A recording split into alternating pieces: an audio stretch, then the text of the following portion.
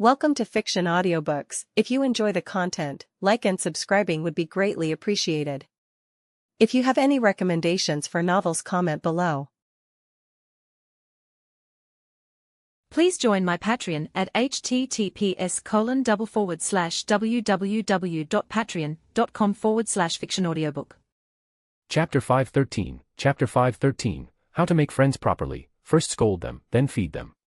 During their conversation with Samantha, Sam and Dean tried to pry out at least some details, but the girl calmly dodged every question, clearly unwilling to discuss certain topics before Alex returned from school. Sam realized this quickly and stopped asking anything in that direction. Instead, he decided to figure out something else: how Samantha ended up involved in this world at all, if her father had long retired from hunting and tried to live a normal life. Samantha saw no reason to hide what had happened on Blackwood Mountain. Briefly, without unnecessary emotion, she told them about what she and her group had faced, and how Alex saved her and the surviving friend. It still felt unbelievable to her that all of it had happened just a couple of weeks ago, and yet her life had already turned upside down. When Sam and Dean heard that Alex single-handedly pulled a group of teenagers out of a forest crawling with Wendigos, they couldn't help but be impressed. Sam asked how many Wendigos were actually there. Samantha only shook her head; she didn't know the exact number. The only thing she could say for sure was, "Alex killed at least 10, and that's only the ones I saw." I already like this Alex guy," Dean smirked. "And, as I understand it, you and he are also, well, together. What about his fiancée? How do you share him?" "Dean, for God's sake, shut up," Sam snapped irritably. "What? I'm curious." "I think we're gonna be buddies," Dean announced confidently, as if everything made perfect sense to him. "There aren't two of us. There are three. And that's not your business," Samantha cut him off dryly. "Sorry about my brother. He always asks stupid questions," Sam said with a long sigh. "But the name, Blackwood Mountain, is familiar to me. Your family friend, Bobby Singer, came there once. He helped a local hunter. Alex called him Old Man Jack," Samantha said as she stood up to make tea. "Right." Sam raised his eyebrows. "Bobby talked about a way to heal a Wendigo. But he never found it." "They can be healed?" Dean asked in surprise. "Isn't it easier to just burn the bastards?" "Dean, if you listened instead of staring at the ceiling, you'd know a Wendigo isn't just a monster. It's a curse. Remember the Wendigo at Blackwater Ridge?" Sam reminded him. Dean looked at his brother like he had suddenly started speaking Chinese. Meanwhile, Samantha calmly brewed tea, watching the Winchester brothers argue about tactics for fighting Wendigos. She had one question: did they even realize they were still tied to their chairs? Or was this such a normal situation for them that they no longer noticed? Shaking her head, she returned to the couch. Sam continued lecturing Dean, and Dean kept calling Sam a nerd. Samantha had no idea that for these two, such arguments were a normal part of daily life. Finally, tired of the pointless bickering, she intervened. Alex was able to break the Wendigo curse. The effect was instant. Sam and Dean fell silent and turned to her, waiting for her to continue. Samantha took a deep breath and explained what she had seen herself. She didn't remember Alex's exact words, but she had remembered his explanation: a Wendigo was a living embodiment of the sin of insatiable hunger. She told them about Hannah and Beth, who had disappeared a year ago, and how Alex restored Hannah's human form. Sam immediately understood what she meant. Dean simply nodded. He knew firsthand what it meant to be turned into a monster, and how it felt to come back. Sam asked what the consequences were for Hannah. Samantha explained that Hannah remembered nothing after the transformation. And although she didn't state it directly, Sam understood: Alex had done something to the girl's memories, so she would never learn that, in order to survive, she had been forced to eat her own sister.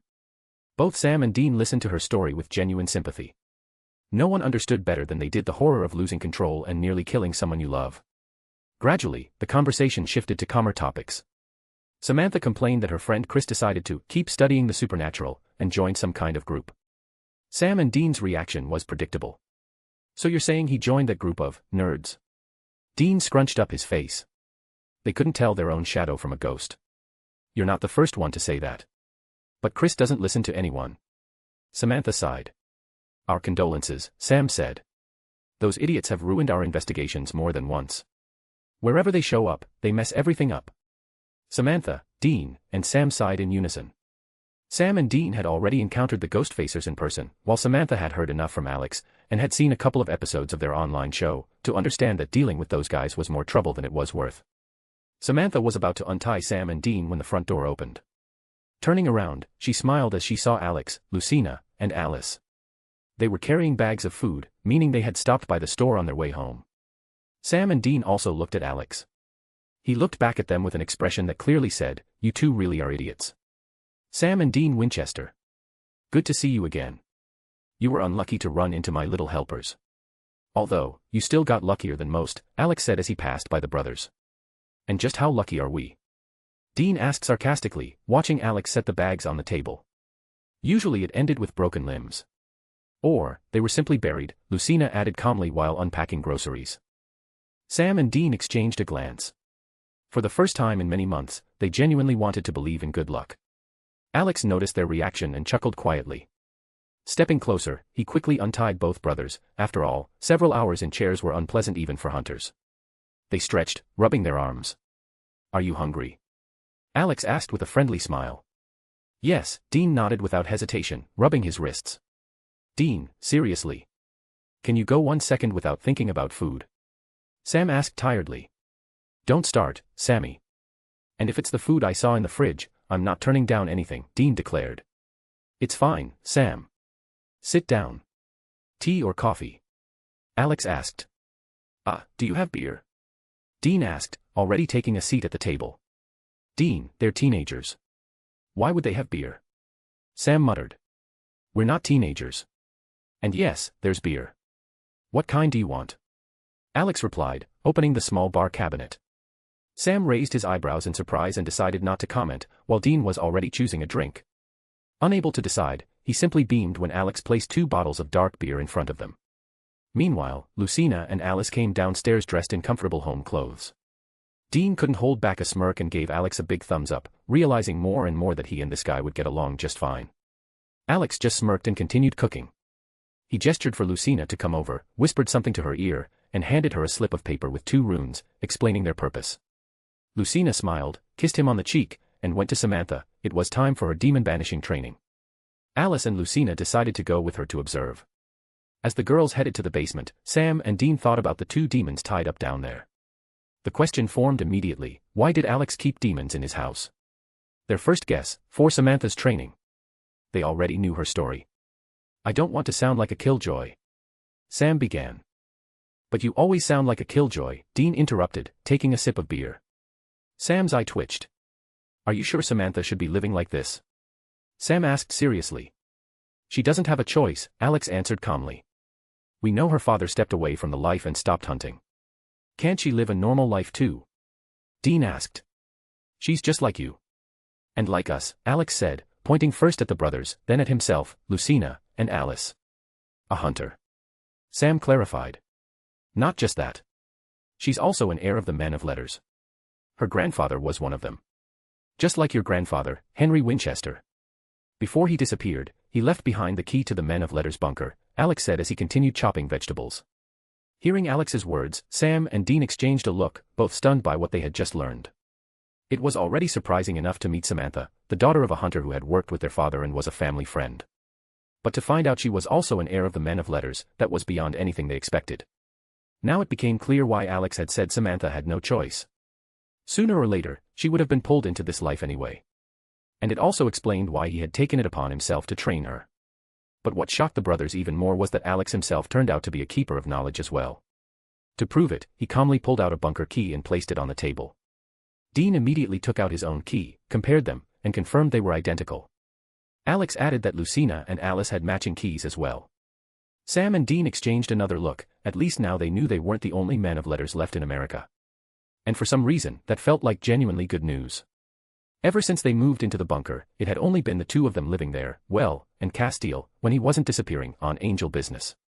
"Damn," Dean chuckled, taking a drink. "Guess we didn't come to this town for nothing. By the way, what happened to those vampires Donna was tracking?" "I killed them." "You could say your friend was lucky she didn't catch up to them," Alex answered calmly, stirring something in a pan. "Why? They're regular vampires. We've taken down hundreds like that," Sam said. "These were different. Well, a different type. Still vampires, but much more dangerous than the ones you're used to dealing with," Alex replied, opening himself a beer. "How much more dangerous?" Dean asked, that familiar hunter's excitement creeping into his voice. "Well, for starters, they're very fast. So fast their movements are hard to even see. Their skin is tough, knives, bullets, almost useless. Even beheading won't kill them. And also. Alex paused, as if preparing to say something truly absurd. They sparkle in the sunlight. Dean choked on his beer, momentarily convinced he misheard. What? And each of them has unique abilities, Alex continued. Empathy, telepathy, pain inducement, visions, danger sense, super strength, self-control, a hunter's mark, the list goes on. And to kill them, you have to tear them apart and burn the pieces. Only that works. Let's just say I managed to test a couple of facts regarding their abilities. For starters, they get these powers based on their hidden desires. Damn. Dean muttered. And we've never run into anything like that. And here I was dreaming about a classic stake to the heart, straight out of the handbook. I'm more interested in the abilities, Sam noted. You said they get them based on hidden desires. Exactly, Alex nodded. Each vampire's ability is individual. It's tied to whatever they wanted most while they were still human, before they turned. You learned a lot, Alex. How? Sam asked, now fully absorbed in the topic. Alice and her family were vampires. Well, used to be, Alex said calmly, shrugging. Dean froze, blinked, then stared at Alex. Wait. You're telling me Dr. Sexy and his entire family are vampires? Come on. Then why did rumors about killings only show up recently? Because they were vegetarians. They drank only animal blood. They had a pact with the Quilut clan. I think you've already heard the legends about cold ones and werewolves, Alex said. Yeah. Sam turned his bottle thoughtfully. But how did you cure them? We know you can save someone newly turned if they haven't drunk human blood yet. But the Cullens, they've been vampires for a long time. With a special potion. But there are still side effects. They still need to drink blood, only once a week.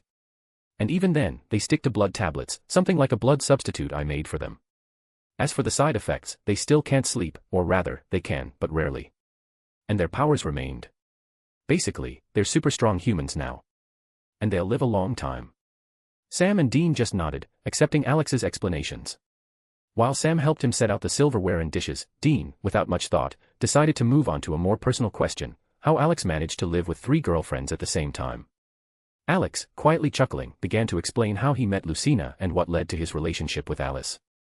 Learning that this type of vampire also had a so-called bond of predestined partners, Sam and Dean just exchanged looks. They'd dealt with many creatures before, but this was something new. Still, their curiosity turned elsewhere. Why had such vampires remained completely unseen by humans? Alex didn't hesitate to tell them about the Volturi clan, the ones who ensured their kind stayed hidden from humans. If anyone ever spotted one, assassins were sent to eliminate both the vampire and the witnesses. Alex even mentioned where the Volturi were based. Having finished his explanation, Alex was about to go call the girls. But as soon as he went down to the basement, Samantha, focused on the seals, said she wouldn't come out until she had done everything correctly. Alex just smiled and returned to the brothers. I wanted to ask, those people shrouded in black mist. Were they real? Sam asked. Yeah. I've already dealt with that problem. It was tricky and took 3 whole days, but I handled it, Alex said, shrugging. Can you go into more detail? We're looking for someone. It might be connected, Sam said cautiously, trying not to reveal too much. Since you brought it up, Sam. I think it's time to talk about you guys, Alex said, stopping his smile. What about us? Dean asked, already sensing the storm coming. What about you? You're still asking, Dean Winchester. You 2 idiots. What did you do? Killed death, released darkness, and that's not even everything. Do you want me to tap you on the head with a stick to make it sink in how much you messed up? Alex shouted, slamming his hand on the table so hard that the utensils jumped. Sam and Dean didn't even have time to open their mouths. Alex rattled off everything that had happened because of them, opening the gates of hell, the apocalypse, dozens of minor disasters, each one nearly ending the world. In the basement, Samantha, Lucina, and Alice, busy with demon exorcism, heard the shouting and decided not to come up for now. Gir, Mimi, Stitch, Claptrap, Ichiko, and Nico hid in their room, listening as Alex scolded the 2 hunters. No one even remembered it was long past dinner time. The whole household preferred to wait out the storm. Dean and Sam remained silent, watching Alex pace back and forth, gesturing wildly like an angry father. They almost simultaneously thought he reminded them of someone very familiar. Sammy, he's just like Bobby. Even yells, idiots, the same way, Dean whispered. I noticed that too, maybe he's Bobby's illegitimate son. Sam whispered back. Am I done? Alex snapped, looking at them. No, sir, the brothers answered in unison, responding out of habit. I haven't even mentioned what your little miracle angel pulled off. Opening the gates to purgatory, leviathans, fallen angels, civil war in heaven. I could go all day. And yes, you solved it all, but don't forget, first you broke it. And then you released darkness too. He took a deep breath. Yeah, we messed up. Sam admitted. And what do you suggest? As usual, we'll deal with problems as they come. I'll help you. Over the past month, I've done a little investigation, and it turns out there are way more problems than just the appearance of darkness, Alex said, taking another deep breath. What could be worse than darkness? Dean asked, still reeling from being scolded like a misbehaving schoolboy. Alex calmly rose from the table and gestured for Sam and Dean to move to the couch in the living room. The brothers exchanged a glance but followed him. No sooner had they settled in than Alex headed upstairs. Sam and Dean whispered quietly to each other, trying to make sense of what had just happened. How did this guy know so many details about their past? They couldn't find a logical explanation, and they didn't even consider the most obvious one. A few minutes later, Alex returned, carrying an enormous stack of folders, as if he were hauling the entire FBC archive. Approaching the couch, he casually dumped them onto the table and pointed at them. Sam and Dean began reading the titles, cities, cases, incidents. They recognized every second one. Some folders had even been mentioned in their father's journal. Alex sat in the chair across from them and started explaining the situation, deliberately using Amara as the villain so Chuck wouldn't suspect anything. He hoped Amara wouldn't take offense, after all, he'd buy her ice cream when the opportunity arose. His story was so detailed that it even included FBC data. Judging by the brothers' expressions, they had crossed paths with the FBC themselves, and Alex, unable to resist, turned on the TV and displayed their files on the screen. The list included everything they had managed to get themselves into, along with how the FBC had tried to cover it up. Then Alex smoothly transitioned to the topic of the Taken and explained what really happened in Bright Falls, and how the town was connected to darkness. He almost immediately noticed Sam's expression changing every time Alan Wake's name was mentioned, and realized, Sam was a fan. Alex explained how even the smallest shard of Amara's power had distorted the space around Cauldron Lake, and the consequences that followed. Sam and Dean listened carefully, gradually realizing that Alex knew far more about darkness than they did themselves. And it seemed his advice could actually help them. But what shocked them most was the fact that a tiny echo of Amara's power could alter the reality of an entire region so drastically. The explanation took nearly an hour. And what happened to Alan Wake? Did you kill him? Sam asked, leaning forward. Alan is currently under FBC protection. They have more experience dealing with anomalies like him. Now you understand what even a shard of Amara's power is capable of. Imagine what will happen when she matures and fully restores herself, Alex said, exhaling heavily. How do you know her name? We didn't say it, Dean asked, frowning. I heard it from the dark entity calling itself Barbara Jagger. As you can imagine, I had to work hard to sort out everything happening in Bright Falls. I even started catching demons to find out where Crowley is. That's why my friends Albert and Cruz are in the basement right now, Alex said, taking out a cigarette but quickly putting it away. Did you manage to find out where Crowley is hiding, Amara? Sam asked, now clearly considering Alex an ally. Not yet. I caught about a dozen Crossroads demons, but none of them knew. One demon was chasing Rowena. I followed the trail, but she killed him before I could get there. Alex shook his head. You think Rowena might know where Crowley is? We caught her recently, but she escaped as soon as she helped us, Sam explained. No, idiot. I didn't need Rowena, I needed the demon itself, his chained hound. And I have no desire to deal with that witch at all. But Cruz might know a lot more, Alex said calmly. Isn't Samantha training in demon exorcism right now? Dean raised an eyebrow. As soon as he was exorcised, he returned. I gave Lucina 2 special runes, one locks the demon in a vessel, the other ties him to it. So Cruz flies out, and immediately returns. Basically, he became a training dummy, Alex smirked and gave a thumbs up. So you tied the demon to the vessel, and gave Samantha the chance to train until she gained enough experience. Sam clarified. Exactly. He's a demon, why pity him? Let him fly back and forth. The vessel was empty anyway, so it's perfect, Alex said, smiling proudly. You know. I like it. Sounds just perfect. Ha ha ha. Dean laughed heartily. Alex laughed along with Dean and stood up from the chair. He glanced down into the basement again to call the girls for dinner. A minute later, they came out, and everyone took their seats at the table. At the same time, Gir, Mimi, Stitch, and the 2 Zashiki Warashi, Ichiko and Nico, came down from the second floor. This motley crew grabbed the pre-prepared plates and swiftly disappeared back into their room. Sam and Dean froze for a second, staring at the flying dolls. Alex explained who Ichiko and Nico were, and the brothers accepted it calmly. It was hard to surprise them now. Dean even noted that having such spirits around the house was useful. The cleaning basically does itself.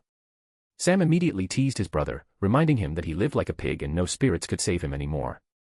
Alex and the girls watched their banter and just laughed. After dinner, Alex, Sam, and Dean went out into the backyard, just to sit and chat. Alex knew their past well, yet he still listened to their stories as if hearing them for the first time. On the porch, with bottles of beer in hand, they talked about everything under the sun, quickly finding common ground. Sam and Dean didn't even think about the fact that Alex was only a teenager by age. His behavior, experience, and manner of speaking made him a true hunter. Alex told them how he caught Crossroads demons, lured them into traps, beat them up, and dragged them home. By the way, I forgot to mention. Sam, Dean, you shouldn't leave the city until the end of the week. It's important, Alice said, peeking out into the backyard. Did you see something in your visions? Alex asked, raising an eyebrow. It's still a spoiler. But nothing dangerous, Alice smiled and returned to the house. Sam and Dean exchanged a glance, then looked at Alex.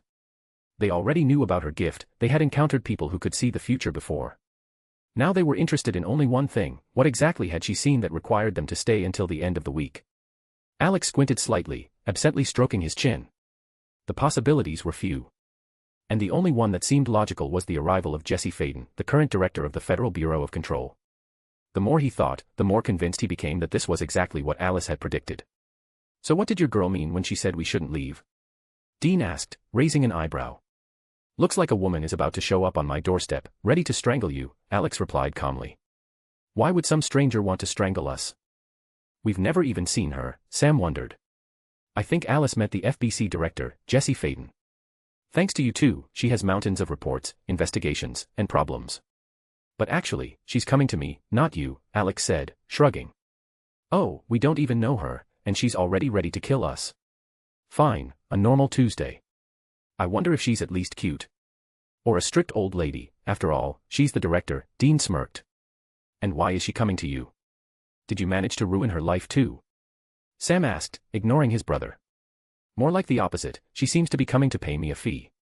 After all, I solved the Bright Falls problem that the Bureau couldn't fix in 30 years. And I did it in 3 days. If she doesn't pay, Alex rubbed his hands together and grinned predatory. I'm afraid to ask what you'll do then, Sam said, already knowing Alex's nature. I'll break into their oldest house and turn everything upside down until I get compensation. And they have enough anomalous objects that could join my collection, Alex said with a chuckle. Dean and Sam looked at Alex, not understanding exactly which anomalous objects he meant.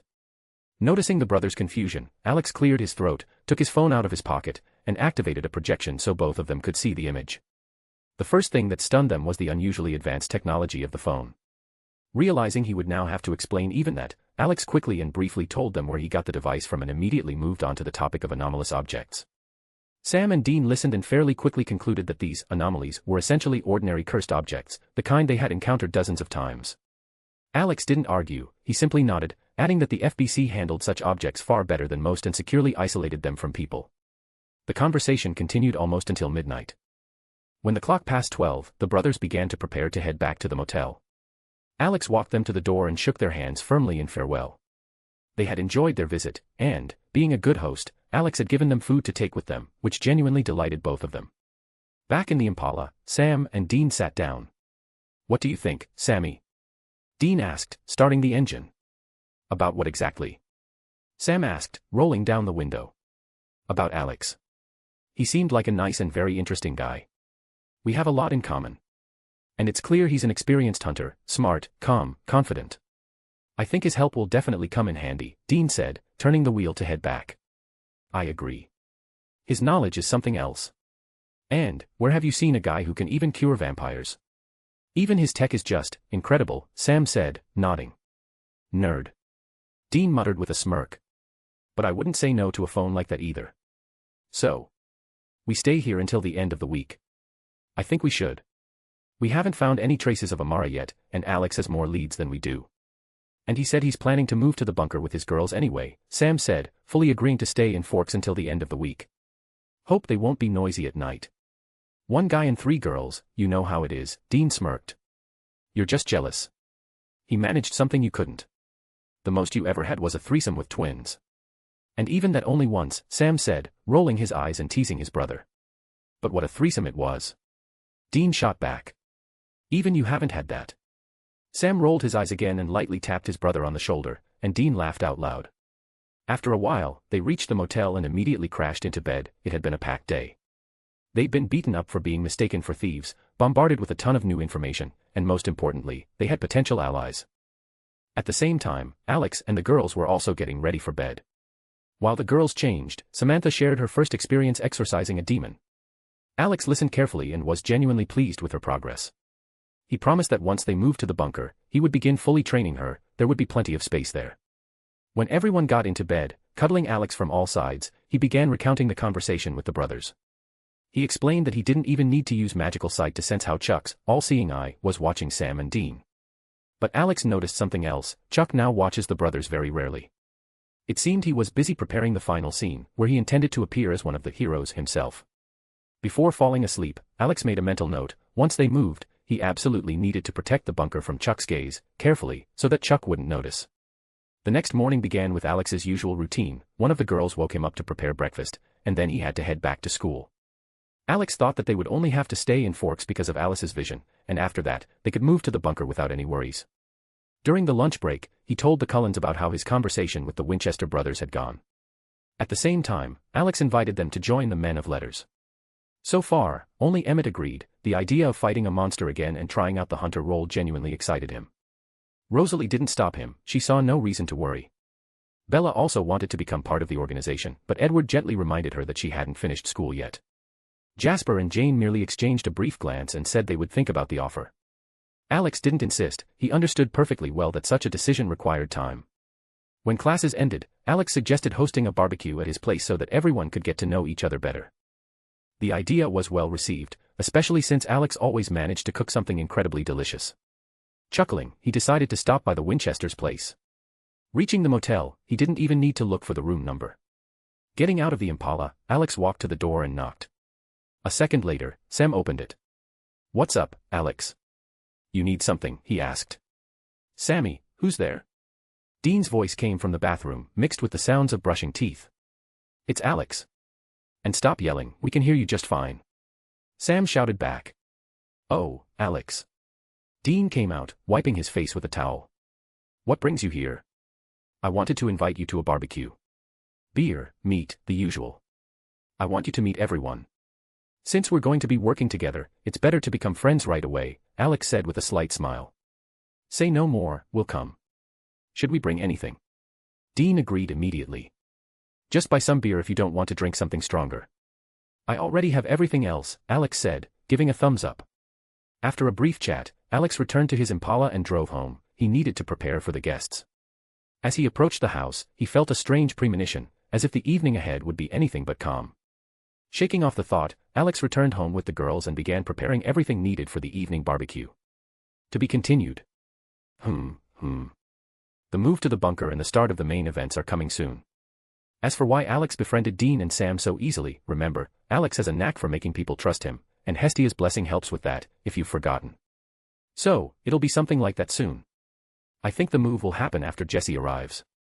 Chapter 5:14. Chapter 5:14. What started as a barbecue evening quickly turned into a hunting night. When they arrived home, Alex, Lucina, and Alice immediately told Samantha that they would be having guests again that evening. Samantha didn't mind. She had already grown friendly with everyone and treated guests calmly. While Alex prepared the ingredients for the barbecue, Alice, Samantha, and Lucina carried out tables, chairs, and everything needed to the backyard. They had to get everything ready before the guests arrived. Meanwhile, Gir, Mimi, and Stitch were peeking from the second floor, looking like offended children who hadn't been invited to the party. Alex only rolled his eyes. He knew perfectly well that this trio would show up at the gathering anyway, and most likely steal some meat whether they were invited or not. When he was up to his elbows in marinade, someone knocked on the door. Alex didn't even have to guess who would come first. Wiping his hands, he opened the door and saw Edward and Bella. Bella was holding a tray of sandwiches.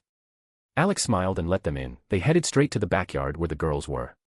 A little later, the rest of the Cullens arrived.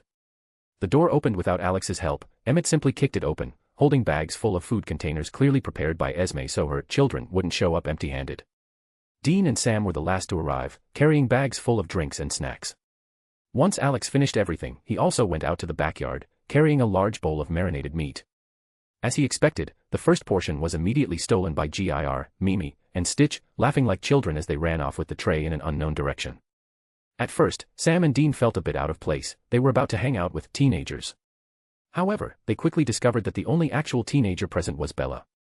Meanwhile, the oldest one was Jane, whose age had passed 1,000 years. When Dean heard that, the look on his face was worth an entire season of the show.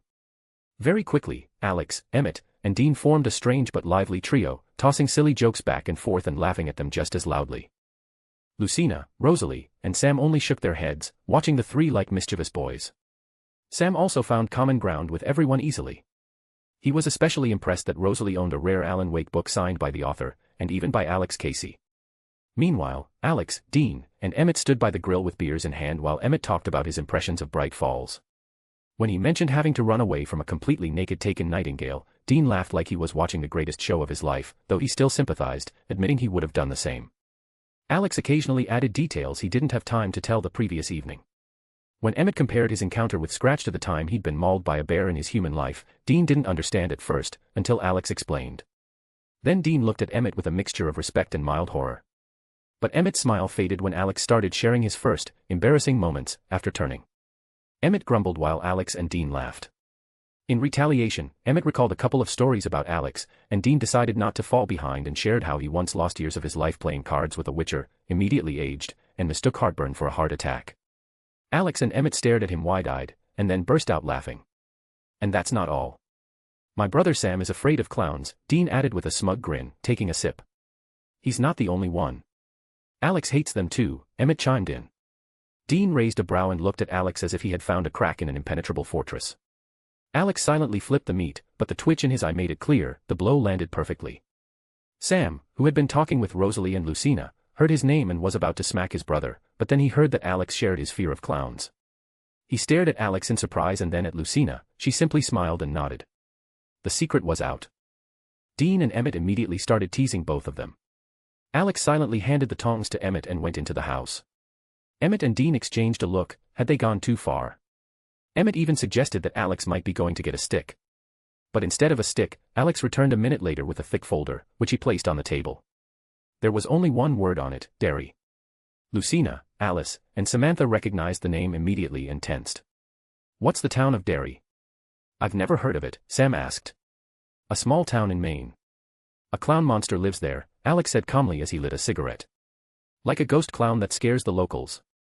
Dean asked, opening the folder. Oh, no. Worse. Much worse. It's not a ghost, it's a creature that embodies your worst nightmares. The town of Derry is completely under its influence. Every 27 years, during its awakening cycle, between 20 and 50 children disappear. Alex flipped a page, revealing dozens of missing posters. That many? Why hasn't anyone stopped it yet? Bella turned pale. Because no one understands what it is. Even the FBC won't interfere, they only collect data. The town itself belongs to that clown. Anyone who leaves Derry forgets everything that happened there. That's why there are no news reports or investigations, only rumors and these posters. Alex pointed to the folder and the map. Before Alex hacked into the FBC database, his knowledge of Derry had been extremely limited, only what he remembered from the book and the movie. But in this world, Derry and Pennywise turned out to be more than real. Thanks to FBC access, Alex was able to gather far more information about the town, legends, reports, testimonies, archives, exactly what he was now sharing with everyone at the table.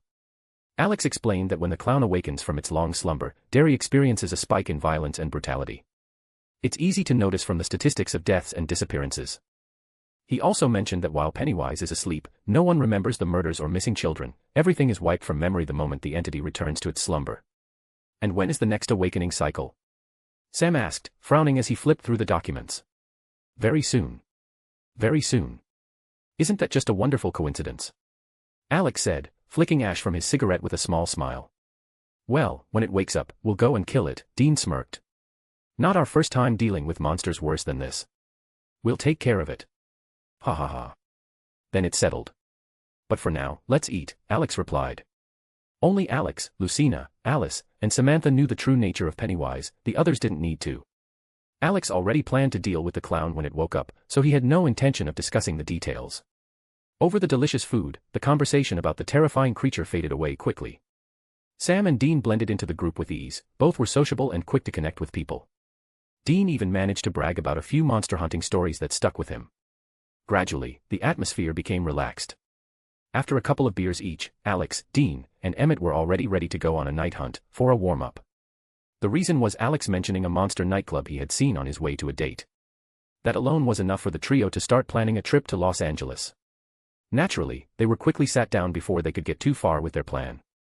And it was obvious, if Alex, Emmett, and Dean were left unsupervised together, they would cause chaos, land in jail, or stumble into something even worse. Rosalie and Lucina only exchanged a look. Before, they had to deal with one adventurer, and now they had three. Sam was thinking the same thing. He used to watch over only Dean, but now his brother had gained two equally reckless buddies, and that worried him. When the hunt was forbidden, the trio of grown men immediately turned into sulking children. Alice watched with great pleasure as Alex pouted alongside Emmett and Dean. Wrapping her arms around Alex's head, she started calming him down. Listen, Bella said quietly, drawing everyone's attention. What is it, Bella? Alice asked, continuing to stroke Alex's hair. It looks like those Ghostfacers are planning a live stream from a haunted house, the one we talked about earlier, Bella said, showing her phone. Let them, Dean muttered lazily. They didn't have enough brains to break into a cursed house, right? Don't tell me those idiots went to Collingwood Hospital, Alex said, feeling the evening was about to fall apart. Everyone looked at Bella. She turned her phone toward them, and on the screen was a notification for the stream. We're spending the night in the cursed Collingwood Hospital.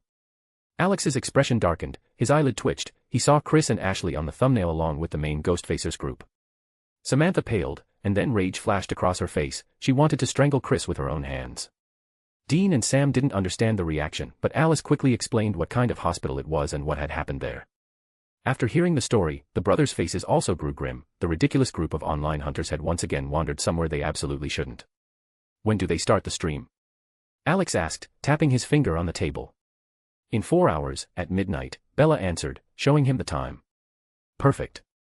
That means we have about 4 hours to get there, Alex said, rising from the table. Just fantastic news. Ignoring the others, Alex stood up and headed into the house. Samantha immediately followed him. She wanted to know what he was planning. Once upstairs in his room, Alex pulled 4 shotguns from his inventory and used magic to create an entire box of salt rounds. He understood perfectly, simply showing up and dragging the idiots out of the cursed hospital wouldn't work. If he didn't have to use magic and force, then he would at least need to handle things the usual way. Samantha had been irritated the whole time and was openly furious at Chris. Alex smiled, packed the gear into a bag, and hugged her to calm her down. Don't worry, I'll pull that idiot out. And Ashley too. But you won't mind if I shoot him, right? He asked, gently stroking her back. You may. But only in the leg. Let him spend a bit more time in the hospital, Samantha grumbled, hugging him tighter and resting her chin on his shoulder. Alex chuckled softly and gave her a quick kiss. Then they went downstairs and headed back outside. Everyone watched Alex with interest, and when he returned with a bag full of shotguns sticking out, it became obvious he was planning to personally drag the Ghostfacers out of the cursed place. Judging by the amount of salt, ammo, and gear in the bag, he was preparing for a full-scale assault on Collingwood. Emmett, you coming to the cursed hospital? Alex asked, setting the bag on the table. You even need to ask. I've never dealt with ghosts. So I'm in, Emmett grinned and stood up. We're going too, Sam said, rising as well. We've been to places like that more than once. And judging by what we heard, you're definitely going to need help. That's an understatement, Dean muttered. Once again we're hauling idiots out of a death trap. This time I swear I'm kicking their asses. Last time it didn't help either. Alex smiled and nodded. They decided to take Dean's Impala, no point in splitting up. He tossed the bag of weapons into the trunk, and he and Emmett climbed into the back seat. When the Impala's engine roared to life, Alex clipped his phone to the dashboard and set the route. The hospital was at least a 4-hour drive away. Knowing they were short on time, Dean pushed the pedal to the floor, and the car shot forward, leaving a streak on the asphalt. Alex rolled down the window and lit a cigarette. He needed to take the edge off the irritation gnawing at him from the thought that Chris had gotten himself into trouble. If it were just the Ghostfacers, he probably wouldn't have even moved, but Chris and Ashley were there. What else do we need to know about this hospital, besides it being full of ghosts and missing people? Sam asked, turning toward Alex. Collingwood is just a regular hospital on its own, Alex said, blowing smoke out the window. The problem is, it has an alternate version. Alternate? Like a second hospital? Dean asked, tapping his fingers against the steering wheel. More like, parallel. Cursed places have peak activity times. If you enter the hospital at that exact moment, it drags you into an alternate dimension created from a mix of pain, death, fear.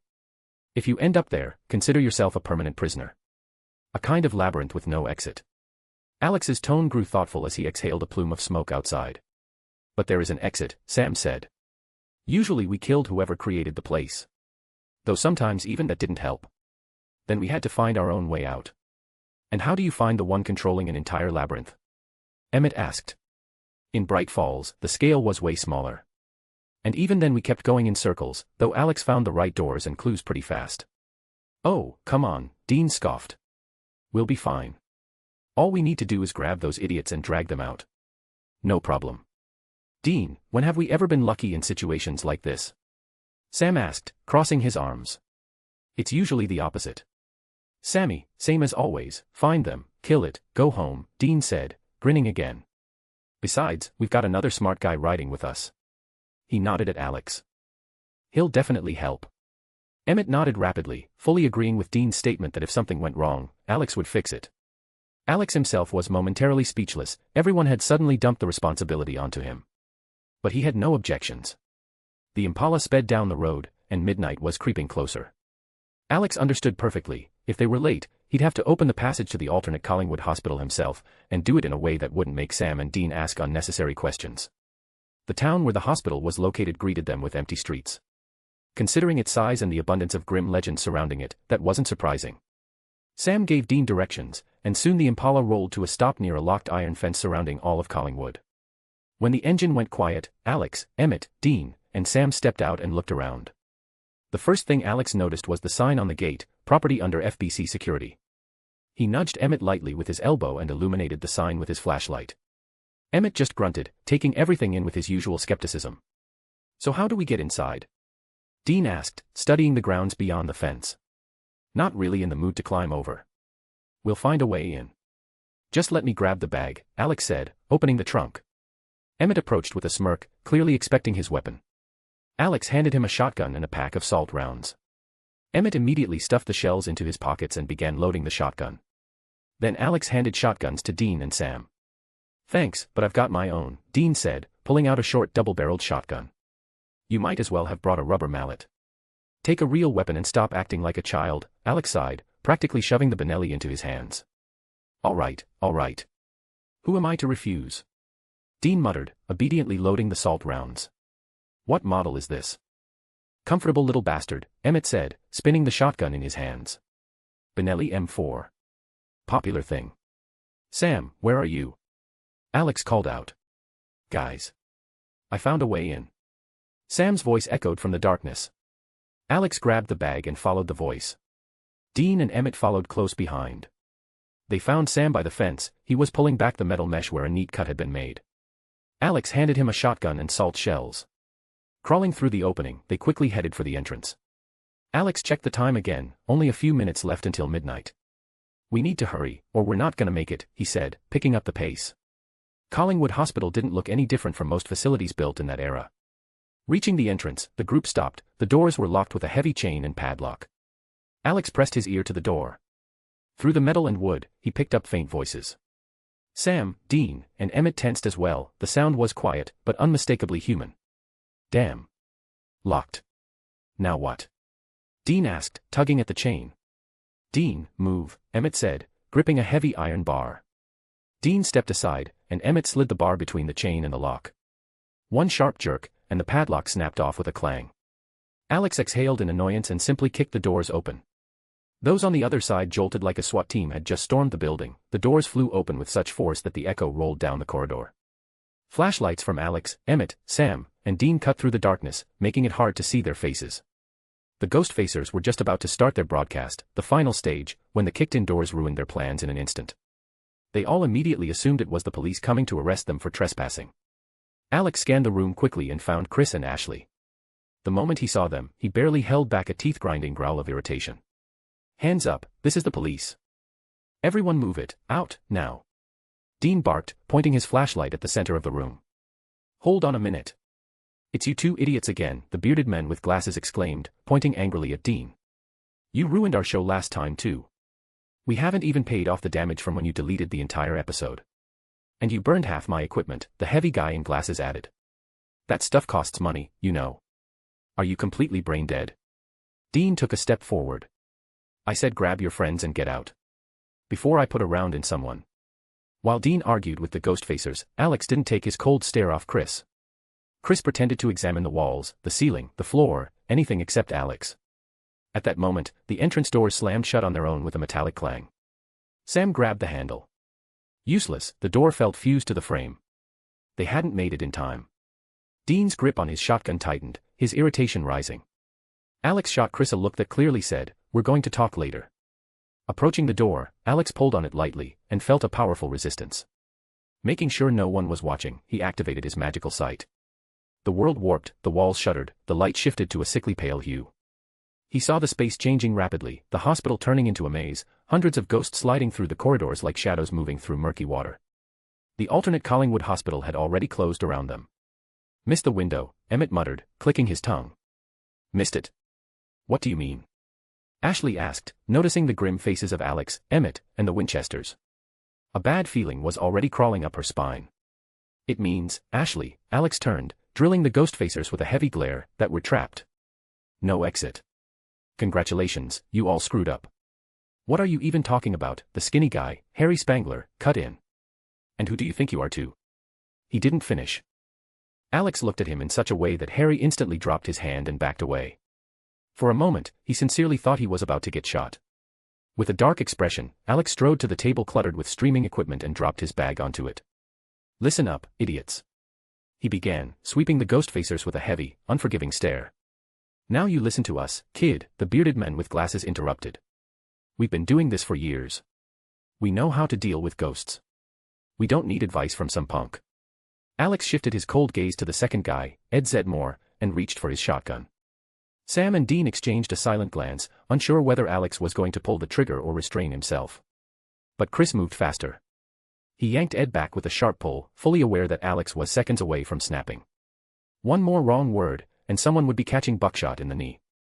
Maggie Zedmore, Ed's adoptive sister, grabbed his sleeve too and dragged him further away. She had already spoken with Chris and Ashley, had heard what they went through, and about the men who saved them. Recognizing Alex from their descriptions wasn't hard. Unlike Ed, Maggie understood perfectly well that now was not the time to argue. Emmett just smirked, leaning against a column with his arms crossed. Sam and Dean shook their heads, why was it always these idiots, and switched on their EMF meters. The devices immediately let out a sharp, alarming whine. The needles jumped straight into the red zone. You, Alex said, pointing at Maggie. What do you know about this hospital? You, The girl swallowed. There was a doctor here, he did experiments on patients. Then there was a riot, they killed him, and the body was never found. She spoke fast, way too fast, like someone afraid that the wrong answer might get her shot. That's it. Nothing else to add. Alex raised a brow. Anyone got anything to say before I decide whether to leave you here or not? After the riot, the hospital was shut down, Ashley added timidly. There were rumors about ghosts. But you won't leave us here, Alex, right? No, I won't, he replied evenly. But listen carefully, you group of idiots. He pulled a stack of photos from his bag and tossed them onto the table. Hundreds of people went missing in this hospital. And that's only the ones who were officially recorded. Chris, Ashley, I'm definitely not leaving you too. But we'll talk later. Chris swallowed hard when their eyes met. Ashley let out a quiet breath of relief. Harry and Ed, however, took one look at the photos and immediately started shouting for Spruce, their cameraman, to film everything, declaring it a real scoop. Alex rolled his eyes and exhaled sharply through his nose. He spread all the necessary supplies on the table and walked over to Emmett, Sam, and Dean. So, what's the plan? Sam asked, glancing toward the ghost facers. We're stuck. And we still don't know how to get out. First, we fortify this place, Alex said, pulling out a notebook. I found something useful. Look. The pages contained symbols and brief instructions. We need to draw this and this. Kind of like when you guys lay down salt, only more complicated. And what the hell is this supposed to be? Dean asked, shining his flashlight over the page. Looks like a mix between a spell and a chemistry recipe. It's a reinforced ghost ward, Alex explained. Salt, metal shavings, water, and herbs. A proper anti-spirit mixture. And the inscriptions strengthen it. In theory, it should work in a place like this. He pulled out several bottles filled with the mixture. Not bad. You came prepared, Dean grunted. All right, where do we put these? Alex pointed to 4 directions. 2 hallways, the staircase, and the area near the door. And hurry. This is only the beginning. Soon it's going to get much worse. Emmett, Sam, and Dean nodded and headed off. As they spoke, the camera standing nearby continued recording them. Alex approached a corridor entrance, crouched down, and dipped his finger into the anti-ghost mixture. He began painting protective symbols along the wall and floor. Seeing Alex and the hunters occupied, the ghost facers naturally couldn't resist trying to stick their noses where they didn't belong. But the moment they opened their mouths, Dean immediately told them to go to hell. Sam and Emmett followed his example without hesitation, absolutely unwilling to talk to these idiots. Chris preferred to stay back. He was sure that if he got too close to Alex, he'd get punched. Ashley, though not expecting a hit, also didn't rush to irritate him. What are those symbols? Maggie asked, pointing her camera directly at Alex. Don't shine it in my face. Lower it a bit so I can see, Alex said calmly, continuing to draw the symbols. Oh, sorry. So what are those symbols for? Isn't salt usually enough against ghosts? Maggie asked again, lowering the lens. If it were a normal ghost, it would work. But the problem is, we're no longer in a hospital, Alex replied, turning his head slightly. Alex, what do you mean, we're no longer in a hospital? Ashley asked sharply, stepping closer. Ashley, you're not afraid I'll shoot you now, are you? Alex asked, lifting his eyes to her. You wouldn't, right, she muttered uncertainly. Sometimes I think I should have left you on the mountain. Since you're all such idiots, Alex sighed. And to answer your question, in short, we've been pulled into the world of ghosts. If we don't find a way out, it's going to end very badly for us. You're joking, right? Maggie's voice trembled, her hands shaking. Yeah, joking. Or not. You'll find out soon enough, Alex said, finishing the drawing. For now, tell your friends, don't even think about stepping over these symbols. I'm not going to save idiots who insist on dying. Alex stood up and, ignoring the girls, walked past Ashley and Maggie to check on Emmett, Sam, and Dean. Once he was gone, Ashley and Maggie quickly gathered Ed, Harry, Chris, and Spruce into a circle to explain the situation. Ed and Harry immediately switched to their cool guy mode, but Chris and Ashley quickly knocked them down a peg. If they didn't listen to Alex, they were likely to die, and he wouldn't help them. Ed and Harry wanted to argue, but the look Alex threw at them from the other end of the hall made it clear, he was ready to shoot if they stepped out of line. To emphasize the point, he calmly drew his pistol and cocked it. The click echoed through the corridor. Turning away from this group of idiots, Alex pulled out his phone and started a timer. He remembered well how ghosts here liked to distort time, so he decided to be safe. Once he confirmed the stopwatch was accurate, he pocketed the phone and reactivated his magical vision to check how much the hospital had shifted while he was marking the protective symbols. The view was unsettling. Corridors shifted, changed shape, and connected in absurd places, as if the walls were trying to fold into a massive, living labyrinth. What do we do next? How do we find a way out? Dean asked, approaching Alex. For now, wait. We're not finding the exit just yet, Alex replied, turning off his magical vision and looking at Dean. What do you mean? Sam asked, coming closer. Alex sighed, pulled out a cigarette, lit it, and said. All right. Watch. Under the eyes of Sam, Dean, and Emmett, Alex approached the entrance door they had used to get into the hospital. He tugged lightly at the handle, and on the other side came a dull click of the lock. The sound immediately caught everyone else's attention. Alex gestured for Emmett, and without asking questions, he came over and stood beside him. Both pressed their shoulders against the door and exchanged quick nods, signaling that they were ready. A simultaneous push, and the door screeched off its hinges, while the iron chain holding it snapped and fell to the floor. But instead of the exit, they were met by another corridor, stretching into thick, impenetrable darkness. Spruce continued filming non-stop, while Ed and Harry once again played the stars of the show, mumbling continuously into the camera lens. Sam and Dean stepped closer, shining their flashlights into the dark passage. Now I get what you meant when you said the hospital turns into a labyrinth. And, as you might expect, this is only the beginning, Sam said grimly. Exactly, Alex replied, tossing a glow stick into the darkness. To get out, I need to understand the cycle of the corridor changes. We need one single door, the one that actually leads out. You've been in places like this before? Dean asked, crouching down to get a better view of the corridor. Not exactly like this, but yes. It was in another country. The rules in these places are the same. Hey, idiots. Are your cameras still working? Alex called out, turning to the ghost facers. Why yeah, they're working. Why do you ask? Spruce replied, glancing at the feed from the cameras they had placed around the hospital. Alex just nodded and, along with Sam, Dean, and Emmett, walked to the table with the equipment. He pushed Spruce aside and sat down. Spruce didn't even flinch. Alex intimidated him far more than any ghost ever could. Alex began switching between the cameras one by one, and to his own surprise, he was glad these idiots had put up so many. Tapping his finger on the table, he methodically scanned the images. "What are you looking for?" Sam asked, watching the screen closely. "The red door. It can appear anywhere, in the middle of a corridor, in a room, or just replace any ordinary door," Alex said, pointing at the monitor. "And how long are we staring at this?" Dean asked, sitting on the edge of the table. "No idea.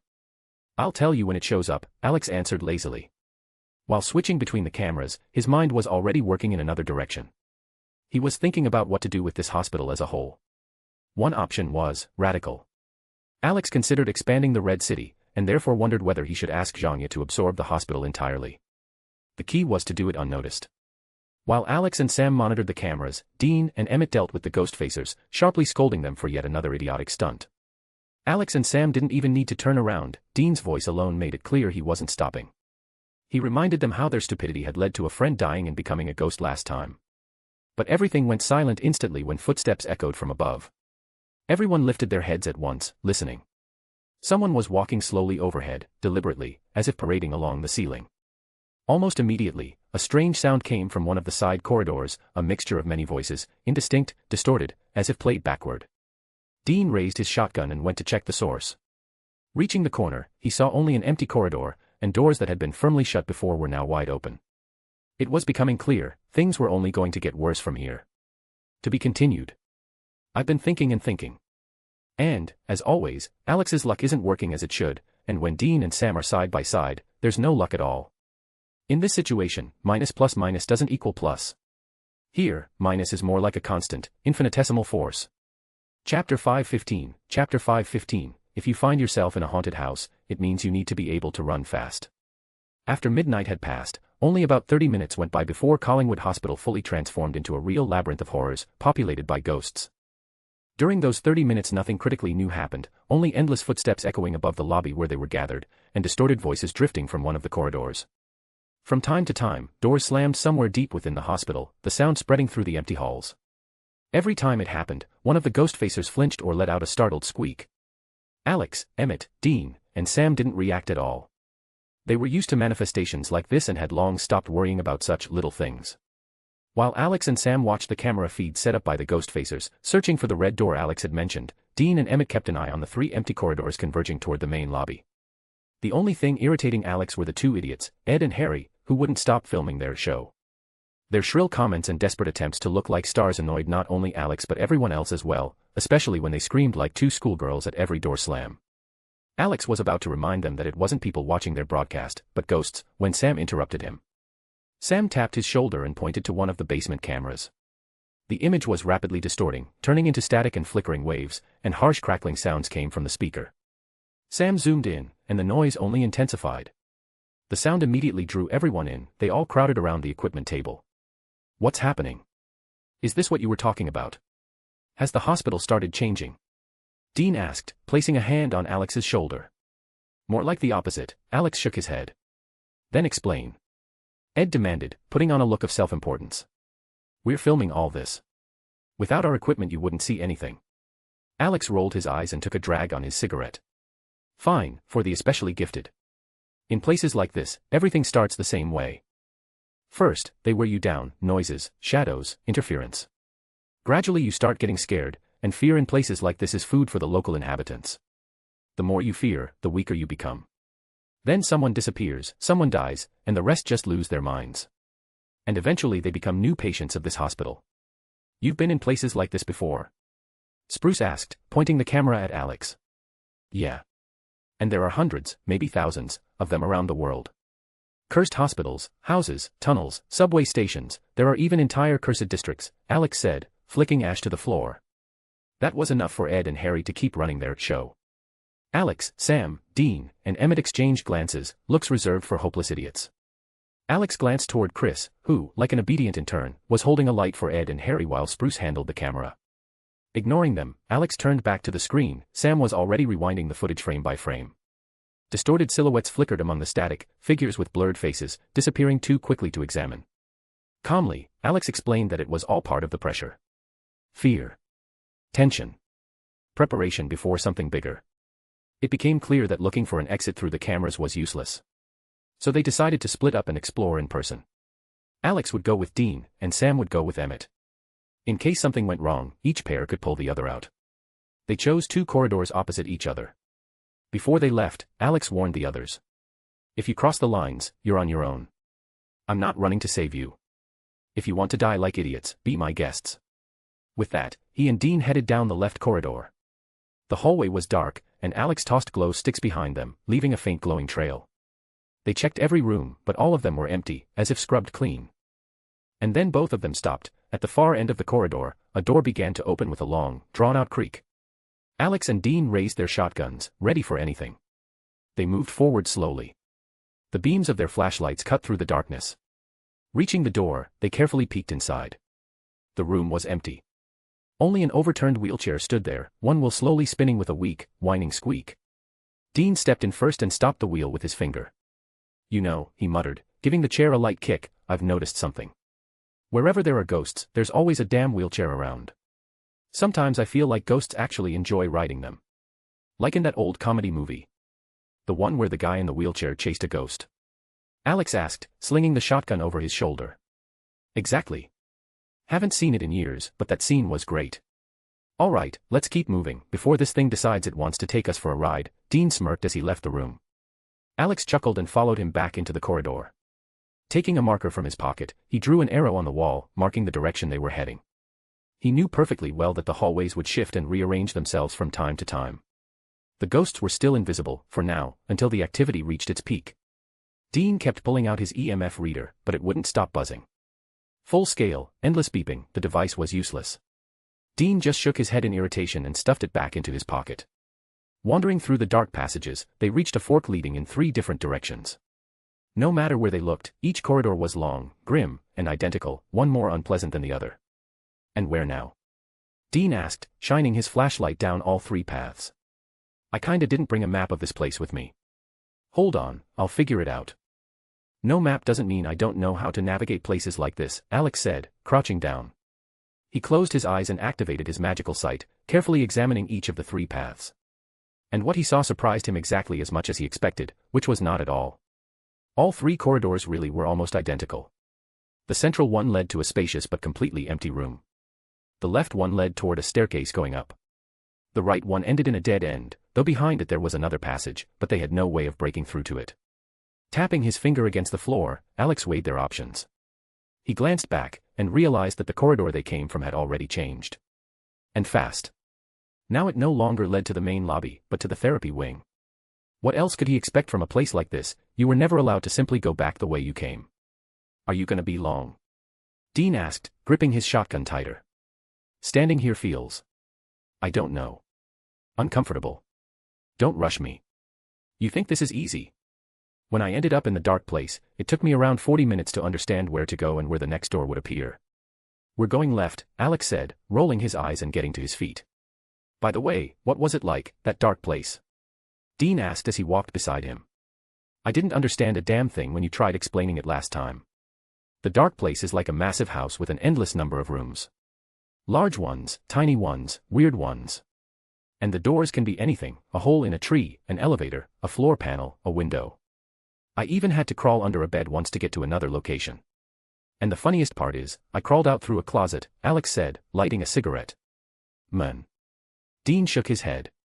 I mean, I've been in hell, purgatory, and heaven. I've been thrown around all over the place. But even to me that dark place sounds like some serious crap. Well, at least I know the Winchester brothers died so many times you could make a show called The Most Ridiculous Death of Dean and Sam, Alex snorted.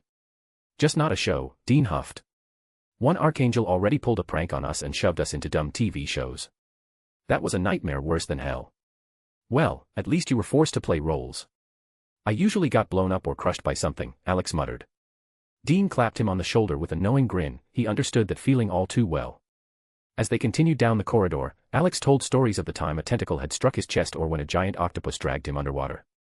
Dean, of course, couldn't resist joking about how Alex was apparently afraid of tentacles now.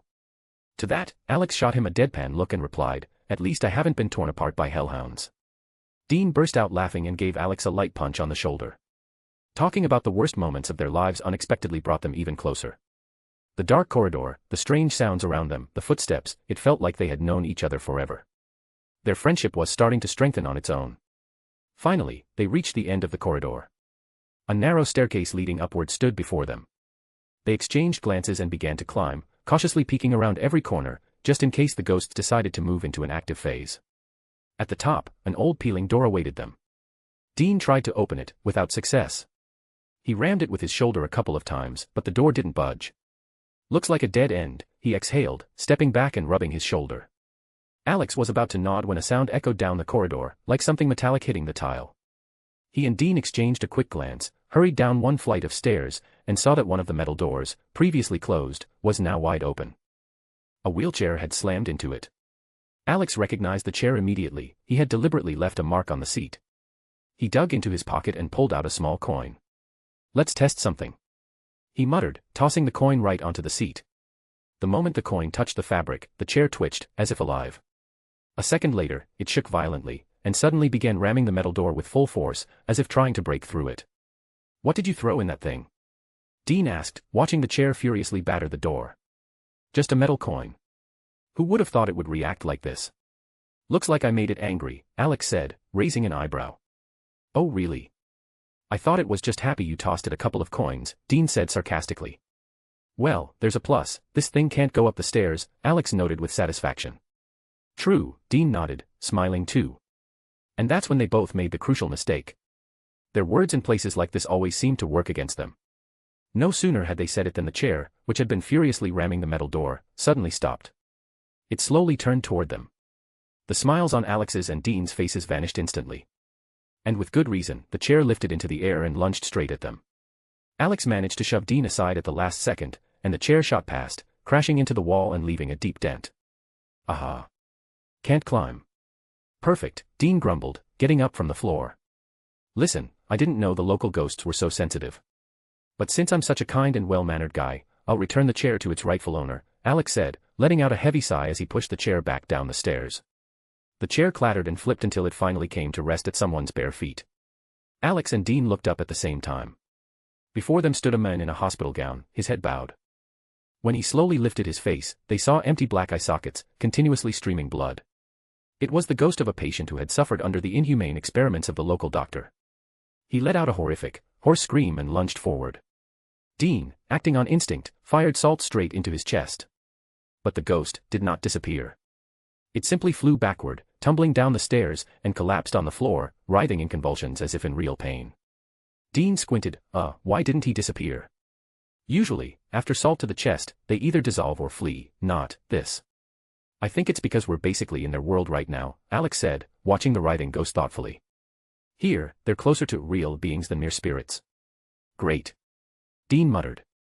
"All right, we'll think about this later. Looks like our new friend's coming to his senses. And I really don't like that sound." From the end of the corridor, a rising, multi-voiced, unpleasant noise was indeed coming. Alex, still watching the writhing patient ghost, also heard the strange, escalating sound and realized it was time to get out of here. The only sensible option was to head back up to the closed door. Wasting no time, Alex and Dean dashed up the stairs. Reaching the door, Alex pulled the blue rose revolver from behind his back, shot a couple of rounds into the hinges, and kicked it forcefully. The door swung open, revealing yet another long, inky dark corridor. At that moment, a new, far more disgusting sound came from behind them, like something dragging its bodies across the stairs. Alex and Dean turned their heads and saw pale hands emerging from the walls, ceiling, and floor. Dozens of hands reached toward them, curling in spasms, clawing at the stone. They didn't wait to see what happened next. Alex and Dean bolted into the new corridor. They raced past closed rooms, from whose cracks ghostly fingers reached out, trying to grab their clothes. Alex activated his magical sight to maintain some sense of direction, but even that became insufficient. The Collingwood Hospital was literally coming alive, becoming more aggressive, as if it could sense their presence and react to it. Doors slammed shut in front of them at the last second, but Alex kicked them open while running, preventing the house traps from triggering. Which way? And faster, they're actually catching up. Dean panted, barely keeping up. Right. Catch your breath. Alex asked, glancing at him. Yeah. I can go like this for a while. Dean lied, straightening and picking up speed. They turned right. At the next bend, a faint strip of white light appeared at the end of the corridor. It could be their only chance to reach a safer area. Alex and Dean accelerated. Meanwhile, in the hall where the Ghostfacers team remained, no one dared step into the dark corridors. When rapid, sharp footsteps sounded, Chris was the first to peek out of the doors that had previously led outside. He saw Alex and Dean running, and the shadows swiftly pursuing them. Faster. Faster, they're right behind you. Chris shouted. Ashley, Maggie, Ed, Harry, and Spruce ran after them, eyes wide with terror. But when Alex and Dean were only 2 steps away from the hall, the double doors suddenly slammed shut right in front of them. The hospital had changed again. Don't even think about it. Alex shouted and kicked the doors. But behind them was no longer the hall, it was the physiotherapy room, with peeling walls, dim lamps, and a strong smell of dampness. Having no choice, they ran inside and slammed the door shut behind them. At the same moment, something heavy struck the door from the corridor, then again, harder, and a third time. Dean started looking around in panic. I need a minute. Hold the door, he yelled. Alex braced his whole body against the door, feeling it shake behind him. Dean jumped to the heavy cast-iron bathtub and began dragging it toward himself. Help me, he roared. Alex grabbed the edge of the tub, and together they pulled it to the door, barricading the passage. The door continued to be battered, but the tub held. Dean sat on its edge, breathing heavily. Alex lit a cigarette, trying to organize his thoughts. He was worried about Sam and Emmett. What if they were in a similar situation right now? Squinting with one eye, Alex used his tracking magic. His vision popped out into another corridor. Ghosts were chasing Sam and Emmett too, but their situation wasn't as catastrophic as Dean's and Alex's. Well, we're in deep. Hopefully, Sam and Emmett are okay. Or did all the local ghosts just decide to chase only us? Dean muttered, catching his breath. I'm popular, sure, but not so popular that all the ghost patients want a group hug at once, Alex smirked. Popular, huh? Alright, superstar, what's next? I don't want to know how much longer this door will hold before your fans break it down, Dean said, getting up from the tub and readying his shotgun. We're on the 3rd floor. Physiotherapy department, Alex said, flicking the ash from his cigarette. Dean shone his light around the room. Really? To me, this looks more like a shower room. 100% sure, Alex snorted. Those idiots put a camera here just to watch the tub. Why? Hoping to catch a ghost taking a warm bath. Dean chuckled. Alex shined his flashlight into the far corner. There stood an old bathtub, casting a shadow across the room, filled to the brim with dark, almost black blood. No. Rumor has it that one of the patients ended her life here, in this tub, he said quietly. Dean looked at the bathtub Alex was pointing to and only then noticed it was completely full of blood. Gripping his shotgun, he stepped forward, but Alex laid a hand on his shoulder and shook his head. Dean nodded in understanding. Alex activated his magical sight, and saw a female figure in the blood-filled tub. The ghost lay motionless, blood streaming from her slashed wrists, her empty eye sockets staring directly at them. But the next moment, the surface of the blood bulged. Long black hair emerged, instantly wrapping around the woman's body and yanking her down. A loud splash followed, the thick red liquid spilling over the edge, splattering the tile. Dean spun sharply, raising his shotgun and aiming at the bathtub, now half empty. Did you offend a ghost again? He whispered. Maybe it's him who's offended that I didn't let you get closer, Alex replied in the same quiet tone. Dean just snorted. He could clearly see that Alex hadn't done anything and was just as surprised as he was by what was happening. Alex, meanwhile, thought about something else. Zhanya was becoming more and more jealous. And apparently, her jealousy extended only to other ghostly women. Noting that for himself, they left the physiotherapy department and stepped into the corridor. Exchanging a glance, they moved forward, this time more cautiously, trying not to provoke another chase. Walking down another dark corridor, Alex pondered, as soon as they found the right doors, Zhanya could consume this astral hospital along with all its inhabitants. She could do it at any moment, but Alex wanted to show Sam and Dean his skills, so it would be easier for them to work together in the future. They turned another corner and entered a long corridor with windows barred by grills. Dean stepped closer and tried to make out something in the darkness. I can't see a damn thing. Just pure darkness, he said, squinting. You're just not looking the right way. You need the correct angle, Alex remarked. What do you mean? It's a window, Alex. You usually just look straight through it, Dean said, rolling his eyes and pointing at the window he was staring into. In places like this, everything depends on the angle of perception. Peripheral vision, you know. Like, you're walking down the street, glance into a shop window, and there's a ghost behind you. Come here, stand where I am. Alex tapped his finger on his chin, then gestured for Dean to step forward. Dean raised an eyebrow, approached, and stood in the right spot. At first, he only saw darkness again, and looked at Alex with obvious skepticism. Alex rolled his eyes, grabbed Dean by the chin, and slightly turned his head. Dean exhaled sharply. On the other side of the window, another corridor was now visible, and in it stood a hospital-orderly ghost with empty black eye sockets. When Dean stepped back, the image vanished, and the window was just a window again, darkness behind it. Continuing on, they heard voices ahead and quickened their pace. Around the next corner, light spilled from below. They were close to a safe zone. But the moment they stepped forward, a doorway suddenly opened in the middle of the corridor, and an empty wheelchair rolled out neatly, blocking their path again. This chair is going to keep following us. Can it really get offended over a simple coin? Dean said irritably. Maybe it wants more. A couple of cents seemed like an insult to it. Alex shrugged. To hell with it. I've had enough. Dean raised his shotgun and fired directly at the back of the wheelchair. The salt charge hit the back of the wheelchair, the metal clanged dully, and the chair moved back, shaking as if startled. Alex and Dean exchanged a glance and continued on, circling it on both sides, just in case the ghostly hound decided to chase them again. For good measure, Alex kicked the chair, tipping it onto its side. Approaching the source of the light and voices, they came to the railing and looked down. Below was the hall. Making sure they were finally back where they needed to be, Alex and Dean hurried down the stairs, fearing that at any moment the building might distort space again. Rushing downstairs, they saw Sam and Emmett by the exit doors, the very ones that had slammed shut right in front of them, but now led not outside, but into a long, dark basement corridor filled with thick steam.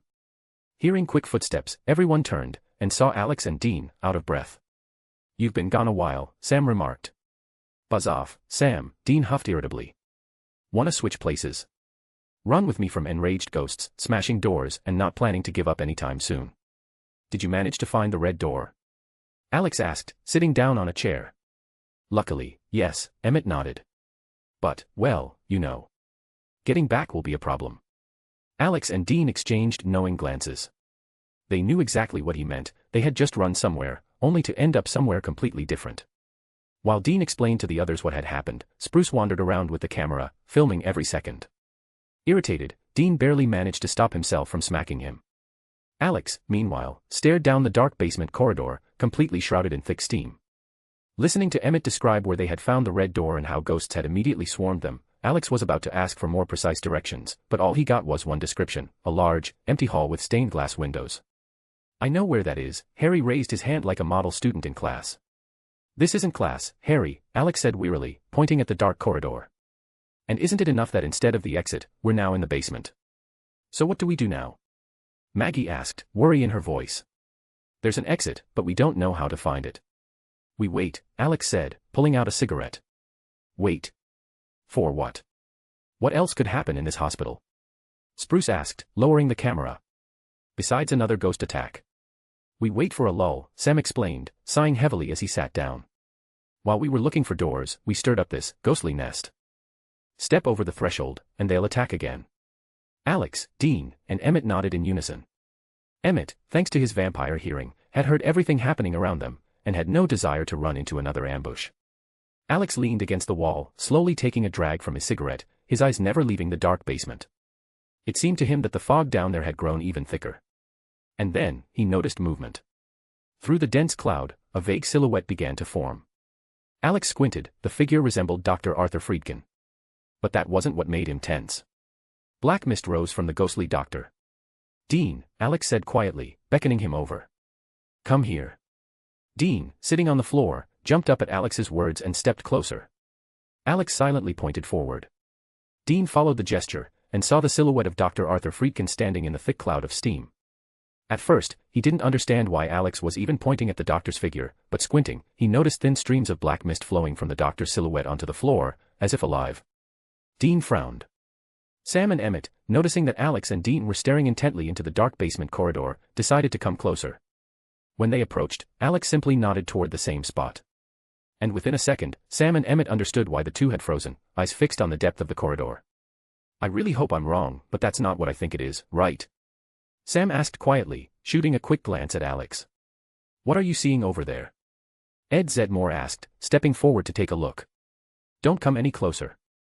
Or I swear I'll kick your ass, Dean barked, whipping his head around.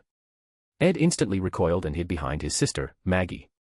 Ashley and Chris needed only one cold look from Alex to understand they shouldn't even think about approaching. Making sure the ghost facer stayed put, Alex turned his gaze to Emmett and gave him a slight nod. Emmett understood without a word. He walked over to Alex's bag, took out a couple of signal flares, and returned to the guys. Without speaking, he lit one of the flares and threw it into the dark corridor, right at the ghostly doctor's feet. The flare hit the concrete, splashing crimson light across the floor. Dr. Friedkin let out a scream, inhuman and piercing. His figure instantly dispersed, vanishing in the same moment. The sound was so powerful that the nearest windows shattered, exploding into dozens of sharp fragments. Looks like we finally understand how this doctor is keeping all the ghosts trapped in the hospital, and how he managed to create an alternate dimension. Alex exhaled heavily. For God's sake, why again? Why do we keep running into another idiot possessed by darkness? Emmett groaned, covering his face with his hands. And how do we deal with him? We don't have holy oil, it would definitely help. How did you deal with a guy like that last time? Sam asked, folding his arms across his chest. I'm more interested in why this doctor is even possessed by darkness in the first place. Dean frowned. He died years ago, or did it hit him after the darkness was freed? In some places the darkness seeped through for decades, Alex explained, rubbing his chin. Most likely, Dr. Friedkin came into contact with that power at some point. It awakened his own inner darkness. And when the hospital revolt happened, they didn't kill him, he just became more dangerous and stronger. And how do we kill him? Sam pressed on. From what you told us about Bright Falls, you guys had to go through a ton of work before you managed anything. This time it's easier, Alex smirked. In Bright Falls, Alan Wake split into 3 parts, the writer, the hero, and the villain. But here, it's just the doctor. We just need to kill him. Just, he says. Dean muttered, looking down at his shotgun. And what exactly are we gonna kill him with? Salt rounds? Regular bullets? I've got a feeling none of that is gonna work here. Alex smiled, walked over to his bag lying on the table, and pulled out a katana in black sheaths. The metal softly clinked as he drew the blade halfway, as if to show it wasn't just an ordinary sword. Returning to Dean, Emmett, and Sam, he noticed their expectant looks. All 3 wanted to understand how a regular blade could kill someone possessed by darkness. Though Emmett already knew without explanation that Alex could handle it easily even without the katana, he still wanted to hear the reasoning. With this, Alex said, fully drawing the blade. You sure? Dean took the katana, inspecting the handle and steel closely. Don't want to insult you, but you definitely can't chop him down with a sword. Though, the blade looks damn cool. It's not an ordinary sword, Alex replied calmly. It was made to kill evil. It probably won't harm Amare, but killing someone possessed by darkness. That it can do. And how exactly are you going to pull that off? Sam asked, raising an eyebrow skeptically. You going to run around swinging it like some samurai? Ever played Pac-Man? Alex smirked. Same principle. I just need to catch the doctor before the ghosts reach me. And then get back. I've got this. You sure about that? Dean returned the katana to Alex. I don't want to let you go in there alone. It's fine, not the first time, Alex replied confidently, taking off his coat and handing it to Emmett. Once the doctor's dead, we can get to the exit without trouble, or things could get worse. Maybe the ghosts will get even wilder. So be ready. Then be careful, Alex, Sam said, patting him on the shoulder. We'll keep an eye on things here. Alex nodded, smiled at his friends, and, pressing the katana to his hip, took off, running into the dark basement. Dean, Emmett, and Sam watched him until he vanished into the shadows. After running far enough, Alex glanced back to make sure he wasn't being seen. He took a deep breath and exhaled fire. In the next instant, he surged forward at inhuman speed, leaving a trail of flames behind him, writhing along the floor like a living thing. Engulfed in fire, Alex raced down the dark corridor, searching for traces of the possessed doctor. His magical vision flared. Ahead stood the silhouette of a patient, barely visible in the dense steam. While running, Alex drew the katana and lunged. A moment later, he was right in front of the ghost. One sharp swing. The ghost burst into flames, igniting like dry paper, and crumbled into ash on the floor. Alex sheathed his blade and continued running, leaving only a streak of fire cutting through the darkness. To be continued. Anyway, I figured there was no point in dragging out the haunted hospital plot. We'd wrap it up quickly and move on to the rest of the story. I just thought Alex and Dean should work together, since I had another job planned for them in the future. Well, after they find out where Crowley and Amara are, and then, the plot gets going. Chapter 516, another job completed. After Alex disappeared into the depths of the dark basement corridor, Dean, Sam, Emmett, and the ghost facers remained in the Collingwood Hospital lobby. Everyone was waiting for his return. Before leaving, Alex had warned them, the ghost might become far more aggressive the moment he started hunting Dr. Friedkin. And at first, nothing happened. Dean, Emmett, and Sam discussed what they had seen. The very fact that Friedkin was possessed by the darkness explained a lot. That was how he managed to twist the hospital, creating an alternate dimension, trapping all the ghosts inside, and continuing endless experiments on the patients. From Alex's words, Sam realized that the essence of darkness had been seeping into the world for years, people simply hadn't noticed, and the Federal Bureau of Control carefully covered up the evidence. And the conclusion became obvious, because Sam wanted to free his brother from the mark of Cain, the darkness gained freedom, and now all the places where it had seeped for decades were waking up, becoming much more dangerous. Sam shared his thoughts. Dean and Emmett only nodded darkly. Emmett kept silent about the most important thing, Amara wasn't evil at all. But saying that aloud would ruin Alex's plan, and he trusted him. Dean merely sighed and said that since they were the ones who caused this mess, they were the ones who had to deal with it, and that they'd have to handle every place the darkness had touched. But the conversation abruptly ended. A loud, heavy thud echoed from the direction of the stairs. Dean, Emmett, and Sam instantly grabbed their shotguns. The ghost facers all scrambled into the farthest safe corner, barely breathing. Something heavy tumbled down the stairs from the second floor. The trio of hunters cautiously approached the staircase and exchanged looks. Without stepping over the line of protective symbols that turned the lobby into the only safe zone, Dean leaned over the railing. He saw it, the same wheelchair that had been chasing him and Alex from the very beginning of their wandering through the dark hallways. Sam and Emmett noticed how Dean's face twisted in irritation and fury. "What is it, Dean?" Sam asked. "A damn wheelchair," Dean gritted out. "It just won't leave us alone." He was about to turn away when something dripped onto his shoulder. Dean looked down. A dark, thick drop spread across the fabric. He touched it with his fingers. Blood. Slowly, he lifted his head, and froze. Emmett and Sam came closer, and also froze in place.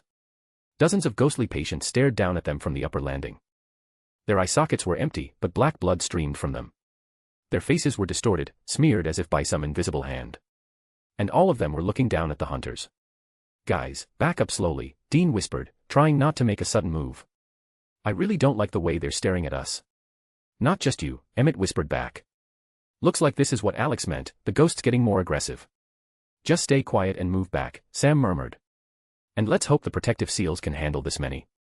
They carefully descended the stairs and had almost sighed with relief when a sharp, piercing scream came from Maggie. Pale as chalk, she was pointing with a trembling finger toward one of the hallways. Everyone turned toward her. Dozens of pale, bloody hands were sticking out of the walls, clawing at everything, the walls, the floor, the ceiling. Bloody nails left ragged marks across the old tiles. From the left came heavy, furious banging, doors slammed into the walls over and over, as if someone was desperately trying to break through. Dean, Emmett, and Sam raised their weapons. Ghosts were everywhere, ready to rush forward at any moment. "Does any of you know how to handle a shotgun?" Sam asked, not taking his eyes off the corridor filled with bloody hands. "Yes, I do," Chris said, stepping forward. "I had some experience with that." "Then take it," Sam said, placing Alex's shotgun into his hands. "Shoot anyone who comes close to the protective markings. We just need to hold out until Alex gets back." Chris gripped the shotgun tighter and scanned the dark corridor, raising the barrel. And then the first shot rang out. Dean fired at a patient ghost who had come too close to the protective symbols. Ed and Harry, being themselves and not grasping the danger at all, immediately rushed at Spruce, demanding he film everything and not stop the camera for even a second. But what surprised everyone wasn't that, it was the fact that the ghost didn't vanish like usual, but instead began writhing on the floor, convulsing in unbearable pain. Sam, Emmett, and Dean were prepared for this, but the ghost facers had no idea. Before, whenever they encountered ghosts, they had seen them simply dissolve after being hit with salt. Never, had ghosts thrashed on the ground in convulsions. Why didn't it disappear and just got knocked back by the shot? Spruce asked, his hands trembling as he pointed the camera at the twitching figure. "We're in their world now," Dean said, reloading the shotgun and firing at the next ghost. "Here they're much more alive." After the first spirit dared to approach the protective sigils, the ghosts began appearing one after another. There were more and more of them. All of them wore hospital gowns, their faces twisted and distorted beyond recognition, and from their empty eye sockets, blood streamed down. The more observant members of the group immediately noticed, among these ghosts were those who had once gone missing in this hospital. And just like Alex had said, all these people had become patients who went through Dr. Friedkin's special treatment. While the others were fighting off the endless stream of ghosts, Alex was racing through the dark basement corridor. Ghosts lunged at him one after another, but he dispatched them instantly. A couple of swings of his katana were enough to shred any obstacle trying to slow him down. He didn't know how long he had been running, but he knew what he was looking for. He needed one particular door, a simple iron door leading to Dr. Friedkin's personal operating room. That was where the doctor had performed his monstrous experiments. Continuing forward, Alex suddenly stopped. He listened. The next second, the sound of an elevator opening echoed down the corridor. Turning his head, he saw a bright rectangle of light at the end of the hallway, cast by the open elevator doors. "You want me to leave?" Alex said lazily, gazing at the elevator. "But you know, Dr. Friedkin. I'm not going anywhere.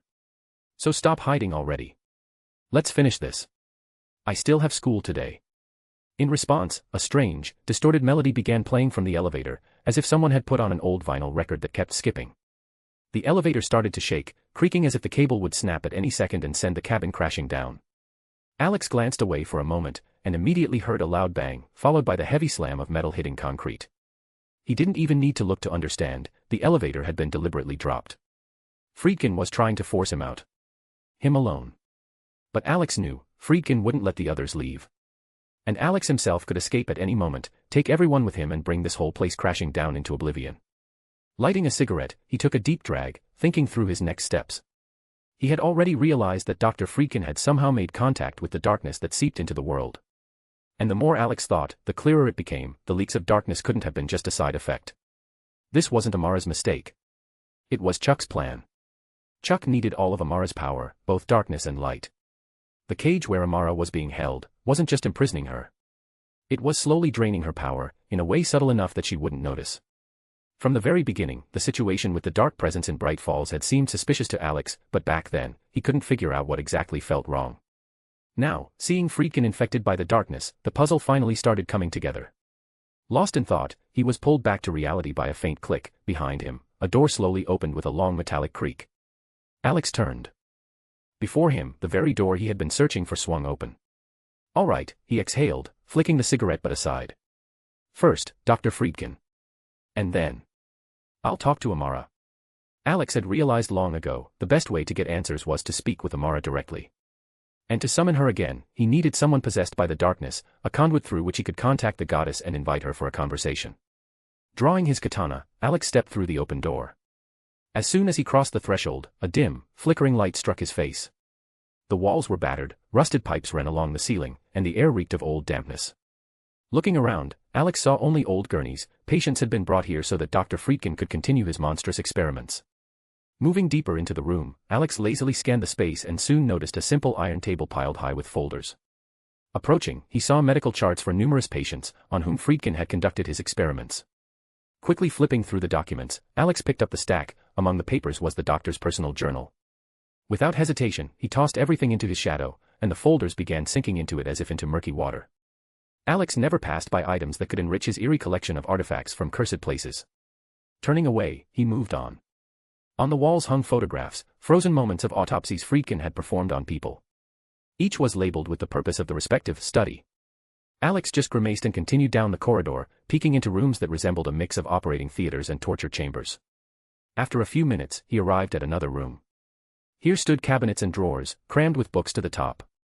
In the center of the floor was a ritual circle marked with ancient symbols, and in its middle lay a human skull. A little further away, a black book. Curious, Alex crouched down to examine the symbols. Once he deciphered them, he simply shook his head. The circle had been designed to trap ghosts, a kind of gigantic snare. Rising, he approached the book. The title had long since faded, and the pages were yellowed and brittle. Flipping through it quickly, Alex understood. It contained rituals, sacrifices, curses, and, among them, a ritual to summon a dark entity that granted power in exchange for souls. And this was exactly the ritual Dr. Friedkin had used. Alex placed the book in his inventory and headed out. He had already stayed too long, and the fact that Friedkin had been performing rituals no longer surprised anyone. Leaving the room, he heard a quiet, old melody, barely audible, as if playing from deep within the corridor. Following the sound, he soon came upon another iron door, slightly ajar. Pushing it open with the sheath, he stepped inside. The room was lit by a single lamp flickering above an operating table. Dr. Friedkin stood over another patient, and on either side of him, two ghostly nurses were frozen in place. They didn't even have time to react. Alex stepped forward, instantly closing the distance. Drawing his katana, he decapitated the ghostly nurses with two swift strikes. Sheathing his blade, he grabbed the doctor by the neck and punched him in the chest.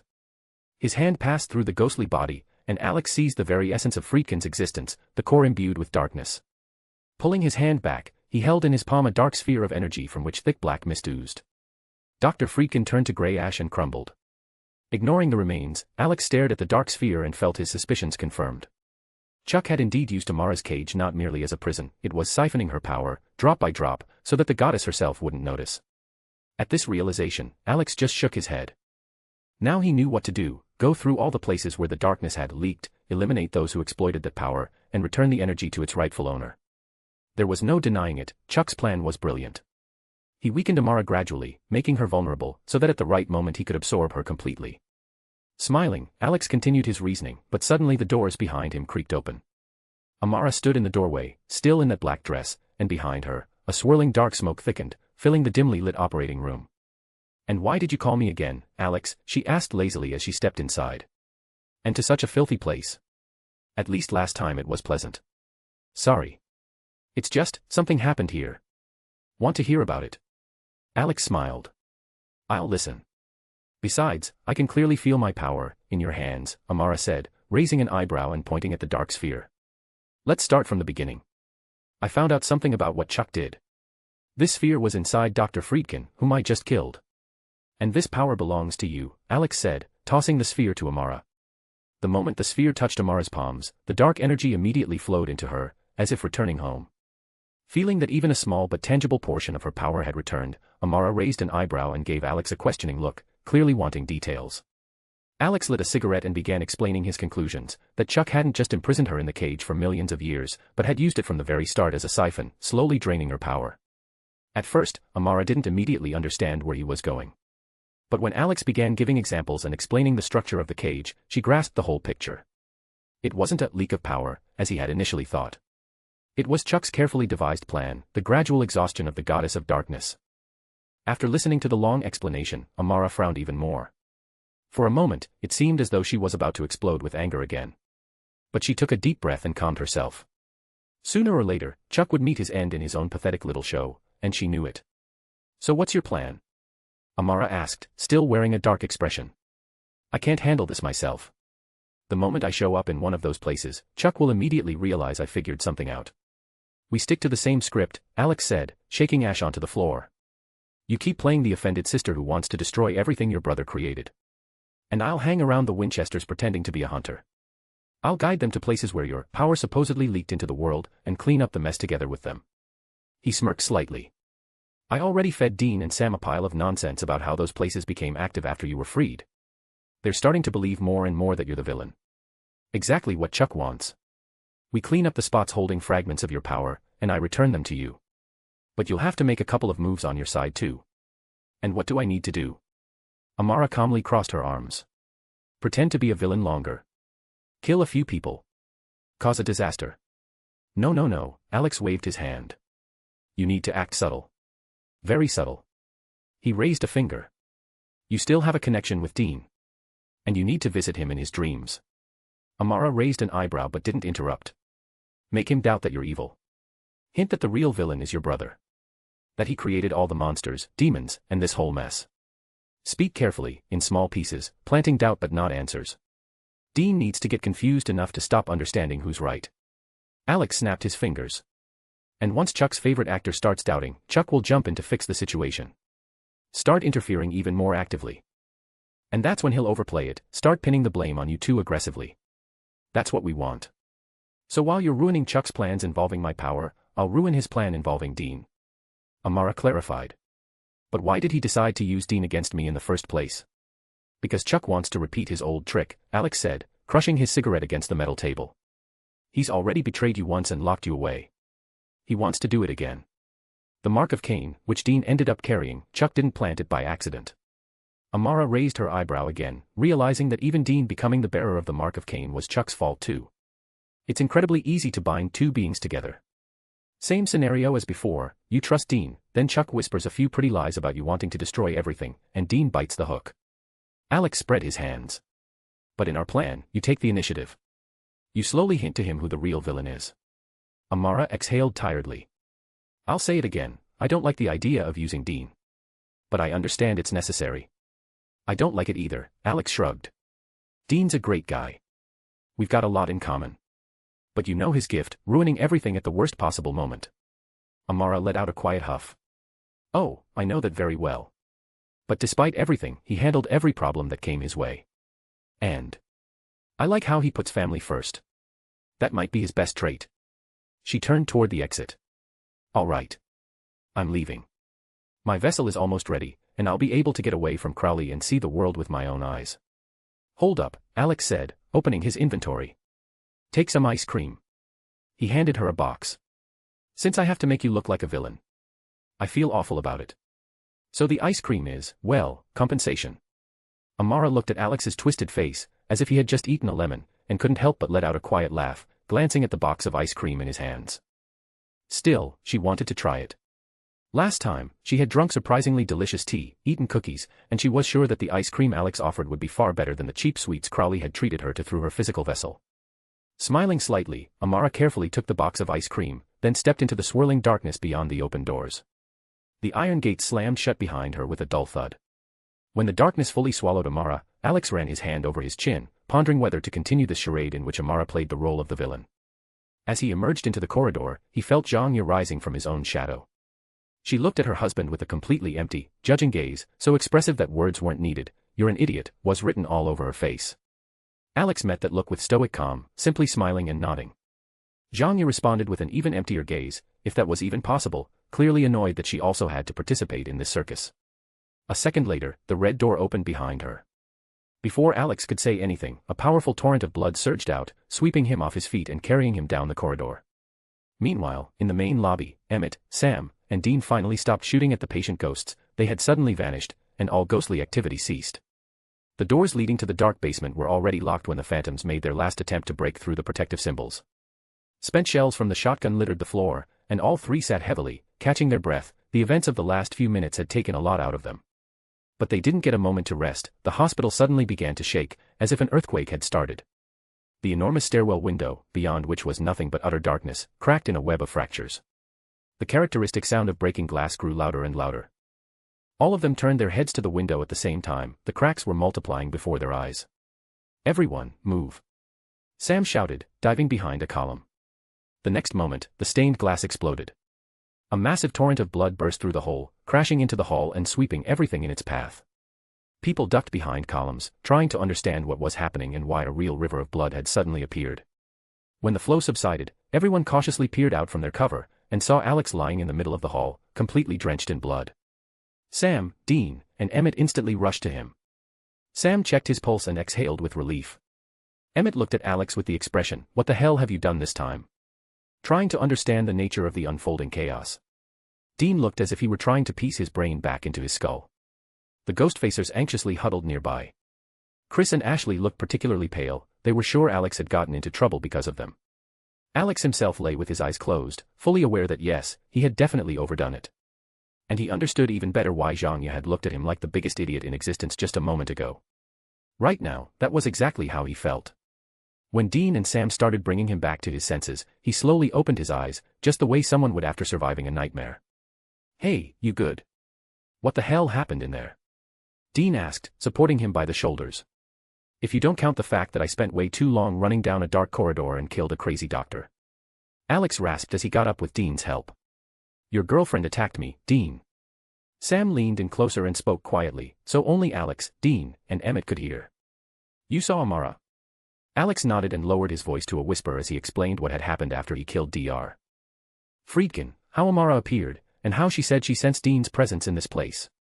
Dean and Sam exchanged a look. They needed to know what Amara looked like now, whether her physical vessel had already matured or not. Alex had to lie again. He began weaving another story with practiced finesse. He described her appearance in a way that sounded believable but added that she looked different. As if she wasn't fully material. Almost like a ghost, not a real person.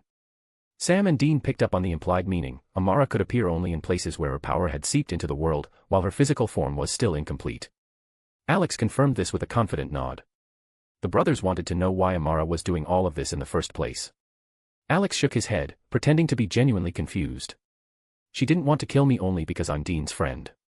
She doesn't want to hurt him." Dean frowned, clearly not understanding why Amara treated him so selectively. Alex just spread his hands, as if saying he had no idea either. And still, I managed to figure something out, he whispered so only Dean, Sam, and Emmett could hear. What exactly? Other than that, Amara isn't planning to hurt Dean yet. Sam clarified, frowning slightly. There are lots of places like this one, where the darkness leaked into reality. And, it's part of Amara's plan. Otherwise she wouldn't have appeared here. She sensed Dean because this place is almost like her domain. But why she's doing all this, I don't know. Until her physical vessel matures, she can't act directly, Alex said, confidently building the lie as he went. So there are many such places. Sam repeated, still frowning. And what are we supposed to do with them? What do you think? We clean them up, Dean said. We started it, we finish it. Whatever Amara's planning, we're stopping it.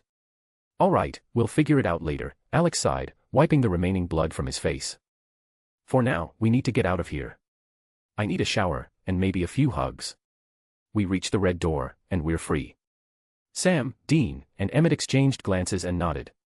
Calling out to the Ghostfacers, the whole group moved out to search. After the ghost of Dr. Friedkin was destroyed, the hallways no longer shifted, making the path much easier. Finally, they found it, a simple red door tightly wrapped in chains. Alex and Emmett quickly tore the chains off while the others watched carefully. When the last chain fell to the floor, Alex pushed the door open, and behind it was the familiar lobby of Collingwood Hospital. What are you standing around for? Move it, get through, Alex said, waving them forward. We didn't grab the equipment.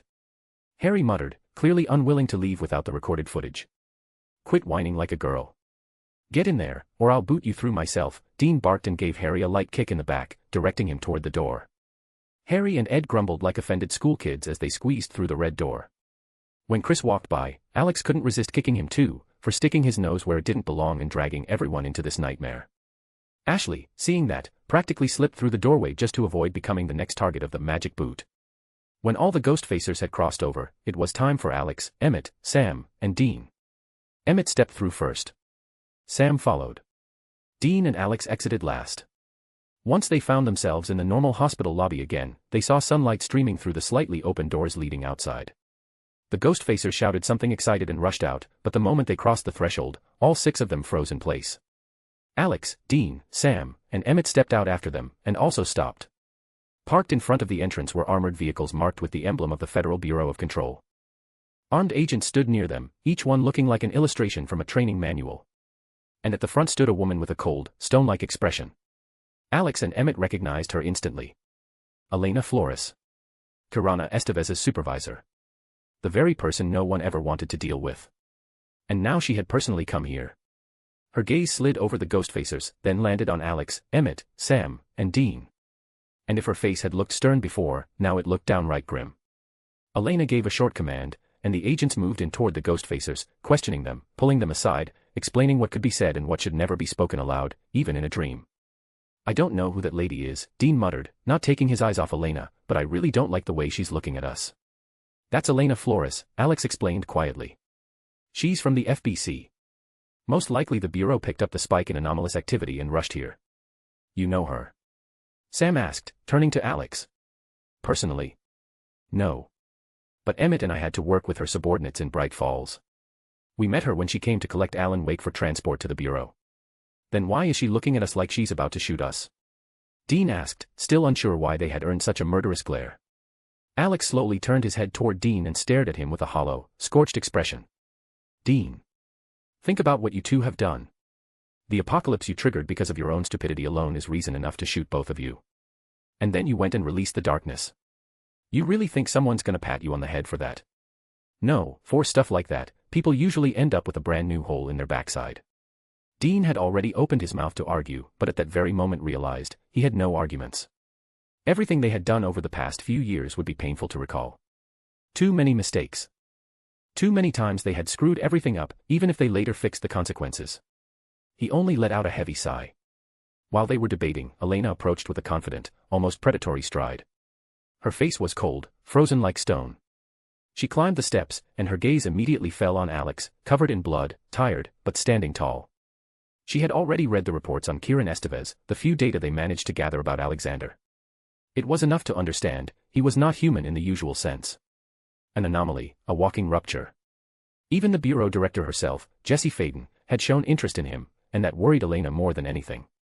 Shifting her gaze to Dean, Sam, and Emmett, she quickly assessed them, as if deciding whether to detain such lawbreakers or simply throw them out. Alexander Voldigode.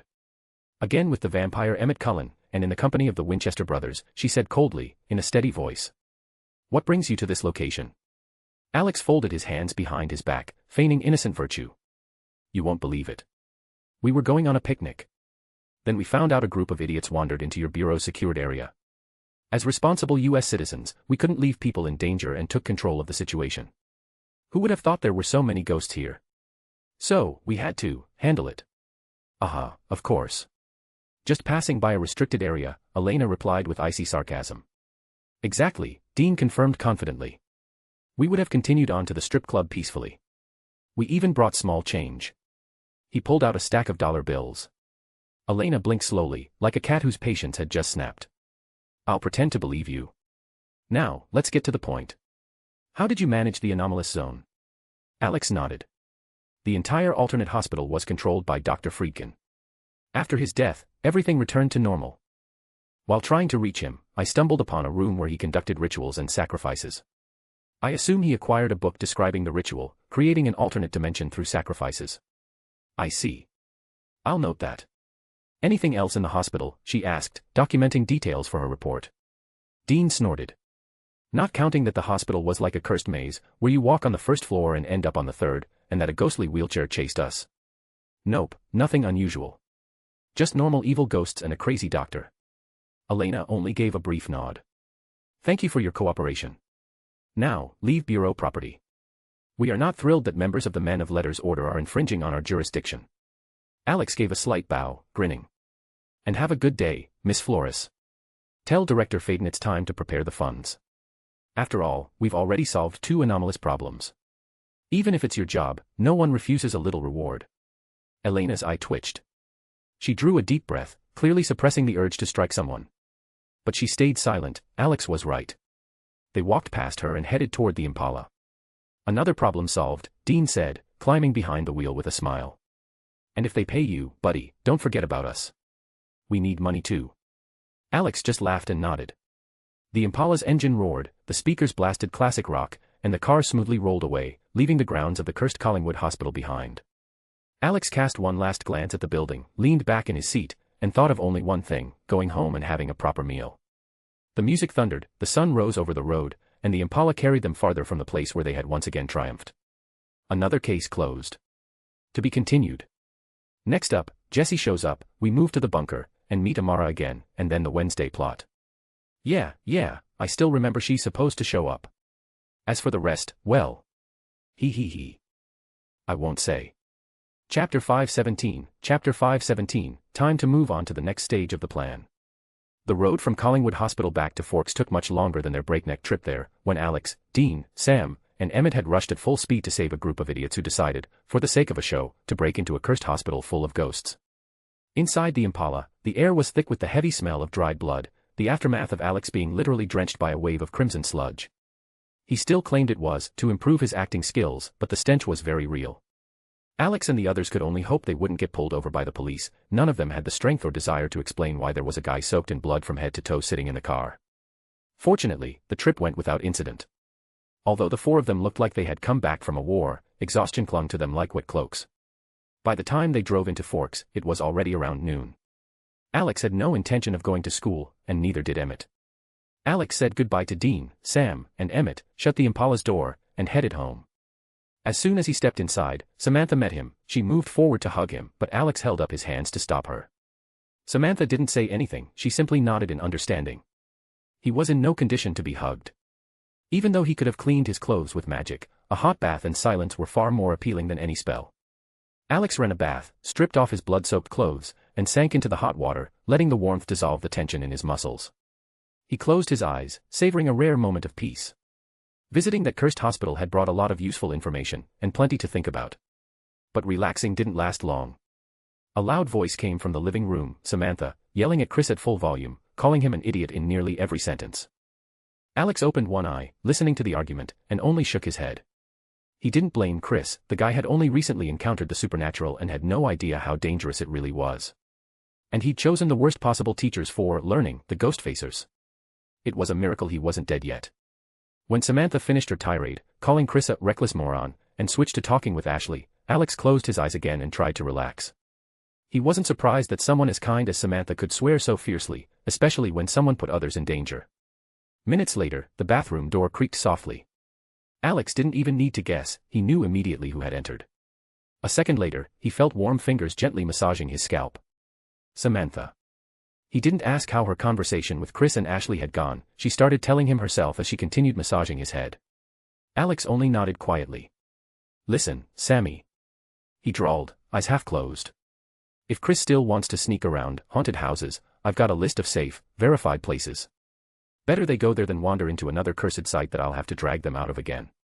Samantha chuckled softly. I'll tell him. I know that idiot too well. He's going to poke his nose somewhere anyway. So better Chris and his half-baked hunters wander through safe locations and film their stupid show where they won't end up as ghosts. Alex smirked but didn't open his eyes, he was already on the edge of falling asleep. How's Ashley? He asked, just to keep from drifting off. Do I need to bring in a psychologist again to pull her out of another shock? Surprisingly, Ashley handled it well, Samantha said, stopping the massage. She was more worried about you. It's not every day you see the person who came to rescue you getting washed away by a river of blood. Then she added. The bureau agents told them all to stay quiet about what happened in the hospital and confiscated all their footage. As expected, Alex yawned. The Federal Bureau of Control exists so people don't find out that the world is crawling with monsters. Samantha nodded, she understood that as well. If people learned the truth, they would have caused something disastrous long ago. She looked at Alex, submerged in the water, lying calmly with his eyes closed.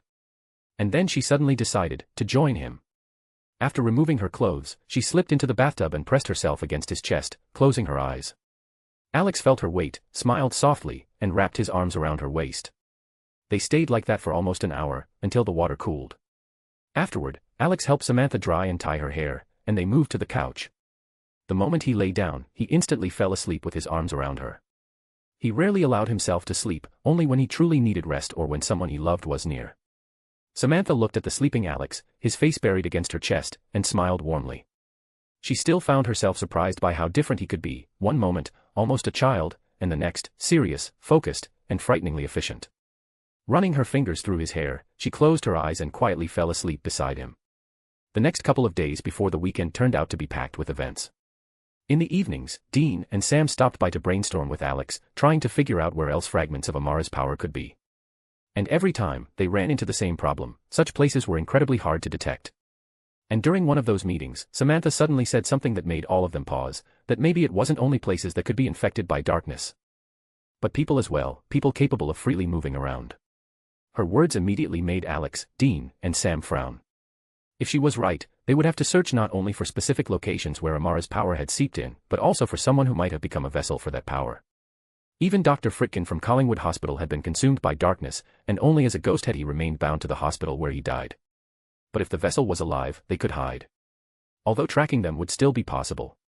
What bothered Dean and Sam the most was the possibility that Crowley might also start taking interest in such people. Alex reminded them that when he and Emmett had dealt with the darkness in Bright Falls, he saw demons arriving in the town. That clearly meant Crowley was also searching for places infected by darkness, or for individuals tainted by it. Fortunately, Alex had a huge number of folders containing information on all known cursed places. All that remained was to determine which one of them might be hiding a fragment of Amara's power. And on top of all that, Alex was buried under school-related tasks. He wanted to finish everything as quickly as possible and receive his certification ahead of time. Negotiating with the principal of Forks High School turned out to be easier than he expected. Alex managed to secure early certifications for himself, Lucina, and Alice. Of course, he did it with the girls' approval, and he didn't forget to apologize to Alice for the fact that they wouldn't be going to the spring dance. But Alice only smiled, hugged him, and reminded him that adventures were far more exciting than a dance where a crowd of teenagers would be kissing in corners while teachers pretended to supervise.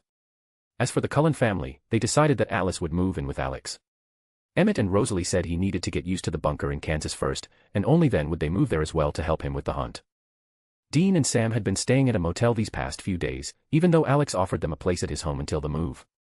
The brothers refused, but every evening they arrived exactly in time for dinner to eat home-cooked food prepared by Alex. When Alex said he would also cook at the bunker, the Winchester brothers were overjoyed. Finally, they wouldn't have to survive on diner food. Alex only shook his head, amazed at how little Dean and Sam needed to be happy. One evening, Dean even managed to get into a fight with Mimi, and Stitch because Alice had baked some truly delicious pies. And Dean, being a die-hard fan of homemade pastry, simply couldn't ignore it. He just didn't know that in Alex's house there was a real war for the biggest slice.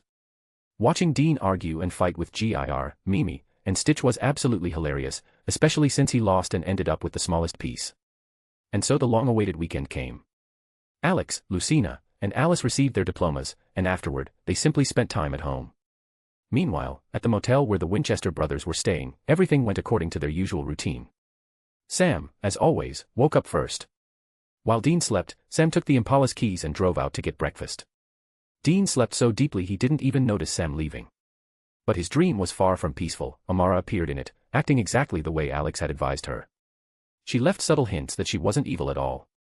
Dean didn't understand how she had managed to enter his dream.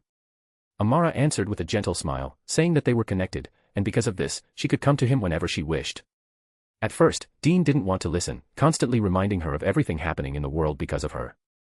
But Amara replied softly that none of it was her fault. It saddened her that Dean didn't trust her, and she understood why, so she wasn't pushing things too quickly. Dean watched her warily as she approached him. "Before I go, Dean, remember this, I will never harm you. Never. And here is my gift to you, so that you can protect yourself while you search for answers about who is right and who is wrong," Amara said gently, placing her hands on his cheeks. "I don't need anything from you. We'll stop you." Dean tried to resist Amara's influence, but even the thought of hurting her felt impossible. "Of course, Dean. I believe you'll stop everything," Amara said and placed a small object into his hands. Dean didn't have time to understand what she had given him, he instantly woke up. He opened his eyes sharply, gasping for breath, his entire body covered in cold sweat. Sam, who had just returned from the store, stepped into the motel room and froze when he saw his brother. Dean was sitting on the bed, struggling to breathe, and in his hand was something that should never have been there. An object that was supposed to rest inside a specially made coffin at the bottom of the Mariana Trench, never to fall into Dean's hands again, or anyone else's. Dean only felt that he was gripping something tightly. He looked down, and saw a blade. If it could even be called a blade. Its edge was carved from the lower jawbone of a camel, the handle a continuation of that same bone wrapped in darkened leather or sinew. The weapon held no ornament, it didn't need any. Because it was the very first weapon ever used to kill a human. The first blade. The blade with which Cain had killed his brother Abel, becoming the first human to commit the greatest and most unforgivable sin, fratricide. Dean stared at Cain's blade in horror, fully aware of where it was supposed to be. He had personally handed the blade to Crowley so it could be hidden forever. He couldn't understand why Amara had given it to him. Sam, at that moment, was thinking about something completely different. He was afraid that Dean would lose control again if he held Cain's blade. And even though Dean was no longer the bearer of Cain's mark, Sam still didn't want to take any risks. He remembered all too well how things had ended last time. "Dean, let go of the blade. Let me take it from you," Sam said, cautiously stepping closer. "It's okay, Sammy. I don't feel anything holding it. No thirst for blood, no. Nothing," Dean said calmly, examining the blade. "Where did you get it?" "It's supposed to be, well, you know where," Sam said, still looking at his brother with clear concern. "Amara gave it to me. She came to me in a dream. Said it was her gift so I could protect myself while I search for answers," Dean said, turning the blade over in his hand. "What else did she say?" "She didn't just show up to hand you the first blade for no reason," Sam frowned. Dean got up from the bed and moved to the small table, deciding to explain everything over breakfast. Sam listened attentively, though his gaze kept drifting back to Cain's blade lying next to his brother. Dean himself felt completely normal, unlike the first time he had held the blade. There was no pulling darkness, no urge to kill, no strange pressure on his mind. When Dean finished recounting Amara's words, Sam frowned even more. Everything happening sounded far too suspicious. Dean nodded silently. He also felt that something about this story wasn't right. "I think we should tell Alex about this. He might know more. Maybe he has his own opinion or additional information," Sam said, finishing his coffee. "Then let's have breakfast, and head to him." "He's moving into the bunker either today or tomorrow," Dean replied. Sam agreed. After breakfast, the brothers gathered their things. Dean wanted to pick up Cain's blade, but Sam was faster. He deftly grabbed the weapon, wrapped it in a thick cloth, and tucked it into the inner pocket of his jacket. Dean gave him an empty look but said nothing, understanding that his brother was just worried. Leaving the motel room, they got into the Impala and drove to Alex's house. When they arrived, Sam knocked on the door. A few seconds later, Stitch opened it, and, seeing Dean, immediately tried to close it again. Over the past few days, Dean had been actively fighting them for a piece of pie, and Stitch remembered that all too well. Besides, the house smelled of freshly baked goods again. Dean instantly shoved his hand into the crack and stopped the door from closing, catching the scent of the pie with his hunter's instinct. "Not this time, kid. Today, the victory is mine," he declared, bracing his shoulder. "Get out. That's not your pie." Stitch shouted indignantly, trying to push Dean back behind the door. While Stitch desperately tried to close the door, Dean was just as stubbornly trying to push inside. Sam sighed, pondering the eternal question, why does his brother's intelligence turn negative when food is involved? Watching Dean argue with a talking dog, Sam tried to stay calm. Lately, this had been happening far too often. The moment any baked goods appeared, Dean was ready to fight even Alex's pets, even if they could talk and behaved like children. He was already wondering how long this would keep going when Lucina approached and lifted Stitch into her arms. The dog continued to yell indignantly, pawing toward Dean and insisting that he couldn't eat the pie. Sam and Lucina exchanged tired looks, and Lucina finally let the brothers into the house. Dean and Sam walked into the living room and sat down on the sofa.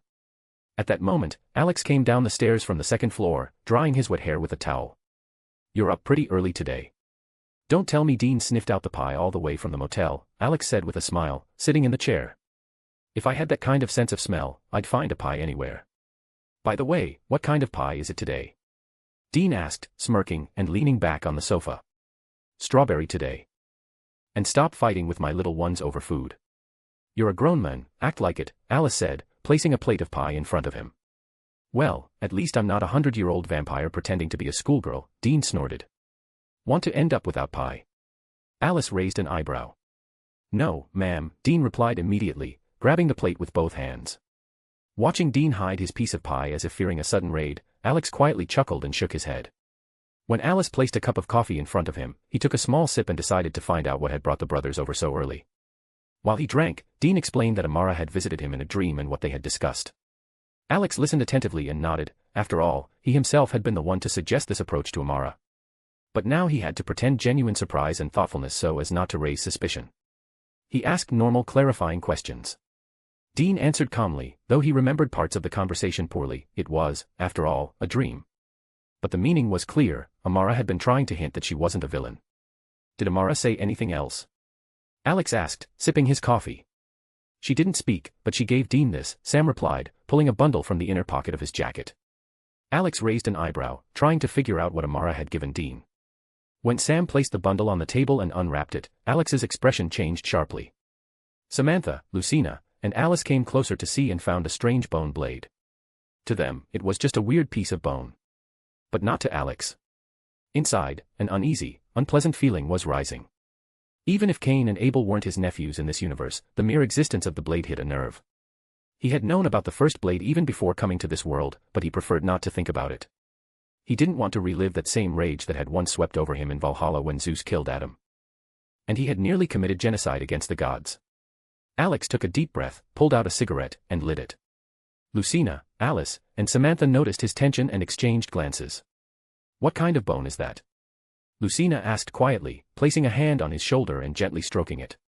"It's the very first weapon in human history," Alex exhaled, letting out smoke. "Cain used this blade to kill Abel. By killing his brother, he became the bearer of the first sin. Later, he received the seal, from Amara's cell, through Lucifer. Cain then became a demon. And later, the seal passed to Dean. All because Dean and Sam. They can be considered direct descendants of Adam's blood." Lucina, Alice, and Samantha immediately understood why Alex had tensed up at the sight of the blade. Even if Adam in this universe was just a copy created by Chuck, the girls knew how deeply Alex cared about his family and what emotions were flooding him as he looked at this instrument of fratricide. Sam and Dean silently nodded, acknowledging that they understood the situation. Dean calmly recounted how he had once received Cain's seal and what it led to, how he lost control, what he felt, and how he eventually became a demon after his own death.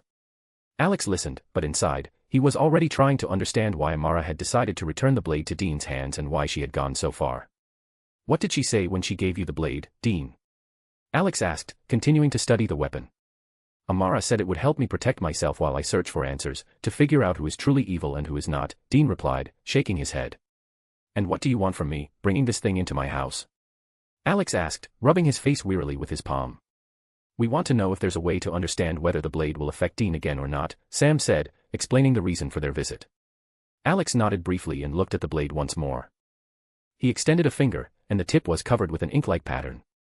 A few precise movements later, a simple magical circle appeared on the table. Dean and Sam didn't flinch. Alex had long ago told them that he could wield magic. He placed Kane's blade in the center of the circle. Alex already knew that without Kane's mark, the blade wouldn't harm Dean, but its power against the supernatural hadn't diminished. In a dangerous situation, it would be the perfect weapon for a hunter, especially against creatures that could only be killed in a specific way. The circle glowed softly and went dark after a few seconds. "I have good news," Alex said, smiling. "And what's that?" Dean asked, raising an eyebrow. "First, this blade can kill almost any supernatural creature. That shouldn't surprise you. Second, I don't know exactly what Amara did with it, but now it's safe." "But there's a catch," Alex said, twirling Kane's blade in his hands. "And what's the catch?" Dean leaned forward. "You're the only one who can use it. Amara literally bound the blade to you. No matter how you try to throw it away, lose it, or even if someone steals it, it will always come back to you. But now you'll be able to kill those who are possessed by darkness," Alex said, placing the blade on the table and sliding it closer to Dean. "Are you sure it won't go crazy again?" "Last time it was really hard for him to resist the urge to kill," Sam said cautiously, holding his brother back from touching the blade. "It'll be fine. Now it's a weapon against evil, not a tool to create it," Alex said calmly. "Don't worry so much, Sammy. Everything will be fine. Worst case, just stop me," Dean smirked, taking Kane's blade in his hands. Sam eyed Dean warily but nodded. The realization that they finally had a weapon capable of standing against those possessed by darkness felt like the best news in days. Returning to the discussion, Alex, Dean, and Sam tried to make sense of Amara's words about her not being evil, exploring various possibilities. During the conversation, Alex noticed Alice's gaze suddenly cloud over, then she smiled and looked directly at him. He narrowed his eyes suspiciously. Alice rose from her seat and headed toward the front door. Sam and Dean exchanged glances and followed her with their eyes. Her sudden movement seemed strange. As soon as Alice reached the door, there was a confident knock. Alex, Dean, and Sam all turned their heads toward the entrance. Alice opened the door, and standing on the threshold was a woman with copper-red hair and a calm but sharp gray-blue gaze. She wore a dark green bomber jacket with orange accents, a white tank top, black cargo pants, and heavy boots. Alex raised an eyebrow in surprise, while Dean and Sam had no idea who stood before them. It was Jessie Faden, the current director of the Federal Bureau of Control. Alice warmly led her into the house, and Jessie returned the gesture with an equally warm but slightly weary smile. Stepping inside, she continued to look over Alex, Sam, and Dean. "I don't think I need to introduce myself. You were expecting me. Especially after you sent the invitation not just through our janitor, but also through my staff," Jessie said, walking into the living room and taking an empty chair. "Jessie Faden, director of the FBC. Did you bring the payment for solving the problems in Bright Falls and Collingwood Hospital?" Alex asked, making sure Sam and Dean knew who was in front of them. "Possibly. That depends on how our conversation goes. Flores reported that you're currently with the Winchester brothers." "Well, that actually makes some things easier," Jessie replied calmly. "To start, I want to know how well your bureau understands what's happening right now." Alex got straight to the point. "Darkness has broken free, anomalies are going crazy. Even our oldest house has been affected. And this is while the culprits are sitting here drinking tea," Jessie said, taking the cup of coffee Alice had set before her. "Look, ma'am, we didn't know it would turn out like this. But we're trying to fix it," Dean muttered, crossing his arms. "I know. The Bureau has been watching you for a long time, even though I haven't been director for very long. Right when the darkness broke free, the oldest house was attacked, and an entity from another dimension infiltrated the headquarters," Jessie said without looking away. "Let's be honest, Jessie. Yes, Dean and Sam screwed up. But they couldn't have known about the darkness. Those who did know can be counted on one hand. And no one intended to talk, there were reasons for that. But now that it's happened, it's better to work together," Alex said in a calm, confident tone. Jessie nodded in agreement, her gaze returning to the brothers, who, though awkwardly, nodded as well. They exchanged information for hours. Alex recounted what he, Sam, and Dean had learned, the brothers added details, Jessie shared what the Bureau had gathered. The conversation stretched on for several hours. When Alex admitted that he had long ago hacked the FBC data system and occasionally used their archives, Jessie just chuckled, as if it were obvious. In her eyes, Alex occupied the same strange, almost mystical niche as Audie. In the end, the four of them reached a truce and agreed to work together. "And Jessie, since we're working together, you don't mind officially adding us to the Bureau, right? Being recognized as FBC agents opens a lot of doors, and we don't need extra problems right now," Alex said while Jessie calmly finished her cookie. "Do it yourself. You've already hacked our database, go ahead and add yourself and these two." Adi will give you the badges. He likes you. He drove me crazy talking about that concert you put on at the shore of Cauldron Lake, Jesse said. Wow, you're strict. How's Alan? Alex rolled his eyes. He's fine. He's being monitored so his abilities don't get out of control. Otherwise, he's living a normal life with his wife in the oldest house, Jessie replied, pulling out her phone. Since we're working for the bureau now, does that mean we'll get a salary? Dean asked with a smirk. All questions go to your supervisor, Jessie said, pointing to Alex, and stood up. I need to go back. As director, I can't leave the oldest house for long. Sam and Dean simultaneously looked at Alex. He stood there with his mouth open in shock, staring at Jessie, who was heading toward the door with a satisfied smile. Before leaving, she shot him a mischievous glance and pulled open the front door, which did not lead outside. Instead, a dark corridor stretched out before them, fading into the distance, with a thin white bridge cutting through the darkness. From the look on her face, Alex understood immediately. This was her little revenge for him hacking the FBC database and his many expeditions through the Bureau's archives. When Jessie disappeared beyond the threshold, the door closed on its own, and Sam and Dean stared at it in shock, having no idea what they had just witnessed. Alex gave a short explanation. She left through an altered item. The director of the Bureau has the privilege of returning to the oldest house from anywhere. So, we're officially agents now. And how are we getting paid? I'm expecting a nice raise, by the way, Dean said, putting on his most serious face. You'll get your salary. Alice, sweetheart. Is anyone else going to show up in our house today? Or can we finally move? Alex shot Dean a blank, tired look. No, no one else will come. We can move. Alice said happily. Want some help? Packing your stuff, boxes, bags. Sam offered. We've got a lot of things, but we also have this. Alex pulled a long staff out of his inventory. I don't know what kind of trick that is, but I want one, Dean said with absolute seriousness. It's a spatial inventory. Easy enough to make, you just need the right space. And now, time to pack our bags and get ready to move, Alex said, standing up. I'll book a private jet to transport everything, including the car. Dean, Sam, do you two need tickets? Alice asked, pulling out her phone. A private jet. Where did you get that kind of money? Dean asked, looking as if he'd just seen a ghost. Oh, did I not mention? We're kind of rich. Booking a private jet isn't a problem. None of us want to spend 2 days rattling around in a car all the way to Kansas. And don't worry about the cars, I'll store mine and yours in the inventory, Alex said, giving a thumbs up. Then I'm in. Always wanted to feel like a first-class passenger, Dean smirked. Sam nodded as well. The thought of a 2-day drive definitely didn't appeal to him right now. Alex smiled and, together with the girls, began packing their things. When Alice finished placing the order, she announced the exact departure time. Everything was packed quickly, documents, gadgets, clothes, and it was time for brief goodbyes. Alex and Alice stopped by the Callens. They said their farewells quickly, lightly, and without drama. They could return anytime. Once everything was settled, Alex and the girls got into the Impala and headed toward the airport.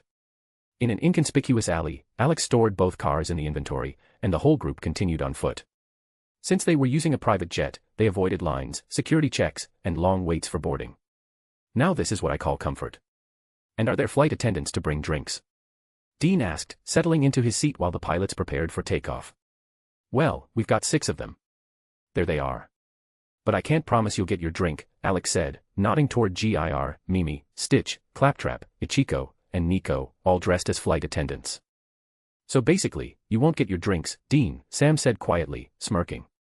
All right, get comfortable. Flight's about 3 hours. You can read, watch movies, whatever you want, Alex said, pulling out a portable game console.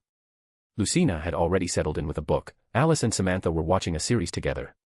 Gir, Mimi, Stitch, Claptrap, Ichiko, and Nico forgot they were flight attendants within a minute and were already making a racket playing video games. Sam turned on an audiobook and closed his eyes. Dean settled next to Alex, intending to play with him. The seatbelt sign chimed, and the plane gently lifted off. And so ended Alex's chapter in Forks, and the next stage of his plan to defeat Chuck began. To be continued. First, I want to brag. I completed Control 100%, collected everything there was to collect, found everything there was to find, and earned literally every achievement. He. Now, onto my plans. Next up, the plot involves finding Amara, kicking Crowley in the ass a couple of times, and all that. And then there's Wednesday's plot. How could I pass that up? At first, I thought Wednesday would somehow magically summon Alex, using the power of the megaplot. But then I thought, meh, that's not interesting. Although it sounded exciting. What else can I say? Well, now Alex is an FBC agent. And that's it, I think. Chapter 518, moving into a new house and a new job. Flying on a private jet made the trip to Kansas much easier. 3 hours in the air sounded far more pleasant than 2 days in a car. Everyone occupied themselves to pass the time. For Dean and Sam, this was almost a luxury. In their usual life, they traveled exclusively in the Impala, so the flight felt unusually comfortable. After 3.5 hours, the plane began to descend. Once they landed, Alex and the girls picked up Gir, Mimi, Stitch, and Claptrap. As for Ichiko and Nico, the two Zashiki Warashi, they once again turned into small dolls and settled comfortably in the pockets of Alex's coat. Sam and Dean followed them out. Both stretched, enjoying how quickly and easily they had reached home. Walking through the airport, Alex noticed a familiar figure. A janitor, unnoticed by anyone, was calmly mopping the floor. It was the mysterious janitor Adi, whose origins remained a mystery to everyone. A wide smile appeared on Alex's face. He approached, exchanged a few words, and Adi, as casually as ever, handed him 3 FBC agent badges. Taking them, Alex returned to the others and handed 2 badges to Dean and Sam. The brothers exchanged looks, staring at their new IDs. They had never expected to become official agents. Even more surprising was that Alex got the documents from a janitor, or someone who only looked like one. He had to explain who Adi was, how mysterious his origins were, and that no one in the FBC really knew anything about him, except that he could appear anywhere and anytime. The answer was so bizarre that Dean and Sam simply nodded out of habit. Encounters with strange beings were nothing new to them. Once they left the airport, Alex began looking around for a secluded spot where he could safely take the cars out of his inventory. I've been meaning to ask. Why is no one reacting to your little helpers? Sam asked, nodding toward Gir, Mimi, and Stitch. They stand out. See their little bags? Alex said. They're enchanted with a distraction spell. People notice they look strange, but subconsciously decide everything's normal and just look away. Yeah, more of your miracle magic. Dean grumbled. All right, what's next?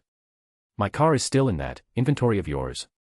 And you definitely can't take it out while there are people around. We just need to find a place without anyone around. And we still need to stop at the store and buy food. I don't know why, but I have a strong feeling your fridge doesn't contain anything edible, Alex said, giving the brothers an empty stare and walking ahead. Sam and I have different tastes. I like real food, and he likes grass, Dean snorted. Salads are tasty.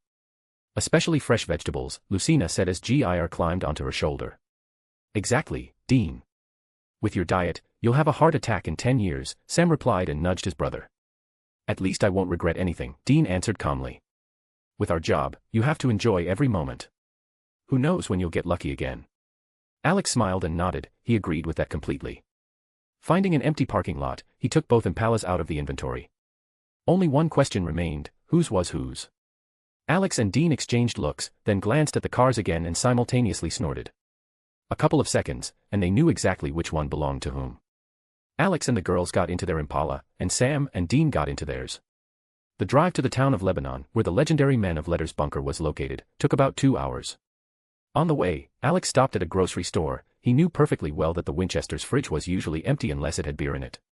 In the end, Alex rolled out of the store with 3 carts filled with food.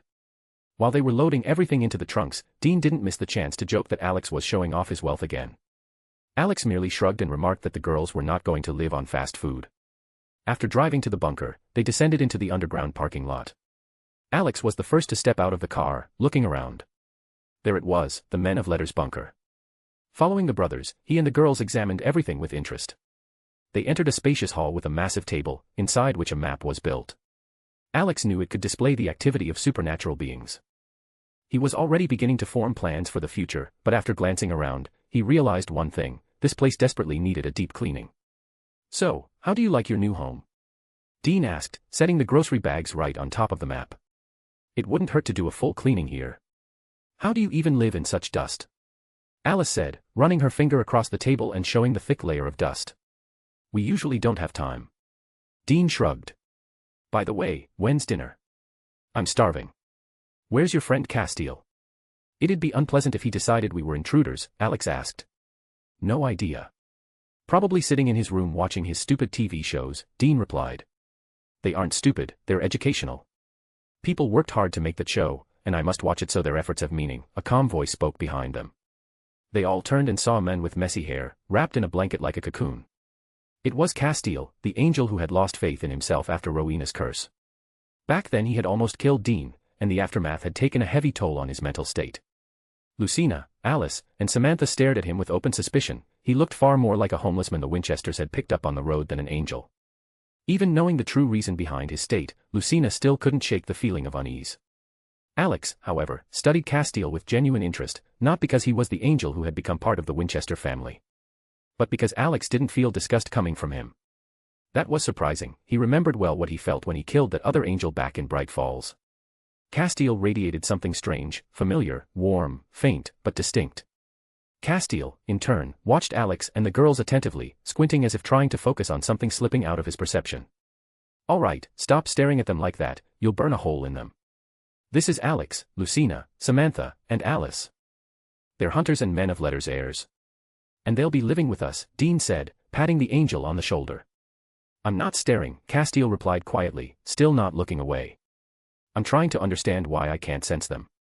They're standing right in front of me, yet it's as if they aren't here. It's the protection magic. The girls and I have a bunch of amulets shielding us from supernatural attention. That's why you can't sense us. I hope we get along, Castiel, Alex said, smiling and extending his hand. A useful application of wards, for self-protection, the angel said, shaking his hand. Alex's smile widened slightly, but inside his doubts only grew stronger. Why didn't he feel even a hint of disgust? During the handshake he tried to catch any trace of Chuck within Castiel's essence, but there was nothing. And that intrigued him even more. After a brief exchange, Sam led Alex and the girls to choose their rooms. Gir, Mimi, Stitch, and Claptrap had already rushed ahead, eager to claim the perfect corner. Ichika and Nico flew through the corridors, exploring the new territory they were now responsible for guarding. When everyone dispersed, Castiel continued to stare after Alex, as if trying to pull something important from the depths of his memory. There was a sense that they had met before, or that some strange, invisible connection existed between them. Enough staring, Dean snorted, nudging him with his elbow. Take off that cocoon, put on normal clothes, and go shower. At this rate you're gonna hatch like a butterfly with brand new wings. That is not how wings grow. If it were possible, I would have done it long ago, the angel replied calmly. Yeah, sure. Anyway, what's the word on Metatron from your angel radio? Dean asked, pulling a beer from the bag. As always, angel radio is silent, Castiel sighed. Have you even left the bunker? Or did you just sit here the whole time while we were working our asses off? Dean took a sip. Why leave? Everything necessary is here. Watching television shows is far more interesting at the moment than searching for Metatron, who is now mortal and missing, he said indifferently. Please don't tell me you were watching that stupid, Father, Find Me, again, Dean groaned, rubbing the bridge of his nose. I watched the daytime rerun when you returned. Jamie was not ready to become a father, the angel said calmly, still gripping his blanket. Ugh. Fine. Get changed and we'll tell you what happened while we were gone. A lot piled up this week, Dean said, setting his bottle on the table. Castiel simply nodded and shuffled to his room, still wrapped in the blanket. Dean understood what was going on in his head, but no one had the luxury of indulging in a slump right now. Meanwhile, Alex and the girls were unpacking. While they sorted through their luggage, he decided to walk around the bunker and make a list of everything that needed to be repaired, replaced, or thrown out. The bunker required serious work before it could become functional again. As he moved from room to room, Alex wrote down every detail in his notebook. By the time he finished the inspection, he had filled several pages. He wasn't going to live in a place where half the things barely worked, or didn't work at all. By evening, as promised, Alex had prepared dinner for everyone. Castiel, now properly dressed, had somehow managed to befriend Gir, Mimi, Stitch, and Claptrap. This surprised not only Alex, everyone watched in disbelief as the angel quietly conversed with a chaotic company of mechanical beings. Alex couldn't help but think this was the beginning of a very strange friendship, an angel who had turned his back on heaven, and a group of entities whose thought processes could hardly be called stable. Judging by the looks the others exchanged, they were thinking the same. During dinner, Sam and Dean brought Castiel up to speed, explaining the recent events and how they had met Alex and the girls. When Dean pulled out the blade of Cain and explained how he had it again, Castiel only looked at him thoughtfully and nodded without a word. Thus began their first week in the bunker. Alex and the girls settled in quickly and got to work. The very first thing Alex tackled on the morning of day one was a full renovation and complete reorganization. Lucina, Alice, and Samantha focused on cleaning, none of them wanted to live in a dusty, abandoned place. Ichiko and Nico helped actively, fluttering through the corridors. Sam and Dean initially thought they wouldn't have to do much, but Alex very quickly found tasks for them as well. Alex was dismantling old, long-broken equipment and performing full-scale repairs. Fortunately, he had more than enough tools and materials. On the very first day, he literally took apart the huge supernatural radar map down to the last bolt and reassembled it, upgrading the system. Now the radar could not only detect supernatural involvement in murders but also track traces of Amara's power fragments if they manifested in the world. Even Castile found work. He was helping Mimi digitize the library. Castile would hand books over while Mimi scanned and organized them for the archive. Within a few days, the bunker began to transform visibly. Old, broken equipment was replaced by new, functioning systems. Dean and Sam began to see Alex's claims of being rich in a new light. Everything Alex ordered cost a fortune. Fortunately, through the FBC, he could obtain anything he needed without unnecessary questions. During this time, he frequently corresponded with Jesse, who once jokingly remarked that Alex had turned the bureau into a delivery service. He ordered so much. Dean was the hardest to adjust. He was used to sitting anywhere, putting his feet on the table, and drinking beer. Now Alex had designated work zones where that behavior was prohibited. For a couple of days, Dean grumbled and complained, until they set him up with free satellite TV and Alex created a special lounge room with a giant TV and a mini fridge stocked with beer. Sam, on the other hand, adapted more easily. He had long been trying to get Dean to live like normal people and not leave trash around. Alex even shared the search program that GIR had developed. Sam was incredibly grateful. As Alex had predicted, Castile quickly became friends with GIR, Mimi, Stitch, and Claptrap. This strange quartet almost immediately pulled the angel out of the depression he had fallen into because of his mistakes and lost powers. The girls also settled in quickly. And for Samantha, as Alex promised, physical training began. He started teaching her the insect breathing style, which suited her physique perfectly. Alex even gave Samantha a katana that once belonged to Shinobu Kocho so she could get used to handling a weapon. Meanwhile, the search for traces of Amara's power continued. All locations where her power might manifest were already marked on the upgraded map. But before heading anywhere, the bunker repairs had to be completed. As for the demons named Cruz and Albert, Alex had killed them even before the move. Thus passed an intense week during which everyone rarely left the bunker. There was simply too much work to do. Now Alex, Dean, and Sam were sitting in the library. Lucina and Alice were watching Samantha train. Alice even felt the urge to start exercising herself. She just wanted to swing one of the many katanas in Alex's collection.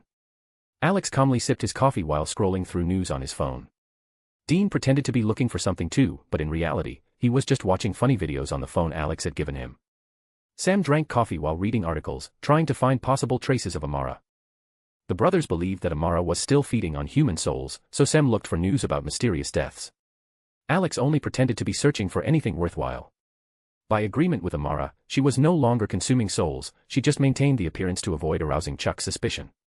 "Guys, I think I found something," Sam said, turning his laptop screen toward Alex and Dean. Alex and Dean set their phones aside and leaned toward the screen, reading the article they had found. Alex quickly scanned the text and then looked up at Sam. Dean, having finished reading, just made a skeptical face. Sam, however, looked confident, maybe too confident. "Sam, I don't want to upset you, but are you sure this is our case?" Dean asked, raising his eyes to his brother. "I think only a soulless psycho could kill a kitten," Sam said, nodding firmly. "Is this by any chance the city where you met that guy whose soul was drained? The one after which you got tied up by the girl whose soul Amara also drained?" Alex asked, raising an eyebrow. Sam was about to confirm that Alex had guessed correctly when his phone suddenly rang. He stepped aside to answer it. Alex and Dean exchanged glances, shrugged, and went about their own business while Sam talked. Alex finished his coffee and was about to get up to pour another cup when Nico suddenly landed next to him, holding a coffee pot. She deftly refilled his mug to the brim. Alex smiled and gently ruffled her hair before she darted off again, still carrying the pot. By the time Sam finished his call, he looked noticeably puzzled, as if the conversation had thrown him off balance. "Who was that?" Alex asked, sipping his hot coffee. "Detective Madsen." "Dean, do you remember a guy named Len?" Sam turned to his brother. "Yeah, that soulless weirdo who went to prison willingly. We literally just talked about him," Dean replied, nodding. "He's dead," Sam said, carefully watching Dean's reaction. Strange. Why would a soulless person suddenly die? And in prison, no less. He definitely didn't have enemies. I studied his case. He wouldn't even hurt a fly before losing his soul. "This is highly suspicious," Alex muttered, stroking his chin. "I think so too. We need to check it out." But it'll take us a few days to get to Fall River, Sam noted. All right, I'll book the tickets. We'll be there in a couple of hours, Alex said, starting the purchase. What would we do without your money, man? You really make life easier for us, Dean smirked. You'll pay for your own flights once you get your first bureau paycheck. All right, tickets are booked. We leave in a couple of hours. I love it when money solves everything. Offer enough, and they'll give you a private plane, Alex said, beaming, showing the phone screen. Right after booking, Alex, Sam, and Dean split up to get ready. Alex went to the girls and told them they might have found a lead that leads to Crowley. Then he quickly changed into his federal agent suit and went down to the garage to wait for the brothers. At the airport, they got out of the Impala, and Alex stored the car in his inventory. The flight to Fall River took just under 3 hours, incredibly fast, and immediately after landing, they headed to the local police station. Alex knew perfectly well where Crowley was hiding but wanted to make absolutely sure that the demon was indeed in the abandoned psychiatric hospital. At the station, Alex introduced himself as an FBC agent, while Dean and Sam were still going by their usual FBI covers, otherwise their past aliases could raise suspicion. As Detective Madsen described Len's death, Alex caught a strong scent of sulfur in the air. He quietly mentioned it to Sam and Dean, and they picked it up too. According to the detective, it looked like a revenge killing. But Len definitely hadn't made enemies like that. When Madsen left, Alex, Sam, and Dean exchanged looks. Why would a demon kill Len? Sam frowned. Yeah, it's weird. A body without a soul is like a Kinder Egg without the toy for a demon, Dean muttered, stuffing his hands into his pockets. Why kill a vessel you could possess? Maybe Crowley's covering his tracks, Alex suggested. We know he has Amara. And Crowley's careful, he won't let anyone get close to Amara's trail. He'd lose his new trump card. Sounds logical. Now we just need to figure out where to find him, Sam said with a nod. While they were discussing how to track the demon, shouting erupted nearby.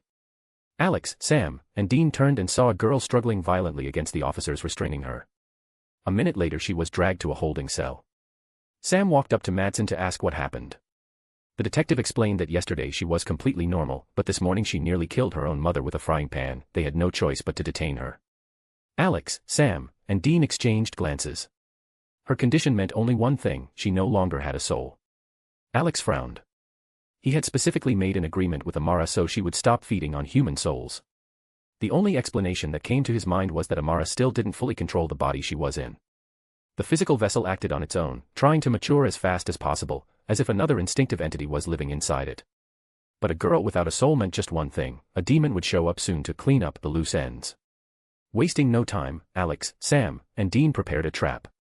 And just as they expected, a demon arrived a couple of hours later. The trio stayed hidden nearby, watching as the demon walked down the corridor, keys jingling quietly. He stopped at the girl's cell, unlocked the door, and stepped inside. Nothing personal, sweetheart.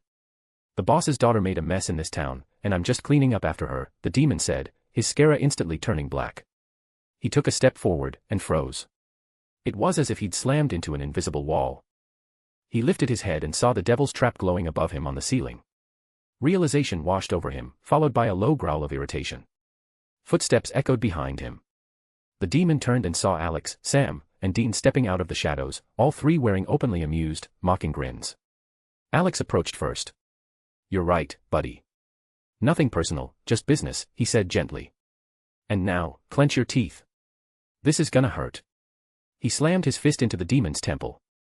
The demon didn't even have time to cry out, he collapsed to the floor, unconscious. Alex turned to the brothers and gave them a thumbs up. Clients ready. Dean smirked, pulled out a demon bag and held cuffs. They worked quickly and smoothly, chained the demon, stuffed him inside, while Sam slammed the cell door on the girl the demon had come for, the one he needed to cover the tracks leading to Crowley and Amara. Dragging the demon out of the station, Alex and Dean looked around, made sure no one was watching, and carefully tossed the body into the Impala's trunk. Alex lit a cigarette, leaning against the car, while Dean shrugged off his jacket and wiped the sweat from his forehead. A couple of minutes later Sam appeared. He had erased all records of the detained girl, and the trio headed to the nearest motel that took only cash and didn't ask questions. In the room, they sat the demon on a chair. Dean tore the bag off his head, stepped back to the wall, and crossed his arms, holding the blade of cane in one hand. Alex and Sam sat across from the demon, calm, as if they were talking not to a captive, but just to an ordinary person. So, Alex began, rolling the knife between his fingers. Old rules. We ask questions, you answer. If you don't answer, you get hurt. Simple. Seriously. The demon looked them over and smirked. The Winchester boys got themselves a third member and decided to become a boy band. Dean chuckled, glanced at Alex, and gave a barely noticeable nod. A warm, friendly smile lit up Alex's face, so gentle and calm that the demon felt the first sting of panic. Sam and Dean knew well, if Alex smiled like that, someone was about to suffer.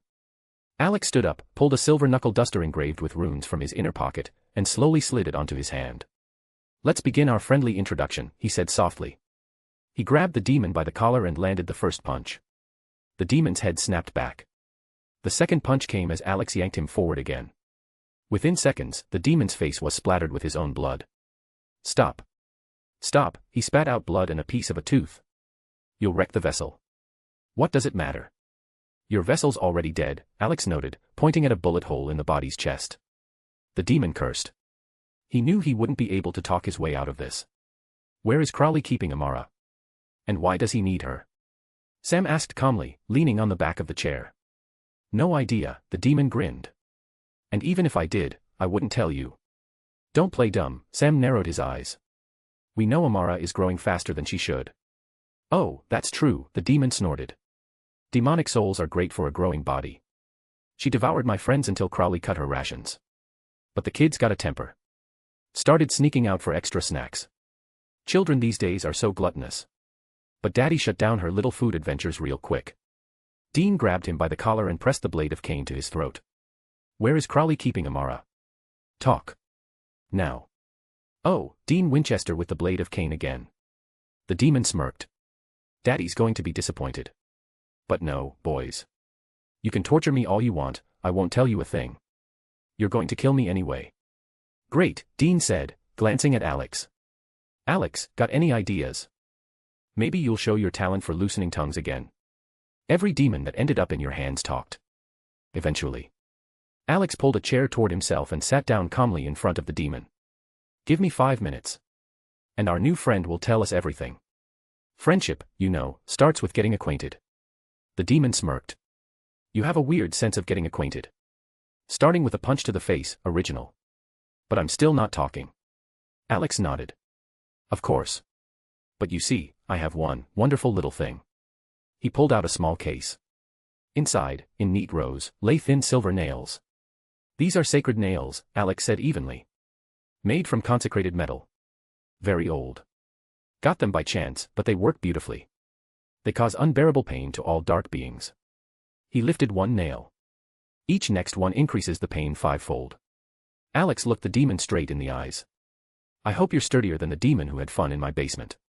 He lasted 4 out of 10. The demon, seeing the silver nails in Alex's hands, instantly understood, nothing good awaited him. Alex glanced at Dean, and Dean, nodding, roughly shoved a cloth into the demon's mouth. With a smile that promised nothing pleasant, Alex pulled the first nail from the case and slowly drove it into the demon's leg. The demon's body jerked violently, the enchanted metal burned through flesh, unleashing agony impossible to ignore. A muffled, heart-rending groan escaped his mouth, he could no longer scream.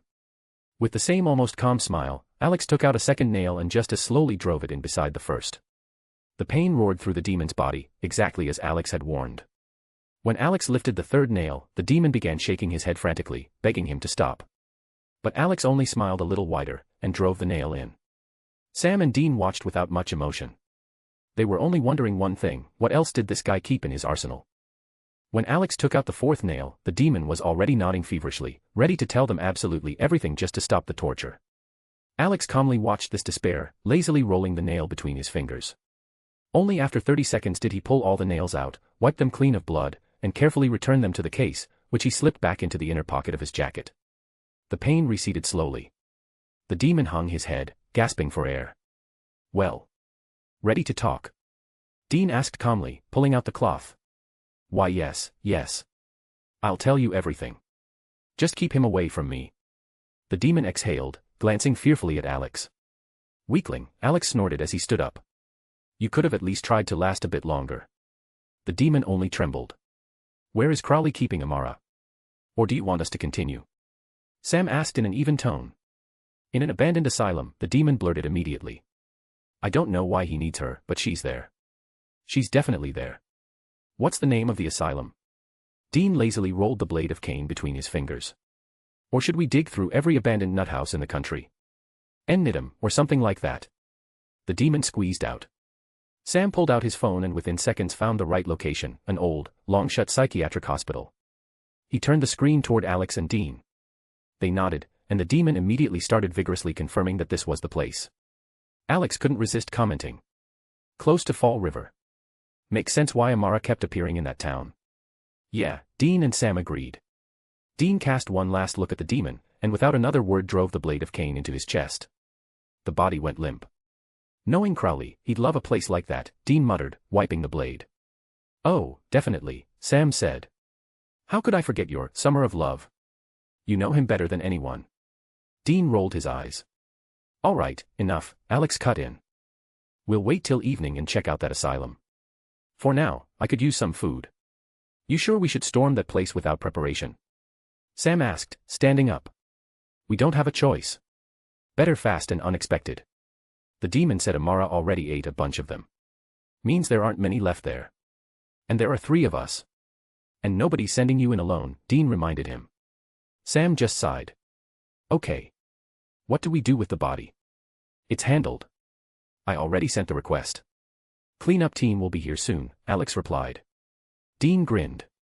Damn, I'm really starting to like being an official agent. So many perks, and no need to bury bodies in the woods. Alex laughed, Sam only shook his head. They left the room, locked the door, and got into the Impala. Just as Alex said, food now, Crowley's lair later. A few minutes after they drove off, an FBC cleanup team arrived to remove all evidence. To be continued. I'm debating whether I should make a separate chapter for Kistel's adventure with Gir, Mimi, and Stitch, or just make it a passing plot point. You already know the rest of the story. Amara must escape to continue her villainous ways. Then there's the search for the places where darkness supposedly seeped into the world. And Chapter 519, everything is moving according to the script. Alex, Sam, and Dean were sitting in a roadside diner, waiting for sunset. At night, they were planning to check out the abandoned psychiatric hospital Crowley had turned into his lair, the place where he was keeping Amara. The trio had already changed into regular casual clothes, walking around town dressed as agents would have been way too suspicious. While they ate, Alex was texting Lucina, Alice, and Samantha, checking how things were going in the bunker and whether anything had happened during the hours he and the Winchesters were gone. Aside from the fact that Castile was now watching talk shows together with Gir, Mimi, Stitch, and Claptrap, everything was perfectly calm. Alice even sent photos, Castile sitting in a chair in front of the TV with Gir, Mimi, and Stitch piled on top of him, while Claptrap hopped around them. Alex burst out laughing the moment he saw it. Sam and Dean turned to him at the same time, as if asking with their eyes, what got into you now? Alex showed them the photo. Sam snorted, and Dean almost choked on his burger. Meanwhile, back at the bunker, in a specially designated recreational room, sat one fallen angel, Castile, and 4 of his new companions, with whom he had somehow, by some mysterious logic, managed to become friends, Gir, Mimi, Stitch, and Claptrap.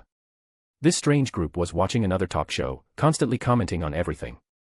When the program ended and Stitch wanted to change the channel, Castile stopped him, reminding him that it was their duty to watch the news too. People worked hard to film them, after all. Amid grumbling that the news was boring, the broadcast continued, covering a drunken bar fight that escalated into a shootout. When footage recorded by a witness appeared, fighting, blood, a gun, all 4 immediately stopped complaining. Violence, judging by their faces, suited them perfectly. But Castile suddenly narrowed his eyes. Something flashed in the reflection of a mirror caught by the camera. He instantly grabbed the remote and paused the image. He stood up, approached the screen, and studied the reflection closely. It was the face of Metatron. The scribe of God.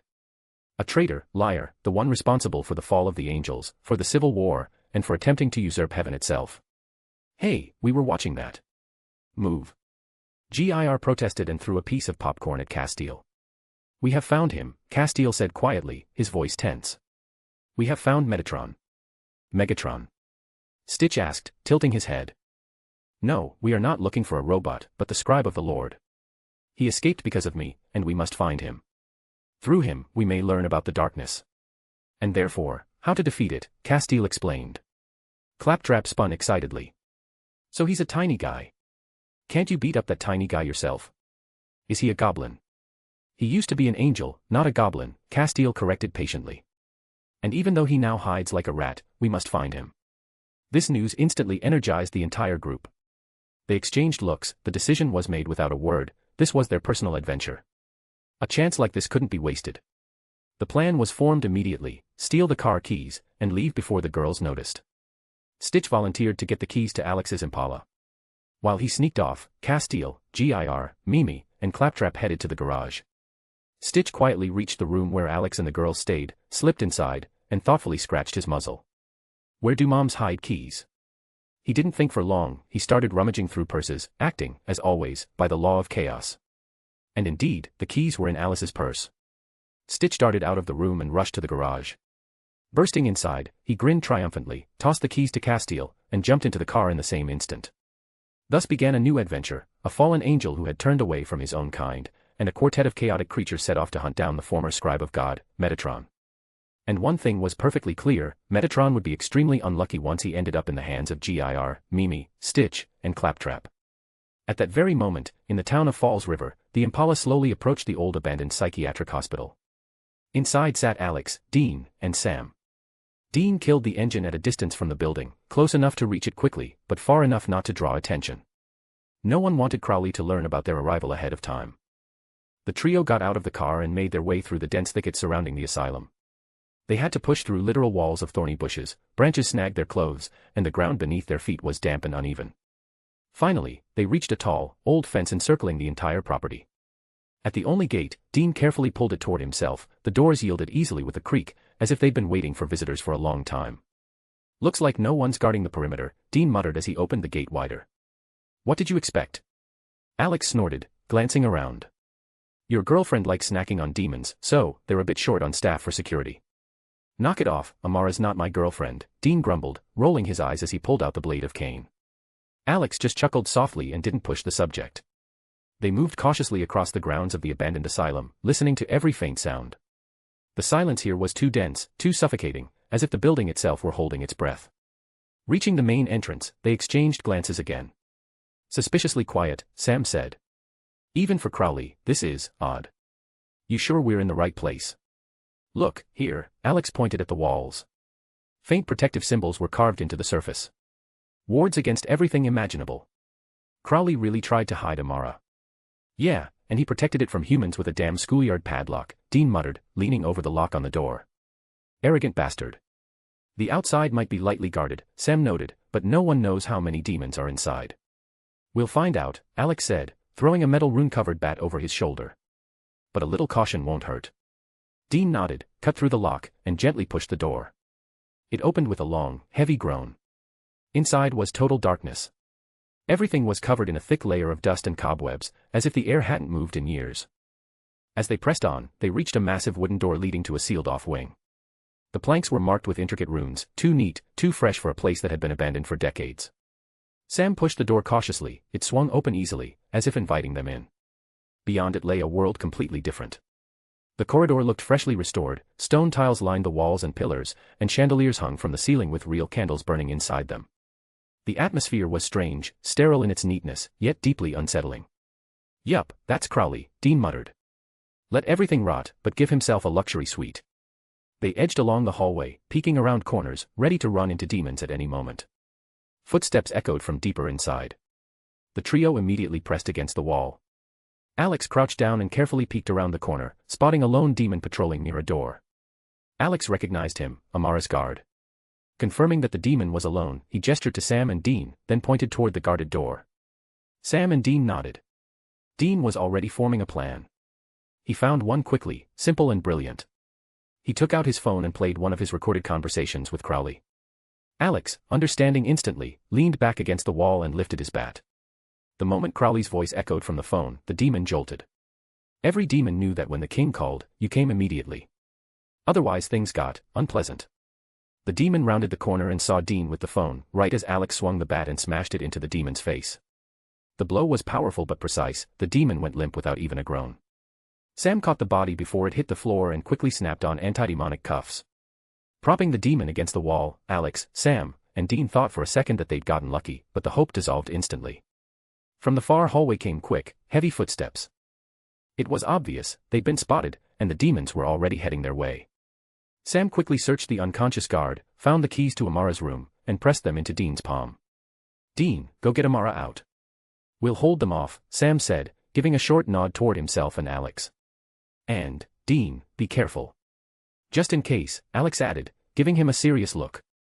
Dean only nodded tersely and hurried down the hallway toward the room where Amara was held. Alex and Sam stayed behind. Alex already knew how Dean's conversation with Amara would go, and that Crowley would be there. He also understood that Amara would try once again to convince Dean she wasn't the enemy, gently planting doubts and leaving subtle hints. And even though Alex felt terrible deceiving Dean, sometimes, to fool the enemy, you first have to fool an ally. His thoughts were cut short. The first demons appeared in the hallway. Sam tightened his grip on the demon-killing blade but, after meeting Alex's eyes, put it away again. He didn't want to kill. Alex understood why. The psychological scars the brothers carried ran deeper than any physical ones. In the week he'd spent in the bunker, Alex began to understand them far better. The two of them had long been broken by their endless saving people. Sam moved first, launching forward and tackling the first demon to the ground. The second demon reached for Sam, but Alex got there faster and slammed his heavy bat into the back of the demon's head. Sam punched the first demon in the face several times, slapped on the antidemonic cuffs, and tossed the second pair to Alex. Alex cuffed his target without a word. But just as they dragged the two unconscious demons aside, a new group emerged from the second corridor, 5 demons. Sam, I hope you brought enough cuffs. Alex asked, eyeing the incoming group. I'm starting to think we should have brought more. Sam muttered, rising to his feet. Okay, Alex cracked his neck and lifted the bat. I'll do it as usual and put in my maximum effort. And I'll try not to kill anyone. With a smirk, he charged ahead. Alex jumped and slammed his knee into the nearest demon's face, knocking him down. A second demon tried to slice him with an angel blade, but Alex ducked at the last moment, swung the bat, shattered the demon's legs, and finished him with a strike to the face. Sam rushed in just in time. One demon had lifted an angel blade over Alex. Sam tackled him, slammed him to the floor, and punched him hard enough to disorient him. Within seconds, 3 demons were already on the ground. Alex and Sam exchanged a look, nodded, and each picked another target. Sam Winchester and his new buddy, the no-kill duo, well, that works in our favor. The demon started to sneer, but never finished. Alex swung the bat and smashed it into the demon's jaw so hard the crack echoed down the hallway. The demon dropped to his knees, stunned, and Alex, taking a drag from his cigarette, looked down at him with a predatory grin. Sorry, pal, he said, blowing smoke right into the demon's face. But I'm just a bad guy who gets paid to beat the crap out of even worse guys. After that, Alex raised the bat over his head and struck the demon squarely on the skull. The demon went limp and collapsed face first onto the floor. With his opponent knocked out, Alex turned to Sam, who was already snapping cuffs onto another demon. Sam finished fumbling with the lock, breathing hard, and glanced at Alex. 7 out of 7. Nice work, he said. Too bad we're not getting paid for it. All right, let's go after Dean. I've got a feeling things aren't that simple over there, Alex replied, flicking away his extinguished cigarette. Sam nodded, and the two of them ran down the hallway toward the room where Dean and Amara were supposed to be. When they reached the door, Alex and Sam tried to open it, but it didn't budge.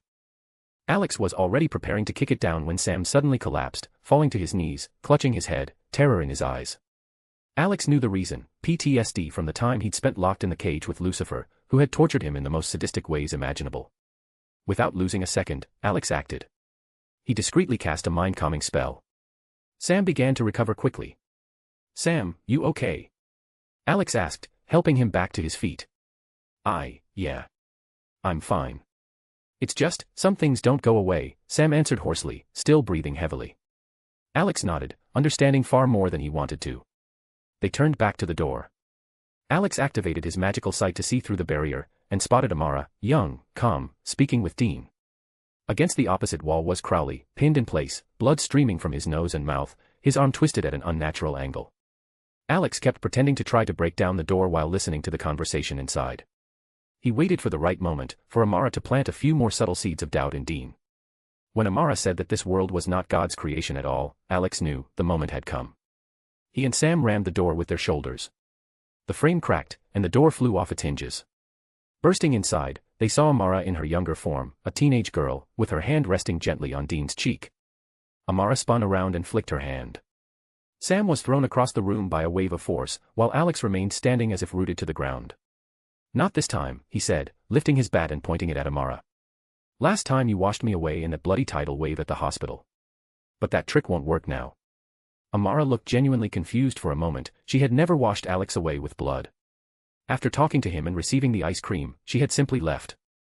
But then she heard Alex's quiet voice inside her mind, hidden from everyone else, a request to play along, to keep the act going. Amara understood instantly, and joined in. I only let you off easy last time because you're Dean's friend, she said, frowning and stepping forward. Slip up again, and you won't be so lucky. You're still far from your full maturity, Alex replied, keeping the bat raised, and that means I still have a chance to stop you. Alex gave a barely noticeable nod, just enough for Amara to catch it. He was signaling, he was about to strike. Amara was ready to play along until the very end. Alex lunged at her, gripping the bat, and Amara was prepared to lightly push him back with her power, all according to plan, deflect him, say a few necessary words to Dean, and leave. But something happened that Amara hadn't expected.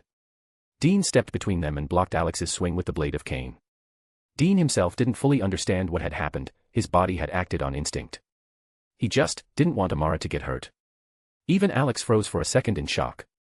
He had expected hesitation, uncertainty from Dean, but not this. And all because Dean still didn't fully understand what he felt for Amara.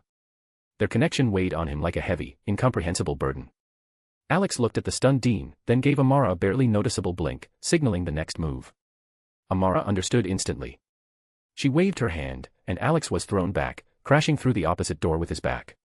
For a moment, Amara thought she might have overdone it, but she was confident Alex would be fine. Thank you for protecting me, Dean, she said softly, taking his hand and turning him toward her. Amara, Dean muttered, unsure what to say. It's all right, Dean. I understand. It's hard for you to sort out your feelings, and everything happening around you. Just remember, I'm not the enemy in this story. And now I need to go.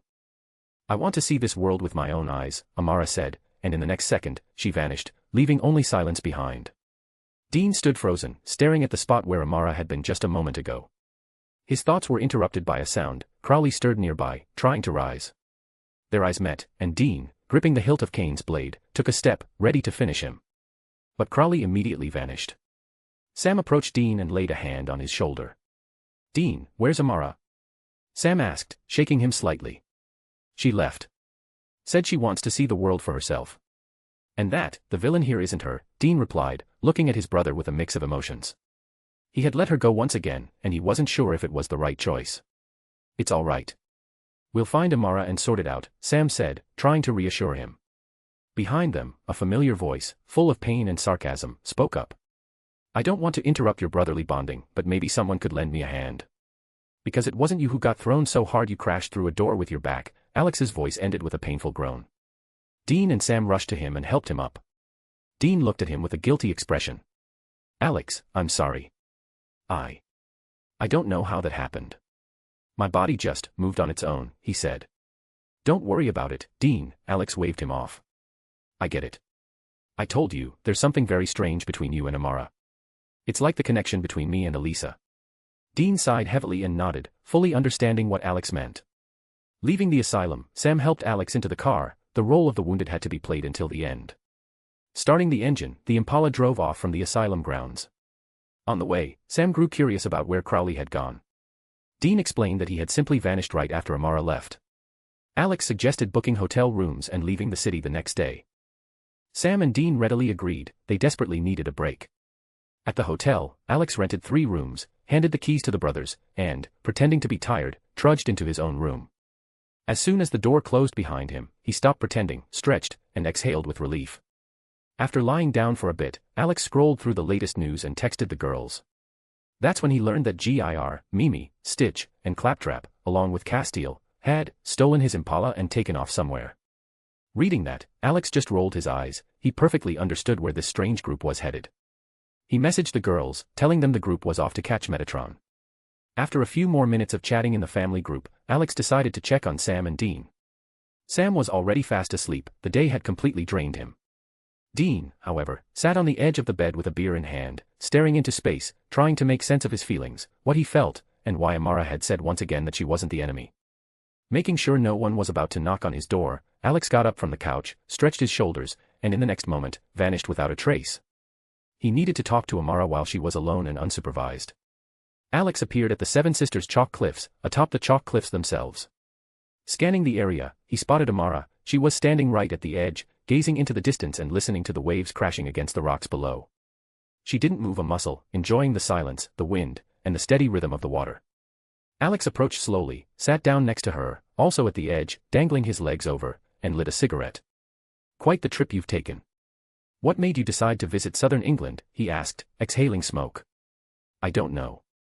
I just thought it looked like a beautiful place, so I came. And it really is beautiful, even at night, Amara replied softly, not taking her eyes off the horizon.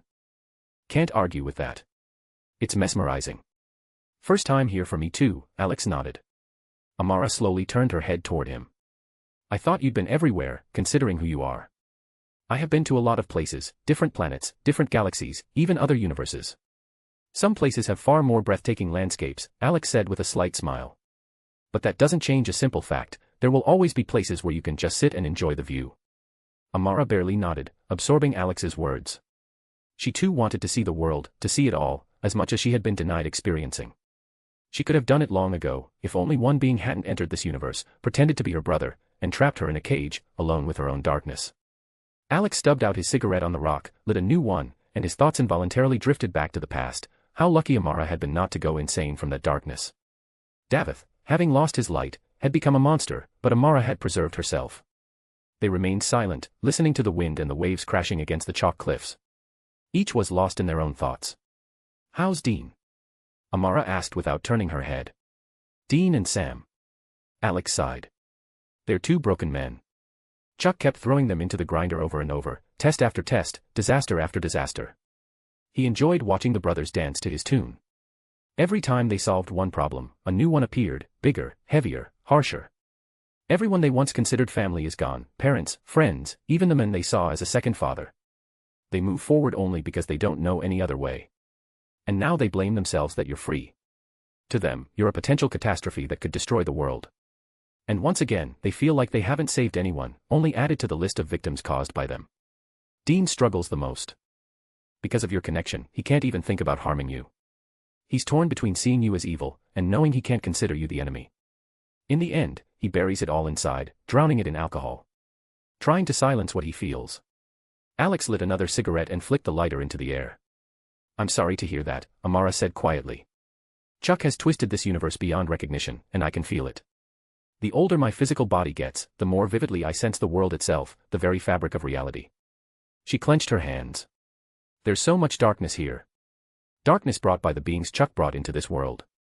And the most repulsive presence comes from one small town. I don't know what it is, but just the presence of this being fills me with nothing but disgust. Alex closed his eyes. I think I know who you mean. This being came from the same dimension as Chuck. They both feed on negativity, fear, despair, human pain. They don't need light or darkness, they need suffering. He leaned back, pressing his palms against the cold rock, staring at the stars. Amara slowly sat down beside him, legs dangling over the cliff. But you still haven't said, why does Chuck consume universes, and me along with them? What's the point of it all? Alex smirked, though there was no joy in it. Chuck is afraid. She frowned. Of who? What could scare someone who devours worlds? Alex lowered his head, resting his chin on his fist. Of the one who created him. We can't speak her name aloud, but I call her Nyan Nyan. And we have a very strange relationship. She created Chuck and other beings like him. Why? Amara grew more confused. Out of boredom. He smirked at the corner of his mouth. The place where Nyan Nyan resides isn't pleasant. And she can't leave it. So she needed entertainment. She created avatars, planted the idea of betrayal in them, waited until they betrayed, then crushed them, so they could escape. She gave them the illusion that they could surpass their creator. Alex shrugged. I accidentally met one of her avatars, and killed it. That's how it all started. She became obsessed with me. Why? I still don't understand. And as a result, she gave me a daughter. Amara was silent for a few seconds, then exhaled slowly. I thought my relationship with my brother was complicated. But your situation is far worse. Alex chuckled softly. You haven't seen my family yet. It's so tangled you'd probably prefer the cage. After meeting Nyan Nyan, I gained one thing, work. A lot of work. And all I ever wanted was a peaceful life, traveling, family. He pulled a bottle of whiskey from his inventory. But instead, I deal with beings that try to devour universes. First, they drain everything, emotions, energy, life force. Then they finish off the remnants. He looked up at the sky. Some would call Nyan Nyan evil. But good and evil are subjective. She has existed since the beginning, when there were no moral labels. Only order and chaos, and an endless, exhausting war. Amara listened to Alex in silence, and with every sentence, she realized that things were far more complicated than she had initially thought. Chuck, who had spent centuries playing with other people's fates, had himself become a pawn, part of someone else's spectacle, where any outcome meant death for him. Alex poured whiskey into glasses and handed one to Amara. Despite her youthful appearance, the age of her essence long permitted her to drink anything. Amara carefully took the glass, sipped, and winced at the bitterness. Noticing her reaction, Alex briefly explained which world the drink had come from. Amara looked at the amber liquid with surprise. It had never occurred to her that gods from other universes might also enjoy such drinks. They sat on the edge of the snow-white Seven Sisters chalk cliffs and stayed there until the horizon began to glow with the crimson edge of the rising sun.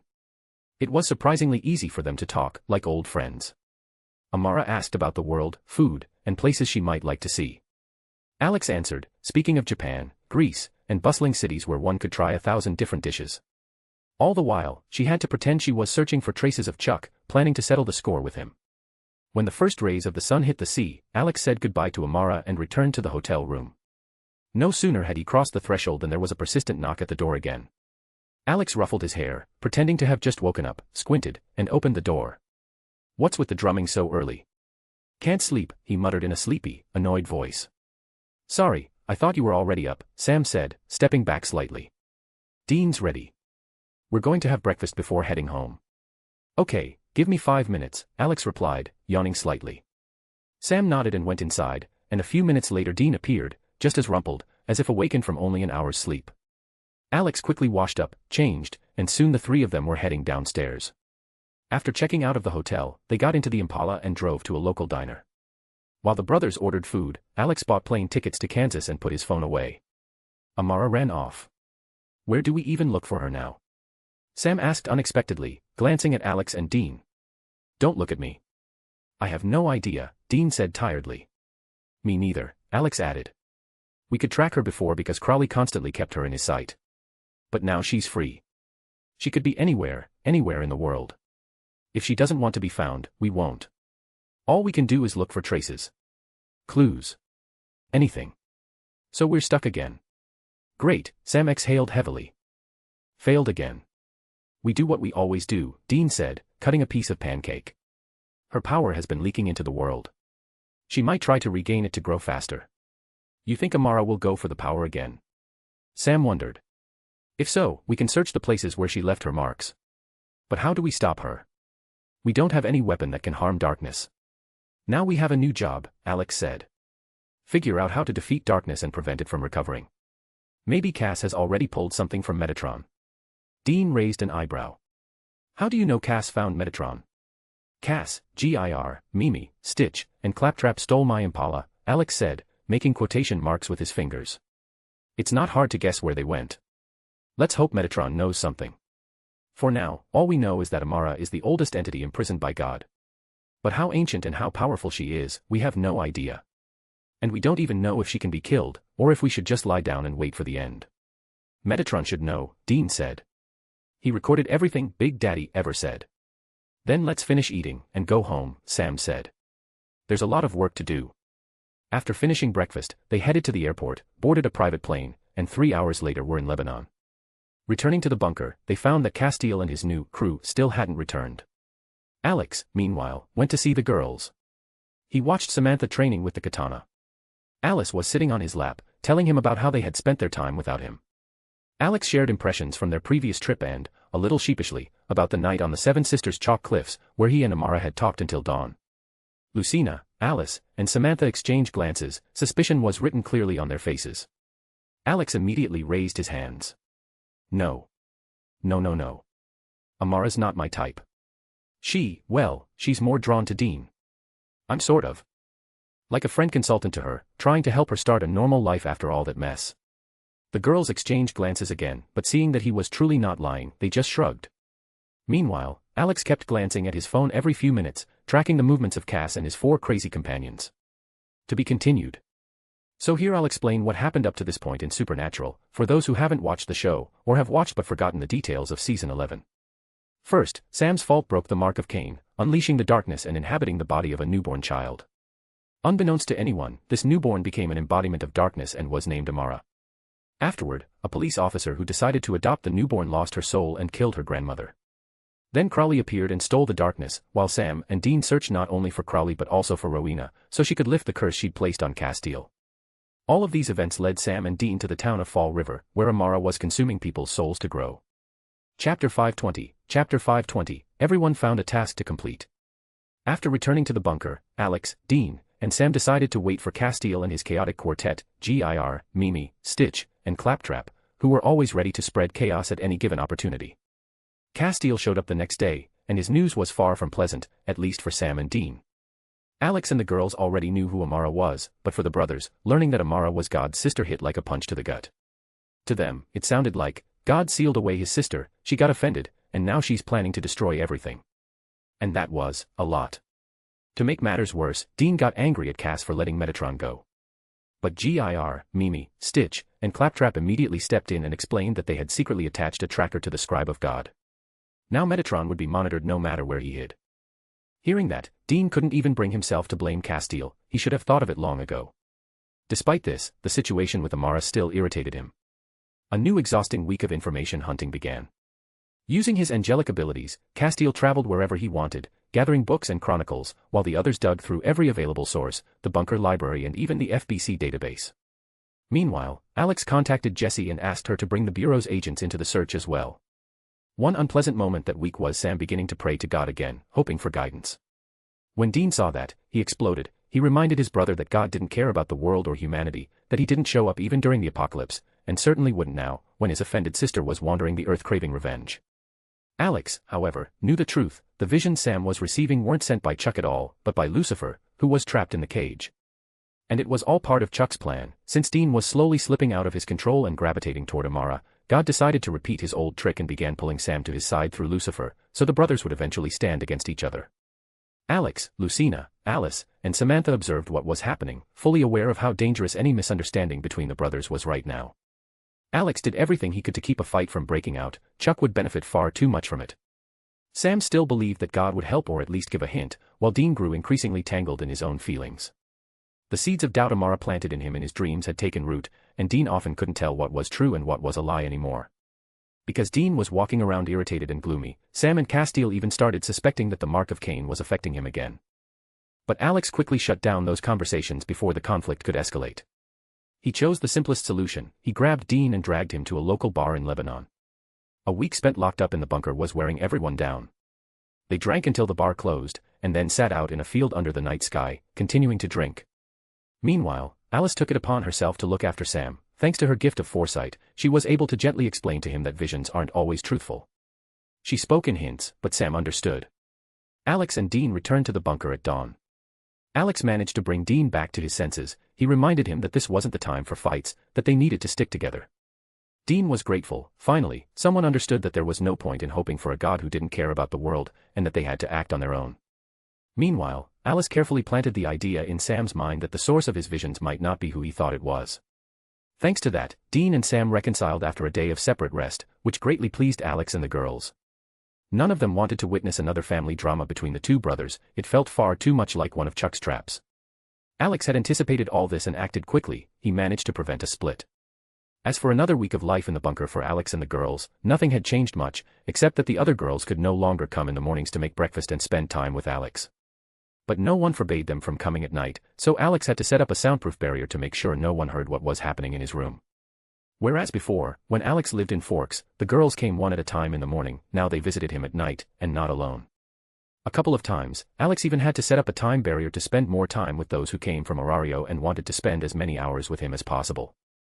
And so another week in the bunker came to an end. Alex woke up in the morning to strong embraces and a pleasant feeling on his face.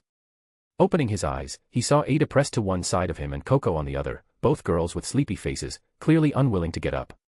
Alex was still amazed that Ada and Coco somehow managed to argue at every opportunity, even when they were in the same bed with him. Knowing it was time to get up and get to work, Alex gently woke everyone. As usual, Ada didn't want to get up. She kissed Alex on the cheek, opened a portal in her underwear, and went back to Horario to catch a few more hours of sleep. Before leaving, Coco gave Alex a strong kiss. She had to go to work at the guild. Duty called. Lucina, Alice, and Samantha shuffled to the bathroom, still looking sleepy. Alex joined them, trying to fully wake up. While brushing his teeth, Alice carefully massaged his face so he wouldn't look as intimidating as usual in the morning. The girls joked a couple of times that Alex and Dean looked more alike in the mornings than Dean and Sam, and both looked equally grim. As he washed up, Alex had no idea that this day would bring him far more headaches. After finishing their morning routines, Alex and the girls reluctantly headed to breakfast. Alex was thinking about what to cook. After all, he had to feed not only the girls but also the two grown men, Sam and Dean. On the way to the kitchen, they ran into Dean, wrapped in a robe and looking like an old man forcibly woken at 6 in the morning. Alex and Dean exchanged nods and a hoarse, The girls giggled again at how similar the two looked in the mornings. When they reached the kitchen, they were met with a strange and slightly chaotic scene. Sam stood as if holding someone back, ready to strike. The entire table was covered in sweets, which were endlessly disappearing into the stomachs of Gir, Mimi, and Stitch. The trio paid no attention to Sam, they were only interested in the sweets, everything else was irrelevant. The first thought of Alex and the girls was, they raided a pastry shop again last night. Dean, however, thought that Sam's brains had cooked again, and that he was seeing another hallucination from Lucifer. Dude. Who are you talking to? Dean asked, trying to get his brother's attention. With him. Don't you see him? Sam replied, still holding someone invisible and looking at Alex, the girls, and Dean in surprise. You really don't see him? Samantha asked, equally astonished, staring at the empty space next to Sam. After her words, everyone turned to look at her. At that moment, Alex was desperately trying to pull some memories from his subconscious. Samantha noticed that only she and Sam could see the strange boy in the silly children's clothes with the ridiculous smile. Realizing he hadn't gone mad, Sam was relieved. The strange kid wasn't just visible to him, but to Samantha too, and she looked equally stunned. Well, what the hell is going on here? Alex groaned, rubbing the bridge of his nose. It's early morning, and I'm very angry. Whoever you're holding, I'm going for a stick. And I still need to figure out which pastry shop Gir, Mimi, and Stitch robbed. Wait, they didn't do it. He did, Sam said, pointing to the empty space beside him. Yep, that was me. I guarantee, the taste is finger-licking good, a voice said, and before their eyes, the strange man appeared. Alex turned his gaze to the men, raised an eyebrow, and finally remembered what was happening. Lucina and Alice also raised their eyebrows, unsure of who was standing before them. Dean froze, still trying to comprehend what he saw. Samantha stared at the stranger as if trying with all her might to remember where she had seen his face before. Noticing her gaze, the men lit up with joy, as if seeing a kindred spirit, and waved at her with a lively smile, as though they were old, very old friends. So, who is this? Dean asked, unable to make sense of what the hell was going on. This is my friend. Sally.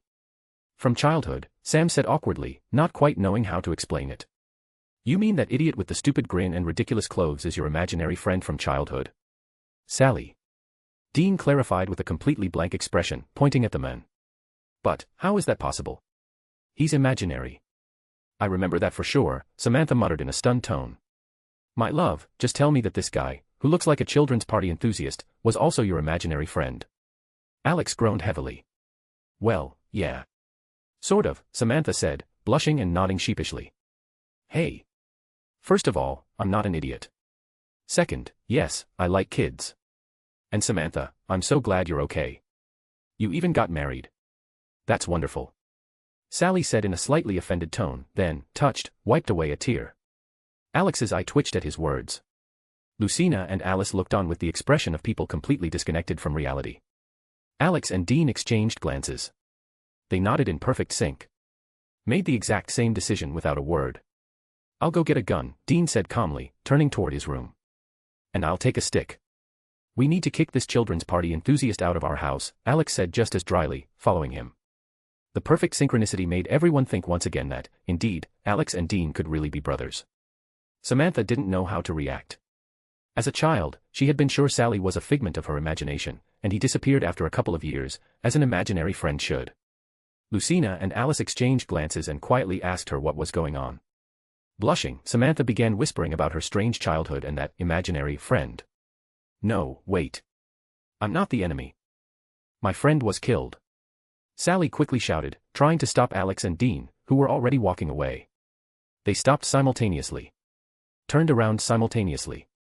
Exchanged glances again. And stared at Sally with equally skeptical looks. To clarify, Alex began, taking out a cigarette. Did your imaginary friend die? Or, the real one? Or the one you considered a friend? Or is it the friend you secretly followed and then broke into his house? Dean added, equally sarcastic. Those are not the words you should have used. And you said them like you wanted to hurt me. And it sounded, well, exactly like that, Sally said, offended, throwing up his hands. And anyway, we are, Xana. Me and my dead friend. Alex skeptically raised an eyebrow and began massaging the bridge of his nose. He already had a good understanding of what was happening, and it was giving him a headache. Before Sally could continue, Alex raised a hand, signaling him to stop. He walked over to the coffee machine and poured coffee for himself and Dean. To listen to Sally, they needed caffeine, otherwise, Alex was ready to smack him just for being Samantha's imaginary friend. Dean, as always, regarded such beings with extreme skepticism. Lucina had already found her phone and started searching for who the Xana were and what they represented. Samantha, meanwhile, was completely stunned. Her imaginary friend turned out not to be imaginary at all, but a real being. And what was worse, Sally was also Sam's imaginary friend. Sam, sitting with a completely lost look, was also trying to process this. Meanwhile, Mimi, and Stitch had nearly polished off all the sweets Sally had brought. They genuinely didn't care who this chubby man in ridiculous clothes was, the candy mattered more. Everything else was meaningless to them. Sally wanted to continue speaking, but one stern look from Alex and Dean was enough to make him fall silent instantly. In the meantime, Lucina found the information, who the Xana were, what role they played, and read it aloud. Sally confirmed every word, nodding, raising his hands, assuring them that he had never harmed children and, on the contrary, had always helped them grow. To prove his words, he turned to Sam and Samantha, those he had once been a friend to. All right, spill it, Sally. What do you need? Alex asked, sighing heavily and leaning on the kitchen counter with his coffee mug. I need your help. You're hunters. You help people, Sally said desperately, shifting his gaze from one to the other. That's right. People, Dean emphasized. Not, whatever you are. Forest spirit. Fairy. Magical furball. Dean, enough, Sam interrupted. I really need your help, Sally repeated, almost folding his hands. Okay, Samantha. Congratulations. You have your first job, Alex said, taking a sip of coffee. Huh? What? Me. Why me? Samantha stared at him with wide eyes. Simple. He was your and Sam's imaginary friend. And it's time for you to get your first hunting experience. The job's not complicated, Alex said, gently running his hand through her hair. Do you get it already? Lucina squinted. Yeah, Alex nodded. Then share with the class. I don't want to deal with Sam's imaginary friends longer than necessary, Dean muttered. Makes sense. Someone killed an imaginary friend. So there are two options, either it's for some ritual, or it's done by someone who holds a grudge against these imaginary friends, Alex said, holding up two fingers. So either some insane bastard decided to chop up magical friends, or a bitter teenager is taking revenge on their imaginary companion. Dean clarified. Alex nodded. In fact, he already knew who was behind the murders, a girl who hated the Xana. But he wanted Samantha to gain experience, and dealing with imaginary friends was perfect for that. Samantha shifted her gaze from Alex to Sally. He looked at her with a pleading, almost puppy-like expression. She understood that Sally had once helped her become who she was, and she couldn't turn away. Sam also wanted to help, even if not openly. Lucina and Alice, of course, didn't miss the chance to see real imaginary friends and watch how Samantha would handle her first job. After finishing breakfast quickly, Alex handed Sam the keys to his Impala and asked him to share his experience with Samantha and give her a few tips on the job. Sam nodded eagerly. Over the past couple of weeks, he and Dean had already come to regard Samantha as a little sister. A couple of hours later, Sam, Samantha, Lucina, and Alice set off to handle the Xana case. Alex and Dean stayed behind in the bunker. Once everyone had left, Alex and Dean settled in the library, trying to find any clues about how to deal with Amara. Dean pretended to focus on reading ancient tomes, though his eyes had long since gone glassy. Alex, meanwhile, scrolled through news articles and police reports on his phone, getting comfortable in an armchair. Suddenly, he found something that made him raise an eyebrow. The crime scene looked so familiar that he froze for a second before reading even more closely. Dean, already tired of pretending to read, looked up. Please tell me you found something interesting. Or at least a new job. I'm seriously starting to think we should have gone to check on those imaginary friends, he groaned, pushing the book aside. I did, Alex said, looking up. And it's really interesting. And, it's connected to our work. Are you talking about Amara? Or something else? Dean perked up. In one city, they found 3 bodies. Literally, one leg here, another there. And the most interesting part isn't that, Alex said, holding out his phone. Not that. What could be more interesting than torn apart bodies? Dean was now fully engaged. In the city where this happened, there's a school. For kids who are not like everyone else, Alex smirked. Dean blinked. Wait. Are you hinting at the X school? For mutants? Or gifted kids? Almost. A school for monster kids. Nevermore Academy, Alex said, almost cheerfully. Dean froze, then leaned forward sharply. Hold on. Monsters have a whole school. And we didn't know. How is that even possible? Why didn't your vampire friend go there? And the townspeople, are they okay with werewolves, vampires, and other monsters learning right under their noses? Do they even know who goes there? Alex snorted, taking back his phone. Simple. The city is sponsored by Nevermore Academy. The website even says, a school where supernatural teens learn to control their powers and not kill each other, or normal people. Dean scrolled through the website and whistled. They even have a website. All right. So one of the students decided to carve up some tourists. We'll find out, Alex shrugged. Then what are we waiting for? Let's go, Batmobile. Dean said with a wide grin. You want to drive to Vermont? That's almost a full day of travel, Alex replied dryly. Classic, brother.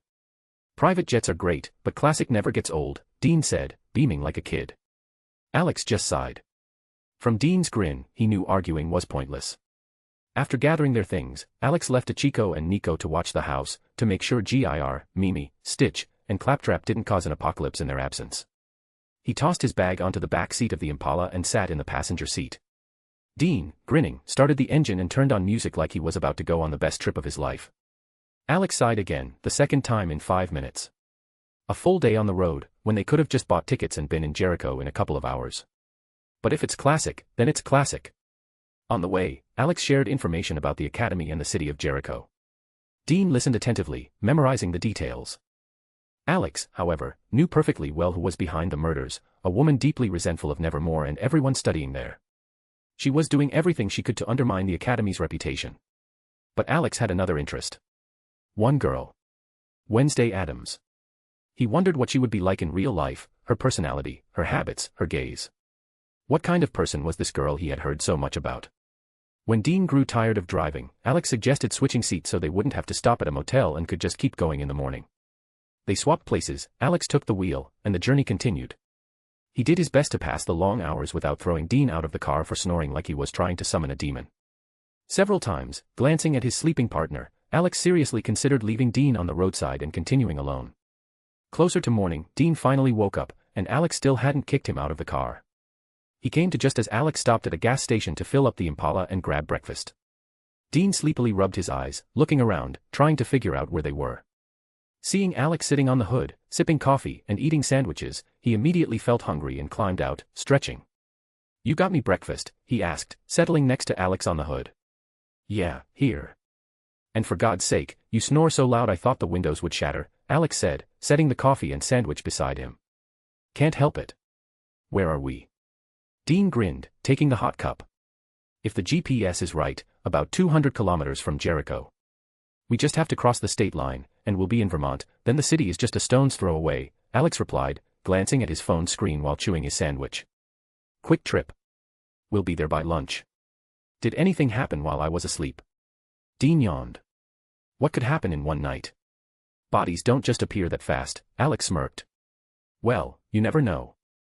Maybe that school for monster kids burned down.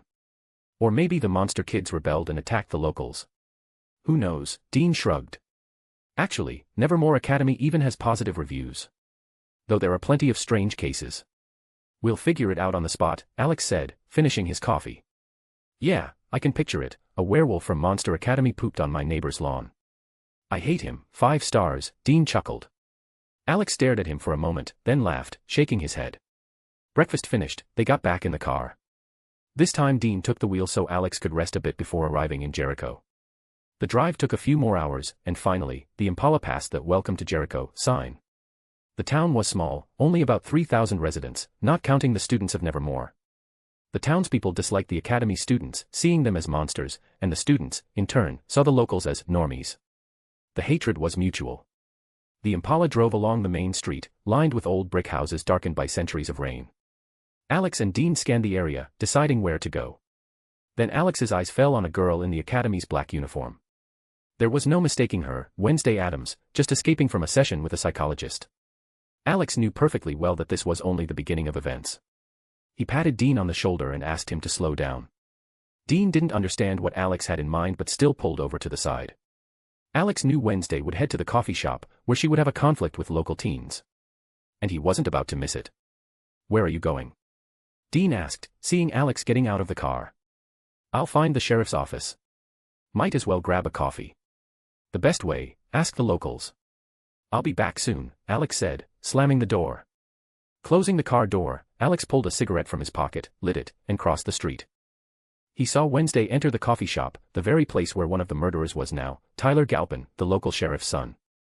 A monster killing people on the orders of a deranged woman who dreamed of destroying Nevermore Academy. Crossing the street, Alex walked slowly toward the coffee shop, glancing around. The sign, "Weather Vane," creaked in the wind as he approached.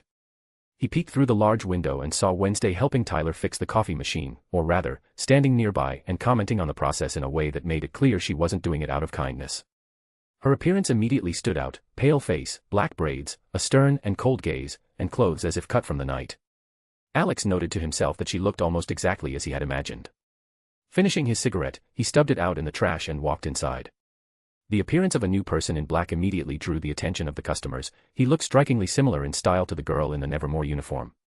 His hair was carelessly combed back, a few strands falling over his forehead, giving him the look of someone who knew far more than he said.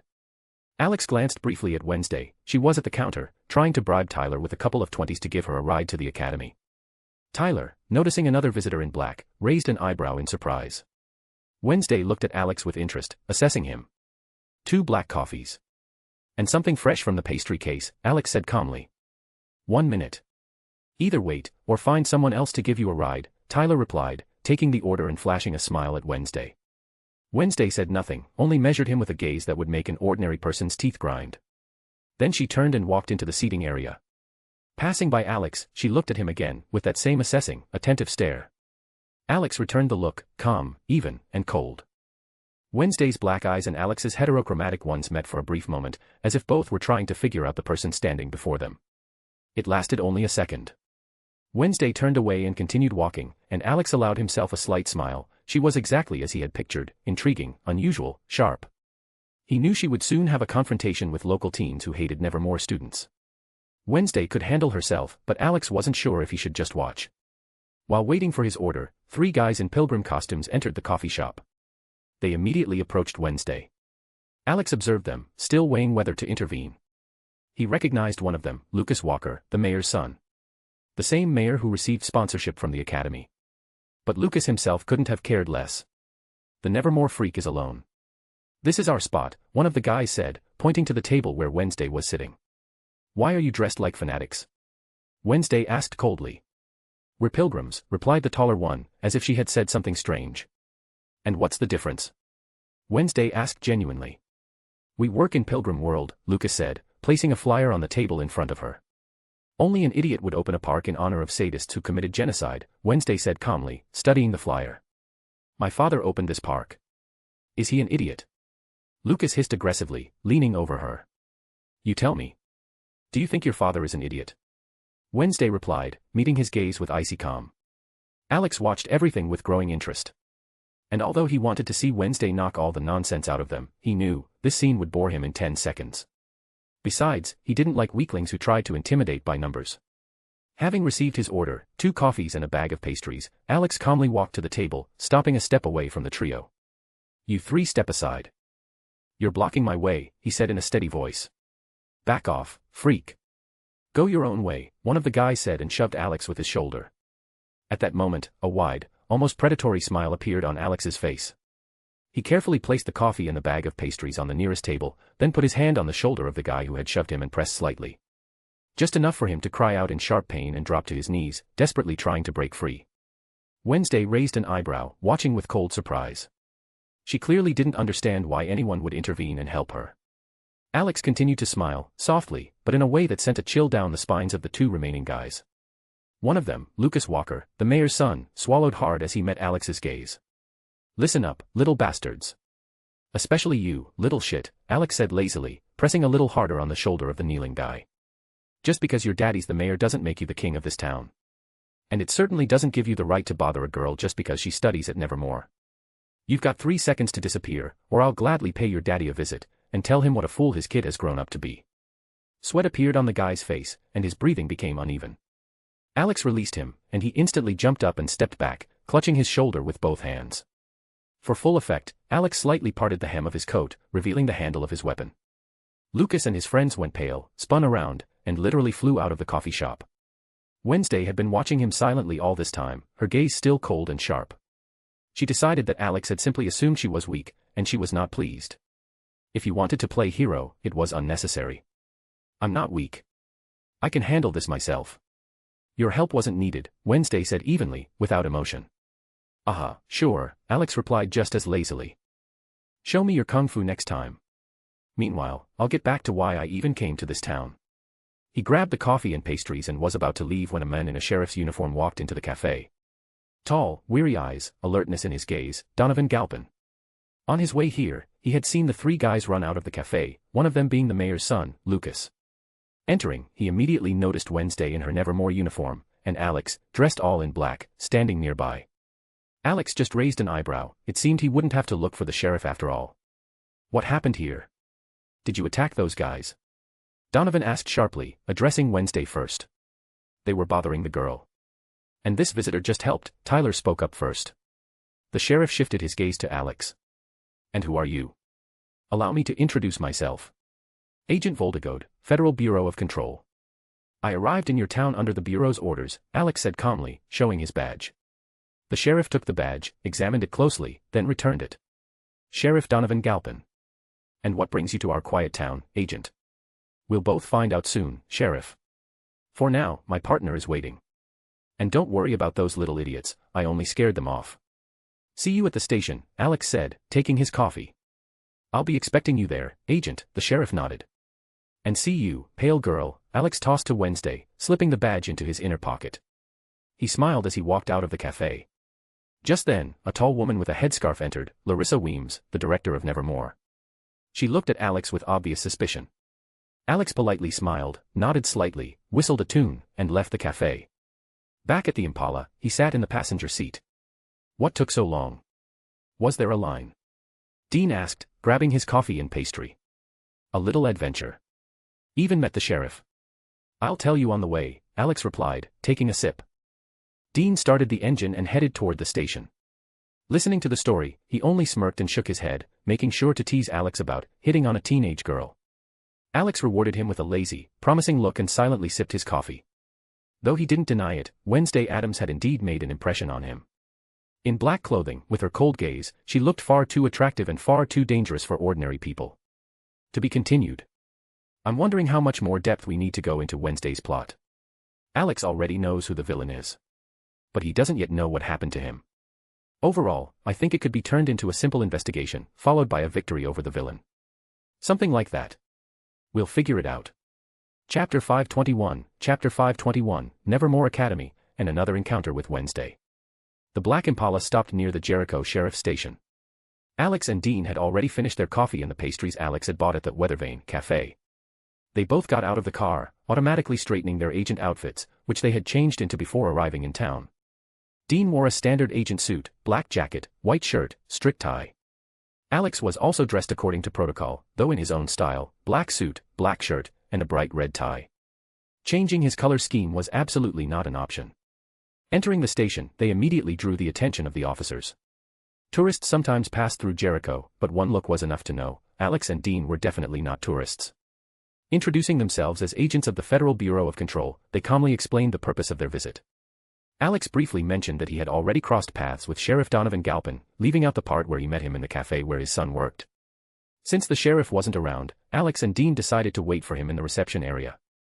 Alex pulled out his phone to text the girls. The reply came almost instantly, a photo of a child's room splattered with blood, with glitter. Then another photo, a dead mermaid being buried by Sam and Samantha, while Lucina and Alice watched from the side. Alex couldn't resist showing the picture to Dean. Dean nearly burst out laughing at the absurdity of the situation, and, of course, immediately asked what the hell was going on over there. Alex simply handed him the phone with the chat so Dean could read it himself. After skimming through the messages, Dean only shook his head, genuinely glad he hadn't gone on that assignment. A few minutes later, the sheriff finally returned. Seeing Alex and Dean, he immediately invited them into his office. They followed him in, and the first thing they saw was a map with marks showing where the bodies had been found. The sheriff sat at his desk and, folding his hands, looked at the guests. And what brings agents from a bureau I admit, never heard of, to our small town? We were sent to investigate the case of 3 bodies found in, let's say, a rather unpleasant condition, Alex answered calmly as he sat down across from him. The Federal Bureau of Control deals with cases that are difficult to explain by ordinary means. Even if it's just a wild animal attack, the sheriff asked cautiously. I don't think you'll find much work for people like you here. That's exactly what we're here to determine, Dean interjected. We go where the Bureau sends us. If it's just a wild animal, great. If not, even better, we'll handle it. So you're already aware of the peculiarities of our town, the sheriff asked, squinting slightly. We've been briefed, Alex nodded. The Academy for Special Kids, we know. Don't worry, it's hard to surprise us in our line of work. We're here for cooperation, Sheriff. Nothing more. He laced his fingers together and smiled mildly. Even if local tourists were torn apart by a rabid bear who decided to snack on them out of hunger. The sheriff's frown deepened as he studied Alex's young face. He clearly wasn't sure whether or not to trust agents from an unknown organization. Meanwhile, Dean stood up and approached the map, examining the marked spots. Sheriff, he called, pointing at one of the areas, what's located here? Nevermore Academy, the sheriff replied, turning around. Our landmark, you could say. I assume you've already figured that out. So all the killings happened near the school for, let's call them, unusual students. Dean clarified. Correct. And I believe you also know that the locals and the academy students don't get along very well. Alex thoughtfully stroked his chin. Sheriff, can you tell me when something similar last happened in this town? Involving the academy and the locals. I mean murder. About 30 years ago, Donovan said with a heavy sigh. I don't remember the exact dates, the case is at my home. But during the annual Nevermore Ball, there was a fight between a student and a local boy. The local boy was killed, and the culprit was arrested. Names. The cause of the conflict. And what happened to the killer? Alex asked softly, still smiling. Meanwhile, Dean, out of old habit, secretly took a photo of the map with the murder locations. He moved the way he had for many years, quietly, discreetly, without drawing attention. Even though he was now an official agent and could work openly, old reflexes didn't fade quickly. Alex, of course, noticed this gesture, but didn't comment. He understood perfectly well, habits don't disappear in a day. Sheriff Donovan continued to study Alex attentively, and his gaze was becoming less skeptical. Yes, Alex looked young, too young for the level of professionalism he displayed. But he spoke confidently, kept himself calm, and that suggested he had far more experience than his appearance implied. In that case, Garrett Gates and Gomez Adams were involved, the sheriff began in an even tone. The Gates family lived in our town for a long time and had significant influence. Gomez was arrested after killing Garrett. During the investigation, it was proven to be self-defense. The conflict started over a girl. Unfortunately, the boy died from an allergic reaction during the fight. Though, I believe things weren't that simple. So the son of a wealthy family fell in love with a girl from an academy for special children, who already had a boyfriend, and eventually a fight broke out between 2 teenagers, resulting in one of them dying. Dean clarified. Officially, yes. The case was handled by the previous sheriff. He's the current mayor, Noble Walker, Sheriff Donovan said, making it clear he hadn't worked the case himself. You mind if we take a look at the case? Alex asked with a friendly smile. Even if the current events aren't connected to that incident, we need to understand the bigger picture. As I said, the case is at my house, Donovan replied. If you're not in a rush, we can drive there, and I'll hand it over to you. Alex looked at Dean, and Dean nodded, everything was fine. Alex nodded back, and they headed to the exit. The sheriff informed his deputy that he'd return later and left with the agents. Alex and Dean got into the Impala and followed the sheriff's car. While Dean drove, he asked. Well, what did you figure out? He had known for a long time, Alex noticed details that others missed. Alex only shook his head. We need more information. He couldn't simply say, I know what's happening. In the role of an agent, he had to behave like an agent, step by step, methodically moving through the case. They reached the sheriff's house, went inside, and waited in the living room. A minute later, Donovan returned with the folder containing the Garrett Gates case and handed it to Alex. Thanking him, Alex and Dean left the house and got back into the Impala. Alex opened the file right there. On the very first page was a photo of a young Gomez Adams, smirking during his arrest. Dean looked at it and snorted. Ha. Looks just like me in my first souvenir photo. Alex rolled his eyes. Damn. I forgot to ask the sheriff something. And what exactly did you forget, oh great genius of ours? Dean drawled with open sarcasm. The Gates family. Their son died because of those they hated. And they had a lot of influence over the town. I think we should understand what they did afterward. What do you think, what actions would they take in a situation like that? Alex slapped his forehead lightly. Isn't it obvious? Dean shrugged as he started the engine. Either they'd try to get revenge, or they'd leave the town before the conflict escalated further. Their precious son attacked a school of special kids that would only make the tension worse. Makes sense, Alex nodded and closed the file. All right. Our next stop is Nevermore Academy. Time to talk to the principal. I've got a feeling everyone here covers for each other, even if they can't stand one another. You think so? Dean asked, giving him a sideways smirk. Alex just smiled back and nodded. Even Dean felt that not everything in this town was as simple as it seemed at first glance. He turned onto the road, and soon the Impala left the town limits. Only one road led to Nevermore Academy, a narrow ribbon of asphalt cutting through a dark, dense forest shrouded in eternal mist. As they approached the school, Alex and Dean lifted their eyes to the building. The academy towered before them with a gloomy Gothic silhouette, like a castle hidden far from civilization. Dean parked the Impala, and the two stepped out, taking in the sight of the facade. Dark walls stained with almost black patches of damp, countless spiky towers, bay windows, gargoyles, and chimeras clinging to every ledge. The central entrance was crowned by a massive arch with the inscription, Nevermore, and a stone raven that seemed to follow their every step. Yeah, pretty bleak, Dean muttered as he examined the academy. I think it's quite pleasing to the eye. If you forget it's a school for gifted kids, it looks like a haunted castle, Alex said, exhaling cigarette smoke upward. And why am I not surprised you like it? You dress just as gloomy yourself, Dean snorted. Dark colors simply suit me, Alex smirked. Dean scoffed and headed for the entrance. Alex put out his cigarette and followed. Inside the academy grounds, they looked around, trying to decide which direction to go. Finding the principal's office in this maze of towers was not exactly an easy task. After quickly orienting himself, Alex led Dean toward the courtyard, where students usually gathered. There they saw dozens of teenagers in Nevermore's blue school uniform. The courtyard was an octagonal square paved with old, uneven cobblestones. At its center stood a fountain with a black statue of Edgar Allan Poe, seated with a raven on his shoulder. Water trickled in a thin stream from the bird's open beak. The moment Alex and Dean appeared, they drew the students' attention. Everyone froze, staring at the unfamiliar adults dressed in dark clothing. It wasn't everyday guests like these walked into the academy. Dean squinted, examining the surroundings. Alex also scanned the crowd, spotting vampires, werewolves, sirens, and other kinds of special students. At that moment, Wednesday and her roommate Enid stepped out of the main hall.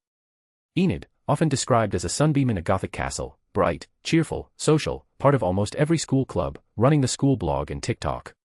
And also a werewolf who couldn't fully transform, something that constantly shook her confidence. Wednesday, on the other hand, was the complete opposite. Gloomy, cold, distant, refusing to let anyone closer than arm's length. She believed attachments were a weakness that could be used against her. And yet somehow those two managed to coexist as roommates.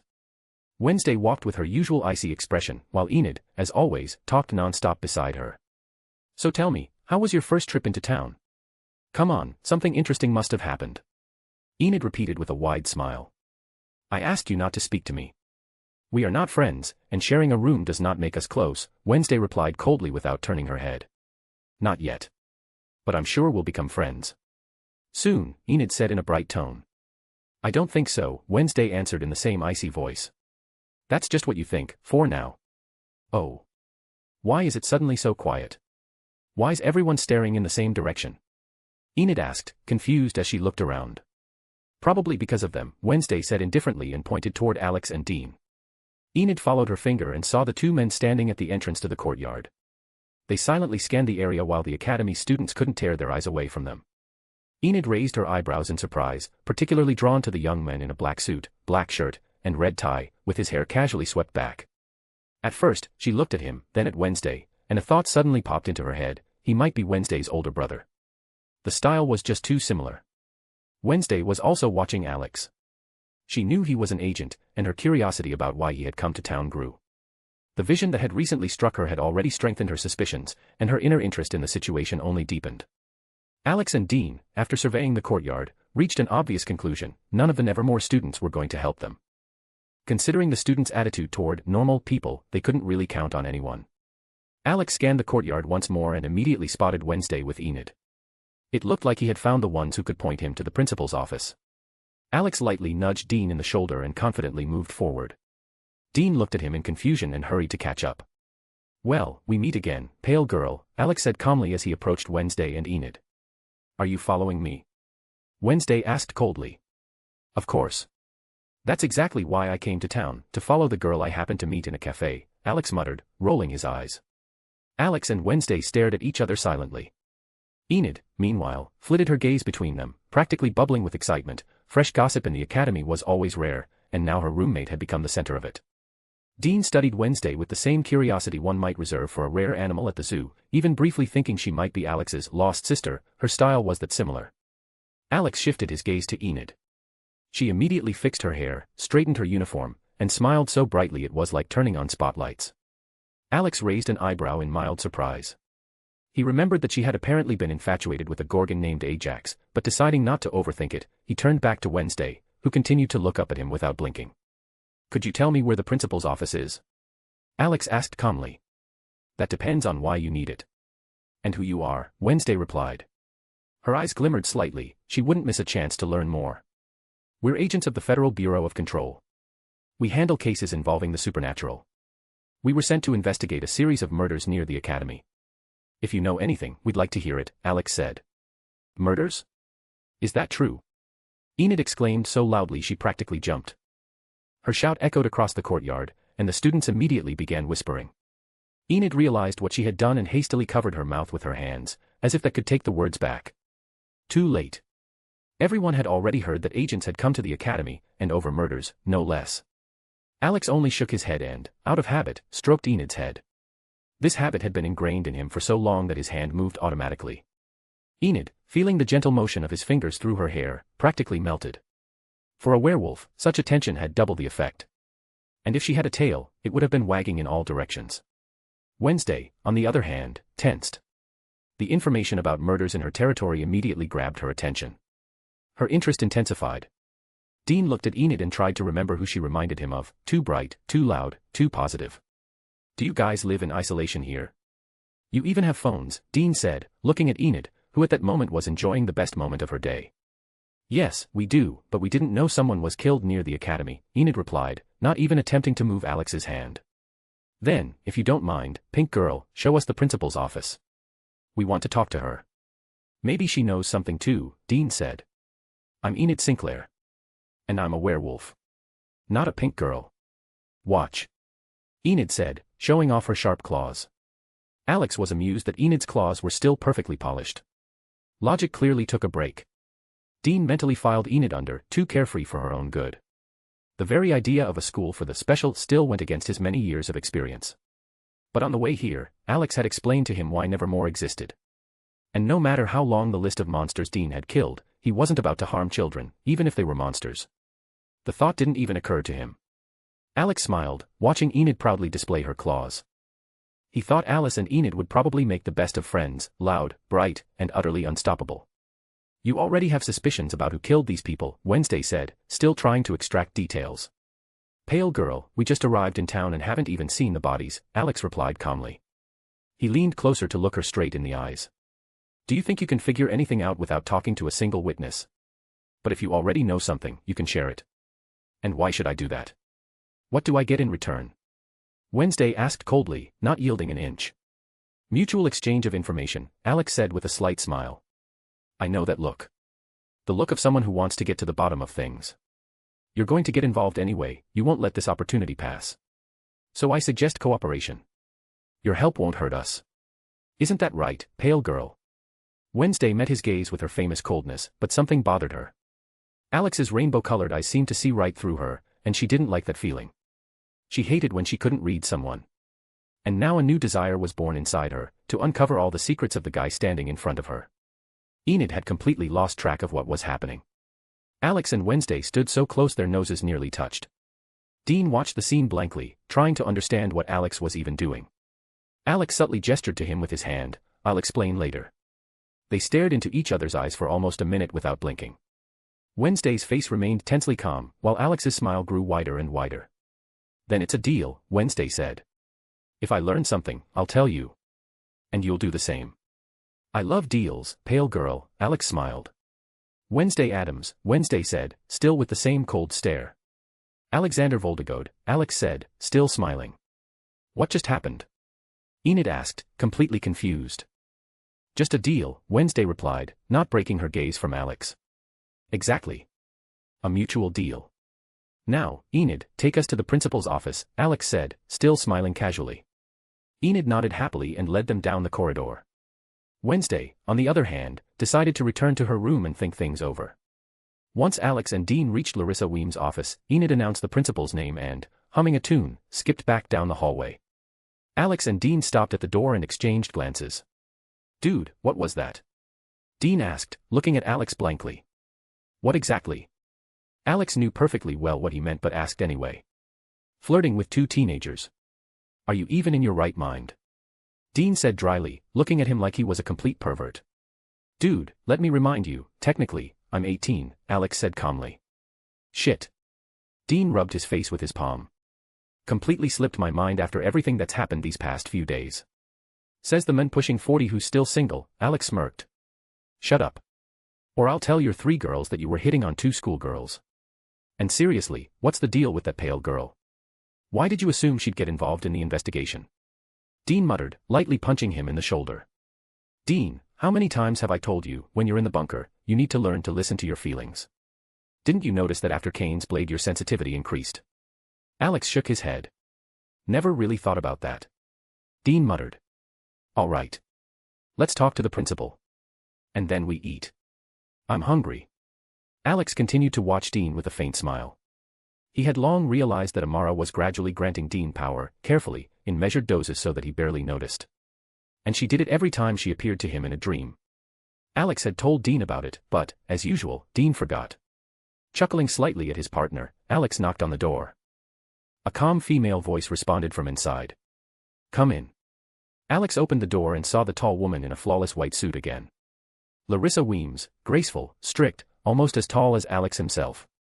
Her neatly styled short hair emphasized her classic elegance and gave her a confident, mature charm. The office matched its owner, strict, aristocratic, tastefully furnished in an old-fashioned style. Larissa looked at them attentively. "How can I help you?" she asked in a professionally polite tone.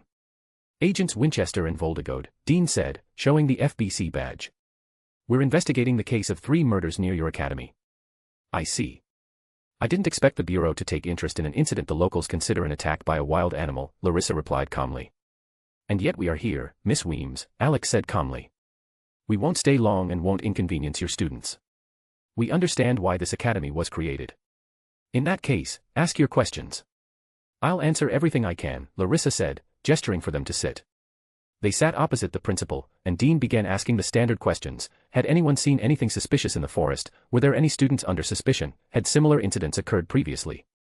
Alex listened silently, letting Dean lead the conversation. At the same time, he noticed something important. Larissa clearly knew what the FBC was. Her confidence and composure left no doubt. She had dealt with the Bureau far more often than she let on. But as soon as the conversation touched on the bodies in the forest, she skillfully, almost imperceptibly, steered the topic away. Alex could spot lies immediately, subtle movements of the lips, barely noticeable tension in the shoulders. And he understood, she was hiding the truth not out of malice, but to protect the students. Children who had no place in the ordinary world. Children who could only feel even a little safe here. Alex respected that. And Larissa's behavior even impressed him. When the questions were over, they said their goodbyes and left the office, not discussing the conversation until they were back in the Impala. "Do you think she lied to us?" Dean asked, tapping his fingers on the steering wheel. "Yes, she did," Alex admitted, opening the window to light a cigarette. "She knows about the bodies and what happened inside the academy before. But she's not going to talk." Dean grimaced. "Dude, stop smoking in my baby. She's gonna stink of smoke. My cigarettes don't smell. Don't whine. If anything, I'll pay for a full dry cleaning," Alex waved him off. "Sure, rich boy. But why are both she and the whole town covering up the murders? Why call it an animal attack? Dean asked, glancing at Alex. Alex inhaled and exhaled smoke out the window. Because nobody needs hunters. Imagine what would happen if a dozen thugs with shotguns showed up here. Nothing good would come of it. And the main thing, there's no smell of blood on the students. Dean raised an eyebrow. So, monster kids aren't being fed human meat. They aren't. No scent of blood.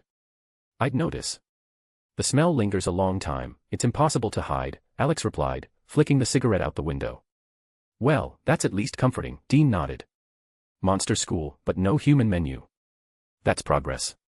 Alex smirked and stretched his hand out the window. Back in town, they stopped at a local diner for dinner. Naturally, Alex wasn't about to cook while they were in this town, so they had to eat out. Over the meal, they discussed everything they had learned, but the conclusion was the same: all threads led to Nevermore Academy. And they had almost no leads. After dinner, they went to the hotel to check in and prepare for tomorrow's investigation. Meanwhile, in the female dormitory, Ophelia Hall, Wednesday played the cello. Her room was under the roof, with a large round stained glass window through which soft light poured. Wednesday sat on the spacious balcony, the cold wind tossed her black braids, and the deep notes of the cello echoed across the academy grounds. The music helped her sort her thoughts. On a special stand in front of her lay the sheet music, the pages turned by a living hand, a family assistant named Thing. When the melody ended, Enid stepped out onto the balcony. How did you even get that giant cello out here? She asked, surprised. With 3 hands, Wednesday replied coldly. Enid stared at the strange living hand resting on the music stand. Several absurd thoughts flashed through her mind at once, and she didn't immediately understand what she was seeing. Thing waved his fingers at her in a friendly manner, that was how he usually greeted people. Then he deftly jumped off the music stand and, quickly tapping his fingers across the ground, ran away. Enid instinctively took a step back, following with her eyes as the hand scuttled away. Whoa, where's the rest of him? She asked, forcing herself to hide her disgust and keep a smile. That's one of the Addams family secrets, Wednesday replied coldly, gathering the sheet music. Okay. Enid tried to compose herself. What do you think of those agents? Which part? Wednesday raised her icy gaze. About how you wagged your tail when he petted you on the head. Or the string of murders. I wasn't wagging my tail. Enid protested, then quickly softened. And anyway, the agent you were talking to, he's really handsome. Totally my type. And the type of many girls too. Men like that, walking ideals. Charming, confident, well-groomed. Enid smiled, leaning on the balcony railing. There's an old saying, be careful, the devil has a handsome face, Wednesday remarked, still coldly. Then he's devilishly handsome. And he smells really nice, Enid said dreamily. She remembered how Alex had stroked her hair, unexpectedly gently, almost tenderly. Suddenly, a long wolf howl echoed nearby. Enid's face darkened. Wednesday noticed the change. Her roommate usually smiled, but now she had gone quiet. It was strange enough for Wednesday to ask. What's wrong? And Enid finally opened up. She explained that she couldn't transform on a full moon like normal werewolves. That even at home, she was considered wrong. That she was afraid of dying alone, after all, wolves are pack creatures. Wednesday didn't understand why loneliness was seen as a tragedy. Everyone dies alone. It's inevitable, she said honestly. Enid started crying. Wednesday was even more bewildered, she had always found it hard to understand other people's emotions. But Enid finally spoke plainly, she felt like an outcast, even among her own kind. Then, strangely enough, Wednesday decided to tell her own story. About a pet scorpion that had been killed, about how she couldn't protect it, about how she cried all her tears on its tiny grave, and promised herself she would never cry again. Enid listened, eyes wide. In that moment, she felt a connection form between them. I'll keep your secret, though you're still terribly strange, she said with a warm smile. Our feelings are mutual. Want to live alone again? Wednesday responded coldly, arms crossed. What are you planning? Enid asked warily. Show me how to use a computer, Wednesday said calmly. What? You're giving up your typewriter that clacks like an ancient tractor? Enid asked, smiling slightly, thinking about finally not having to listen to that annoying noise. No. I need to contact the agent I have a deal with. I want to learn more about the investigation, Wednesday said calmly. I doubt he'll give you classified information. They're federal agents. Enid bit her lip. He has the look of a man who honors a deal. In that, we're alike, Wednesday replied, casting a cold glance at Enid. How do you know? You've barely talked, and just hypnotized each other with your eyes, Enid said in genuine surprise. It's intuition. It's never failed me, Wednesday said, still cold and composed. Enid just nodded. She didn't even ask how Wednesday planned to find the agents. After all, she didn't know where they were staying. All she could do was teach her to use the computer. Wednesday wrote a short note and handed it to Thing. He snapped his fingers, grabbed the paper, and hurried to carry out the task, find Alex, wherever he might be. To be continued. Regarding the plot. I'm still debating whether to develop Alex's romantic relationships with Wednesday and Enid. Honestly, I'm still debating. I've liked Wednesday since childhood, and I liked Enid after watching the series. I think this plot will last as long as Alan wakes, or even longer. But if you think about it, Alex might just go and put a bullet in the head of the main culprit and Tyler. And what's the point? Because if Alex starts doing that, it will lose all the interest. After all, Alex tries to enjoy every moment of his work, getting into different roles and trying out different professions. In general, regarding the romantic relationships with Wednesday and Enid. And don't forget that even a girl like Wednesday will subconsciously trust Alex, and Enid, being a werewolf, will naturally be drawn to Alex. Once again, I want to hear your opinion. Chapter 522, time to start the investigation and act like an agent. After visiting the headmistress of Nevermore Academy, Alex and Dean stopped by a diner in the town of Jericho to grab a bite and discuss everything they had learned during their visits to the sheriff's department and the school for outcast children. At the moment, everything pointed to one thing: the residents of Jericho were covering for one another and would clearly continue to do so. While they were having dinner, Alex glanced at his phone and realized it was already evening. The local morgue was closed at this hour, meaning they wouldn't be able to examine the bodies found in the woods today. He told Dean about it, but Dean only shrugged. They'd swing by tomorrow. Alex understood that himself, but even knowing who the real culprit was, he wanted to fully experience what it meant to be an agent investigating a case like this. While they sat in the diner, the locals kept casting glances their way. In a town of just over 3,000 people, rumors about visiting federal agents spread faster than hot pies. Alex noticed it and thought about something else. Laurel Gates might start acting more cautiously upon learning federal agents were present, or, on the contrary, become even more aggressive, knowing she could always blame the students of Nevermore Academy. Thinking about this, Alex came to an unpleasant conclusion: there might be more bodies than in the original timeline. After finishing dinner, Alex and Dean asked the waitress if there was a decent hotel in town. She named the place where tourists usually stayed. After paying, they got into the Impala and headed there. On the way, Alex wrote to Jessie, letting her know that he and Dean had arrived in Jericho posing as FBK agents. The reply came almost immediately. Jessie added that she was ready to help if needed. Alex sent a smiling emoji and put away his phone. At the hotel, Alex booked a double room. Dean changed clothes, flopped onto the couch, and turned on the TV, while Alex settled into an armchair with his phone. So, what's the plan for tomorrow? Dean asked, folding his hands behind his head. In the morning we go to the morgue to examine the bodies. Then we need to learn more about the Gates family. And we should ask the locals about the town's history, Alex replied, looking up from the screen. So the day's gonna be packed. By the way, why did you decide to deal with that pale girl? Or were you just flirting with her? Dean rolled onto his side and propped his cheek on his hand. Din-chan. Wednesday studies at Nevermore. Do you think outcast kids will talk to federal agents? Thanks to Wednesday, we'll be able to find out what's happening at the school and which of the local little monsters might have decided to snack on human flesh, Alex drawled lazily. Ugh. Don't call me that. Sounds creepy. But fine, I get it now. So you were not only flirting with a student from a monster school but also managed to squeeze out an informant. Great job. But I'm still telling your 3 girlfriends, Dean said with a shiver after hearing Alex call him that again. What's wrong with it? You watch anime too. We even watched it together, and you cried, Alex said in a cheerful tone. First of all, we promised never to bring that up. And second, it was sad when Kaori died, Dean grumbled, clearly wanting to throw something heavy at Alex. As you say, Din-chan, Alex replied with a slight smirk on his face.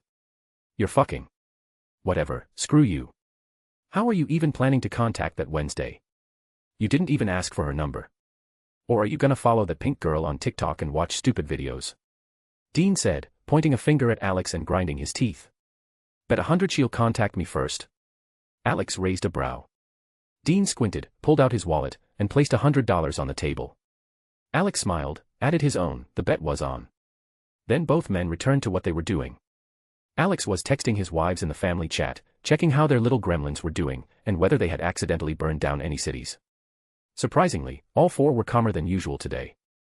The girls were enthusiastically discussing Samantha's first job and giving her advice, despite the fact that she had to deal with a killer of imaginary friends.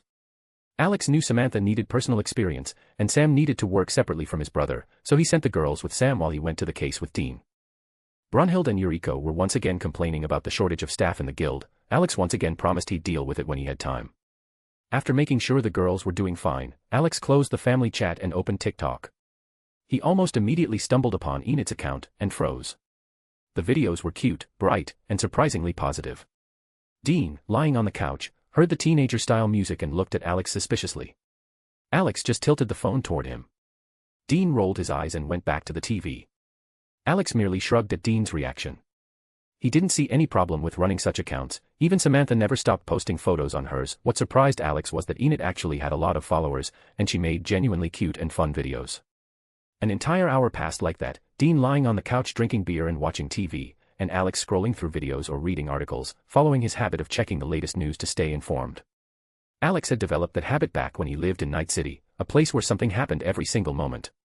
He and Dean continued minding their own business until someone knocked on the door. The two exchanged looks, and Alex shrugged, showing he wasn't expecting anyone. "Maybe it's your new girlfriend." Dean smirked, getting up. "I don't think so. They usually don't let them out of the academy at this hour," Alex said, shaking his head. Dean raised his brows in surprise and grabbed his gun. Approaching the door, he looked through the peephole, nobody outside. Frowning, he slowly cracked the door open, weapon ready. And at that exact moment, something darted through the gap. A hand. A separate, crawling hand.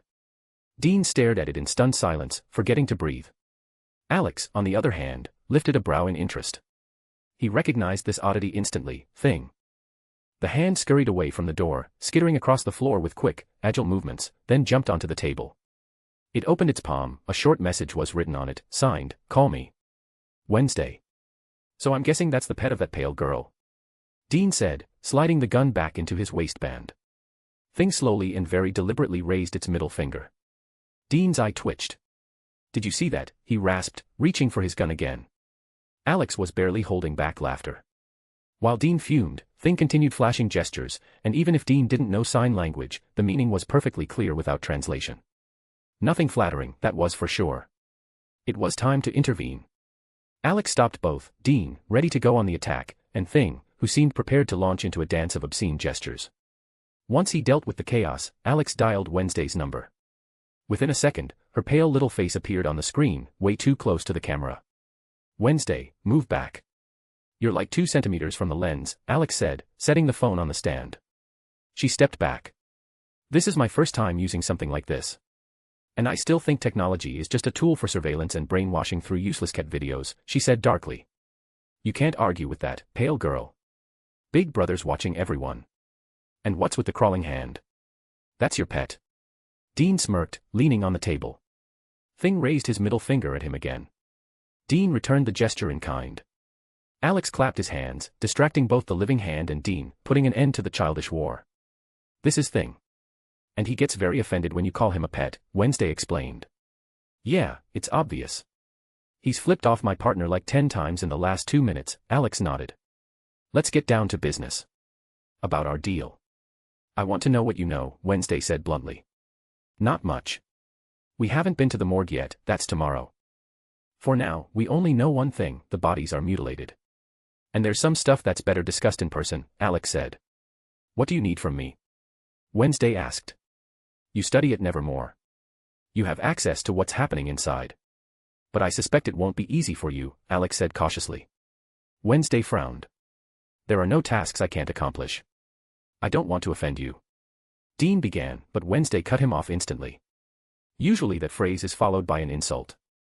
"That's what people say when they pretend not to want to offend, but are actually trying to assert themselves and push their opinion," she said coldly, staring at him from the screen. "Fair enough. But you don't look like someone who can subtly get information from students. You're already suspicious. Even if you try not to be," Dean grumbled. "You don't need to be friends or have a constructive dialogue to get answers," she replied calmly. "Just don't try to interrogate anyone. Better ask Enid for help." "I checked her TikTok, she's social," Alex said wearily, rubbing his face. And at that moment, a bright blonde suddenly popped into the frame from above. "You watched my TikTok. You followed me. Did you like the videos?" "Like them. What's your channel? I'll follow back." Enid blurted, shining like the sun. Enid appeared so suddenly that even Wednesday blinked in surprise for a second, despite the fact that they'd already agreed to stay on their own halves of the room. But when she saw Enid's ecstatic face, Alex just smiled. Dean slapped Alex on the shoulder, a silent, "Deal with it, brother," hinting that it was now his problem to handle the attention of the overenergetic werewolf girl. Alex did the only thing he could. He gave Enid his number so she could message him. But one number wasn't enough, she wanted links to all his social media accounts. Alex didn't mind, he only ever posted travel photos anyway. After getting both his number and social media, Enid literally lit up with happiness.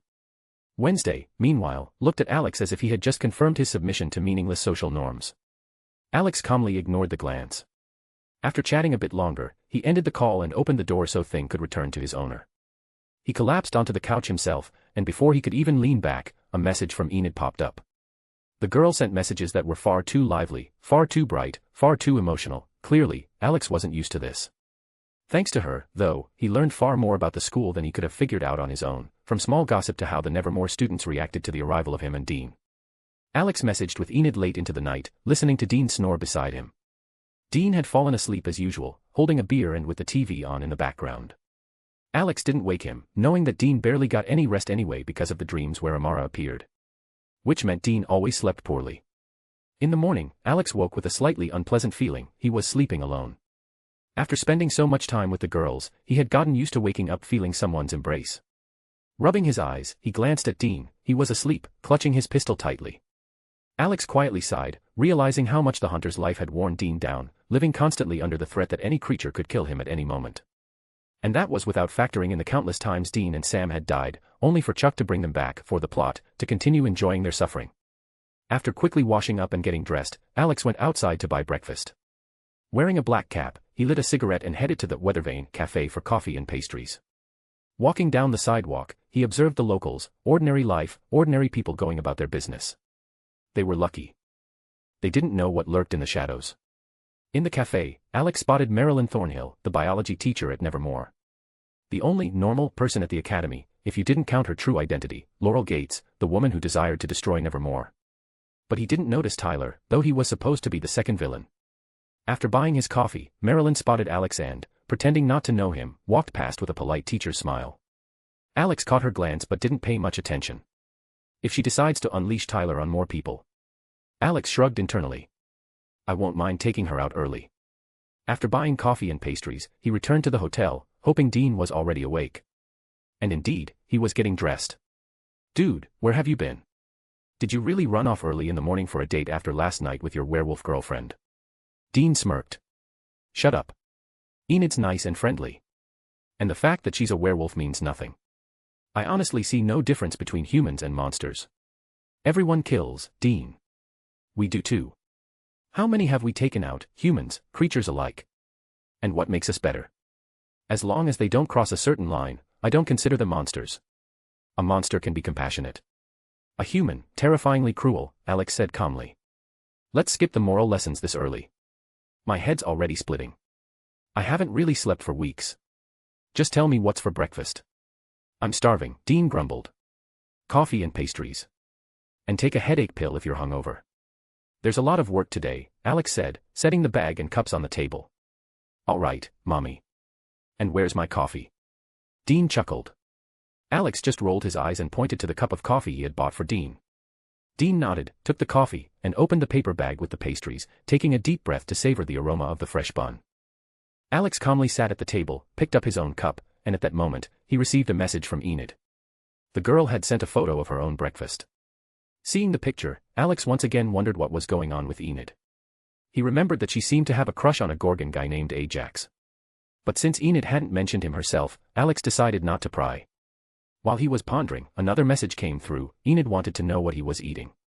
Alex saw no reason to hide it. He took a photo of his coffee and pastries and sent it back.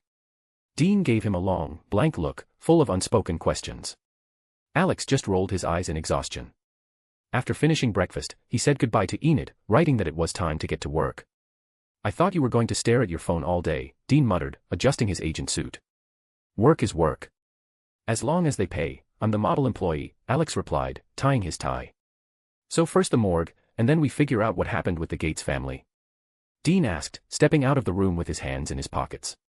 You think Garrett Gates' ghost decided to take revenge on tourists? Alex asked, following him. Anything's possible. First, we gather information. Maybe it really is some restless spirit, or one of the Nevermore students decided to snack on tourists, Dean suggested. Alex just nodded, though he already knew the truth, having run into one of the culprits himself. While they were driving, Alex called Sheriff Donovan and informed him that they wanted to inspect the tourists' bodies. Donovan promised to wait for them at the morgue. After letting Dean know, Alex put his phone away. A few minutes later, they arrived at the morgue, where the sheriff was already waiting. "Good morning, agents," Donovan greeted them, shaking their hands. "Is the coroner here?" "We didn't get a chance to stop by yesterday," Alex asked. "Yes, he's inside. His name is Joseph Sullivan. He's already prepared the death reports, you can request copies from him," Donovan replied, nodding and gesturing for them to follow. They entered the morgue and were met by Joseph Sullivan himself, a man in his 50s, slightly overweight, with a round, kindly face, bags under his eyes, and a reddish nose. After a brief greeting, he led them to the room with the refrigerated units. Alex requested the autopsy materials to review them. The coroner nodded, left, and soon returned with 3 folders. Alex took them and began reading while Sullivan wheeled out the bodies. Dean was simultaneously examining the second report. "Do you mind if we inspect the bodies ourselves?" Alex asked, looking at the coroner and the sheriff. "Then I won't get in your way. If you need anything, I'll be at the station," Donovan said, slightly tipping his hat, and walked out. "I'll be in my office. Just let me know when you're finished," Joseph added, following the sheriff. When the coroner and the sheriff left, Alex and Dean exchanged looks and began examining the bodies. Dean, suppressing his disgust, lifted the sheet covering the first corpse. According to the autopsy reports, the first 2 victims were women, and the third was a man. Alex decided to start with the man. The body was relatively fresh. He unemotionally tossed the sheet aside and started his inspection, while Dean, struggling to keep himself together, tried not to stare too closely. Even after so many years of work and dozens of bodies, Dean still hated this part of their profession. "Well, find anything?" he asked, watching Alex work. "If we didn't know what we were dealing with, you might think he was torn apart by some wild animal," Alex replied. "And what kind?" "A werewolf." Dean stepped closer. "No. Look, here are claw marks, they're bigger than what a werewolf would leave. I'd say about the size of bear claws. Plus, some of the internal organs have been partially eaten. And as we know, werewolves prefer hearts. But here." Alex pointed at the open cavity, "Here we've got chewed up leftovers of everything." "Right. And werewolves usually finish their meals. But here, only a chunk of the heart is missing," Dean noted, peering over Alex's shoulder. "And that's not all. Look, part of the body looks like it was ripped off with brute force." "None of Nevermore's students are capable of this," Alex said, covering the corpse again. "So your new girlfriend definitely had nothing to do with it. And what kind of creature, or person, could mutilate the poor guy like that?" "He looks like he went through a meat grinder," Dean said, folding his arms and frowning. "No idea. The list of possible creatures is way too long. It could even be a ghost, sure, they don't usually tear bodies apart like this, but who knows how angry it might have been. Or maybe some tourist triggered a local curse," Alex said, pulling off his gloves and tossing them into the bin. "So we've got 3 options, ghost, unknown creature, or a curse awakened by some idiots." Dean clarified. "With bodies in this state, it's hard to tell what was taken and what was eaten. Everything could be a lot more complicated," Alex sighed. Dean nodded in understanding. He had long accepted that they never got simple cases, especially in places like this. Alex examined the other victims as well, but they were in the exact same condition. When the examination was finished, they stopped by Coroner Joseph, thanked him, and left the morgue. Outside, Alex lit a cigarette, trying to clear his thoughts even a little. He had to keep pretending he didn't know far more than he let on. Dean leaned against the Impala, watching Alex finish his smoke. "So, what now?" he asked. "We talked to the locals. If it's a curse, it's tied to the town, someone must know something. And we need to figure out what happened to the Gates family," Alex said, exhaling smoke. "Then we split up. I'll dig into the local legends, and you take the Gates family," Dean replied with a nod. Alex agreed to split up and, holding a cigarette between his fingers, decided to take a walk while Dean drove the Impala around, gathering rumors about local legends. First, Alex returned to the hotel to change into casual clothes so as not to stand out in the crowd. A few minutes later, he stepped out of his room dressed in ordinary jeans, a t-shirt, and a jacket, with his cap pulled low over his head again. Deciding not to rush, Alex strolled through the town, listening in on the conversations of the locals. He knew perfectly well that useful information could often be picked up from random snippets of conversation. During his walk, he noticed a familiar face, Dr. Valerie Kinbot, Wednesday's psychologist. She was standing next to Tyler, talking to him animatedly about something. Alex quietly passed by, keeping his distance, trying to catch the gist of their conversation. And at that very moment, his sense of smell picked up a sharp, fresh scent of blood. The smell came from Tyler. It was so fresh that Alex felt a jolt of unease immediately. There was only one explanation: a murder had just occurred. Alex frowned. He had already disrupted the course of events by interfering in Tyler and Wednesday's meeting, an important link in Laurel Gates' plans. And now the worst could be expected. If Tyler had attacked again, it meant Laurel had clearly given the order. And in that case, the body was somewhere very close. Keeping a calm appearance, Alex turned into the nearest alley and vanished. A second later, he was deep in the forest. Sniffing the air, he immediately caught the trail. The scent of blood stretched ahead as a thin but distinct line. After a couple of kilometers, Alex found another mutilated body. He crouched beside it and grimaced. Tyler, transformed into hide, had once again lost control. The victim had been torn almost in half. Alex remembered how Laurel had forced Hyde to bring body parts for the ritual, the same ritual she intended to use to resurrect her ancestor, obsessed with the idea of destroying the outcasts. "And what am I supposed to do with you?" Alex muttered wearily, staring at the remains. "How am I supposed to explain that just a couple of hours after leaving the morgue, I find another corpse?" He lit a cigarette, closing his eyes to calm the surge of irritation, but still pulled out his phone and called the sheriff. Half an hour later, Donovan and a team of officers were already on the scene. When asked what he had been doing in the forest, Alex gave the most plausible explanation. He wanted to inspect the area where the previous bodies had been found, smelled the blood, and stumbled upon the victim. The sheriff accepted the explanation without unnecessary suspicion, only asking a few clarifying questions before heading back to his team to give orders. Alex called Dean. Dean grumbled that the locals weren't very talkative. All he had managed to find out concerned the town's founder, Joseph Cracklestone. No one wanted to talk about the Gates family's past or old tragedies. When the call ended, Alex decided to return to town with the sheriff. "Sheriff, drop me off near the hotel. I'll handle the rest myself," he said with a slight smile, sitting in the passenger seat of Donovan's pickup. The sheriff looked at Alex and gave a brief nod. A few minutes later, the truck stopped near the hotel, and Alex calmly stepped out. Sheriff Donovan watched him leave. The boy walked away as calmly as he had appeared, as if he had never stood next to a mutilated body. The thought crossed his mind on its own: a young guy like that must have nerves of steel. Donovan, without even realizing it, gave Alex a new level of respect. Heading up to his floor, Alex entered his room. He already knew who the villain was, but that didn't stop him from enjoying the investigative process. For him, everything happening felt like reading a book where the ending is known in advance, but the journey itself remains captivating until the very last page. A couple of hours later, Dean returned, slightly tired, looking disheveled. Entering the room, he saw a city map sprawled across the table, marked with crime scenes and cluttered with notes, everything they had managed to gather in the day.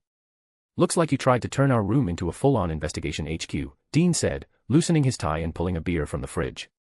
"Yeah. Found anything new?" Alex asked, turning his head. "Nothing special. Except that the local mayor has his own park, Pilgrim's Park," Dean snorted. "And not all the townsfolk are thrilled about your outcasts. Want a beer?" "Not yet. And I doubt the locals will tell us much anyway. Don't you think the story about Joseph Cracklestone feels incomplete?" Alex folded his arms across his chest. "Absolutely. Were there any traces at the spot where you found the body?" Dean asked, taking a sip of beer. "Unfortunately, no. Just the corpse, chewed up and spat out again. This time, a local." Alex pulled a candy from his pocket and popped it into his mouth. "So the monster decided to snack on its own kind?" Dean raised an eyebrow. "Unknown for now. Could be a monster, a ghost, or a curse." Alex rolled his eyes. "Doesn't matter. It's all the same trash that needs killing," Dean responded, repeating the gesture. Alex rolled his eyes again, and Dean, like a mirror, mimicked him. There was neither the strength nor the desire to argue. Alex flopped onto the couch and closed his eyes, planning to rest a little. When night fell, his phone vibrated. Alex opened his eyes, reached for the nightstand, and saw a message from Enid, an invitation to the carnival fair. He replied with an affirmative, then turned on his side and saw only a note from Dean: "Went for a drink." Clear enough, the bar, and possibly another fleeting romance. "Hope Amara won't be upset that he's picking up someone else for one night again," Alex muttered, rubbing his face and shaking off the last traces of sleepiness. Stretching slightly, he put on his coat and grabbed a small backpack. Stepping out of the hotel, he turned into an alley and pulled a low-profile motorcycle from his inventory, the kind that doesn't attract extra attention, and soon was riding toward the fair. Already approaching, he heard carnival music and saw a lit Ferris wheel in the sky. Stopping, he cut the engine and looked around. There were too many people. Too many. Alex grimaced, pushing through the crowd in search of Enid and Wednesday. On the way, he spotted the sheriff with his son, Tyler, and remembered that another killing awaited him soon. Enid was the easiest to find. In her bright pink outfit, she shone like a beacon amid the gray crowd. She stood near an attraction, rocking back and forth with her hands behind her back, smiling cheerfully. Seeing Alex, she waved joyfully. "Hey, Enid. You look pretty bright," Alex said with a slight smile. "Heh, thanks. And you look completely different without your agent suit." "Where's your partner?" she asked, glancing at him with curiosity. "Went for a drink alone, so I came by myself," Alex replied. "I see," Enid nodded, smiling even wider. Alex smiled and almost reached out to brush Enid's hair. The gesture was almost automatic. Then he looked around, trying to spot Wednesday. Meanwhile, Wednesday was focused on the attraction, throwing darts at targets with a completely stone-faced expression, as if performing the most boring task imaginable. The men running the attraction stared at her in total shock. She hadn't missed a single throw, and her expression didn't even twitch. When the last ball popped, a young guy approached the attraction, lean, with shoulder-length hair. It was Xavier Thorpe, whose relationship with Wednesday had always been complicated, and whose feelings had always been unrequited. They had known each other since childhood, and their grandmothers had once traveled across Europe, robbing travelers. There had been calmer times too. Xavier had stayed with the Addams family as a child, and once Wednesday had even saved his life.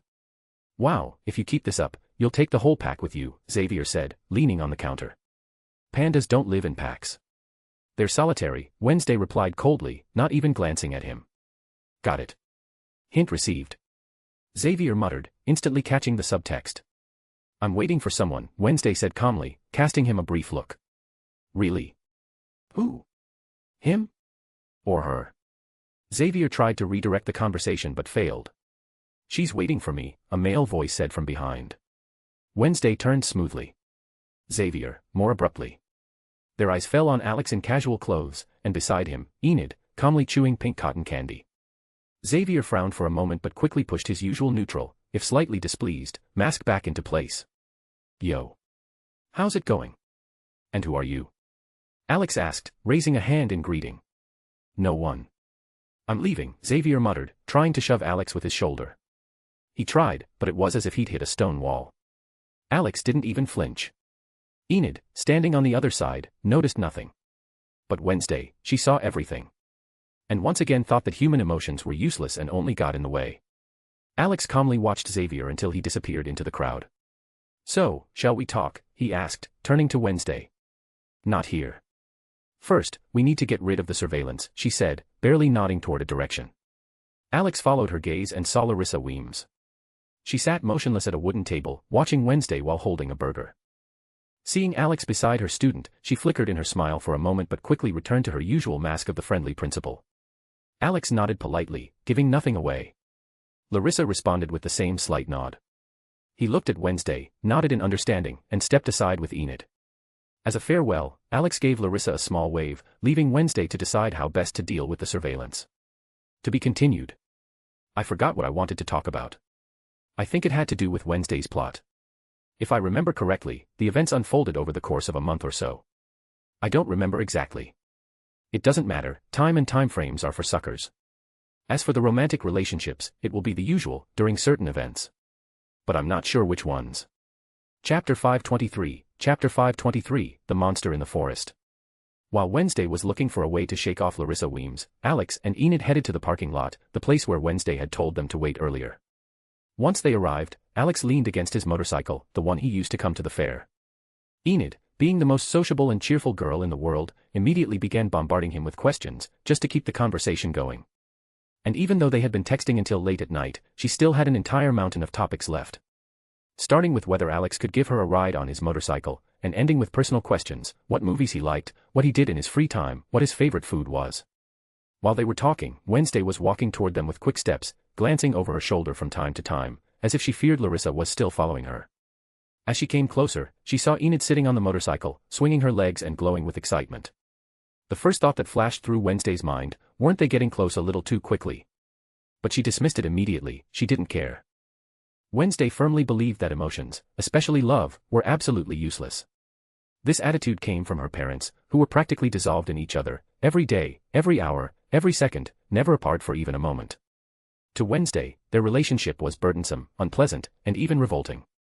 She had sworn to herself as a child that she would never become like that. Suppressing unnecessary emotions, Wednesday approached Alex and Enid.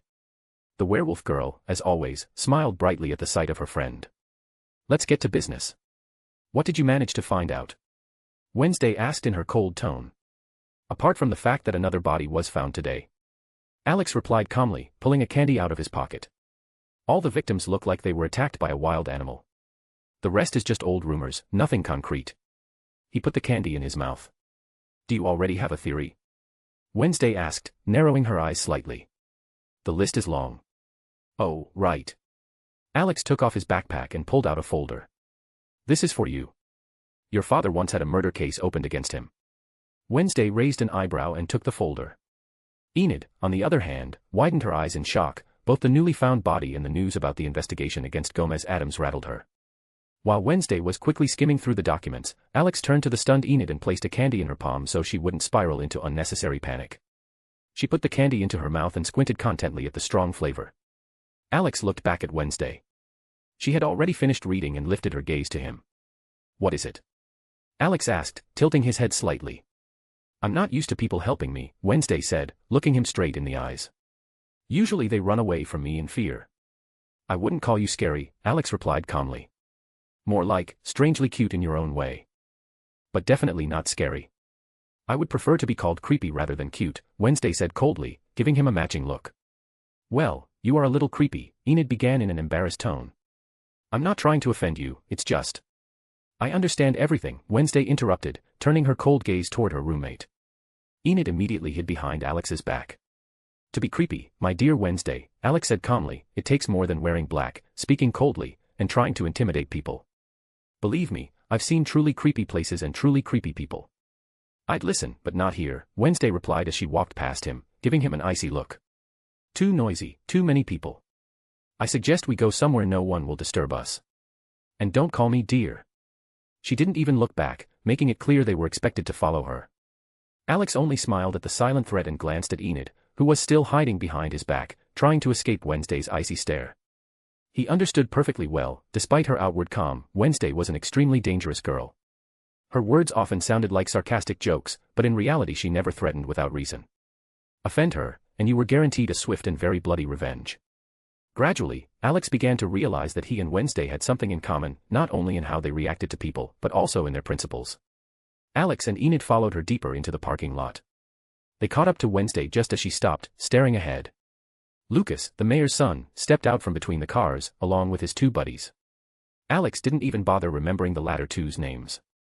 He raised an eyebrow in surprise, genuinely not understanding why they would decide to attack Wednesday of all people.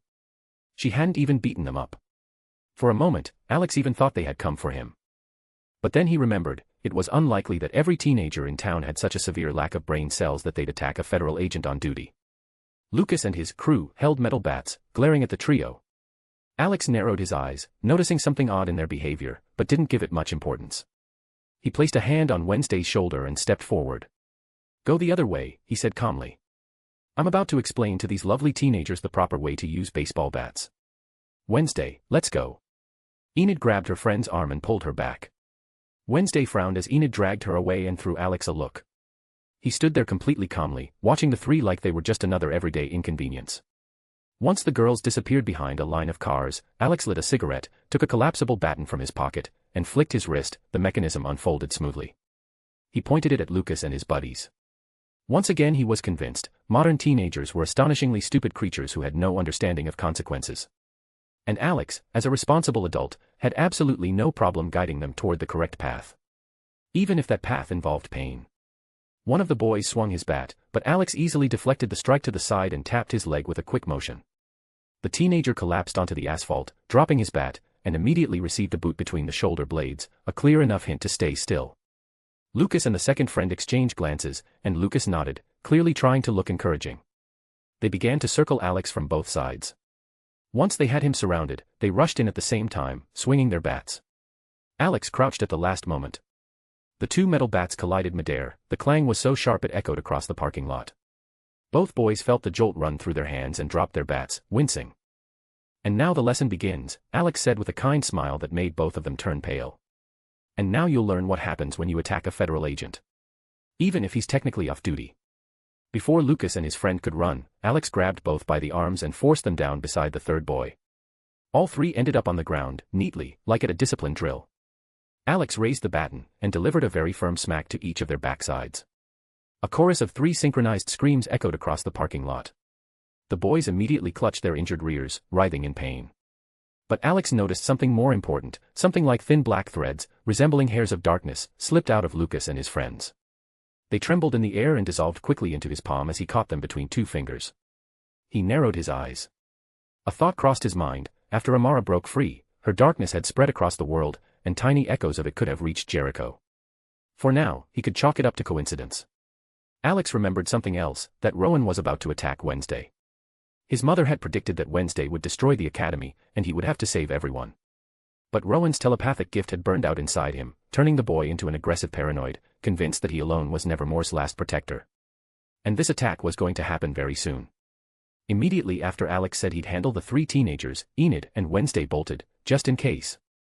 Enid no longer had to pull Wednesday by the hand, she ran fast enough on her own. Pushing through the crowd at the fair, Wednesday suddenly collided with someone and froze abruptly.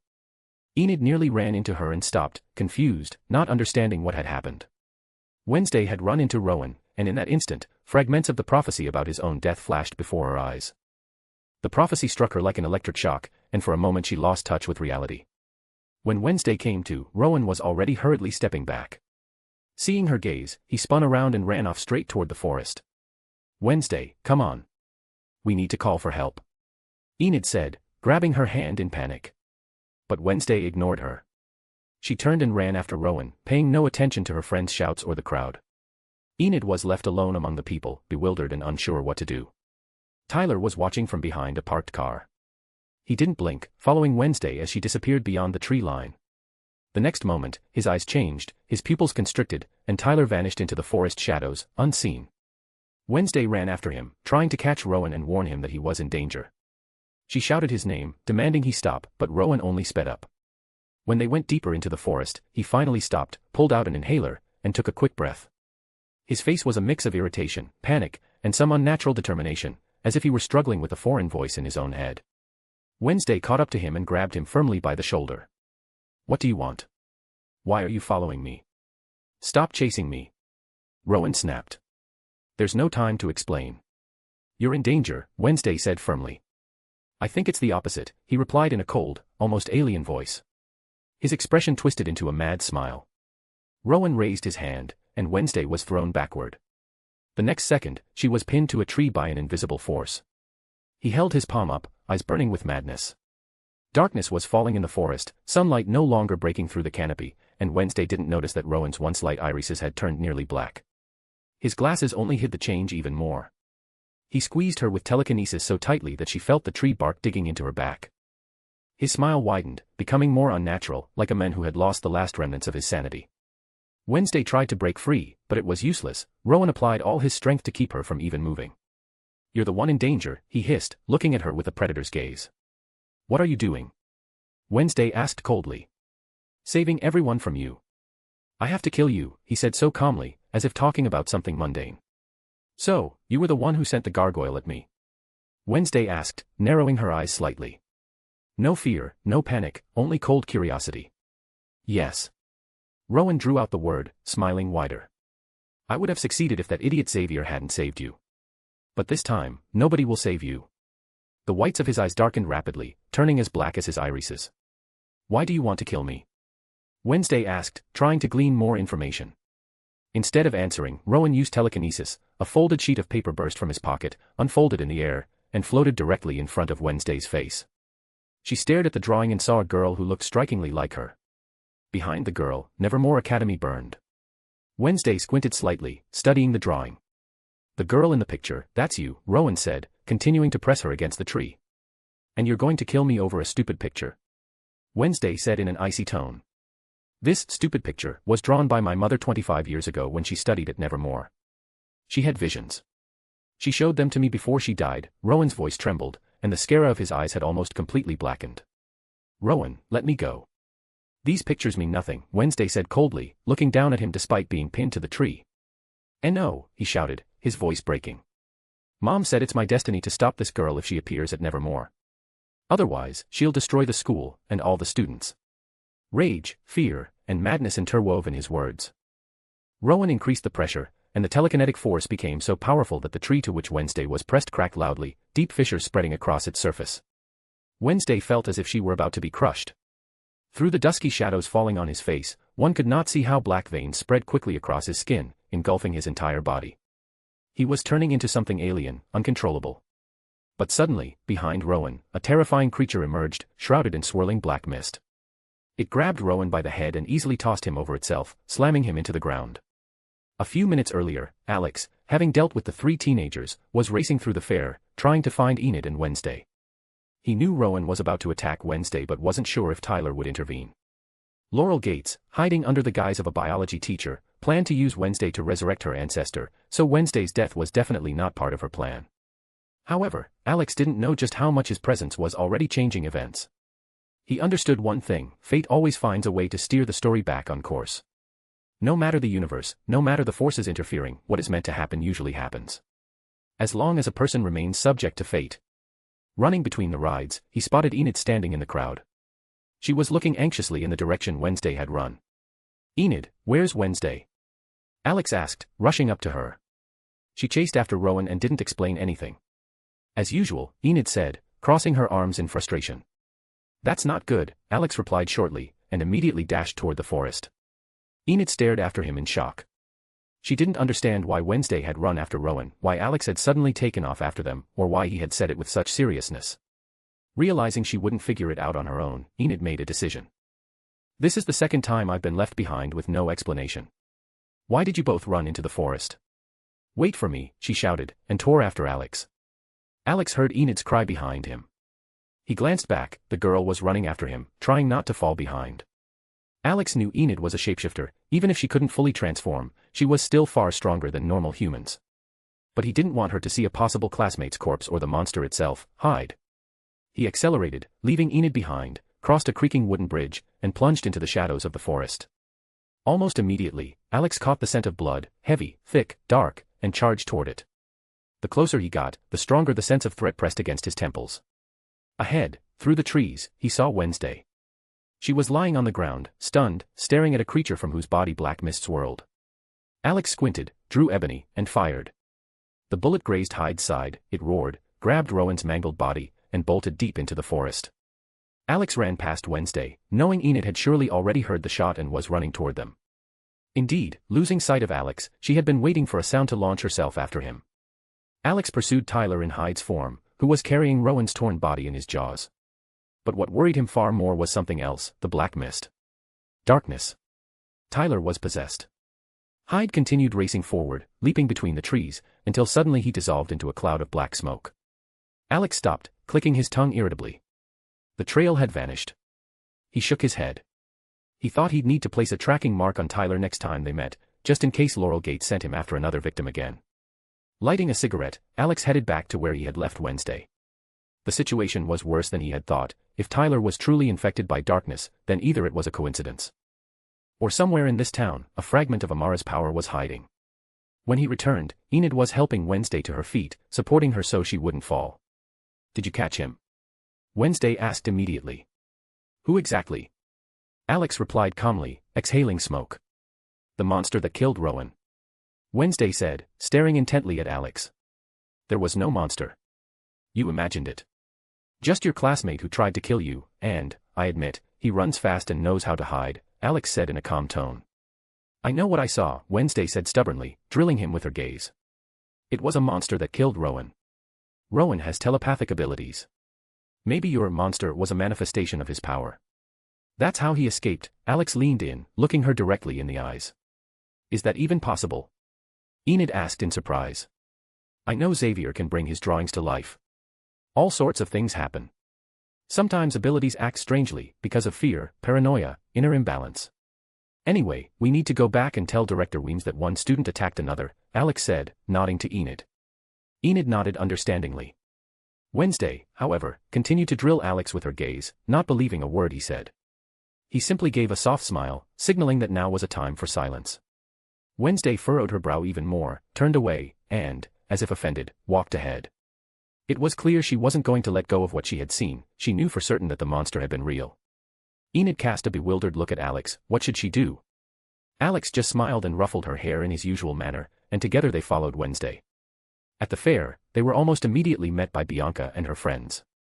But before Alex could speak, Wednesday blurted out. Rowan was killed by a monster. Alex had to intervene. Calmly, he said he needed to speak with Director Weems and explain everything. Bianca frowned, first glancing at Wednesday, then at Alex, and even more sharply when she remembered he was a federal agent. Pointing in the direction she last saw the director, she left. Alex headed toward where Weems was, with Wednesday and Enid following him. They found the director with Sheriff Donovan, both talking about something pleasant, until Wednesday arrived. A monster attacked Rowan in the forest, she declared without preamble. Weems' smile wavered slightly. Wednesday, what monster are you talking about? Rowan attacked me. Then a creature attacked him. It dragged his body into the forest, Wednesday replied coldly. Larissa Weems forced a tight, overly polite, almost glassy smile. She clearly didn't want this information spreading across the fair. Extra rumors would only further damage the already fragile relationship between Nevermore and Jericho. Sheriff Donovan frowned at the word monster. He was already convinced that anything suspicious in the area was the work of Nevermore students. Alex and Enid approached them. Agent, what are you doing here? Donovan asked, noticing Alex. Good evening, Sheriff, Miss Weems. I was invited to the fair, so here I am, Alex replied calmly, smiling. Did you see anything? Weems asked, her voice full of hope, as if she believed Alex could disprove Wednesday's claim. I was walking around the fair with Wednesday and Enid. Then we split up, Alex began. When I met up with Enid, she said Wednesday had gone into the forest after Rowan. When I arrived, Wednesday was lying on the ground, and someone was standing nearby. I fired a warning shot into the air and chased the attacker. But he got away, throwing a log at me. As far as I know, Rowan has telekinetic abilities. As for the monster, Alex spread his hands. Weems glanced at Enid, but she just shook her head, she hadn't seen anything herself. The sheriff squinted at Wednesday, looking at Alex as if he had just betrayed her. Meanwhile, rumors were already spreading among the fairgoers. Wednesday saw a monster. After a bit more conversation, adding a few careful but necessary false details, Alex said goodbye and headed for the exit, hoping that Dean had already made it to the bar, and returned alone. Ruffling Enid's hair goodbye, under Weems' sharp gaze, Alex made his way to his motorcycle. He was just about to put on his helmet when he noticed Wednesday approaching. Her expression was so cold that the air around them seemed to drop several degrees. She stopped beside him and stared straight into his eyes, assessing whether she should kill him or just send him away. I must admit, I do like it when a cute girl looks at me like that, Alex drawled, theatrically touching his cheeks. But I'm starting to feel a little embarrassed. Why did you lie? She asked in an icy tone. You saw the monster. You chased it. My dear Wednesday, Alex replied evenly. No one needs to know that people are being killed by a monster. Everyone has to think it's a wild animal. If the truth gets out now, the city would explode in panic. I've only been here 2 days, but I already get that. I said don't call me that. And it doesn't change the fact that you lied, Wednesday said, her tone even colder. As you wish, my dear Wednesday, Alex repeated with an innocent smile. But if you want to be the girl who screamed, monster, that's your choice. Sometimes, when people don't believe you, finding out the truth is much easier. What did Rowan tell you? Wednesday pulled out the drawing. He said I was supposed to destroy the school. And he showed me this, she said. Alex studied the sheet carefully. Looks like it was ripped from somewhere. Try to find out where he got this drawing from, and where all this nonsense about the prophecy comes from. My hands are tied for now, I can't go into Nevermore. At least not yet. And what will you do? Wednesday asked, tucking the sheet into her backpack. I'll talk to my partner. And we'll figure out what kind of creature has settled in the forest. The list is huge. Unfortunately, I didn't get a good look at the creature. All we know is that the monster eats fresh meat and leaves some behind. That opens hundreds of possibilities, from curses to real creatures, Alex said, folding his arms across his chest. Wednesday nodded. Then see you later. Alex just gave a slight smile and, waving to Wednesday in farewell, rode back into the city. Reaching the hotel, he pulled into a narrow alley and stored his motorcycle in his inventory. Stepping out onto the street, he noticed that Dean's Impala wasn't there. Shaking his head, classic, Alex went up to his room. The first thing he did was head to the shower. The hot water washed away the remnants of the fair's chaos, helping him relax. Not that he could really relax, he had to tell Dean some unpleasant news. There was a creature roaming the forest, corrupted by darkness. Alex knew exactly who had become the monster, but another question nagged him. Was it a coincidence, or had Tyler been deliberately infected with darkness? If so, that meant Laurel Gates possessed a fragment of Amara's power. Worst of all, this power, even weakly, had already affected Lucas, the mayor's son, and his friends, amplifying their darkest emotions. After the shower, Alex sat on the couch and called Dean, telling him to come back. They needed a serious talk. Dean answered that he was in the forest, looking for the teenager who had attacked a classmate. Alex immediately knew who he meant and said he had also discovered something. An hour later, Dean returned, frowning and alert, ready to listen. Alex recounted everything he had learned, and Dean's face darkened even further. A creature infected by darkness, roaming the forest, and of unknown origin. They were in for a sleepless night. Together, they went through every possible creature that matched Alex's description. The list was long, frighteningly long. At the same time, Wednesday returned to her room. Her body still ached after Rowan had pinned her to the tree with his telekinesis. She sat at her desk, glancing back and forth between the criminal case opened against her father and the strange drawing Rowan had shown her. One thing annoyed her: she didn't know what was really going on. And not knowing irritated her the most. Tapping her finger on the desk, Wednesday tried to piece the puzzle together, but, like Alex, she had more questions than answers. Suddenly, the crystal orb on her desk glowed with a soft light. Within a second, familiar faces appeared inside: Gomez and Morticia Adams. "Hello, my little thundercloud," Gomez said warmly, waving at his daughter. "Tell me, darling, how is life at Nevermore?" Morticia asked with her signature gentle smile, leaning forward slightly. "Very eventful," Wednesday replied calmly. "Little snake, have you made any friends? Or perhaps, followers?" Gomez asked excitedly. Wednesday raised an eyebrow slightly. "When I first visited the town, I was attacked. I was nearly killed twice. My neighbor is far too noisy. And I met a strange person I can't read completely." "And who is this boy you can't see through?" Morticia asked, her maternal smile curious and warm. "I met him in a cafe. He helped me." "And his gaze?" Wednesday frowned. "It's like he can see right through me, but I can't understand what he's thinking. And it annoys me." Wednesday didn't often share personal matters with her parents, but now she decided to tell them about her encounters with Alex, from their first meeting at the cafe to the more recent events. Naturally, she omitted everything related to the deal, the killings, and the monster. She spoke only about her reactions to Alex and the strange effect he seemed to have on her. Gomez and Morticia listened, astonished not by what she said, but by how much she said. At one point, they exchanged a glance. The thought forming in their minds was the same. Even when Wednesday fell silent, they still smiled. "Oh, my little wicked spider has finally found someone who caught her attention." "How wonderful," Gomez said dreamily. "He doesn't interest me. I want to uncover his secrets," Wednesday cut in. "Oh, dear." Morticia trailed off, looking at her husband with a lovesick gaze. "It was the same with your father. When we first met, I couldn't take my eyes off him. He was so mysterious and charming. I wanted to know everything about him, every last secret." "Cara mia," whispered Gomez, embracing Morticia. "I felt the same. From the very first moment, I longed to share all my secrets with you." "Mi amor, it seems our daughter is following in our footsteps," Morticia whispered, kissing her husband. Wednesday watched her parents once again display their all-consuming love with a cold expression. And she reminded herself again that she would never be like them. The thought of behaving so openly and provocatively that even your own children looked at you with disgust held no appeal. Gomez and Morticia, completely forgetting their daughter's presence, were lost in each other as if the whole world existed solely for the two of them. Wednesday stubbornly refused to admit that Alex sparked even the slightest interest in her. But the sense of trust she had felt from their first meeting, it wouldn't leave her mind, as if her own reasoning was nudging her to take a step forward. And she absolutely hated it, the idea of trusting someone she had known for only 2 days. "Are you done?" she asked dryly, interrupting another round of parental affection. "Sorry, little snake, but I can't take my eyes off your mother. She's as beautiful as ever," Gomez said dreamily, continuing to look at Morticia with eyes full of adoration. "If that's everything, I'm ending this conversation," Wednesday snapped. "Have a terrible night, dear. And, your father and I would like to meet the boy you've taken a fancy to," Morticia said, her soft, motherly smile in place. Wednesday wanted to cut them off and argue immediately, but her gaze fell on her father's criminal case, which Alex had passed to her. After a few seconds of thought, she simply said a brief goodbye, giving no hint of her thoughts. She needed to sort through the details. At that moment, Enid burst into the room, always cheerful, radiant, full of energy, a polar opposite to Wednesday. The next day arrived. Alex and Dean hadn't slept all night, trying to compile a list of creatures that even remotely matched the brief description Alex had shared. When the sun finally rose above the horizon, they decided to head to Nevermore, to find out what had happened with the search for Rowan. Alex had already warned Dean about what had happened to the boy and that Principal Weems would almost certainly try to sweep the matter under the rug.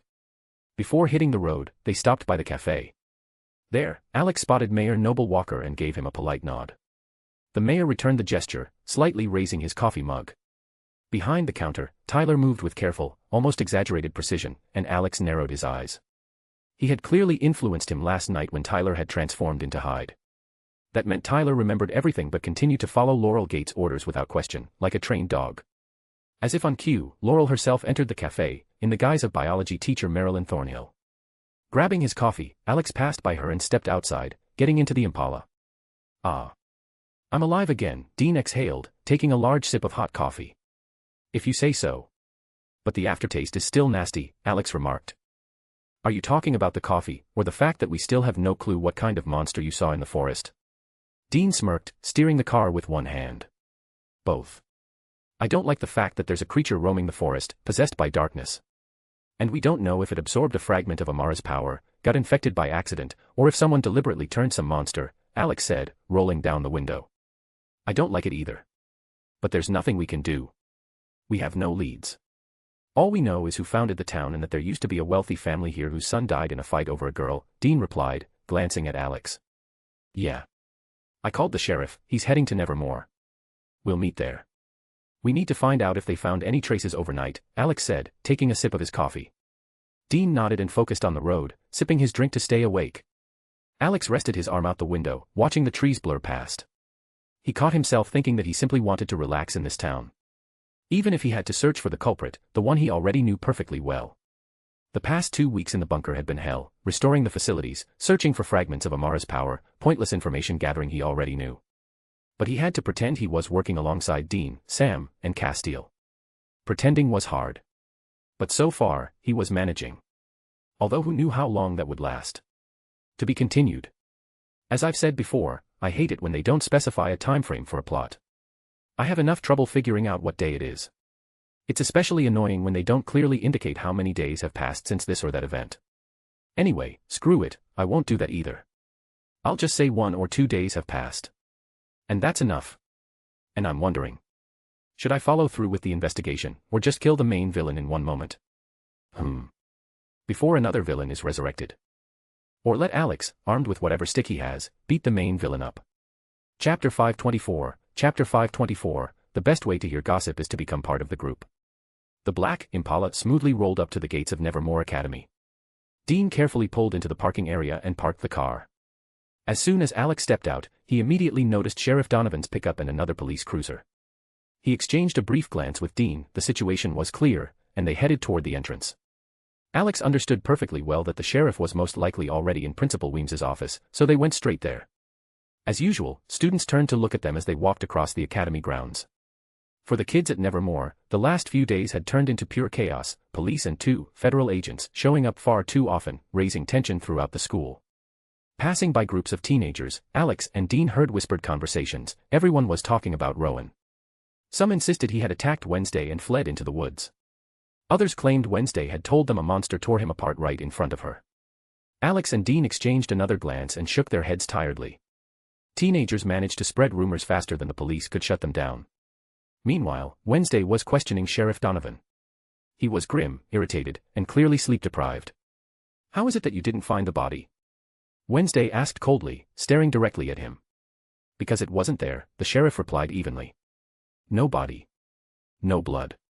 No signs of a struggle. The search team combed the woods until dawn. The only thing we found was a piece of a log that, according to Agent Voldegode, was thrown by the runaway student." Wednesday stopped and frowned.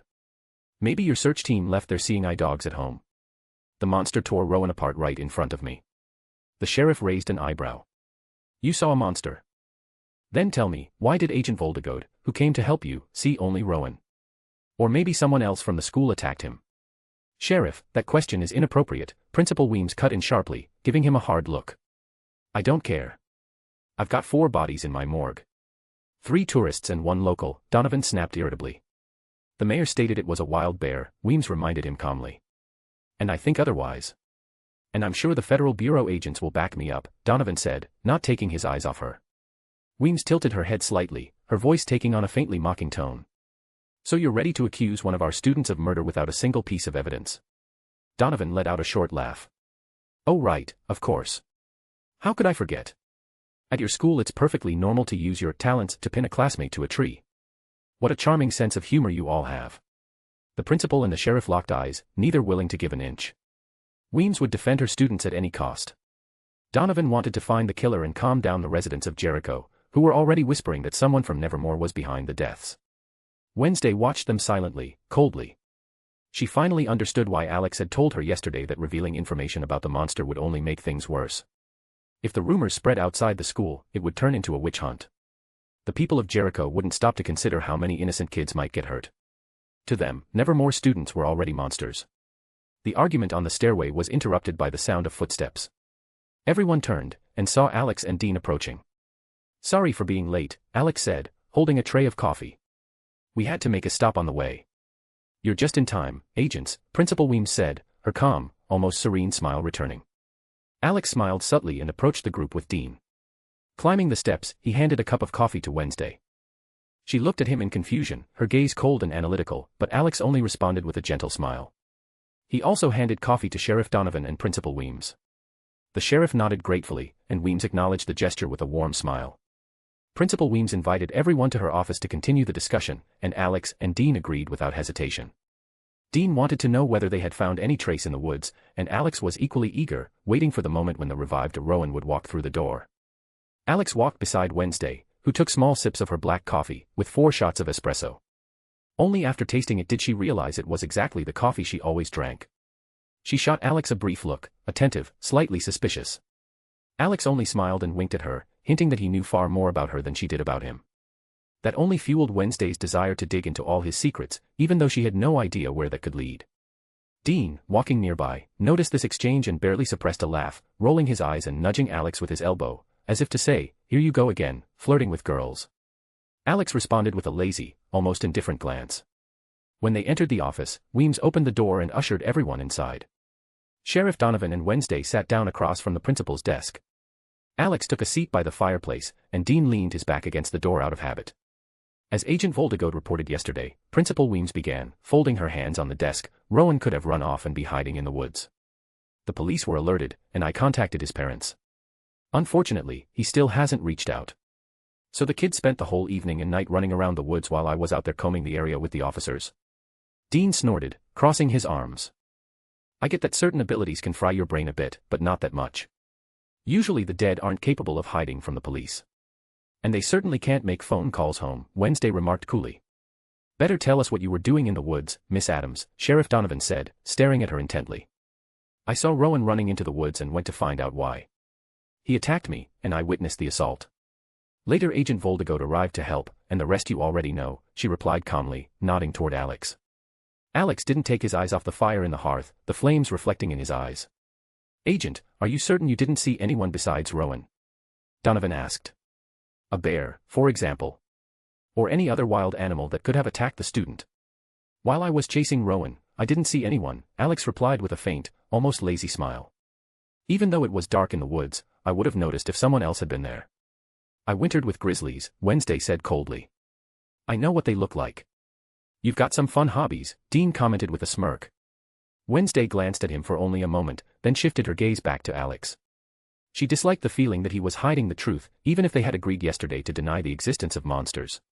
Alex clearly felt her stare. Cold, sharp, catching even the slightest movement. But he simply kept looking at the fire and smiling, as if noticing nothing. Dean observed it all like a romantic TV show, while trying, and failing, to hide his grin. All Alex wanted at that moment was for Principal Weems to suddenly turn into Rowan and walk into the office. That would perfectly confuse the investigation and give him the time advantage he needed. He was trying to understand whether Tyler had become a host of the darkness by accident, or if someone had obtained a fragment of Amara's power. And if Laurel Gates really had gained such power, he'd have to act very carefully. Otherwise, all of Jericho risked turning into a second Collingwood Hospital or, worse, a second Bright Falls. If he pushed Laurel too early, she could snap, and then a few dead tourists would look like an innocent prelude. Alex listened with half an ear as Wednesday answered clarifying questions, while Dean and Sheriff Donovan recalled how they'd searched the forest all night without finding a trace of blood or a body. He didn't intervene, there was no point in this conversation. "Thank you, Sheriff, agents. But I believe Miss Adams should be going," Weems said, rising from behind her desk. "Actually, I need to speak with the agents and the sheriff alone," Wednesday said calmly. "I can't allow that," Weems replied in the same calm but strained tone. "I can take her down to the station and we'll talk there," Donovan suggested. "It's all right, Miss Weems," Alex interjected, turning to her with a gentle smile.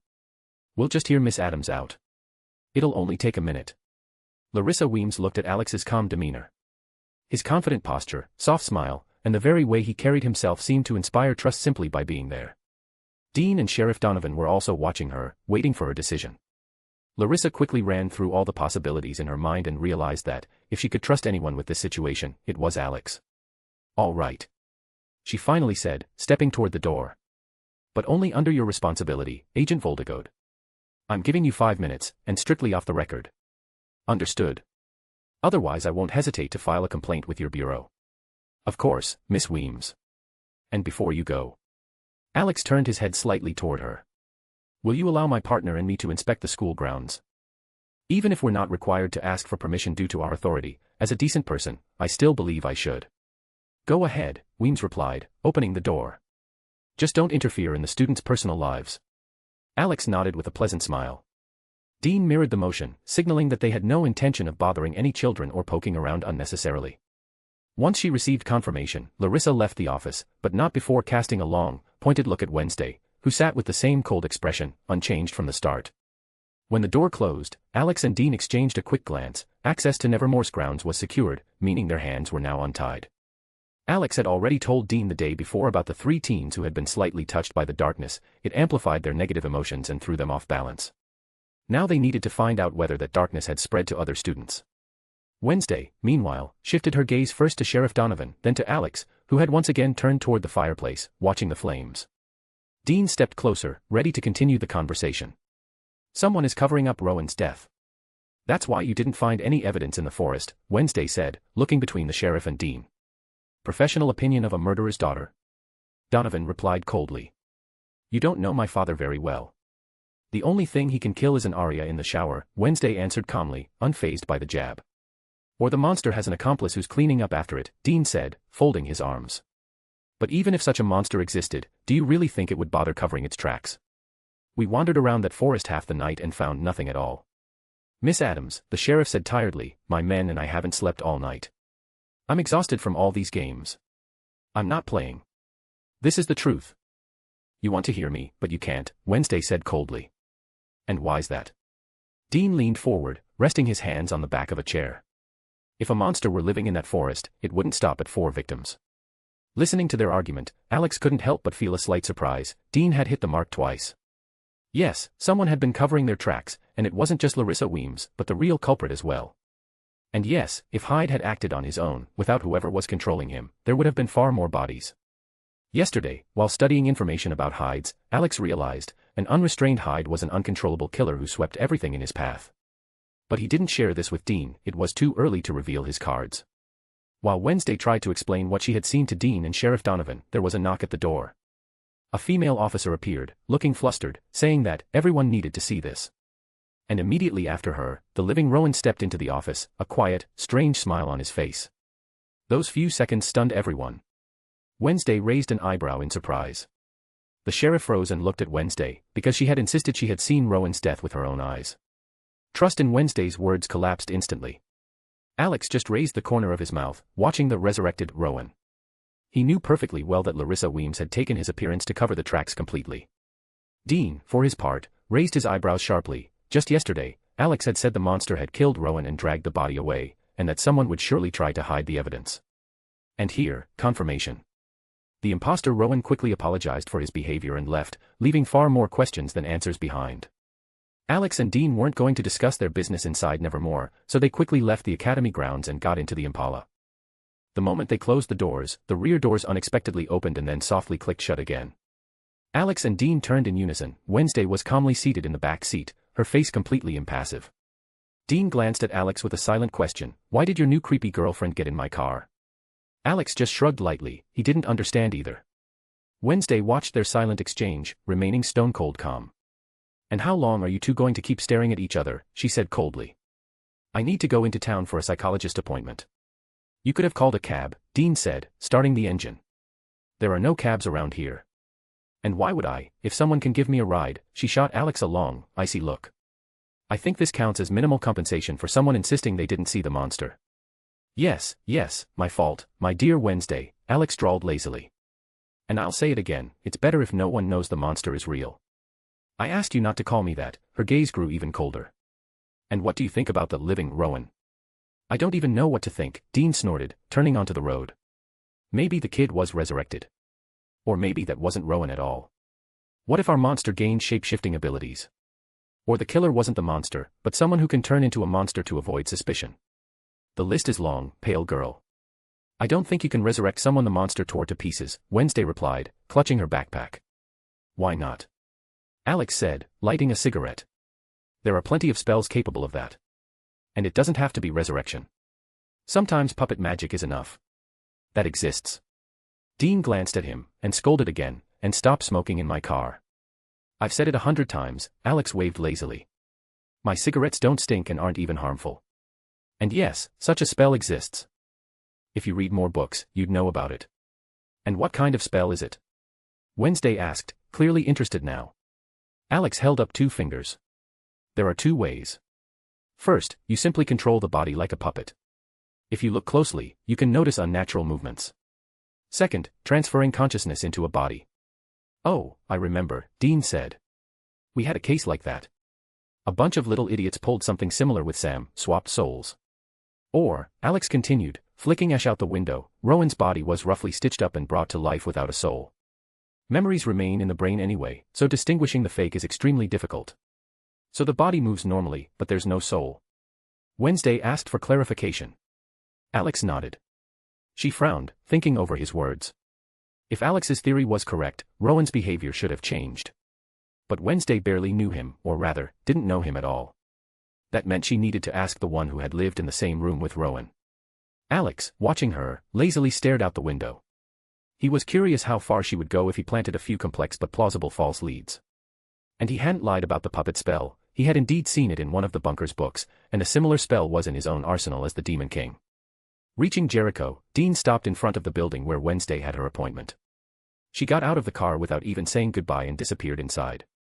Dean looked at Alex with a wide grin. Alex raised an eyebrow questioningly. "Dude, you're going to have a hard time thawing that ice block," Dean said. "You've got better odds with that rainbow werewolf. Back off, chum." "At least the sister of the god himself doesn't appear in my dreams," Alex snorted. "And seriously, why can't you just sleep normally?" "That's a low blow, dude," Dean smirked. "But aren't you worried that this pale girl will shove a knife in your chest when she finds out you were flirting with her? Especially since you're already engaged to 3 of them." Alex glanced at Dean's smirking face and just rolled his eyes. Even the girls who were watching the stream and observing Alex's adventures couldn't resist, they all rolled their eyes in unison. Of course, Dean had no idea that Alex didn't actually have 3 wives, far from it, the number had long been double digits, goddesses, demigoddesses, representatives of other races, and ordinary humans. But Alex had no intention of sharing those details with Dean, at least for now. Seeing that Alex wasn't reacting to the joking warning about a potential knife in the chest from Wednesday, Dean mentally noted, this guy definitely has no fear and likes dangerous girls. Alex, however, didn't hold back, calmly reminded Dean that Alice, by the way, was a vampire, a very strong one, and far scarier than Wednesday with her knife. Hearing such a compelling argument, Dean could only nod, having seen Alice dart around the bunker at inhuman speed, cleaning up any mess. Realizing this, Dean muttered that if Wednesday didn't stick a knife in Alex's chest, Lucina, Alice, or Samantha would, or worse, all 3 at once. The only thing Alex could do in response was roll his eyes even harder. Back at the hotel, Alex and Dean went up to their room and immediately changed into regular clothes, ditching their agent suits. Neither of them liked staying in those suits any longer than the situation required. After a while, Dean decided to take another walk in the forest, to look for tracks, clues, or at least the approximate lair of the monster. Alex just waved his hand, pretending he was still trying to figure out what kind of monster or monsters they were dealing with. No one knew if it was alone or if a whole pack was lurking behind the trees. After Dean left, Alex lay down on the couch, pulled a book from his inventory, the very Return by Alan Wake, and immersed himself in reading. He became so absorbed that he didn't even notice an entire hour passing until a knock at the door brought him back to reality. Alex closed the book, got up, and opened the door. Wednesday was standing there, looking at him with the same calm, almost disarmingly calm, expression. "What brings you here?" Alex asked, raising an eyebrow. "Take me back to Nevermore." "I'll pay for the gas," Wednesday said, pulling $20 from her pocket. "Better buy me a strawberry ice cream with that," Alex replied. "All right, come in. I'll grab my things, and we'll go." Wednesday silently put the money away and stepped into the room. She immediately noted who lived where. Dean's bed was half-made, while Alex's was neatly arranged. The next thing that caught her attention was the book lying on his bed. Walking closer, she picked it up, looked at the cover, and recognized the author. She herself wrote a crime novel about a serial killer and had read many similar authors. But Alan Wake's books hadn't been released for a long time. As far as she knew, he had disappeared, and no one had found him. While she studied the book, Alex tidied up, making sure nothing was left lying around. "Where did you get a book by this author?" "He hasn't published anything for 13 years, Wednesday said, still holding the book. "That's a long story involving Alan." "I'll tell you another time," Alex replied, throwing on his black coat with the red lining. "Can I read it?" Wednesday asked, looking at him a bit more closely. "There are 2 books in the series," Alex said, pulling Departure from his backpack. Alan slightly changed genres. "Here, take it. Just don't lose it." He handed her the book. "And what changed?" Wednesday asked, putting both books in her bag. "He used to write crime thrillers about investigations and serial killers. He inserted himself into his own story," Alex shrugged. "Like I said, it's a long story closely tied to my work. And yes, don't lose these books. They're one of a kind. There are no others, and there never will be." Wednesday watched Alex with slightly more interest than usual. Several things caught her attention at once: how he had both books from an author who disappeared 13 years ago, and why Alex spoke with such confidence, as if he personally knew Alan Wake. Alex simply checked that he had everything and headed for the door to leave the room. Wednesday cast a quick glance at the table, a map marked with body discovery locations, sketches of possible monsters, copies of coroner reports. For a second, she wondered if she should do something similar herself to better understand what was happening. And yes, she definitely wanted to show how far she could go in the investigation on her own. They left the hotel. Alex turned into a narrow alley and, making sure Wednesday wasn't looking, pulled his motorcycle from his inventory. But as soon as she entered the alley, she saw Alex already sitting on the bike. She sat behind him, resting her hands on his waist. Only after she held on tightly did Alex start the engine and ride onto the road, heading toward Nevermore. When they reached the academy, Alex parked the motorcycle. Wednesday jumped off without a word and headed for the gates. Alex watched her go and, remembering that Larissa Weems had allowed him free access to the grounds, decided to take a little look around. Turning off the engine, he caught up with Wednesday, and they stepped into the spacious courtyard together. Alex looked around, noticing the students busy with their own activities, chatting, laughing, hurrying somewhere. Even in regular clothes, he stood out, but now, without the agent suit, people treated him much more calmly. While he thought about how nice it would be to build a similar school in Orario, where children of different races could study together, Wednesday spotted Enid and headed toward her. Enid was just preparing for the upcoming race. "If Bianca wins again this year, I'll gouge my own eyes out," she muttered, trying to boost her morale. "I'd love to see that," Wednesday said coldly, approaching. Enid spun around sharply, her face immediately lighting up with a wide smile. She practically bounced toward Wednesday, beaming with joy. But a second later, her eyes started darting around as if she were looking for someone. Wednesday, of course, noticed this. "Hi, neighbor. I'm so glad you decided to stay," Enid said cheerfully. "Weren't you dreaming of living alone?" Wednesday asked, crossing her arms. "To be honest, I don't like living alone. And Thing gives a great neck massage, that's a big plus. So." She relaxed a little on her heels. "Why did you change your mind?"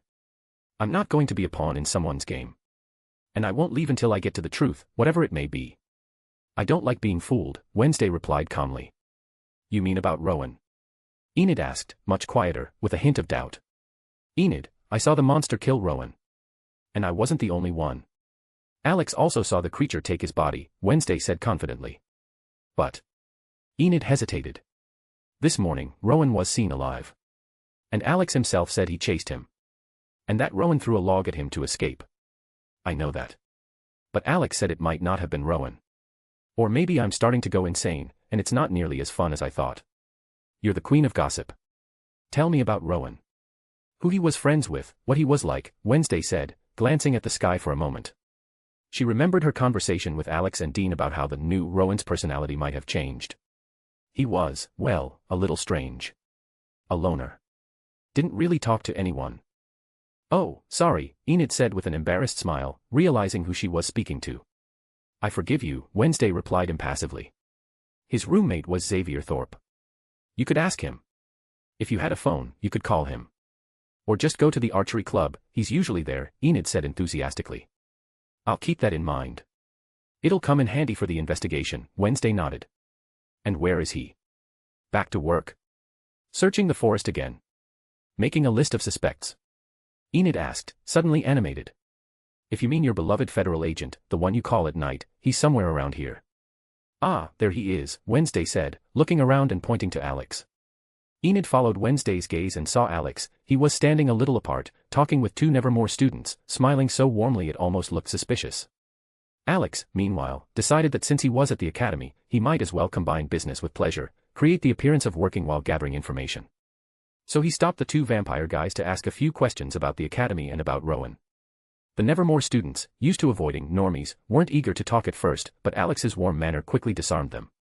He effortlessly steered the conversation into a comfortable flow, and soon the guys were chatting as if they had known him for years. After finishing his questions, Alex said goodbye with a smile and was about to approach the next group of students, when he noticed Wednesday and Enid. The latter was already waving at him with a wide grin. Alex smiled back, shoved his hands into his pockets, and headed toward them. As he got closer, he immediately noticed the boat that Enid's friends were painting. He even remembered that the vampire girl Yoko was Enid's best friend. Enid had mentioned it in their correspondence. When he reached them, Alex raised his hands, and Enid, beaming, gave him a double high five. Yahoo! What are you guys up to here? Alex asked, still smiling. Getting ready for the competition. Yoko, let's make those mustaches shine. The Po Cup isn't for the gloomy. Enid said, turning to her group. By the way, what's this Po Cup? And why's everyone making such a fuss about it? Wednesday asked, raising an eyebrow in confusion. This cup, it's the meaning of my life. Enid blurted out. First a water race, then on land. No rules. Teams pick an Edgar Allan Poe story for inspiration. Ah, a competition in honor of the writer Poe. I thought. Alex trailed off, instantly losing interest. Wednesday squinted. And which Poe did you think of? What do you mean? The Great Dragon Warrior. A panda named Pa, Alex said with a completely serious expression. Wednesday just blinked, she clearly had no idea what panda he was talking about. Enid, on the other hand, blinked in surprise and then burst out laughing. She caught the reference immediately. Alex remained serious, thinking that naming a competition after a gloomy writer was a rather dull idea. A panda was much more lively. Was that a joke? Wednesday asked, still staring at him in astonishment. Yeah. Although, honestly, a tournament in honor of a panda sounds way more fun than one for a somber novelist, Alex said in an almost mechanical tone. I like both options. Enid said happily, bouncing on the spot. Alex couldn't resist and ruffled her hair. Wednesday just snorted. Whatever you say. Want to help? Join the group. Miss Novak ordered pizza. Enid suggested in a tempting tone. Sounds tempting, but that's not really for me. I have a book to write. And books no one else has, that I need to read. So, lots to do, Wednesday waved off. Alex tilted his head thoughtfully. And if I help, do I get pizza? Or do I have to be part of the school? Or, maybe just steal the pizza when no one's looking. Of course you get some. If you help, I'll grab you the biggest slice. Enid said, immediately grabbing Alex's hand. Alex smirked. Then I'm in. As my family's rule goes, as long as the client pays, I do any job. He took off his coat, showing he was ready to work for food. Then have fun, I'm leaving, Wednesday said, turning toward the exit. Wednesday, if you want, you can come cheer us on. Or just stand on the shore. Whatever's easier for you, Enid added, still holding Alex's hand. Wednesday didn't answer, she only cast a blank, unreadable look at them and walked away. Once she disappeared, Enid, still holding Alex's hand, dragged him toward her friends. At first, the group of girls greeted Alex without much enthusiasm, but he quickly won them over. Within 10 minutes, he was laughing with them, sharing funny stories, and listening to fresh gossip that the girls eagerly shared. Enid shone brighter than anyone. Alex had blended into her group surprisingly effortlessly. All the while, she kept circling around him, as if afraid to stray too far. Even Miss Novak, in charge of the pizza, didn't react to Alex's presence. He behaved as if being among students was completely normal and natural. And Director Weems watched everything from her office window. She understood perfectly what Alex was doing and didn't interfere, as long as he didn't drag her students into trouble or overstep. To be continued. So, on the advice of my dear reader, Alex will drag things out by planting false leads so that the main culprit doesn't show up prematurely, and Alex can relax and spend time with two potential family members. As for Dean's situation, I'll only show a little bit, to show how he reacts to Amara. Or not. I'm not sure yet, unless I forget, of course. And finally, come and get your love. Chapter 525, Chapter 525, A Walk Through Nevermore in Wednesday's Company. Alex was helping Enid and her friends fix the boat for the upcoming race when he received a message from Dean. Before leaving, he gently patted Enid on the head, and the girls who witnessed it all giggled in unison. After that, Alex left the Nevermore grounds. On his way back to the hotel, he decided to buy dinner. Alex was certain that Dean had spent the entire day wandering through the woods with Sheriff Donovan without eating a single bite.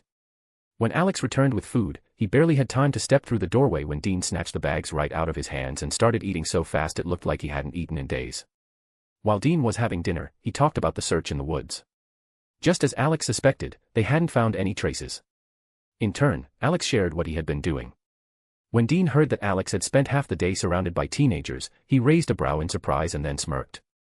But the moment Alex clarified that he hadn't learned anything useful, only gossip about who was dating whom and who had a crush on whom, Dean's eyes instantly lit up with interest. The word gossip worked on him like magic. Smiling at his reaction, Alex began recounting everything he'd heard from Enid and her friends while helping repair the boat for the Po Cup. Dean listened and commented on each story as if he were watching a soap opera. From the useful information, Alex learned something else. Despite the rumors, Enid was not in love with Ajax the Gorgon guy, they were only friendly classmates. This detail was shared with him by Yoko, Enid's closest friend. Alex wasn't surprised, if anything, he felt mildly relieved. He made no secret of the fact that he liked Enid's cheerful and warm personality. Alice, by the way, also wrote to him saying she would love to befriend that lively werewolf girl. After dinner, Alex and Dean decided to take a walk around town, maybe they could find out something. Alex didn't mind at least creating the appearance of doing his job. Their walk eventually led them to the local bar, where Jericho residents liked to discuss everything under a couple of beers. Alex and Dean sat at the counter, listening to conversations and sipping their drinks, when Alex noticed a man in the corner leisurely drinking whiskey. Narrowing his eyes, Alex realized he was a demon. He nudged Dean with his elbow. Dean was busy chatting with the bartender. Dean didn't understand at first, until Alex wrote a single word on a napkin, demon. The reaction was instant. The power of Amara, which Dean carried within him, had changed his perception. Now he could sense demons instinctively, almost like Alex. They exchanged glances and nodded at the same time. Alex put money on the counter to pay for their drinks, and they both got up. The demon, of course, recognized Dean Winchester. Seeing him approach, the demon smiled, stood up, and headed for the exit. Alex and Dean followed. The demon turned into an alley, and they went after him. He was already waiting there, leaning against a wall with a lazy smirk. Dean Winchester and his new buddy, he drawled. The king is still furious about what the three of you pulled. And you are who? Another lapdog Crowley keeps on a short leash. Dean asked grimly. I'd say, a tracker. And if I'm lucky enough to stumble onto Winchester and his new friend at the same time, I think the king will be pleased when I bring him your cooling corpses, the demon said, and his white scara turned black. The demon raised his hand, trying to slam Alex and Dean into the wall with his power. But nothing happened, neither of them even flinched. Dean stood unmoving, glaring at the demon, while a cheerful, mocking smile blossomed on Alex's face. The demon realized things were going badly and decided to run. But just as he tried to teleport, a stone hit him in the head. Alex had thrown it. The impact made the demon stagger and nearly fall, giving Dean the chance to step forward and punch him squarely in the jaw. The demon collapsed to the ground.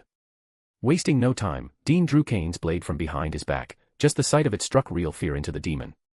The demon didn't even have a chance to speak or bargain for his life before Kane's blade plunged into his chest. The demon's body twitched and went limp. Dean pulled out the blade, calmly wiped the blood on the edge of his jacket, and sheathed the weapon. Dean, why did you kill him? Alex asked dryly, stepping closer. We could have questioned him, and then killed him later. We don't know what Crowley is planning or what this demon was looking for in the city. Damn. I forgot. It just happened. Dean shook his head. I thought we weren't killing demons for now, just banishing them. Alex raised an eyebrow. It was an empty vessel.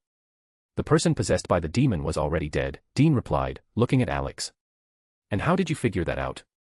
Alex asked, genuinely curious. I don't know how to explain it. I just felt it. There was no one inside except the demon. It's hard to describe, but it's like looking at an empty box, Dean said thoughtfully. Looks like you're starting to get used to Amara's blessing. That's good news, Alex nodded. Now I get what you meant about relying on your instincts. But what are we doing with the body? Dean asked, nodding toward the dead demon lying on the ground. What do you mean? We'll toss it in a bag and bury it.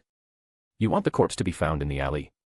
We already have enough trouble with that darkness-obsessed monster, Alex replied, pulling a body bag out of his inventory. What exactly do you keep in that inventory of yours? And why carry body bags around? Dean asked dryly, watching Alex spread out the bag. A lot of useful stuff, Alex waved him off. Grab its legs and help me. Dean nodded, grabbed the body by the legs, and together they moved it into the bag. Once packed, they hid it in the alley to make room for the car. A few minutes later, Dean pulled up in the Impala, and they loaded the body into the trunk before heading into the woods. The sun had already set, and darkness enveloped the forest, with only a flashlight as their source of light. Alex and Dean walked along the trail carrying the bagged body, Alex with 2 shovels, Dean with the flashlight. When they reached a sufficiently remote spot, they stopped and began digging a hole. While working, Alex received a message from Enid asking what he was doing. He glanced at Dean, then at the body in the bag leaning against a tree. Without thinking twice, he texted the truth. Enid replied with a shocked face emoji, followed by a laughing one. Listen, you'll have time to reply to your new girlfriend later, Dean grumbled. Right now, put the phone away and help finish digging this damn hole. I'm not staying in these woods another night. All right, stop grumbling like an old man, Alex smirked, sending the message and putting his phone away. We'll finish up and head back to the hotel soon. Grabbing a shovel, Alex began to deepen the hole. Once they had dug a sufficiently deep cavity, they both climbed out, lifted the body, and dropped it in. Wasting no time, Alex and Dean immediately started covering it up, then carefully worked to erase any signs of a fresh burial. They had no desire for the local police with their dogs to accidentally stumble upon the site, the headache from that would be far worse than they needed right now. When they finished, covered in dirt from head to toe, they headed back to the car to return to the hotel. Trying not to draw attention, Alex and Dean quickly went up to their room, to change clothes, wash off the dirt, and freshen up. Alex was the first to hop into the shower, quickly cleaned up, came out, and flopped onto the couch, continuing his chat with Enid. She was telling him how her friends had reacted to him, then complained again about how noisy Wednesday's typewriter was. Alex could only sympathize, with the heightened hearing of a werewolf, every click of the typewriter sounded like a tiny explosion in her ears. And what are we going to do? Dean asked, coming out of the shower and drying his wet hair with a towel. Crowley's looking for traces of the shards of darkness again. And that demon didn't come to Jericho for nothing. We still don't know if there's an Amara shard here, Alex replied without taking his eyes off his phone. Maybe it's just the consequences of her release. Lucas, the mayor's son, and his 2 friends were infected by the darkness. Maybe there's someone else. We need to check. And how do you suggest we do that? Dean asked, sitting on the bed. Are we going to wander around the city until we stumble upon someone infected? Then what? Start with Nevermore, Alex said, turning to Dean. I can't check every student myself, but since we're allowed on school grounds, that's our chance. You're starting to feel your new power, so you'll be able to sense who's infected. The main thing is to figure out if there's an Amara shard here and who's carrying it. So tomorrow we're wandering among monster kids looking for a clue. I hope at least the food is decent there, Dean sighed, lying down on the couch. Enid said the food's good, Alex shrugged, burying himself back in his messages. Dean just nodded and turned on the TV while Alex continued replying. He didn't forget to check in with Samantha, Lucina, and Alice about the investigation. The girls wrote that they had already found several leads pointing to the killer of imaginary friends. Alex felt pleased, Samantha was clearly gaining experience under Sam's guidance. Closer to midnight, Alex fell asleep. He woke up in the morning to a loud slam of the door. Peeking open his eyes, he saw Dean in regular clothes, coffee in one hand and a bag of pastries in the other. Alex raised an eyebrow in surprise. Dean had woken up before him and gone out to get breakfast. That was rare. Besides, Dean looked noticeably more awake. Not fully understanding what was happening, Alex washed up and sat down to eat. What's got you so pleased? He asked, watching Dean sip his coffee.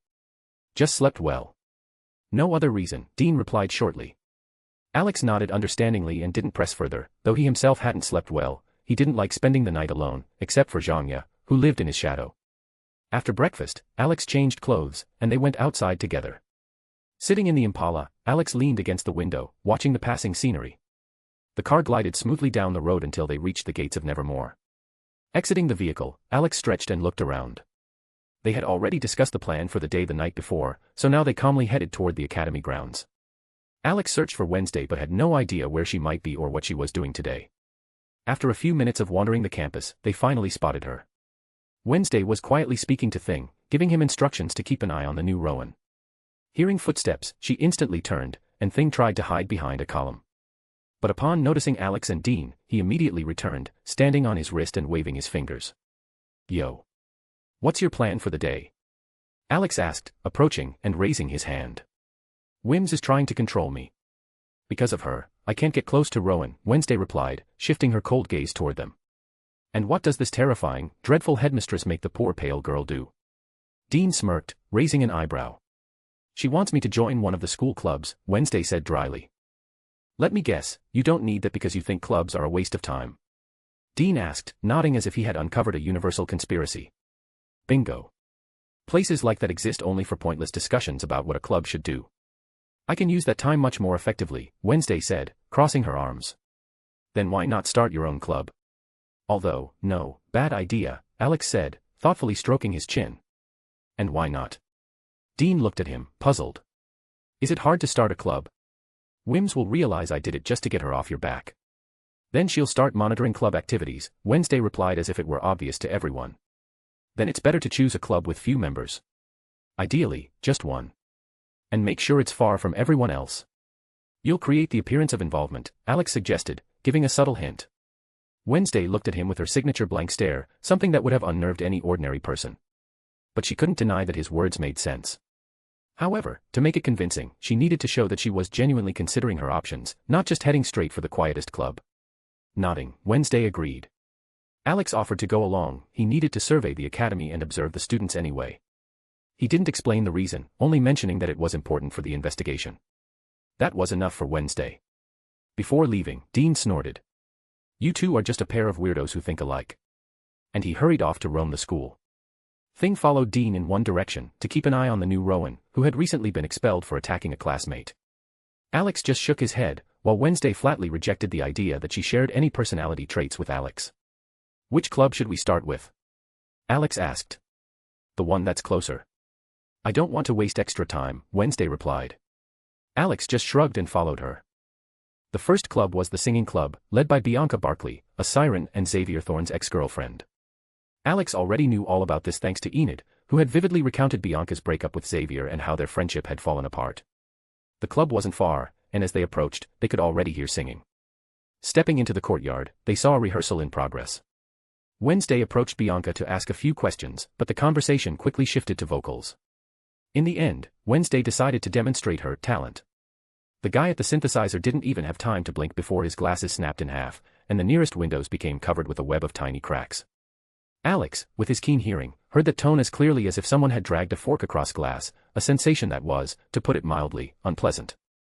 "What was that?" Bianca asked, clearly confused. "That tone can only be heard by dogs," Wednesday replied coldly. "I'm not a dog, but please, don't do that again." "My ears almost bled," Alex said irritably, rubbing his ears. Wednesday looked at Alex with interest. He was rubbing his ears and clearly annoyed after her stunt. It quickly became clear to her that his hearing was extremely sensitive, perhaps too much so. Bianca also raised an eyebrow, studying Alex. She had initially assumed he was just an ordinary normie, but his behavior didn't fit that picture. To her, Alex seemed like someone far more comfortable among outcasts than among regular people. After exchanging a few more sharp remarks with Bianca, Wednesday left with Alex, who still looked irritated. She even had a fleeting thought that the reason Alex and Enid had gotten along so quickly might be because he was a shapeshifter. But she immediately dismissed the idea. There was not a hint of a werewolf's nature in Alex's behavior or manners. After visiting a few more school clubs, they arrived at the area set up for the archery club. The club leader was Xavier Thorne, the very same boy who had feelings for Wednesday. As soon as she approached, a smile lit up his face. But the smile vanished instantly when he noticed Alex's satisfied expression. In its place came a scowl, almost a grimace. "So you actually came?" Xavier said, trying to ignore Alex, who was looking around with interest. "I didn't expect Headmistress Wims would manage to make you. Have you ever shot a bow before?" "Only at living targets," Wednesday replied in a cold tone. "Understood. All right. Stand here. Hold the arrow at a right angle. Yellow tip, up. Hold the tail with 3 fingers, draw, and release, he began, explaining in the classic instructor's voice. When Xavier released the string, Alex barely moved a finger, subtly altering the arrow's trajectory. The arrow missed the target and embedded itself in the protective barrier. Alex didn't even try to hide his smirk. The little brat deserved a lesson after all the spiteful looks he had thrown his way. Wednesday gave Xavier a calm, almost appraising look. He just picked up a new arrow, still not understanding what had happened. In his head flashed something like, strange, but it happens. When was the last time you saw Rowan? Wednesday asked. The one the monster tore apart. At the fair, Xavier replied, drawing the bowstring. After that, I didn't speak to him. His things were already packed in the morning. Rowan's always been strange, but lately, he's been acting like he's losing his mind. Telekinesis fries your brain if you overdo it. He started changing, and he started scaring me. Xavier released the arrow, and Alex subtly nudged it with his finger again. The arrow went wide. Alex struggled to suppress a laugh, putting on the most interested face of a bystander who just happened to be nearby. Having missed twice already, Xavier began to suspect it was simply not his day. And worst of all, it was happening right in front of Wednesday. And Alex, whom he had already pegged as a romantic rival. If Alex had known what was going on in Xavier's head, he definitely wouldn't have held back from bursting out laughing. Xavier frowned, grabbed another arrow, and shot again. Once more, Alex barely moved a finger. And again, the arrow missed. Xavier instinctively looked at Alex. But Alex stood nearby, pretending to admire the surrounding scenery, not even listening to their conversation. So, what's between you and this agent? Xavier asked quietly, so only Wednesday could hear. Wednesday raised an eyebrow at the question. She glanced at Alex for a moment, who pretended not to hear. But she didn't answer. Formally, she and Alex were only connected by a mutual goal, finding Rowan's killer. Yet, she genuinely wanted to understand who he really was. Xavier noticed her silence and frowned disapprovingly. Oh, of course, he said irritably. Only you get to ask off-topic questions. Nothing special, Wednesday replied calmly. We just have a deal. That's all. She kept silent about something else, her desire to uncover all of Alex's secrets. Want some advice? Xavier handed her the bow. Don't get involved with these agents. Because he's a normie? Or because he works for the government? Wednesday asked evenly. People like him hunt people like us, Xavier said, glancing at Alex. Their job is to destroy monsters. They didn't touch my father only because his power is useful to them. You're making assumptions without knowing the person, Wednesday replied. It's easy to judge when everything is handed to you on a silver platter. Look who's talking, he snapped. You're no better. You don't know much about me. And I'm not a high-end mighty snob, she said coldly, taking an arrow. Wednesday stepped back, picked up an apple from a crate, returned to the shooting line, and tossed the fruit into the air. At the moment the apple hovered at the peak of its arc, she released the arrow. It pinned the apple precisely to the center of the target. Xavier froze. Alex clapped his hands, genuinely impressed. Wednesday turned at the sound, looked at Alex, and handed him the bow. He just shrugged, took the weapon, and 3 arrows. 3 quick shots. The first arrow hit exactly the shaft of Wednesday's arrow. The next 2 struck the same spot with perfect precision. The apple, pierced through, split cleanly and fell to the ground in 2 even halves. Wednesday was even slightly surprised, and that was worth a lot. Xavier, meanwhile, frowned even more deeply. Alex, with a friendly smile, returned the bow to Xavier. Then he stepped in a way that Wednesday couldn't see their faces, leaned closer, and put on a mocking grin. You're only right about one thing, kid, Alex said in a lazy, almost velvety tone. I am dangerous. But definitely not to insecure kids like you. Before judging others, take a look at yourself. And stop being a pathetic nobody who can't even handle your own inferiority complex. He looked Xavier straight in the eyes, calm, confident, and slightly predatory. Alex hated dealing with idiots like Xavier. But this time, the boy really started to irritate him, enough that Alex was a step away from punching him. Xavier, meanwhile, stared at Alex's predatory smile, revealing sharp, almost unnatural teeth. Just the sight of it left his mouth dry, and a lump rose in his throat that he couldn't swallow. Wednesday stood behind Alex and couldn't see his face, but she felt he was doing something unpleasant.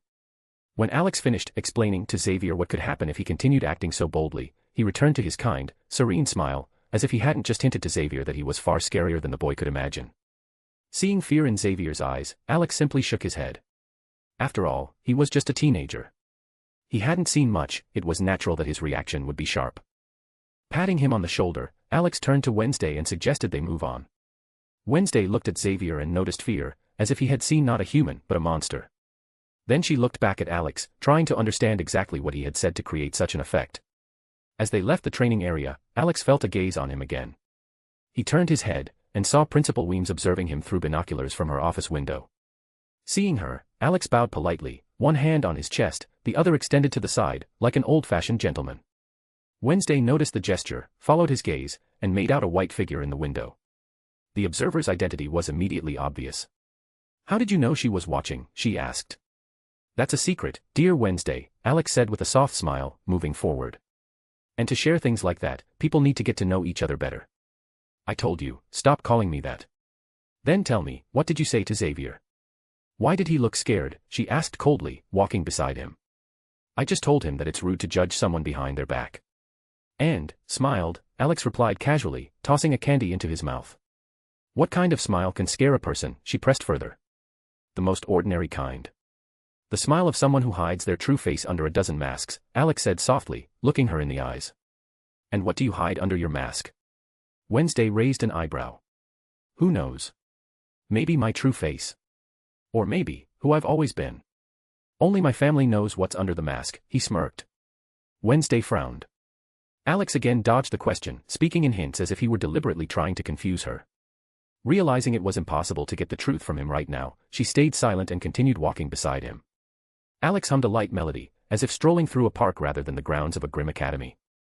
Soon they reached a secluded corner of the school, almost at the edge of the forest.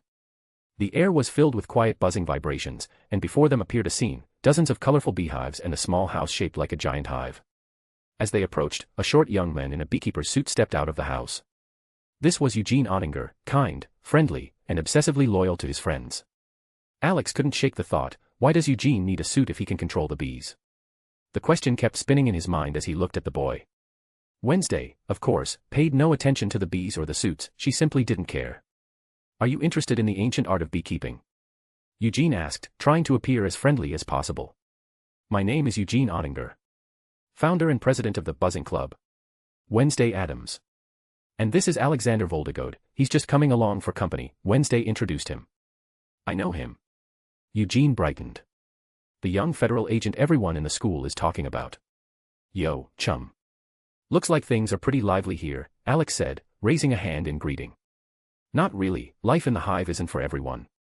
The kids are just afraid of insects and stings," Eugene admitted, looking embarrassed.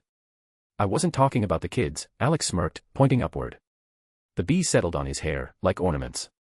"Want to feel a bee sting?" Eugene asked with a wide grin. Alex's eye twitched ever so slightly at the suggestion, but Wednesday heard exactly what she needed. He's the only member of the club. That meant she had a chance to show Principal Weems that she had officially joined, and Weems would stop pestering her with questions. No one would ask why she hadn't appeared or what she had been doing, the perfect cover. Wednesday immediately went off to change into the protective suit, while Alex stayed standing, letting the bees fly freely around him. They couldn't sting him anyway, his body was strong enough to survive even the complete destruction of the universe. A bee sting would do him absolutely nothing. And they had no intention of attacking anyway. Alex smelled pleasant, so the bees calmly circled him and even landed on his clothes. Eugene watched in genuine amazement as dozens of bees crawled over Alex, and not a single one even attempted to sting him. A minute later, Wednesday came out in the protective suit, while Eugene continued explaining that the bee community was matriarchal, with no place for patriarchy. Alex listened attentively and nodded, but in reality, he was thinking about something else, whether to ask Eugene for a jar of honey to make a honey cake. The thought instantly sparked a craving for something sweet. But before he could open his mouth, Wednesday grabbed his hand and pulled him along. Alex didn't immediately understand what was happening until he saw Thing running ahead. Only then did he remember, Wednesday had sent Thing to follow the new Rowan, the one who had already been expelled. On the move, she shrugged off her protective suit, and Alex quickly caught it to return it to Eugene later. Reaching the main courtyard of the academy, they saw Rowan trying to cram suitcases into a car that was far too small, belonging to Marilyn Thornhill, also known as Laurel Gates. "Rowan, wait. We need to talk," Wednesday said, approaching him as he struggled futilely with a suitcase. "Wednesday, I don't have time for talking," he waved her off. "You were a lot more talkative when you were trying to kill me," she said coldly.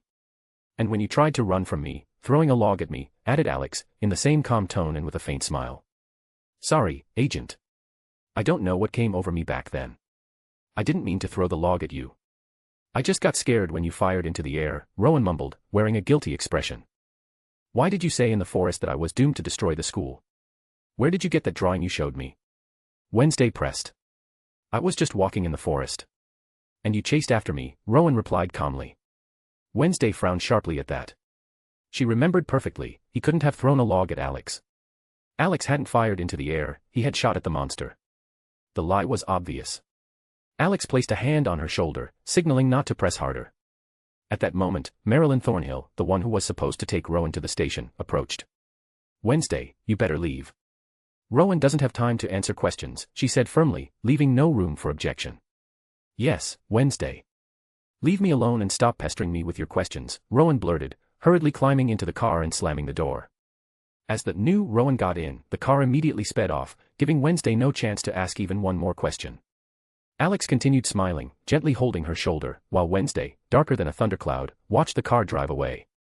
Alex caught a glimpse of Thing, who had somehow latched onto the trunk lid, and already knew what he would bring back: bad news. Tracking Rowan would be difficult, especially considering that this wasn't Rowan at all, but Director Weems in his form. What do you think? Wednesday asked, turning her head toward Alex. That's definitely not Rowan, he replied, still smiling as if everything happening were part of his plan. But who it actually is, that's the question. Those who knew him said he's not very talkative. It's hard to figure out his true nature. And the log he mentioned? I left that. And I spread the rumor too. You did it to see if someone would cover their tracks? Wednesday asked. Bingo, my dear Wednesday. Now we just need to figure out who exactly. And the pool of suspects is very large, Alex said thoughtfully. I see where you're going with this. But tell me. How long are you going to keep your hand on my shoulder? She asked coldly, looking him straight in the eyes. As long as you allow it, Alex replied calmly. Words weren't necessary. Wednesday simply grabbed his hand, tried to twist a finger, unsuccessfully, of course, and then removed his palm from her shoulder. She turned and walked away. Alex watched her go and quietly smirked before following. First, he returned Eugene's protective bee suit, and then went looking for Dean. He found him in the cafeteria. Sitting across, Alex quickly recounted everything he had learned while running around Nevermore after Wednesday. Dean, in turn, shared what he had managed to gather from the teenagers, and added that he hadn't found a single trace of darkness among the students. To be continued. I'm wondering if I should skip some events or not.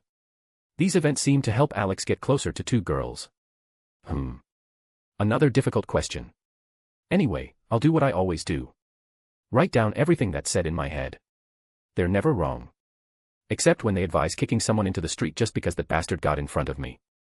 Chapter 526, Chapter 526, Wednesday learns more truth about Alex. Another day passed in the town of Jericho, and Alex and Dean still hadn't found anything useful. The only good news remained that none of the students at Nevermore Academy were infected with the darkness. The next day, Alex even secretly attended Marilyn Thornhill's class. To do so, he had to take the form of an ordinary black cat so as not to attract attention. In that shape, hiding was child's play. He settled on the greenhouse windowsill, from where he had an excellent view of the ongoing lesson. That's when Alex noticed faint traces of darkness on Marilyn's body. It wasn't enough to confirm whether she had a shard of Amara's power or whether she had simply been infected when Amara was released. But one thing he recognized immediately: Marilyn played her role perfectly. A friendly biology teacher, a normie in a school of outcasts. No one would ever suspect that she was the one behind the murders and the one controlling the monster that killed on her command.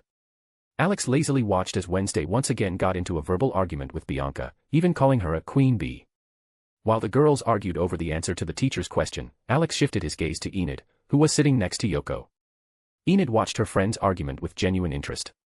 And as if sensing his stare, Enid sharply turned her head, only to see a black cat sprawled on the windowsill. To avoid giving himself away, Alex calmly blinked like any lazy cat and closed his eyes. The color of his irises remained unchanged in any form, which was exactly why he had to pretend to be asleep. Only when Enid looked away did he open his eyes again and quietly yawn. When the lesson ended, Alex jumped down from the windowsill and sat nearby, his tail swaying side to side. A bit of curiosity struck him. How would Enid react if she approached? She was a werewolf, after all, and probably not a fan of feline creatures.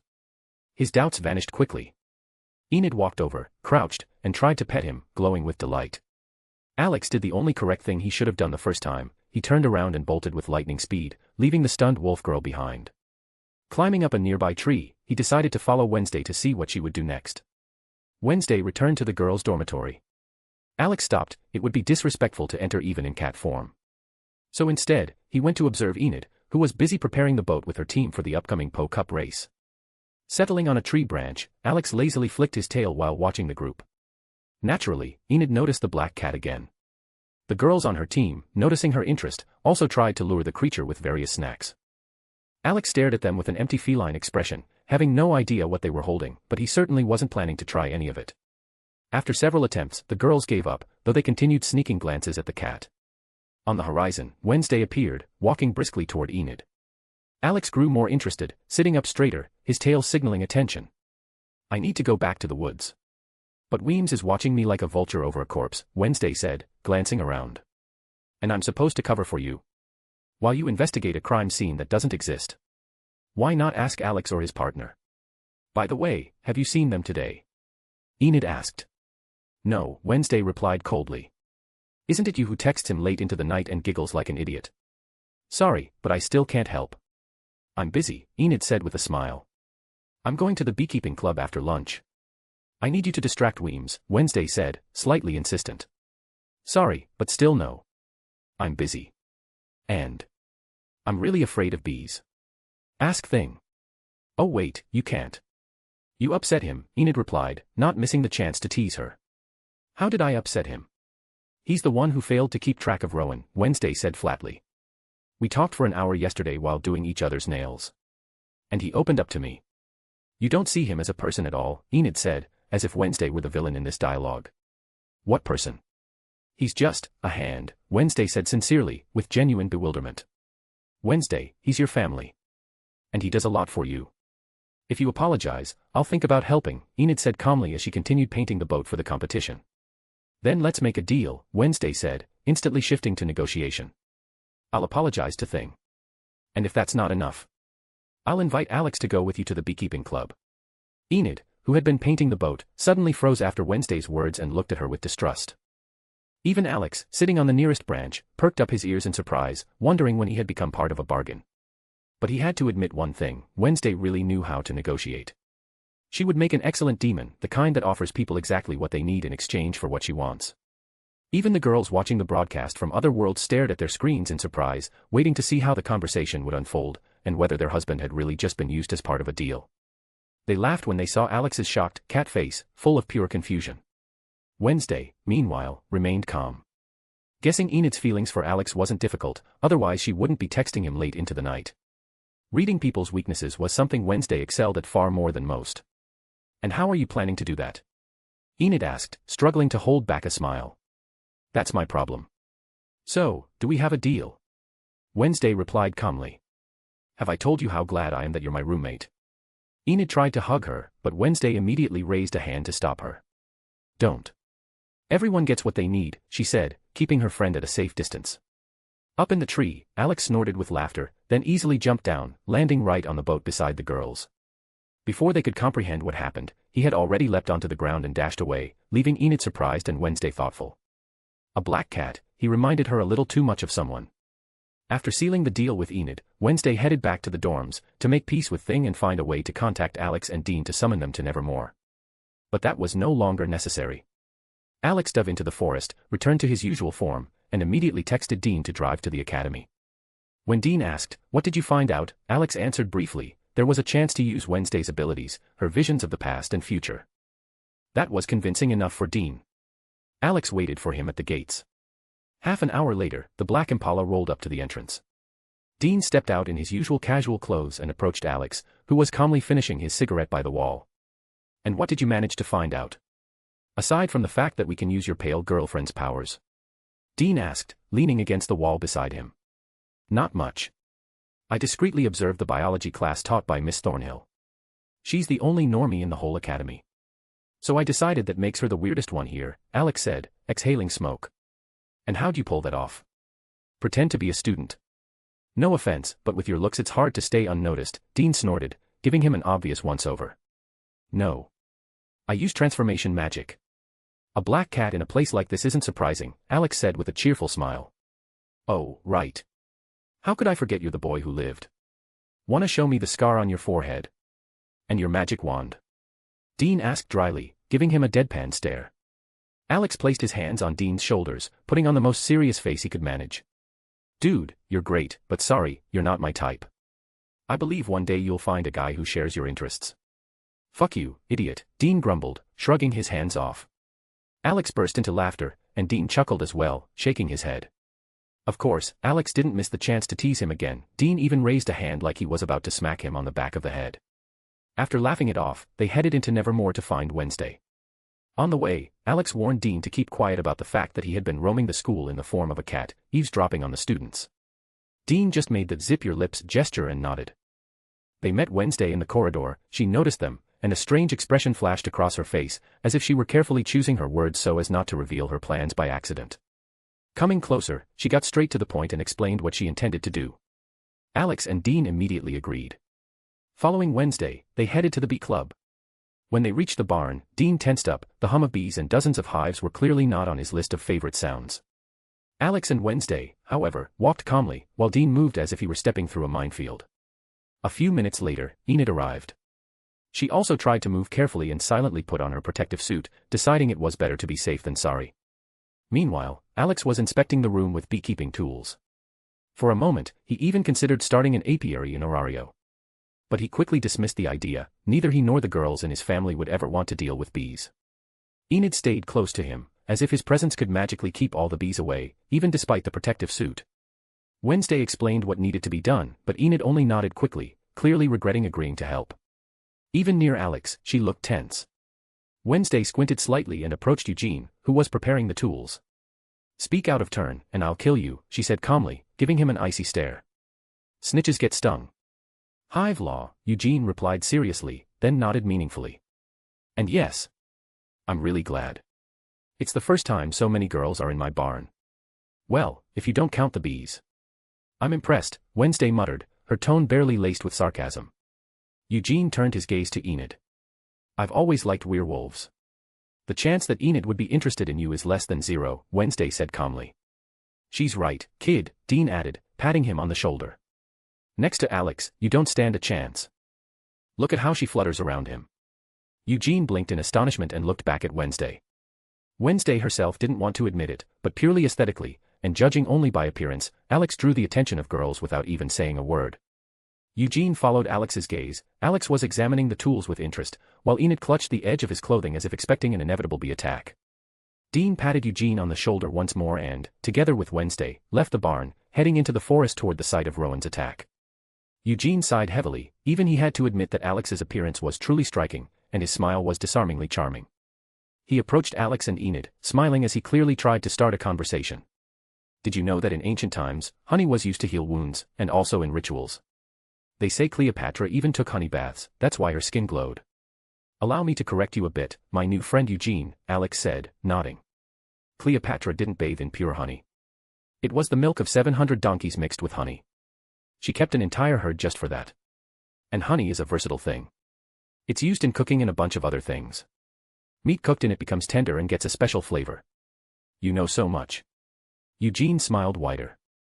"Do you want to see how I extract honey from the hives?" "Of course, chum. I was just going to ask if you could sell me some honey." "I want to make a honey cake," Alex said, smiling and nodding. "I can give you a jar of honey for free. You don't have to pay." "I hardly ever use it anyway," Eugene replied with a friendly smile. "No, any work should be rewarded. So, shall we go? Show us how it all works. Enid, do you want to watch?" Alex patted Eugene on the shoulder and turned to the girl. Enid stood frozen like a statue while bees buzzed around her. "I'm scared I'll get stung," she whispered, gripping Alex's hand tighter. "The main thing is not to panic," Eugene said. "Bees can sense fear. But don't worry, I have a smoker, and I know how to use it well. Want to see?" Alex nodded, showing he was still interested in watching the process, while Enid wished she could be anywhere else but here, surrounded by buzzing bees. Even Alex's presence made the situation only half bearable. He smiled, took Enid's hand to calm her, and gently led her out of the barn. She realized he was holding her hand only once they were outside. 100 thoughts flashed through her mind, and she instinctively squeezed his fingers tighter, as if afraid he would let go. Unfortunately, her emotions got the better of her again, her claws extended, piercing through the protective suit and lightly scratching Alex's skin. He didn't even notice. While Alex continued holding her hand and watching the honey extraction, he asked Eugene questions, and Eugene enthusiastically answered, backing up his words with scientific facts. Alex occasionally added a few of his own, and the two quickly found a common language, talking with genuine interest. Enid did her best to relax, hoping she hadn't hurt Alex. Meanwhile, Dean and Wednesday walked through the forest toward the place where Rowan had attacked her. Wednesday hoped to trigger a vision that would provide answers to at least some questions. Suddenly, they heard barking. Dean quickly pushed Wednesday behind a tree to hide her. That touch triggered the vision. Dean noticed Sheriff Donovan, who was searching the forest with a dog, and approached him, to explain that he was also participating in the search. While Dean distracted the sheriff and sent him in another direction, Wednesday saw fragments of the recent event. She saw a dark alley. Alex. Dean. A man talking about a certain king named Crowley, and that he would be glad to get their bodies. Then, Dean killing that man. The phrase about how now demons need to be exorcised, not killed. Then, the forest. Alex and Dean buried the body under a tree. When she came to, she saw Dean watching her closely. And what did you see? In your visions, he asked calmly. How you killed the men who wanted to take your body to some king, Wednesday said, seizing the chance to get answers. Ah, that. Dean sighed. That was a demon. Yes, demons exist. Honestly, they're nothing special. And that king, even worse. Better forget what you saw. If you go poking around there, it won't end well. Crowley doesn't care if you're a teenager or a child, if you get in his way, he'll kill you. Or torture you. Or both. And he'll get what he wants. Now, let's go. His tone was serious and firm, the kind of tone not meant to intimidate, but to warn. Wednesday frowned but didn't argue. By nature, she would have gladly done the opposite, but her instincts told her to gather more information first. They didn't notice Tyler watching them from behind a distant tree. He had been following Wednesday on Laurel Gate's orders, to ensure nothing happened to her before the ritual. Finally, they reached the site of the attack. Wednesday noticed Rowan's broken glasses and touched them. A new vision struck immediately. She saw Rowan arguing with Xavier about him taking something. She saw Rowan slam Xavier against a wall. She saw him trying to drop a gargoyle on her. Then, a book with a black cover and a flower, from which he tore out the very page with the drawing. When the vision ended, she almost fell, but Dean held her hand. You okay? He asked.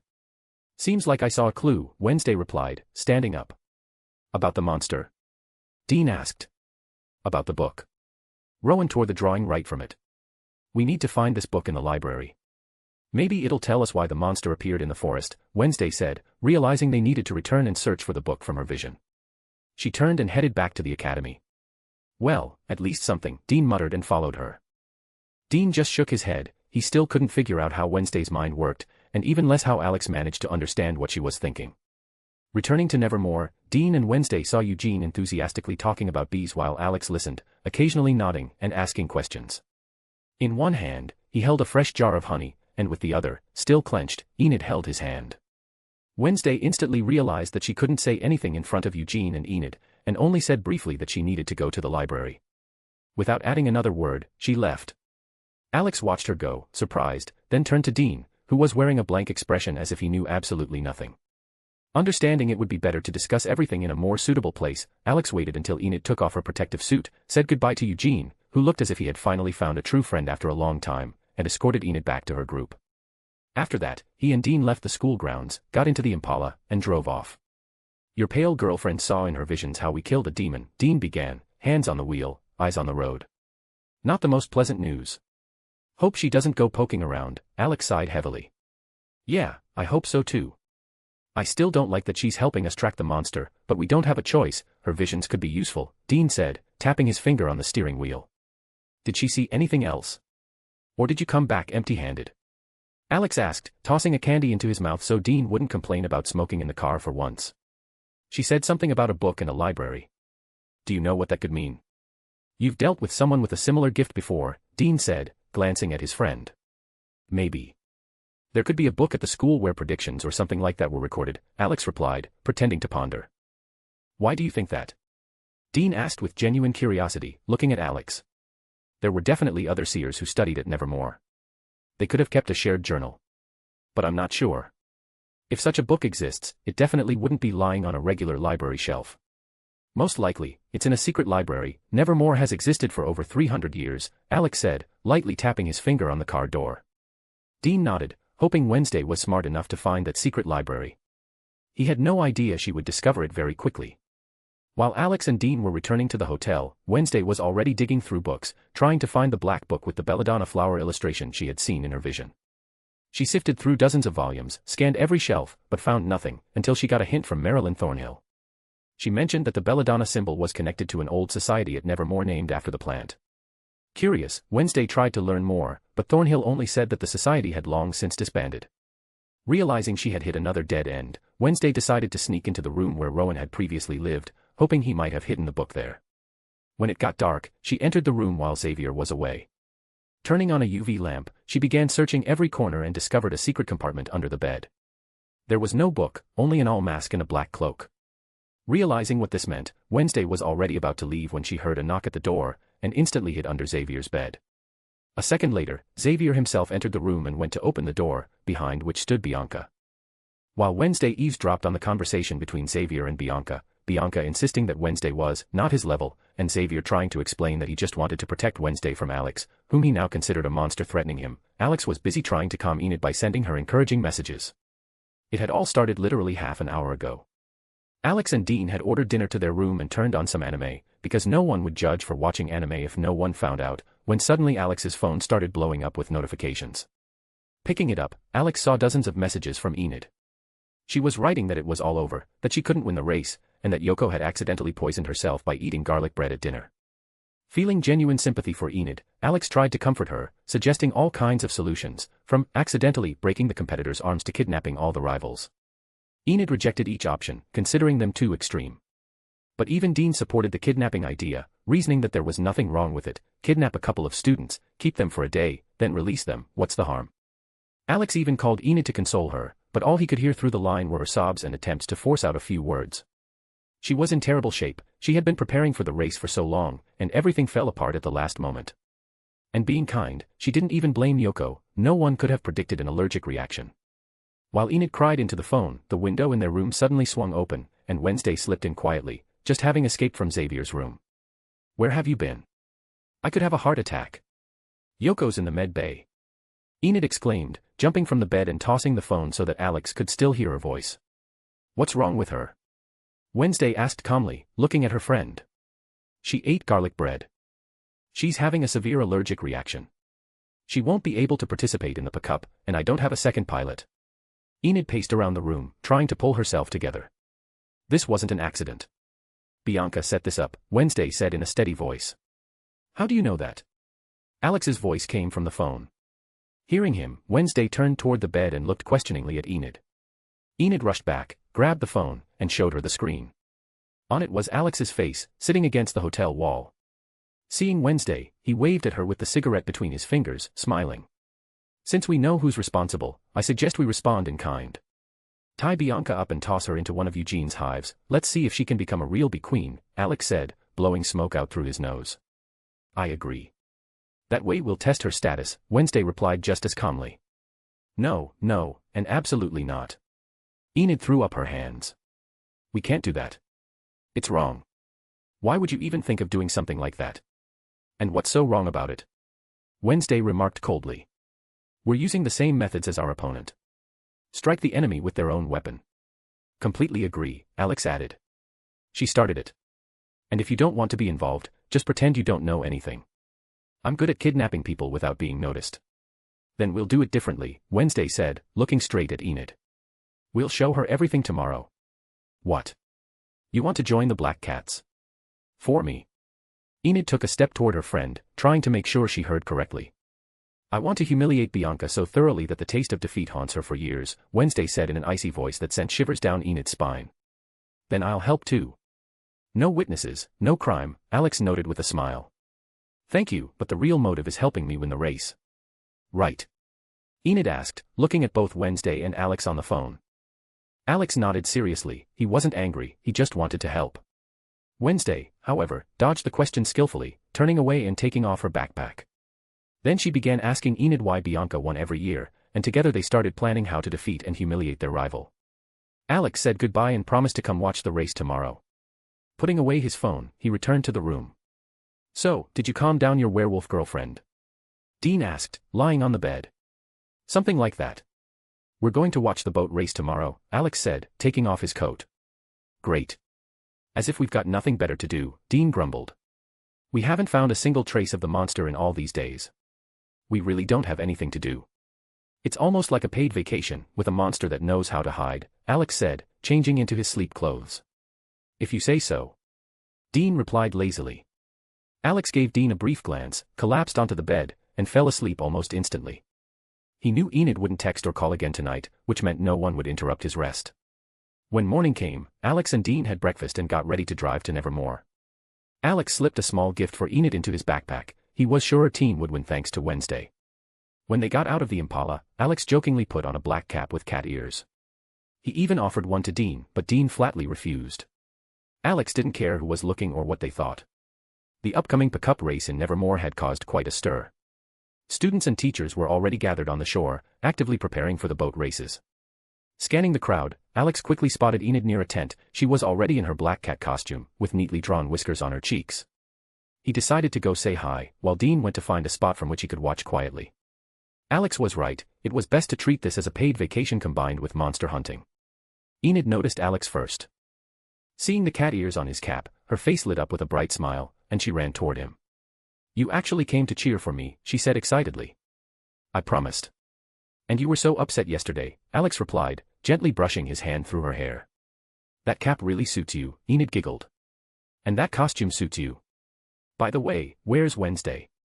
Alex asked, removing his hand. She's in the tent, changing, Enid said happily. Alex nodded. Just then, Wednesday stepped out of the tent, her expression so cold that even her usual face seemed almost friendly in comparison. She turned her head, saw Alex smiling, and her eyes narrowed slightly. Enid immediately bounced over to her friend and began enthusiastically admiring her costume. Wednesday, meanwhile, felt a cocktail of extremely unpleasant emotions, irritation, anger, embarrassment, and a strong urge to hit someone. Alex stepped closer, quickly scanning her from head to toe. Not a word, Wednesday warned in an icy tone, looking him in the eyes. I was just going to say this is cute. Even if you're looking at me like you're planning to strangle me in my sleep, Alex smiled. I would do it while you're awake. To see your expression, she replied coldly. Well, if you want hugs, just say so. Why hint at it so subtly? Alex said, barely holding back laughter. I'd sooner have my hands chopped off than hug you or anyone else, Wednesday said in an icy voice. Ah. You've broken my black little heart. How am I supposed to live now? Alex dramatically clutched his chest, letting a mock tear fall. But Wednesday didn't even blink at his theatrical display. Enid, for a moment, believed him, but seeing her friend's reaction, she only smiled awkwardly. Alex straightened up, brushed away his tear, and smiled at both of them. Wishing the girls good luck, he walked off, before Wednesday could call him a loser for trusting in luck. Finding Dean in the crowd, Alex approached, pulling popcorn from his bag, to make watching a group of teenagers racing boats more entertaining. Director Weems noticed Alex and Dean but pretended they didn't exist. Eugene, spotting Alex, came closer, to watch the race together. To be continued. So, I figured I'd skip the plot events I didn't find interesting. The boat race will be briefly mentioned, and then we'll move on to the world of the Pellegrims, and then the Raven Ball. I had some things planned for this ball. But I won't say what exactly. It's just not interesting. He. Let's just say something happens during the ball that makes Alex and Dean dread Jericho for a while longer. After all, how could I pass up the chance for Alex to meet Wednesday's parents and scold Enid's mother for pressuring her daughter into turning into a werewolf? Mothers like that should be hit over the head with a stick. Chapter 527, a stealthy invasion of a gloomy girl's comfort zone. Only a few minutes remained before the race began. While the participants were finishing their last preparations, Alex held a cup of popcorn in his hands and wondered whether he should interfere to ensure Enid's 100% victory. Dean, standing next to him and also chewing popcorn, watched everything happening and wondered how his life had come to this. An academy where monster children and supernaturally gifted teenagers studied. And here he was, a seasoned hunter, observing a school boat race. But the longer he stayed in Nevermore, the more his worldview changed. For decades, he had believed that monsters were evil by nature, and life had only reinforced that belief. Dean had never met a creature that wished to live quietly and harm no one. However, a few days spent among the students of Nevermore forced him to admit, perhaps he had simply never encountered those who truly didn't want to hurt anyone. While Alex and Dean were lost in their thoughts, the participants took their boats. Alex tossed a handful of popcorn into his mouth and looked at Enid and Wednesday, both ready for the swim. Enid turned her head, noticed Alex, and waved cheerfully. He smiled, gave her a thumbs up, and it instantly boosted the girl's confidence. Wednesday also looked in his direction, with a cold, assessing gaze. Being a child in an adult's body, Alex immediately stuck his tongue out at her. Wednesday's eye twitched. She didn't say anything, but her look promised a separate conversation later. At that moment, Principal Weems was explaining the conditions and rules of the race. Alex and Dean heard an interesting fact about the crypt of Joseph Crackstone, the founder of Jericho. Hearing this, they exchanged a look. They should check that place when no one is around. When Weems finished her speech, she raised her hand with a revolver and fired into the air. The race began. Alex was still debating whether to interfere or not. Eugene, standing nearby, began excitedly explaining what privileges the winners would receive. Even Dean whistled in surprise. A couple of minutes later, Alex noticed Bianca's friend, a merman, quietly diving underwater to push her boat and help her win. Alex snorted. Well, if that's how it is. He took off his cap with cat ears, placed it on Eugene's head, and handed him the popcorn. Din, hold my backpack. Carefully, there's a very fragile thing inside, Alex said, removing the backpack and giving it to his brother. And where exactly are you going? Dean narrowed his eyes. I'll be right back. I need to use the bathroom, Alex said calmly, hiding his intentions. Hopefully not a cat one. Dean smirked. Alex only grinned and walked toward the nearest tree. Hiding behind the trunk, he transformed into a black cat and sprinted along the shore, tracking the boats. Deciding to overtake the participants, he leapt onto a tree and began jumping from branch to branch until he was far enough ahead. Stopping, he noticed a red buoy in the middle of the river. For an ordinary cat, the distance would have been impossible, but Alex was no cat. He was the Demon King, who enjoyed trolling others a little. Pushing off with precision, he jumped directly onto the buoy, which rocked gently on the waves. From the buoy, Alex noticed a group of kids in purple robes. They were trying to slow down Wednesday and Enid's boat, swinging in or so wildly it almost hit all four girls. Alex was about to intervene and sink their boat, but then he saw the same merman swimming underwater. He pushed the purple boat right toward the buoy. Alex narrowed his eyes predatorily, smiling in a satisfied, cat-like way. A few seconds later the boat crashed into the buoy. It rocked, but Alex didn't even flick an ear. Wednesday and Enid sailed past, and both noticed the black cat sitting on the red buoy. This cat looks familiar, Wednesday said, squinting at him. Maybe it's a sign that we'll win. Enid suggested hopefully. I doubt the outcome of the race depends on an ordinary cat, Wednesday replied calmly, though she shot the cat another suspicious glance. When all the participants passed by, Alex glanced at the kids whose boat had just crashed against the buoy, smirked, and easily jumped onto the shore. Still in cat form, he sprinted along the waterline, catching up with the boats. Wednesday, Enid, and the two other girls from their team were rowing with all their strength, trying to catch up to the group ahead. Wednesday suddenly set her oar aside, pulled out a spyglass, and looked forward. A mermaid's tail fin flickered in the water. She immediately understood what that meant. But before she dealt with Bianca's uninvited helper, Wednesday's gaze accidentally caught something on the shore. A black cat. He was running parallel to them, not falling behind for even a second. Him again. Wednesday thought. The cat looked painfully familiar, but she couldn't figure out why. Setting the spyglass aside, she pushed away unnecessary thoughts and activated the mechanism she had attached to the bottom of the boat the previous night. A second later, a net shot out from beneath the hull. It wrapped perfectly around the merman, tying him up and dragging him to the bottom. Freed from interference, Wednesday and Enid's boat easily reached Raven Island with Crackstone's crypt.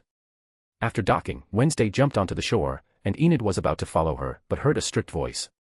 Stay and make sure Bianca doesn't damage the boat. Enid nodded obediently and stayed behind. But she had no intention of sitting idle. As soon as Wednesday and the two other girls disappeared into the forest, Enid decided to act.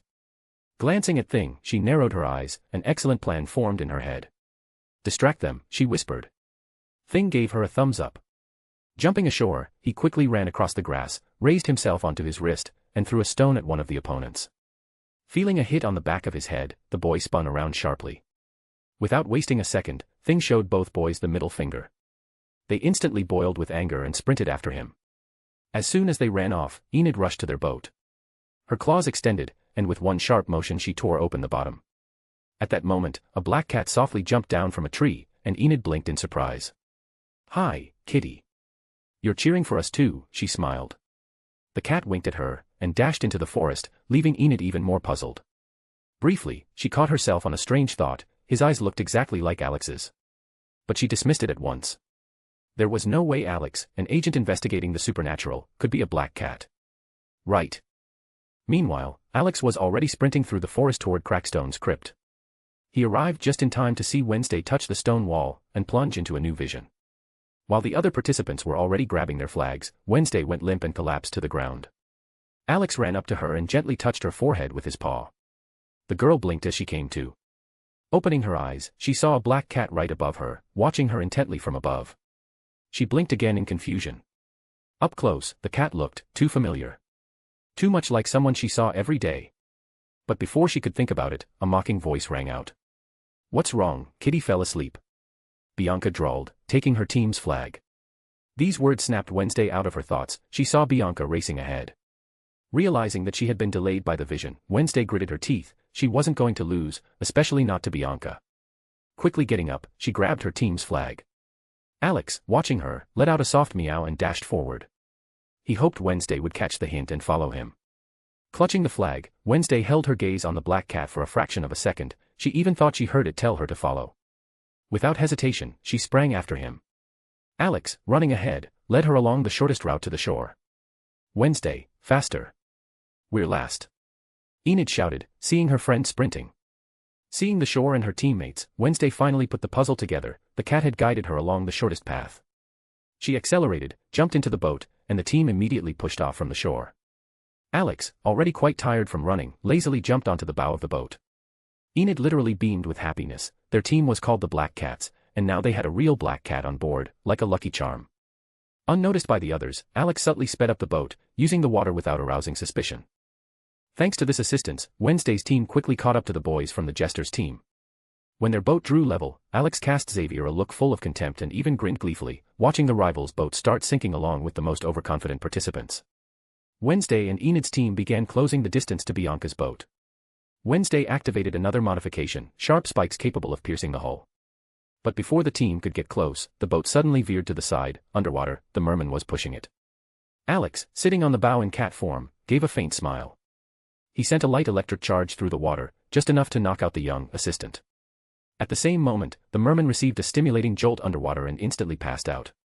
Alex wasn't worried. The merman couldn't drown in principle, so he wasn't risking accidentally killing a cheating teenager. Wednesday hadn't even called thing before the boat stopped being pushed.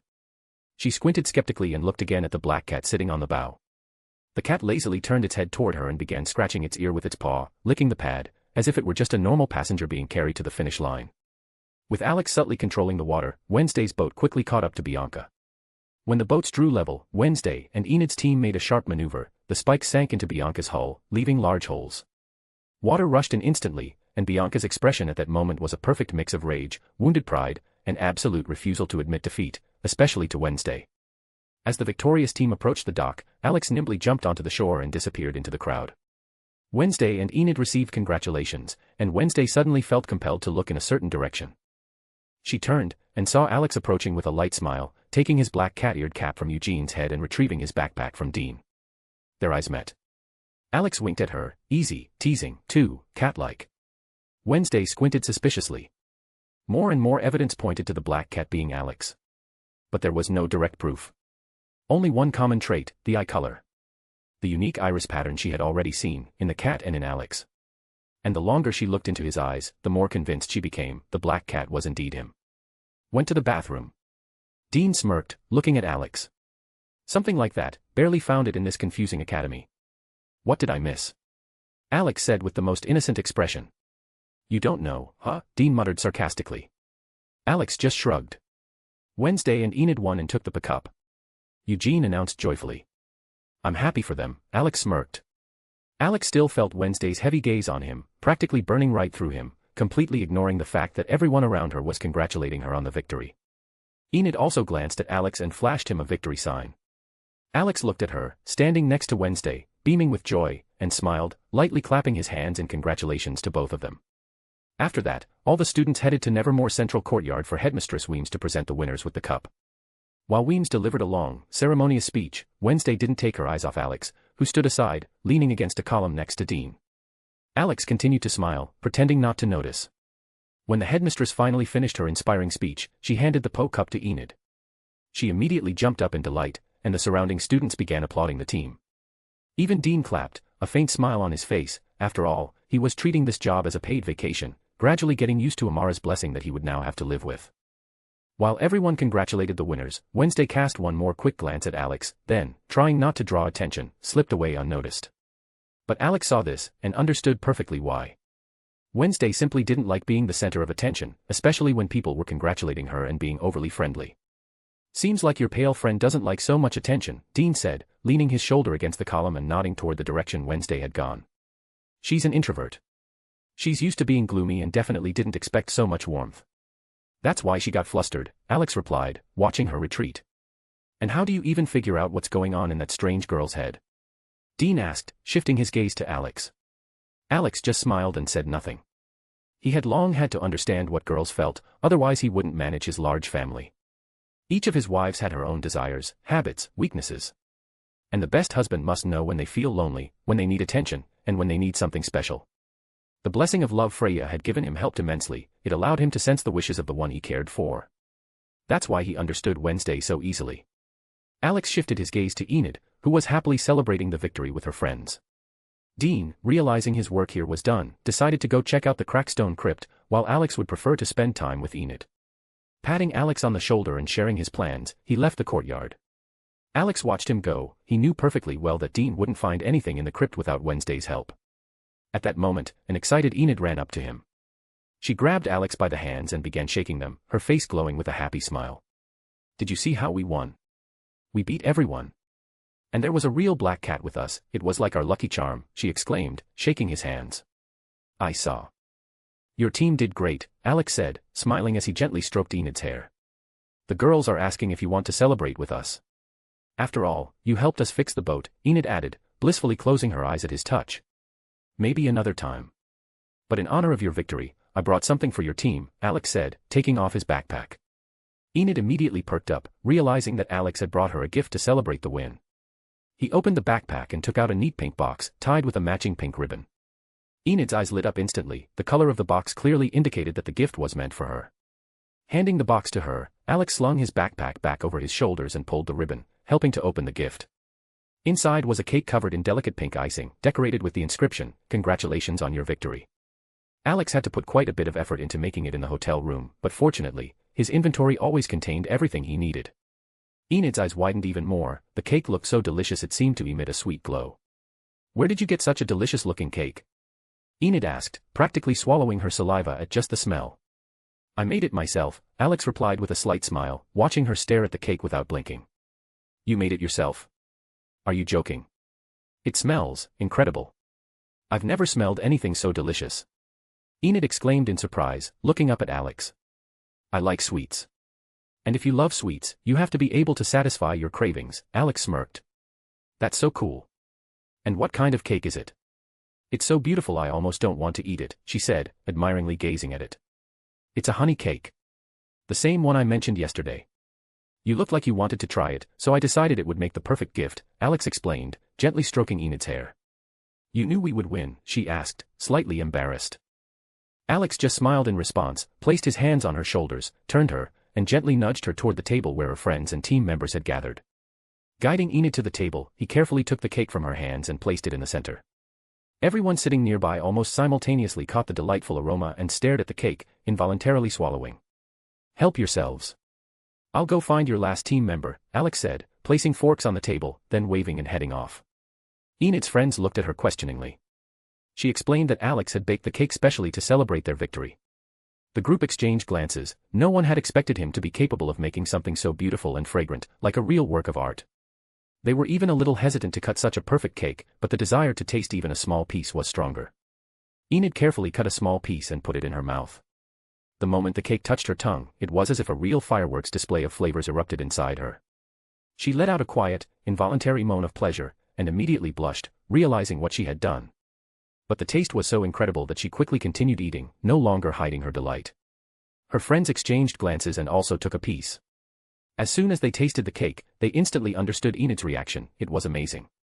At that moment, Headmistress Weems walked by, heading in search of Wednesday.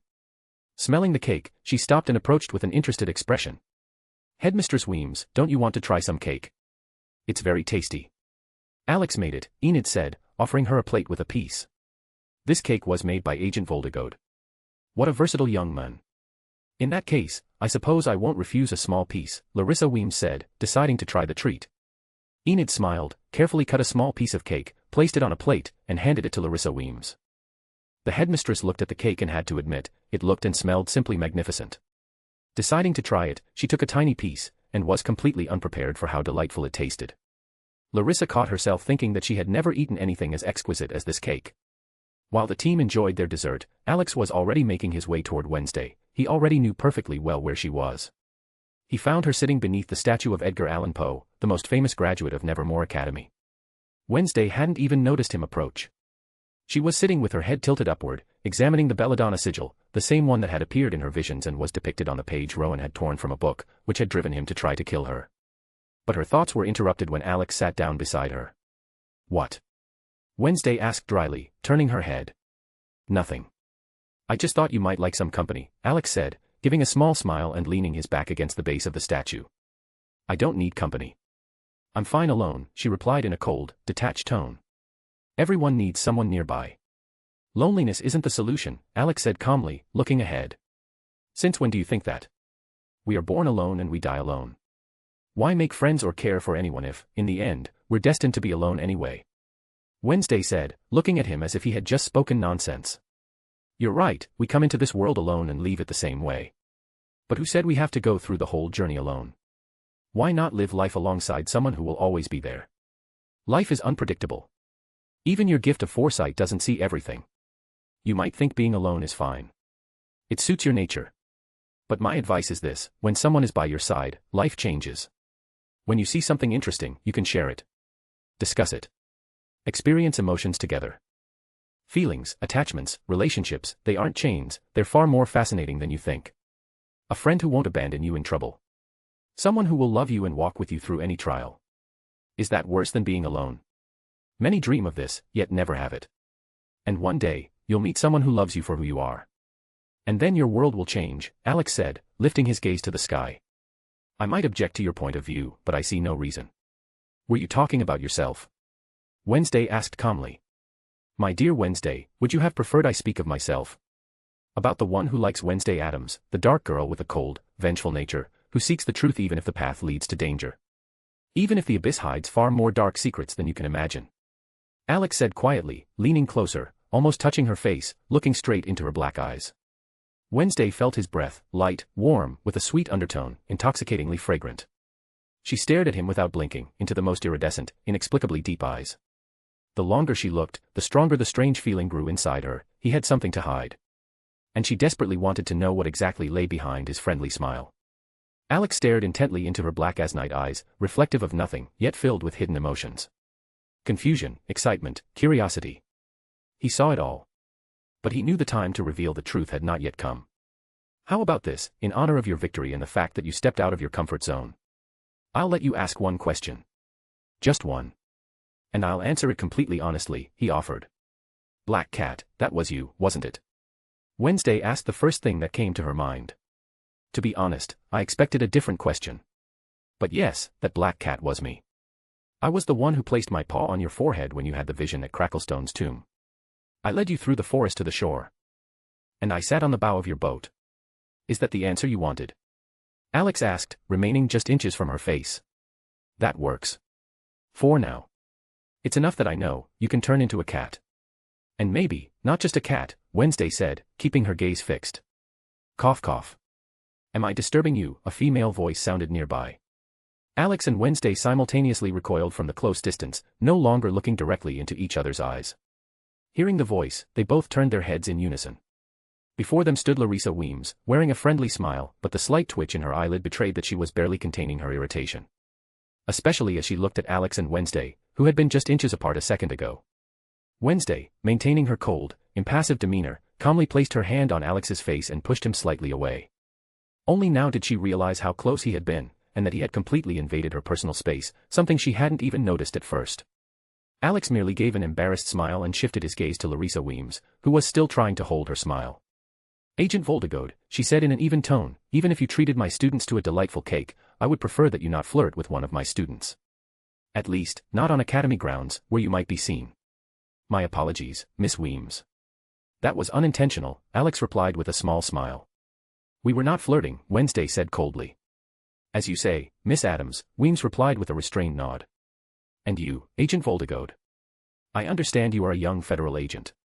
But I ask you to restrain yourself while on Nevermore grounds. This time, I will look the other way, in gratitude for the cake. She first glanced at Wednesday, then shifted her gaze to Alex. I'm glad you enjoyed the cake, Miss Weems.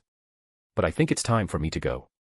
Until next time, my dear Wednesday, Alex said, standing up and, smiling, waved goodbye. Larissa Weems and Wednesday watched as Alex, hands in his pockets, leisurely walked down the corridor, humming a tune to himself, until he stepped out into the central courtyard. When he disappeared from view, Wednesday also wanted to leave, just to avoid a conversation. However, Larissa spoke first. Wednesday, I'm glad you're becoming popular, just like your mother, Weems said with a gentle smile. My mother and I are completely different people, different types, different personalities, Wednesday replied, giving her a cold look. Once, your mother looked at your father in the exact same way, Larissa said softly, allowing a hint of nostalgia. When they were at Nevermore, Morticia also won the cup. I was her navigator. And Gomez constantly came to cheer her on. You're a lot more like her than you think. Wednesday stared for a few more seconds in the direction Alex had gone. Thoughts she had never allowed herself before began to swirl in her mind. She immediately tried to suppress them. She had promised herself not to repeat her mother's mistakes. Yet the persistent desire to uncover Alex's secrets would not leave her, no matter how much she convinced herself that her feelings had nothing to do with it. Larissa Weems watched Wednesday with mild concern as she gazed thoughtfully down the empty corridor. In the end, the headmistress simply shook her head and quietly walked away without saying a word. Hearing the footsteps fade, Wednesday turned. Larissa had already disappeared around the corner, leaving no comments behind. Instead of going to Enid and the rest of the team, Wednesday decided to return to her room and focus on writing her detective novel, just to distract herself from unwanted thoughts. By evening, Enid was already sound asleep, hugging the one-po cup and smiling foolishly in her sleep. Wednesday continued typing on the typewriter, trying to drown out her thoughts with the sound of the keys, but even that didn't help. Suddenly, a quiet scratching sound came from the glass. Turning her head, Wednesday saw a black cat on the other side of the window. It was sitting on the ledge, carefully scratching at the glass with its claw. Rising from her desk, Wednesday approached the window, opened it, and stepped out onto the balcony. Alex was already perched on the railing, in his cat form. Why are you here? And why, like this, she asked, looking down at him. To help you find that very book from your visions. Although I guess you've already figured out where the secret library might be, Alex said, lazily licking his paw. And how on earth could you know where this book is? Wednesday asked, keeping her eyes fixed on him. It wasn't difficult, Naya. In private schools like Nevermore, there are always secret clubs. And the belladonna symbol is a perfect clue. Even if I couldn't take my eyes off yours. He smirked. I still notice everything around me. On the Edgar Poe statue where we sat, the book had the belladonna mark. Wednesday squinted slightly, watching Alex laugh in his cat form. Without saying a word, she returned to her room and a minute later came out with her backpack. Alex smiled contentedly and jumped down. He knew perfectly well that Wednesday wouldn't miss the chance to test her theory. He waited until she climbed down the drainpipe. When Wednesday reached the bottom, Alex ran ahead on all fours, and she followed him, trying not to be seen. Upon reaching the statue, Alex jumped onto the book in Edgar Poe's hands and pretended to read, though he already knew the answer. Wednesday climbed onto the statue and shone her flashlight. You need to snap your fingers twice, Alex hinted, turning his little face toward her. How did you figure it out so fast? Wednesday asked, managing to write only 4 words in her notebook. It's simple. You had to write the opposites of the words, take the first letters, and form a word from them. It turned out to be snap twice. Come on, I've got little paws, he said, standing on his hind legs and dramatically raising his front paws. You could have done it yourself, Wednesday said, jumping off the statue. I just wanted to spend some time with you. But now, enough delay, let's check out the secret club's hideout, Alex said, instantly leaping onto her head. If you don't get down, I'll turn you into a stuffed toy, Wednesday said coldly. Many have tried, my dear Wednesday. And there's not even a body left of them. I'm not the soft-hearted guy you might think. My job is to hunt monsters. And to hunt monsters, you need to be a scarier monster, he said, leaning forward to look her straight in the eyes. Wednesday met his feline gaze, but instead of fear, she felt only curiosity, and an even stronger pull toward his secrets. Alex, not waiting for her reaction, jumped onto her shoulder, so she wouldn't complain about him sitting on her head. Pushing aside unnecessary thoughts, Wednesday focused on the task. She raised her hand, and snapped her fingers twice. Immediately, a mechanism clicked, the raven on the statue lowered its wings, and the statue slid back, revealing a passage. Behind it was a staircase leading down. The walls were lined with paintings all the way to the bottom. As she descended, Wednesday saw shelves full of books. Alex jumped off her shoulder and walked along the railings, moving his paws. He looked around, thinking that the club members should occasionally dust and remove cobwebs. Guided by her vision, Wednesday went straight to the right shelf, the very one from which Rowan had ripped the drawing, believing it foretold the school's destruction. She quickly found the book, opened it, and saw the missing page. Alex sat on the top shelf, looking down. He already knew what would happen. And he was right. As soon as Wednesday put the book in her backpack, a sack was pulled over her head, and her hands were instantly bound. Alex simply closed his eyes and smacked his paw against his face in disappointment. These kidnappers were so pathetic that it was hard even to be angry at them. To be continued. I've been thinking about it. And I've come to the conclusion that I can't find the right solution for the Raven Ball. After all, there will be an event there that will help Alex get closer not only to Enid but also to Wednesday. But for that to happen, Enid needs to not go with Alex, and everything needs to be canon, so she'll be upset, and Alex will support her, protecting her. Of course, I don't want to do that, because I feel like the ultimate villain. I hate even thinking about it. But I'm interested in hearing your opinions. Chapter 528, Wednesday doesn't know her own feelings. In the secret chamber of Nevermore Academy, where the Belladonna Club held its meetings, Alex was present. He observed an absurd sight. A group of teenagers had tied up Wednesday, pulling a black bag over her head in advance. In his cat form, Alex sat atop a bookshelf and watched the teenagers in dark purple robes and masks standing in a semicircle. Wednesday, fully true to herself, began analyzing the situation the very second she was grabbed, tied up, and seated on a chair. Her first thought was the true culprit, but she dismissed it immediately. Alex would have acted already if there had been even the slightest suspicion. When the bag was removed from her head, a bright light hit her face. Wednesday didn't even blink. She simply scanned the room until she spotted Alex the cat sitting at the top of the shelf. He looked as if he felt embarrassed for what was happening, even though he had nothing to do with it. Tearing her gaze away from Alex, Wednesday calmly shifted her focus to the people standing before her. "Who trespassed into our sacred grounds?" a rough female voice demanded. "You can take off the mask, Bianca." "That act of yours might fool a child at best," Wednesday said coldly, recognizing the voice instantly. Disappointment rippled through the room. There was no point in hiding anymore. Bianca removed her mask, irritation written clearly on her face. From above, Alex saw the reflection of Wednesday's disappointment. She had been kidnapped not by serial killers, not by mysterious maniacs, but by teenagers. He rolled his eyes, thinking that Wednesday would have been far more satisfied being captured by an actual serial killer than by this club of secret meeting enthusiasts. Shaking his head, Alex cast a "don't notice me" spell on himself and shifted back into human form. He jumped down from the shelf, and no one except Wednesday paid him the slightest attention. She looked past Bianca's shoulder. Alex walked directly behind Bianca, as if intentionally demonstrating his invisible presence. While Wednesday explained how she found the passage, Alex lazily examined the room, glancing at portraits of former club members. His gaze lingered on the image of young Gomez and Morticia, Wednesday's parents. But soon another photograph caught his attention, a group photo of the club from the time her parents were students. And there, among everyone else, stood Freya Anderson and Mr. Dorr. Saga Anderson's parents. Alex couldn't resist taking a discreet picture to send to Saga later. Meanwhile, Wednesday watched Alex, whom no one else seemed to notice, as if he were a ghost. That only intensified her curiosity about his secrets. Her suspicion was fully confirmed when Bianca, Xavier, and the others turned their heads in Alex's direction, and, despite him standing just a couple of steps away, none of them saw anything. Even Wednesday was surprised. "So, what do we do with her?" Bianca asked coldly. "Only club members are allowed here." Everyone exchanged glances, and none of them had any idea what to suggest. Meanwhile, Alex closed a book, placed it back on the shelf, and casually walked past the teenagers, remaining unnoticed.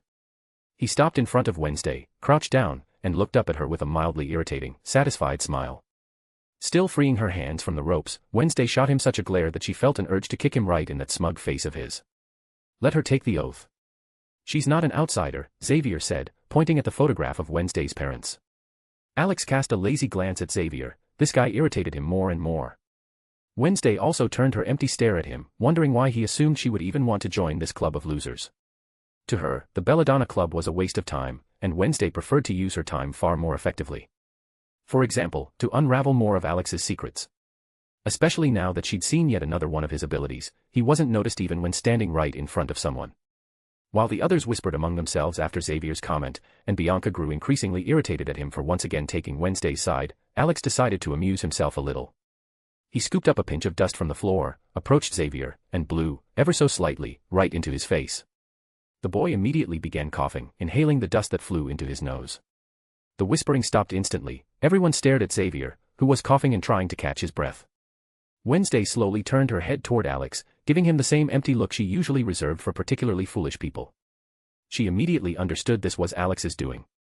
But why he behaved this way toward Xavier, that she still didn't know. Allow me to spare you the trouble and pointless speculation. I'm not interested in your club, Wednesday said coldly. Are you seriously refusing us? Yoko asked in surprise. Is it really that hard to understand? Your club is not impressive enough for me to waste my precious time on it.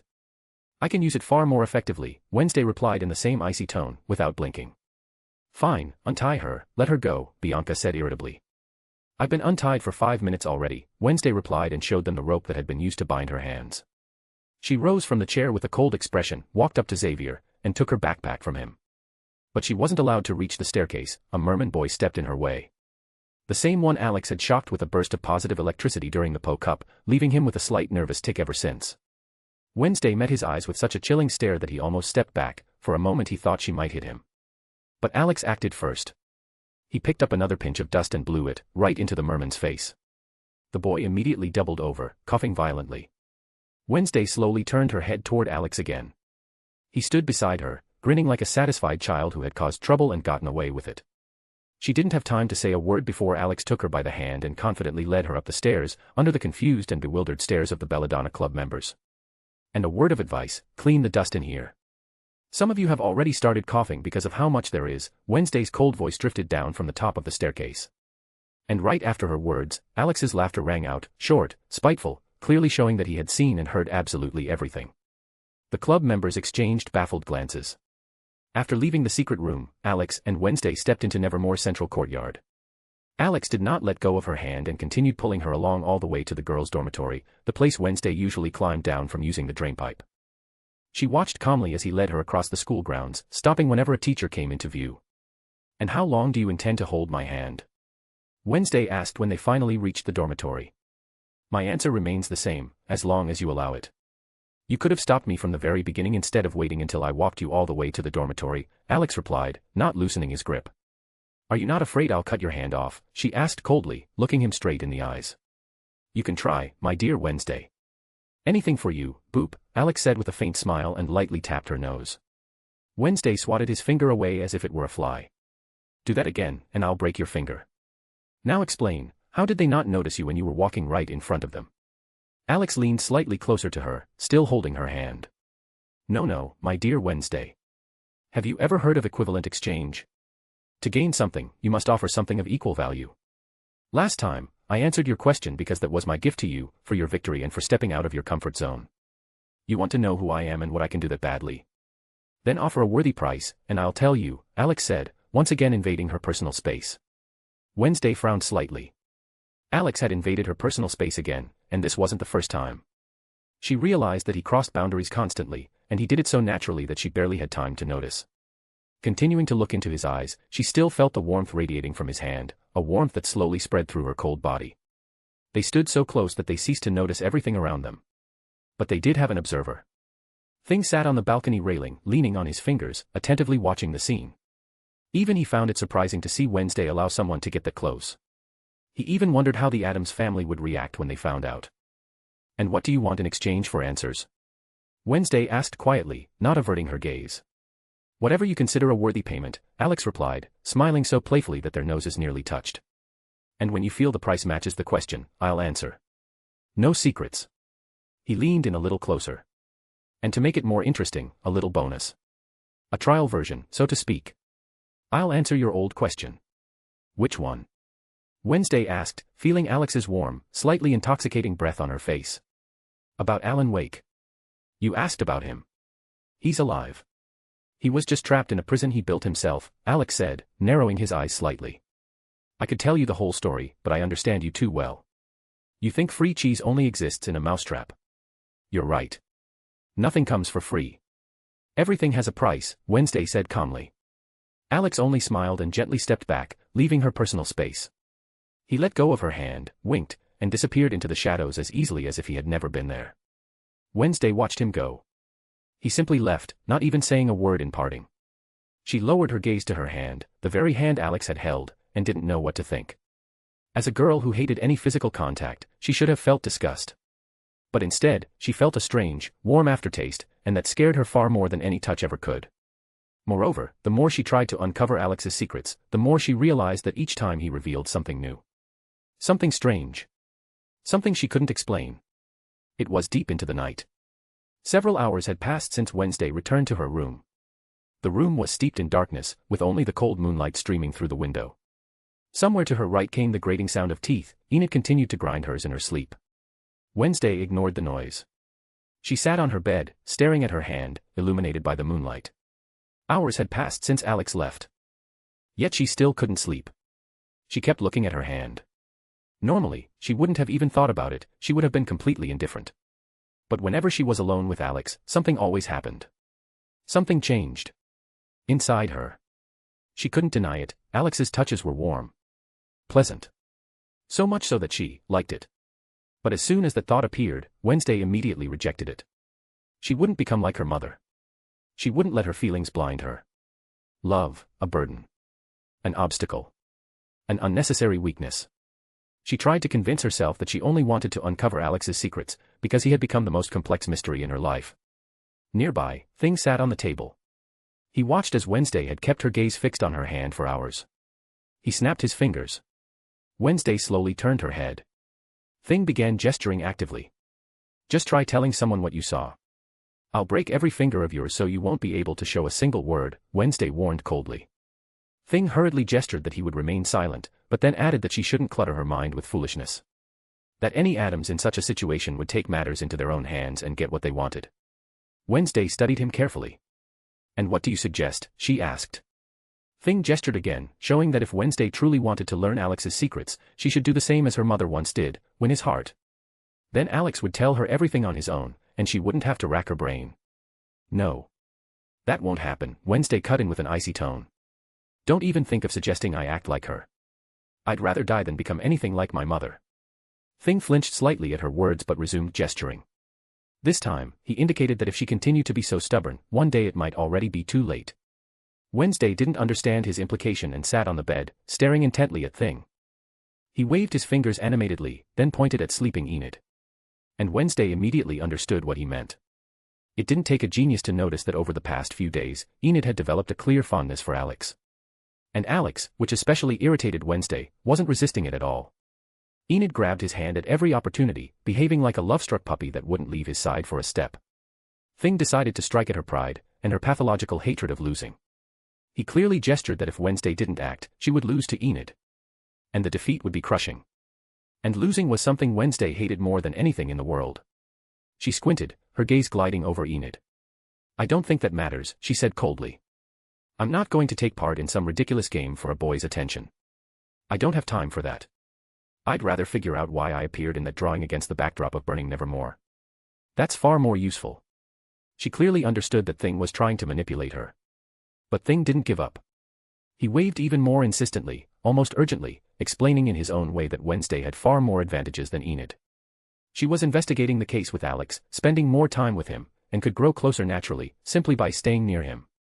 Wednesday squinted irritably, not understanding what was happening or why Thing was pressing her so persistently.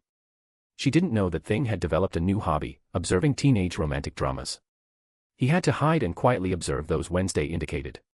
He endlessly witnessed scenes of school flirtations, and Enid, during their manicure sessions, would tell him the latest gossip, fueling his interest. And now, when Thing realized that Wednesday herself could become part of such a story, he was absolutely delighted. Why are you so persistent? What do you get out of this? Wednesday asked coldly. And don't even think about lying to me. What did my parents bribe you with? Wednesday, stop talking to Thing. It's late, go to sleep, Enid mumbled in her sleep, still clutching the Poke cup tightly. Wednesday glanced at her and then looked back at Thing, her gaze clearly saying, we're not done yet. When she lay down and closed her eyes, Thing made a gesture as if wiping sweat from himself. He could only hope that the rest would be handled by Alex, and that he would manage to get into Wednesday's heart. Morning came. Upon opening her eyes, Wednesday immediately got out of bed. She quickly changed into her school uniform and retrieved the book she had stolen from the Belladonna Club the day before. Sitting at her desk, she found the page from which Rowan had torn the drawing. Taking out the drawing she had taken from him, she placed it back, and finally saw the complete picture. Before her stood a man in a pilgrim's costume. Behind him, a burning school. Wednesday stared at the image, unable to understand, how was this pilgrim connected to her? And why was she the reason Nevermore would burn? No matter how much she thought, the answers didn't come. But she knew one thing, perhaps only one person could provide guidance. Someone who knew too much. And that was Alex, who could help answer all these questions. Putting the book in her backpack, Wednesday left the room. Today, Nevermore had an important event, Volunteer Day. She stepped into the inner courtyard, where students had already gathered. Larissa Weems stood before them, ready to begin the briefing. Students will begin volunteer work promptly at 10 o'clock. Lunch will be organized at 1 p.m. And today will conclude with a special event, the unveiling of a new monument in the main square. And, of course, a concert featuring our Nevermore students. She smiled softly, yet sternly.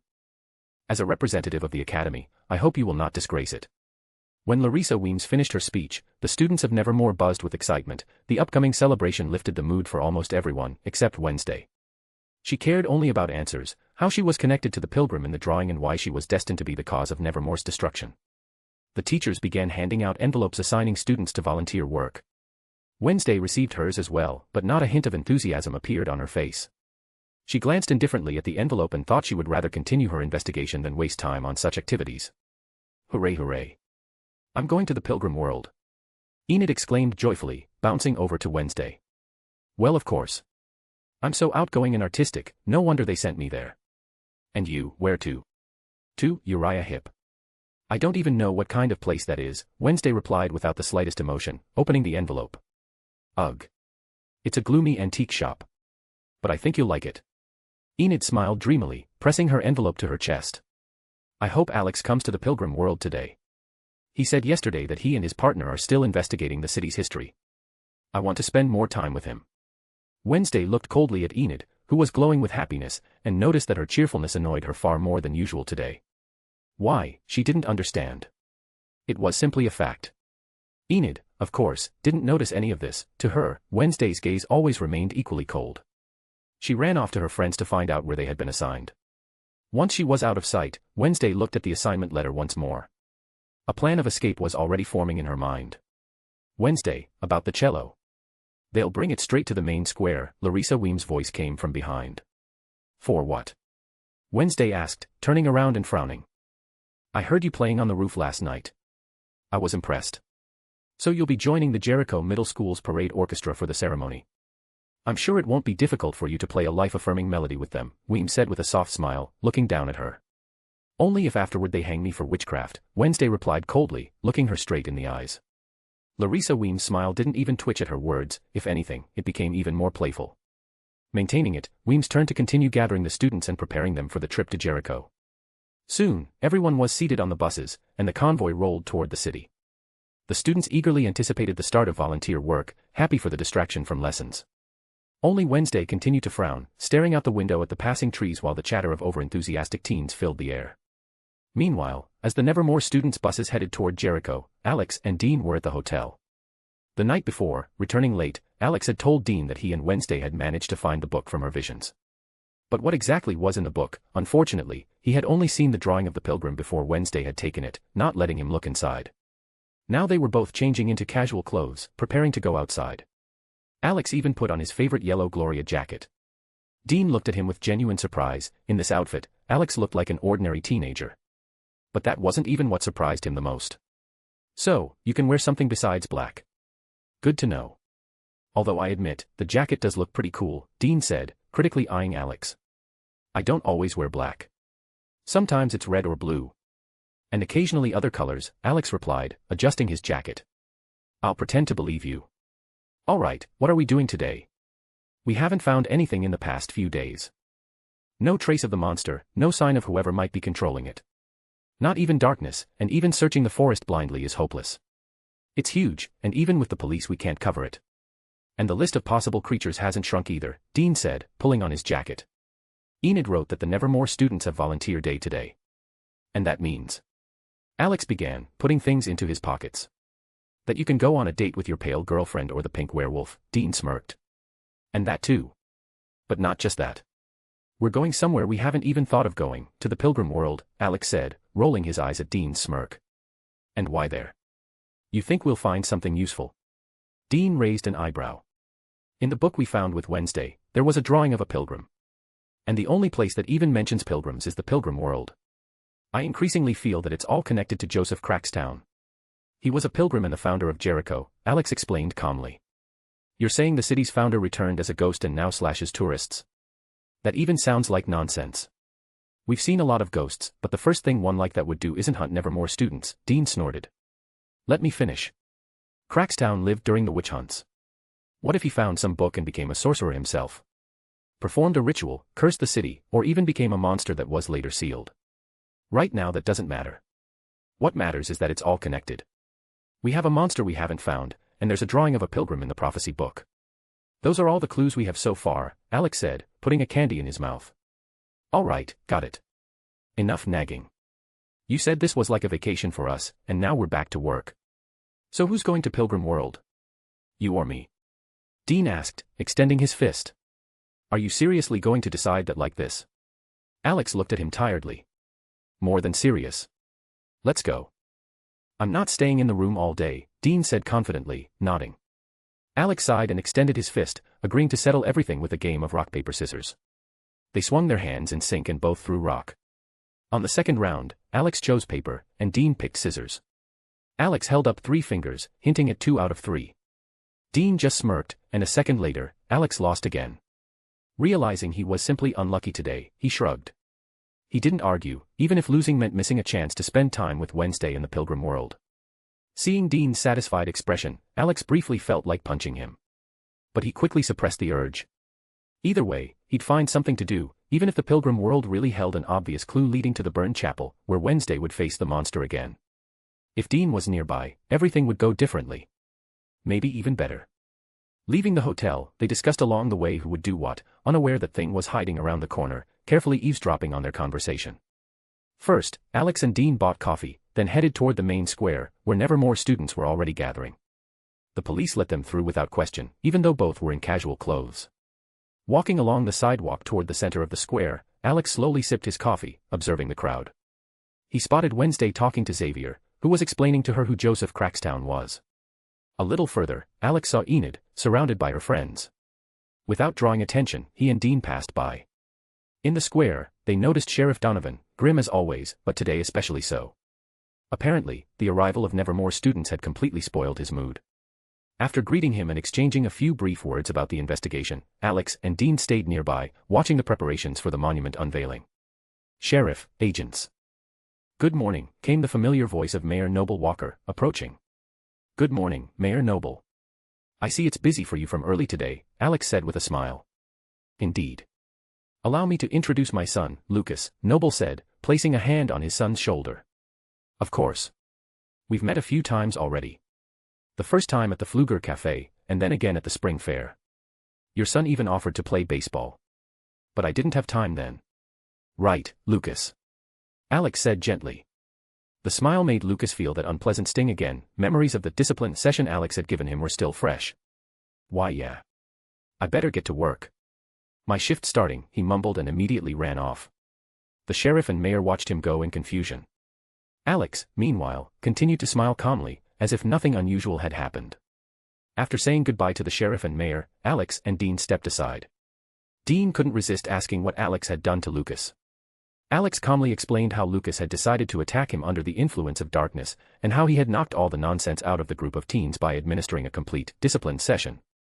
Dean laughed, slapping Alex on the shoulder. Alex only reminded Dean that they should keep an eye on Lucas and his friends in the Pilgrim World, especially since there would also be never more students there. Dean nodded confidently, showing that he could handle a bunch of troublemaking teens if they started causing problems.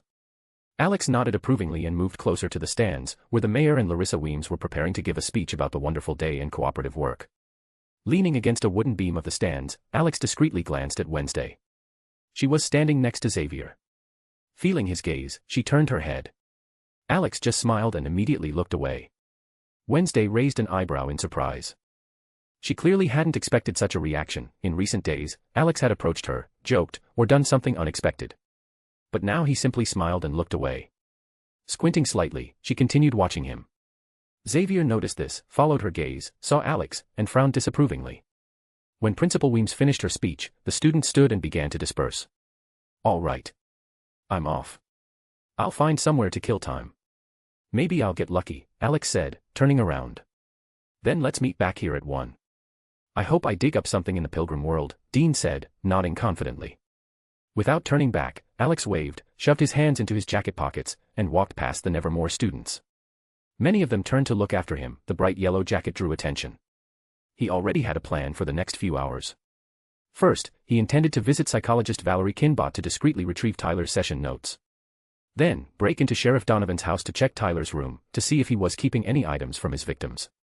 And lastly, the Gates family home, the very one purchased by Marilyn Thornhill, aka Laurel Gates, hiding under the guise of a biology teacher. Alex exhaled heavily, remembering that Gir, Mimi, and Stitch weren't around. He particularly missed that noisy trio right now. They would have gladly barged in anywhere and stolen anything he asked, even if it caused even more chaos. Pulling out a cigarette and headphones, Alex decided to start with the sheriff's house. Slipping on the headphones and turning on music, he moved forward at a leisurely pace and soon disappeared around the corner, not even noticing Enid waving to him.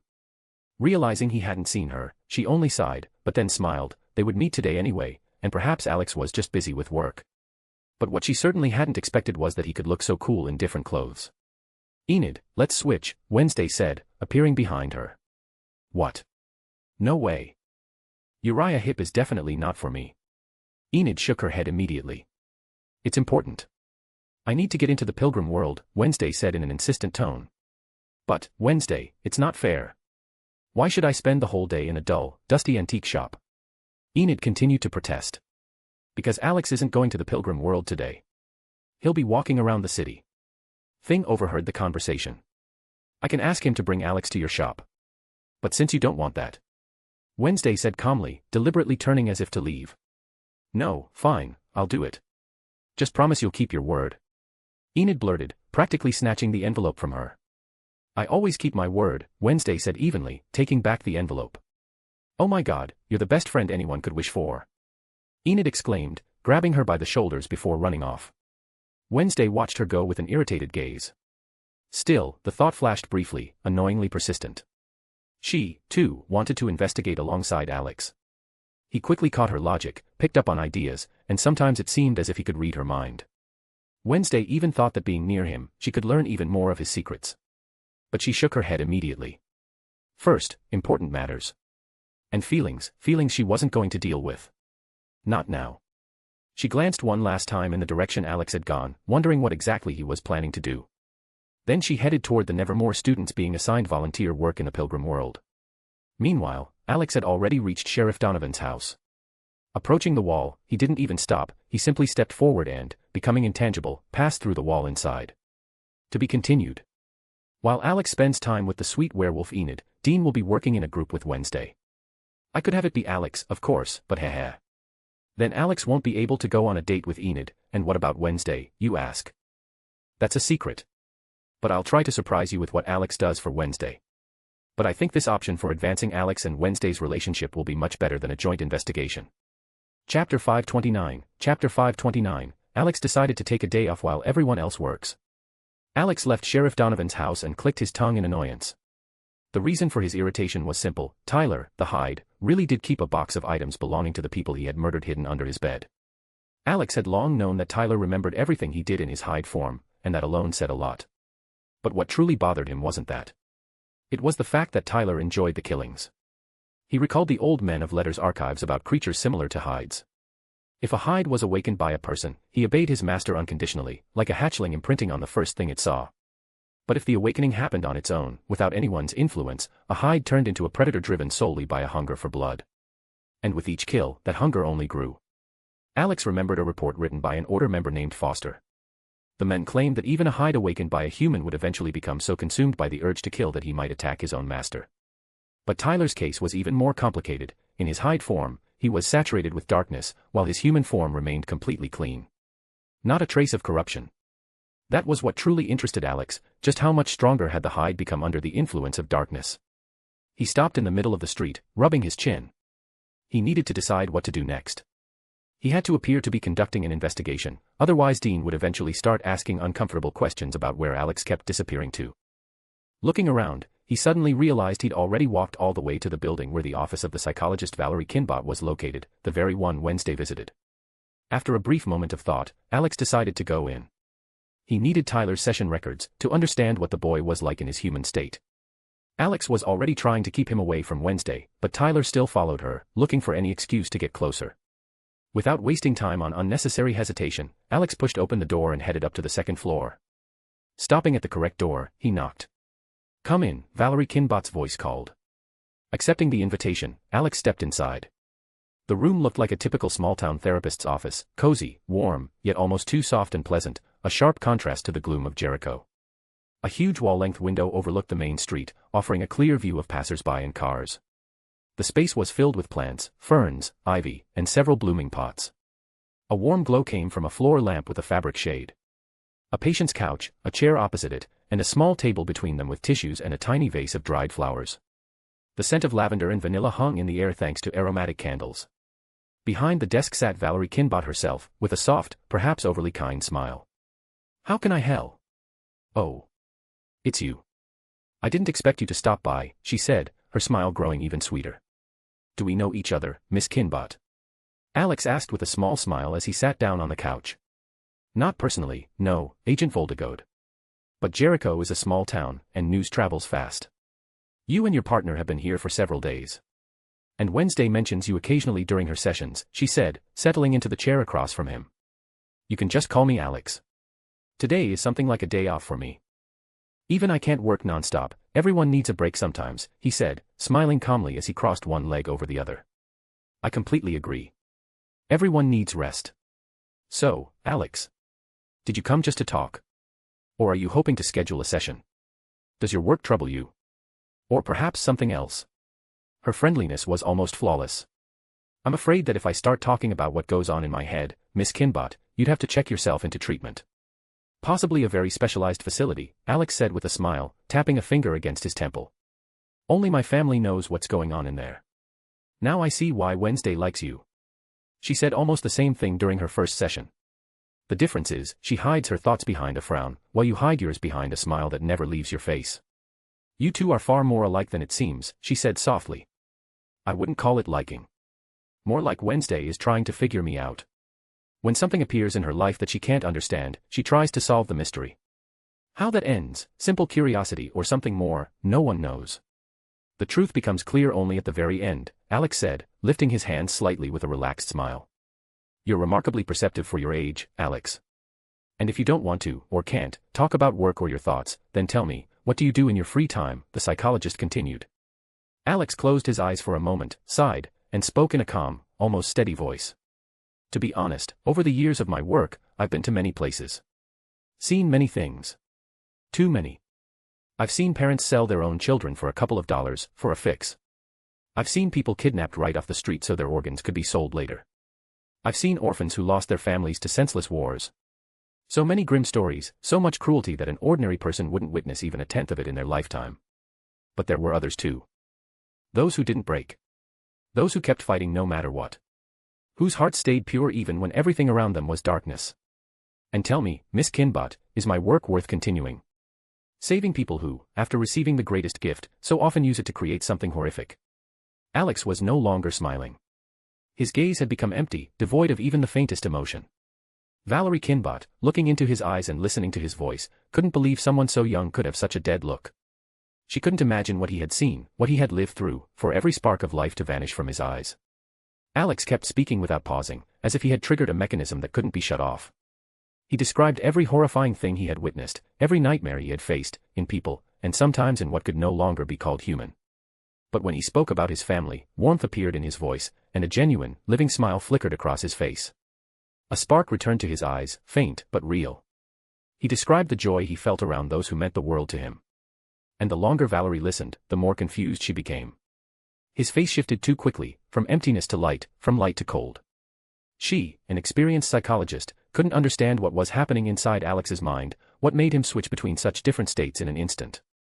Alex himself didn't know why he suddenly decided to open up. Maybe he was just tired of holding everything inside. Maybe he wanted at least someone to hear how he saw human nature, and why he had stopped expecting anything good from it. And all the while he discreetly stole Tyler's therapy records, with a light, practiced motion. When he finished, his expression became pleasant again, almost friendly, the same mask he had worn when he entered the office. That unsettled Valerie even more. She already understood that Alex would never spare anyone except his family. Everyone else, in his eyes, were merely passers-by. It must have been difficult for you, seeing all that. Valerie asked, trying to maintain a smile. No. It's not difficult. People have always been like this. They don't change, and they can't be fixed. Even if you show them a path to a bright future, they'll ruin it anyway. No matter how much you give them, it will never be enough, Alex said calmly, shaking his head. Then, maybe you should stop. Just quit your job and try doing something else, she softly suggested. Stop. I will never stop. I win. I always win. I'm an enforcer. This is my job, that's what I do. Alex roared and slammed his fist onto the table, leaving a web of cracks across the surface. Valerie flinched at the sudden shout. But what frightened her the most was his gaze, cold, insanely determined, inhuman. She was seeing this in a client for the first time, and she hoped it would be the last.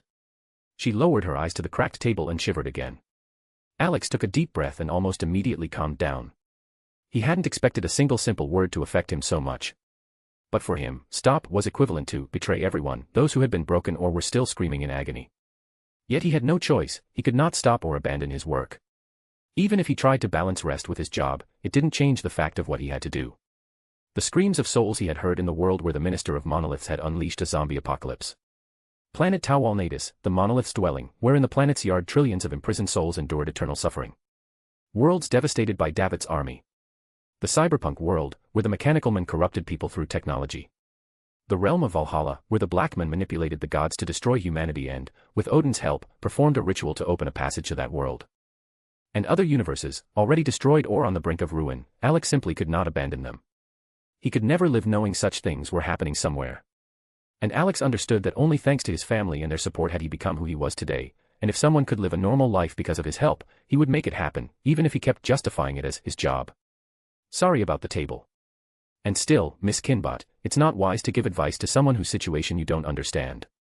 With that, I'll take my leave, Alex said, placing money for the damaged furniture. Have a good day, she managed, trying to smile. Alex grabbed the door handle, gave a slight nod, and stepped outside. On the street, he lit a cigarette, inhaled the bitter smoke, and looked at the gray sky. At that moment, his phone exploded with dozens of notifications. His family had been watching the live stream and had seen his outburst of anger. He smiled, unlocking the screen, and began typing that everything was fine, that he had just needed to vent, though he was hiding 90% of the truth. The girls, however, flooded him with worried messages, begging him to rest today and not think about work. They knew that even if Alex was lying idle, his mind kept making plans. Seeing how much they cared for him, Alex couldn't help but smile. He promised he'd rest, and not work for the rest of the day. He immediately received a flurry of heart emojis, and then the last message from Brunhilde. If he even thought about work, she would come and have a little friendly chat. Not wanting to anger his strict Valkyrie, Alex laughed and pocketed his phone. He flicked the ash, and heard a snap of fingers nearby. Turning his head, Alex saw Thing standing on a trash bin. Thing, why are you so far from Wednesday? Alex asked. Thing quickly gestured with his fingers, signaling to Alex that he should follow him. You want me to come with you? Alex asked, raising an eyebrow. Thing quickly replied with gestures again, confirming that Alex had understood correctly. Seeing no reason to refuse, Alex shrugged slightly and allowed his curiosity to take over. He was curious to see exactly where Thing intended to lead him. Thing nimbly climbed up Alex's leg, settled on his shoulder, and pointed the way. As Alex followed, he asked questions, and Thing used gestures to indicate that he was leading him to Enid. Hearing that, Alex couldn't help but smile. Of course, he wasn't going to go to Enid empty-handed. First, he headed to the Fluger Cafe to get a drink specifically for her. As they reached the entrance, Thing quickly slipped into Alex's jacket to avoid drawing unnecessary attention. Inside, Alex noticed Larissa Weems talking with Mayor Noble Walker and Marilyn Thornhill. Smiling politely and nodding to the trio, he walked past them and placed his order. Unfortunately for him, and for the barista, Xavier was behind the counter, sent there as a volunteer. Xavier considered Alex a rival for Wednesday's attention, while Alex saw Xavier as just an annoying teenager. As Xavier prepared a brightly decorated drink for Enid, he cast an assessing glance at Alex. Alex responded with a lazy yawn. Agent Voldegode, I thought you'd be spending time with Miss Adams again, Larissa Weems said, approaching with a cup of coffee. I'm off today, Miss Weems. Even I need a break sometimes, Alex smiled, taking his coffee. Then I hope you won't interfere with my students performing their duties. Or at least try not to disturb Miss Sinclair in her volunteer work, Larissa noted, maintaining a friendly tone. What makes you think I'm going to Enid? Alex asked, raising an eyebrow. I don't think your partner would prefer to drink such colorful beverages, Weems replied, pointing to the cup for Enid. Hey, caught me again, Miss Weems. But don't worry, I take any task seriously, Alex said, smirking slightly. Larissa just smiled and shook her head, returning to her table. Alex grabbed the drinks and left the cafe. Thing immediately climbed out of his jacket and confidently led the way. Alex didn't even have to guess where Enid was, he already knew that Wednesday had swapped places with her to go to the Pilgrim World. Soon Thing led him to a peculiar antique shop, then gestured and disappeared into an alley, clearly heading back to Wednesday. Alex watched the lively hand disappear and smiled. He turned to the double blue doors of the shop. The windows displayed antique items, cassettes, records, stuffed animals, and other dusty vintage treasures. Before Alex could enter, an elderly homeless man with a gray beard ran out of the shop. He hid something in his jacket and quickly dashed into the alley. Alex followed him with his eyes and remembered, this man was supposed to die tonight at Hyde's hands. Shaking his head, he pushed the door open. The bells above the entrance jingled. How can I help, Alex? You came. Why are you here? Enid ran out from behind a shelf of stuffed animals, her eyes wide. Just decided to take a little day off. And since the Nevermore students are busy with volunteering, why not drop by? Alex said, smiling as he ruffled Enid's hair. How did you know I was here? She asked, smiling wider, enjoying his hand in her hair. Just knew. And here's your favorite drink, Alex replied, keeping silent about the real source of information. He fully understood that Thing was acting on Wednesday's request, which meant Wednesday and Enid had arranged something again, dragging him into another little deal. Wow. Thank you. Enid beamed, taking the cup. Enid. Who's here? A male voice called from behind the shelf of stuffed animals. Alex turned his head at the male voice. A slender boy in a Nevermore school uniform emerged from behind the shelf, wearing a blue cap. It was Ajax Petropoulos, a Gorgon. Seeing him, Alex smiled warmly, which made Ajax a little flustered. You must be Ajax. I brought you coffee too. Here, go ahead, Alex said, handing over the tray with the drinks. Thanks. But you didn't have to, Ajax mumbled, embarrassed. Don't worry, it's nothing. Enid, do you want to show me what they sell here? Alex said, still smiling warmly, turning to Enid. Alex watched Enid, who sipped her drink with a satisfied expression. When he spoke to her, she nodded happily and practically dragged Alex by the hand, showing him every corner of the shop. Meanwhile, Ajax drank the coffee Alex had brought him, still unable to understand why Xavier always claimed Alex was some kind of monster. From any angle, he seemed far too good-natured to be a monster. Even too friendly, especially toward outcasts, treating them as ordinary people. Everyone at Nevermore had already gotten used to Alex's presence and his genuine smile when he chatted with students, asking casual questions. And the taste of the honey cake he had made still lingered in the memories of everyone who had tried it after the Po Cup. Enid pulled Alex toward one of the shelves and began explaining the stuffed animals they were made from, and how these unfortunate creatures had become exhibits. Alex watched with interest as she spoke animatedly, taking short breaths between sentences, and he became even more convinced that Enid, like Alice, was a sweet and incredibly talkative girl. He was certain that Enid and Alice could chat for hours without pause on any topic. While Alex enjoyed the company of the sweet, chatty shapeshifter, Dean was in the Pilgrim World. He stood near a wooden building with a sign reading, Old Iris Shop. It was unusually crowded, visitors constantly entered and exited the store. But what caught Dean's attention was an even funnier sight, Wednesday, in perfect German, explaining to German tourists exactly how the iris candy was made. Dean didn't understand the language, but the tourist's facial expression said it all, she was definitely not telling them anything pleasant. Dean held a plate with samples of the iris candies, brought another to his lips, and wondered what could be going through Alex's mind, being interested in a girl like Wednesday. Yet he was even more preoccupied with how Alex would explain himself to Lucina, Alice, and Samantha when he told them he had flirted with 2 other girls while working. What Dean didn't know was that Lucina, Alice, Samantha, and the other girls in Alex's circle had long been aware of both Wednesday and Enid. While Dean was lost in his thoughts, Wednesday had already managed to crush any desire the German tourists had to try the iris candies. They were practically pushing each other toward the exit, eager to leave the shop after her lecture. For God's sake, what did you tell them? You didn't tell them that iris is made from people, did you? Dean said, approaching Wednesday and grabbing another sample.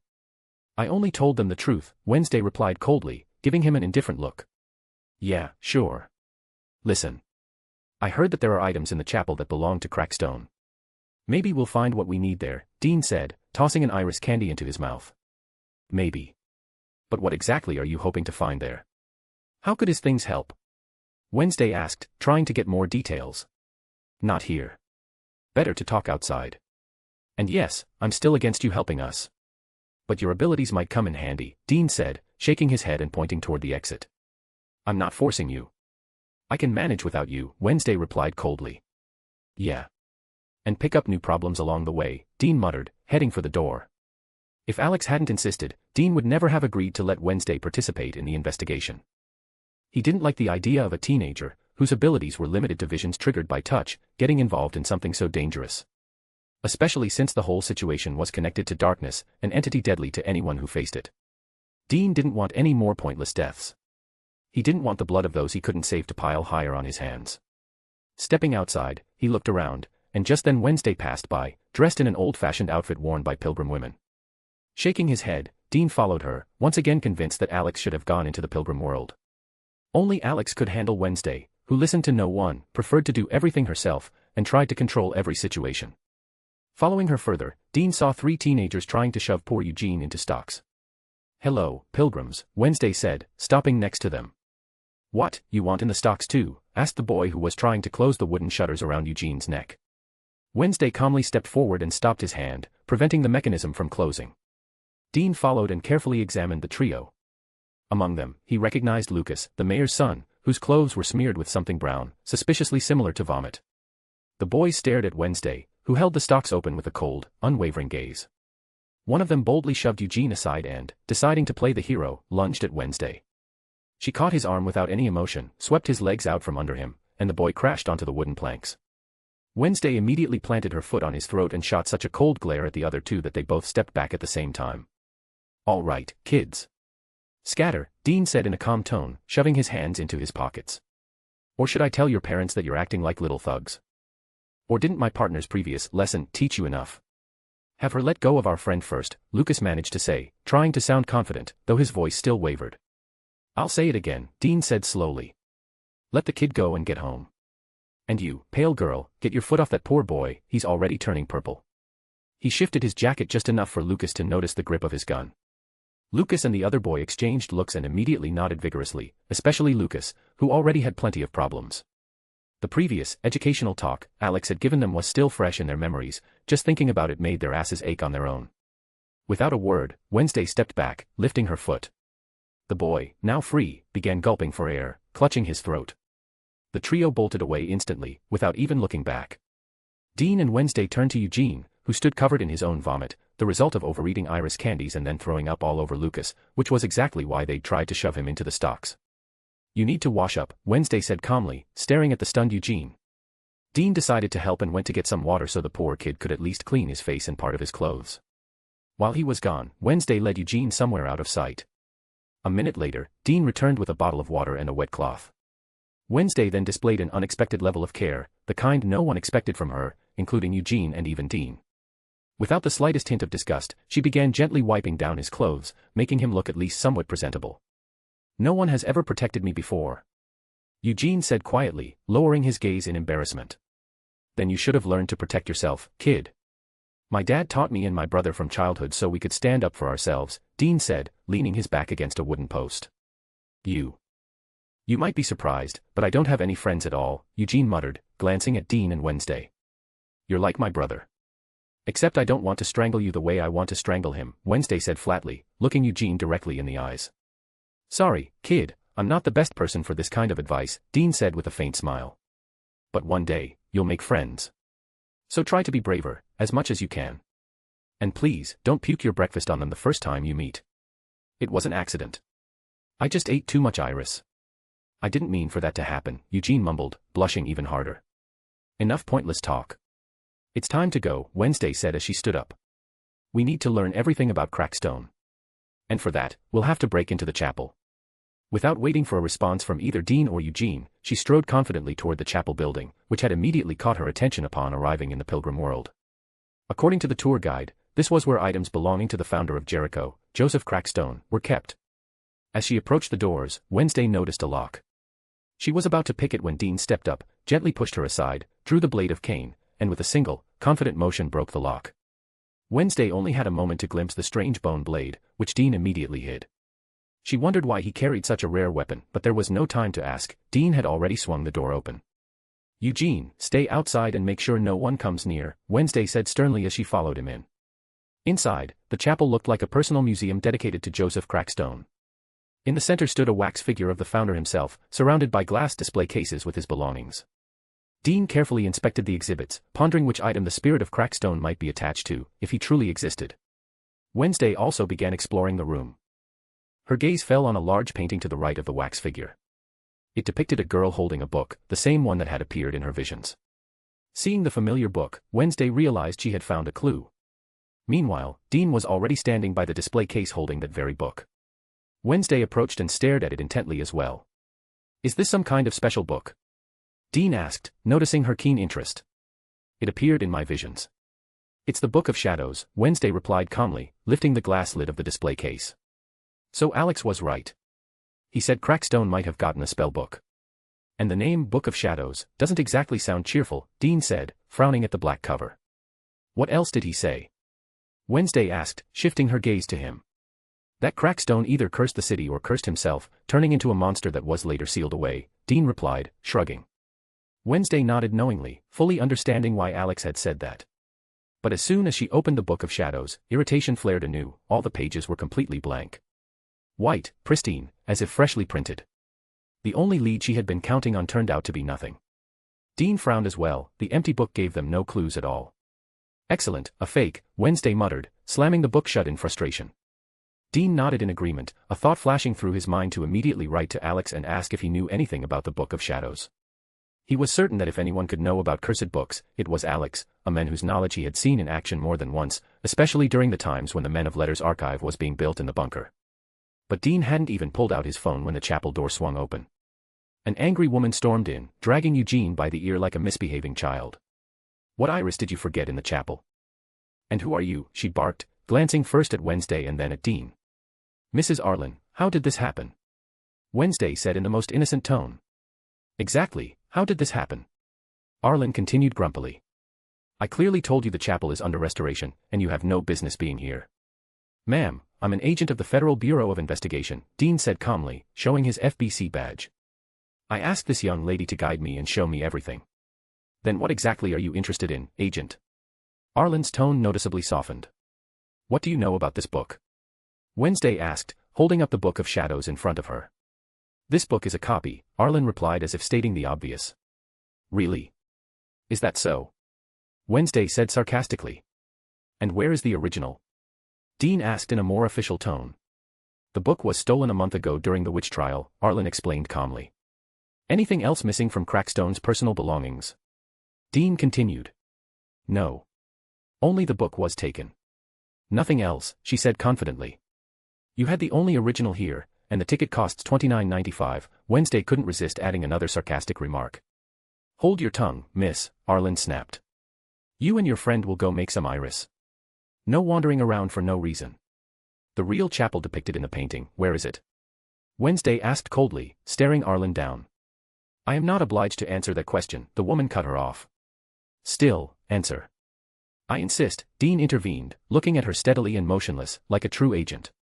"I don't know," Arlen shook her head. "I only recently moved to this town." Dean nodded and left the chapel, thinking about what else might be hidden among the old exhibits of the Pilgrim world. Wednesday was thinking the same thing. One question remained: where to find the real chapel? Dean hadn't even stepped beyond the complex when Wednesday caught up to him, already dressed in her school uniform. Her expression made it clear, she was also going to search for the chapel. Dean had neither the desire nor the energy to argue.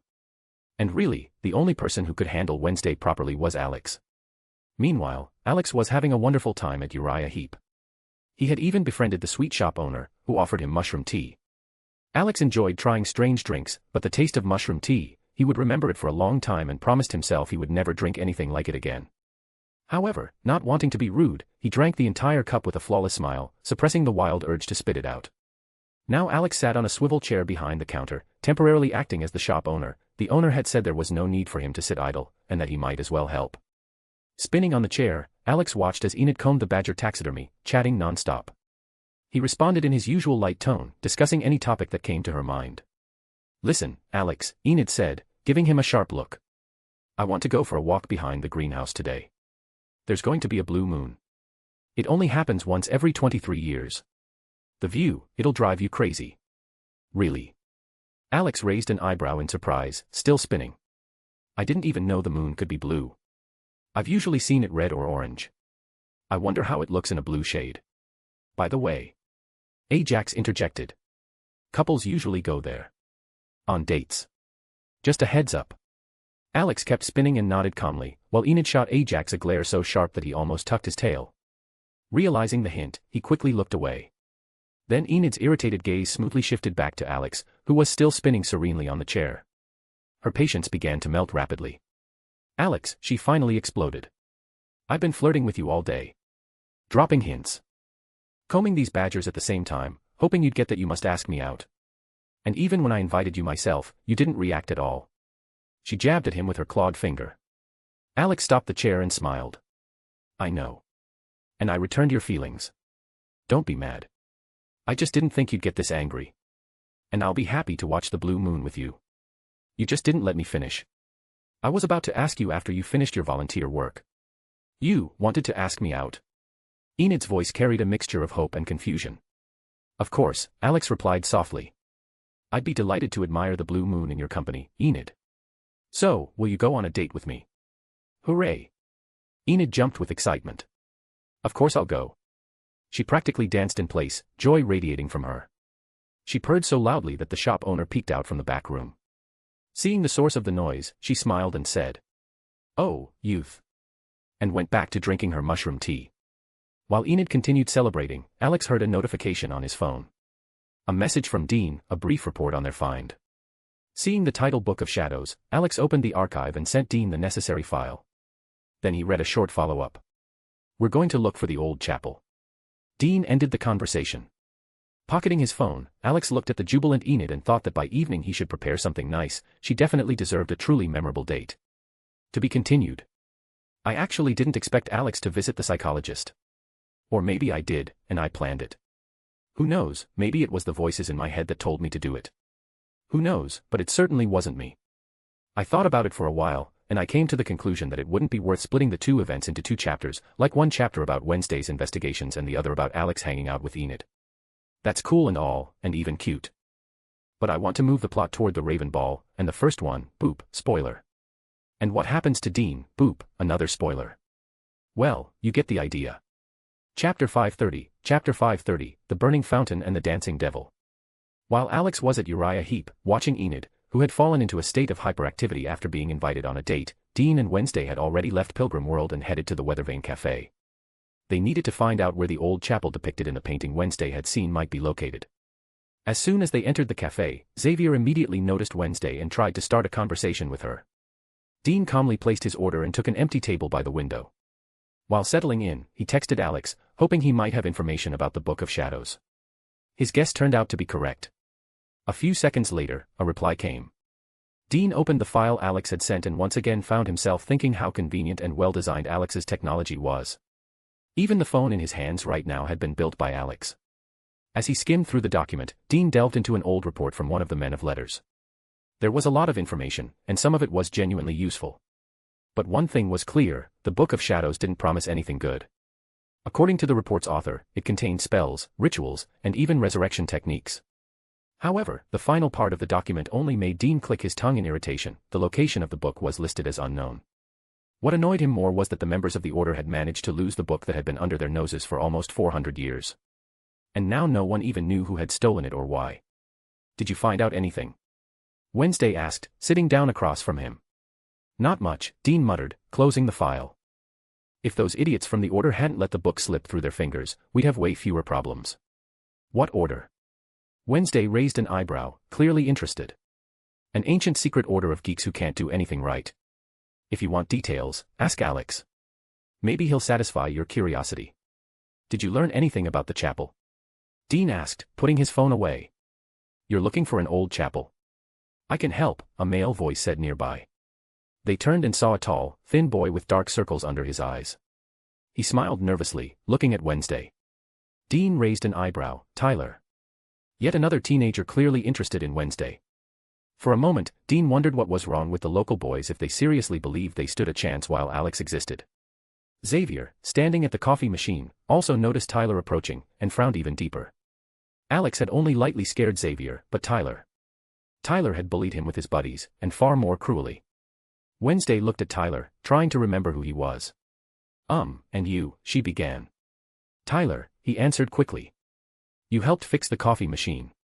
And you offered me $20 to drive you out of town. The corner of Dean's mouth twitched. He looked away to avoid laughing. Tyler's words finally helped Wednesday remember him, though it didn't add any interest to her expression. She saw no reason to keep people in her memory if she had no reason to interact with them. Tyler, however, stood there with hopeful eyes, as if expecting Wednesday to remember him fondly. Dean barely resisted the urge to say the obvious. Tyler didn't stand a single chance if Alex was anywhere on the horizon. Of course, neither he nor Wednesday knew that Tyler was the very monster everyone was searching for. Only Alex knew that. Do you know where the old chapel is? It was built in the 17th century. Is it still standing? Wednesday asked, pulling out a map. Yeah. It's in the Copperm Woods, Tyler nodded. But only ruins are left. Show us where exactly, Dean said, tapping the table. Right here. Tyler pointed at the map. But it's dangerous. Sometimes the homeless and addicts gather there. My dad often drives them off. Why do you need it? None of your business, kid. But thanks for the help, Dean said, making it clear the conversation was over. You think that place is connected to the monster wandering in the woods? Tyler asked, watching them closely. Thanks for the help, Dean repeated more firmly, standing up. And don't stick your nose where it doesn't belong. It's just an investigation. Nothing more. Dean cut off every attempt Tyler made to ask even one more question. He already had enough of a headache dealing with Wednesday. He definitely wasn't about to let another teenager anywhere near this case. All Dean knew about Tyler was that he was the sheriff's son. But that didn't change a thing. Dean absolutely did not want help from teenagers. Wednesday calmly put the map back into her backpack and stood up after Dean. She hoped that the old chapel would finally provide at least some answers to her questions. And the moment they stepped out of the cafe, Tyler caught up with Wednesday. Wait. Those ruins are not easy to find. I can take you there. My shift ends at 2 o'clock, he called after them. Principal Weems will hang and quarter me if I miss the ceremony. So, no, Wednesday replied dryly. Kid, that offer sounds tempting. But you said it yourself, the place is dangerous. And what can a teenager do? Yell at them. Stick to your job and don't get in the way of adults working, Dean said, throwing Tyler a dark look before walking out. He was already gone by the time Tyler realized that Wednesday was also a teenager. He simply didn't know that Wednesday was perfectly capable of defending herself. Wednesday gave him an empty, icy stare and followed Dean outside, not even trying to understand why Tyler was so persistent in trying to talk to her or offer help. Her thoughts were occupied with far more important matters. Once outside, she caught up with Dean and followed him toward the woods, on their way to find the old chapel. As they approached the forest edge, Thing leapt out of an alley, a dog chasing after him. But the moment Wednesday cast a cold look at the animal, it tucked its tail and ran away. Dean only snorted. Compared to the things he had seen over years of hunting, a living hand was far from the strangest. After all, they had an angel living in their bunker who was addicted to morning TV shows. At the edge of the forest, Wednesday took out the map and checked their route. I hope you know where you're going. I spent several days combing these woods with the police, didn't see any ruined chapel, Dean said. I navigate the forest perfectly, Wednesday replied calmly, turning her head toward him. Please don't tell me you were in the Scouts. I really doubt that, considering your not very sunny personality, Dean said skeptically. I eat Scouts for breakfast. Actually, my uncle went to prison for that. This way, Wednesday said without a hint of emotion, putting the map away and walking ahead. And here I thought my family was the weird one, Dean muttered, following her. She led him confidently deeper into the forest. Soon, a light fog began to settle around them, making the atmosphere even gloomier. After 10 minutes, they reached the old burned chapel, the very one Wednesday had seen in the painting at Pilgrim World. But the moment they stepped into the ruins, a homeless man who considered the chapel his home tried to chase them out. Dean was about to intervene, but Wednesday signaled to Thing, and he latched onto the man's face. The homeless man screamed and, clutching his face, ran into the woods. Dean slowly slid his gun back into his waistband and looked at Wednesday as she examined the ruins. I expected more, she said with a frown. I don't know what exactly you were expecting from an old chapel. But maybe try using your gift or something like that. Dean suggested, looking around. There's no point touching the stones. My visions don't work that way, Wednesday said coldly. Then try touching some objects. Plenty to choose from, Dean said, pointing at a charred old beam. Even Thing began gesturing energetically, trying to talk to Wednesday. She watched his signs, and her expression grew even colder.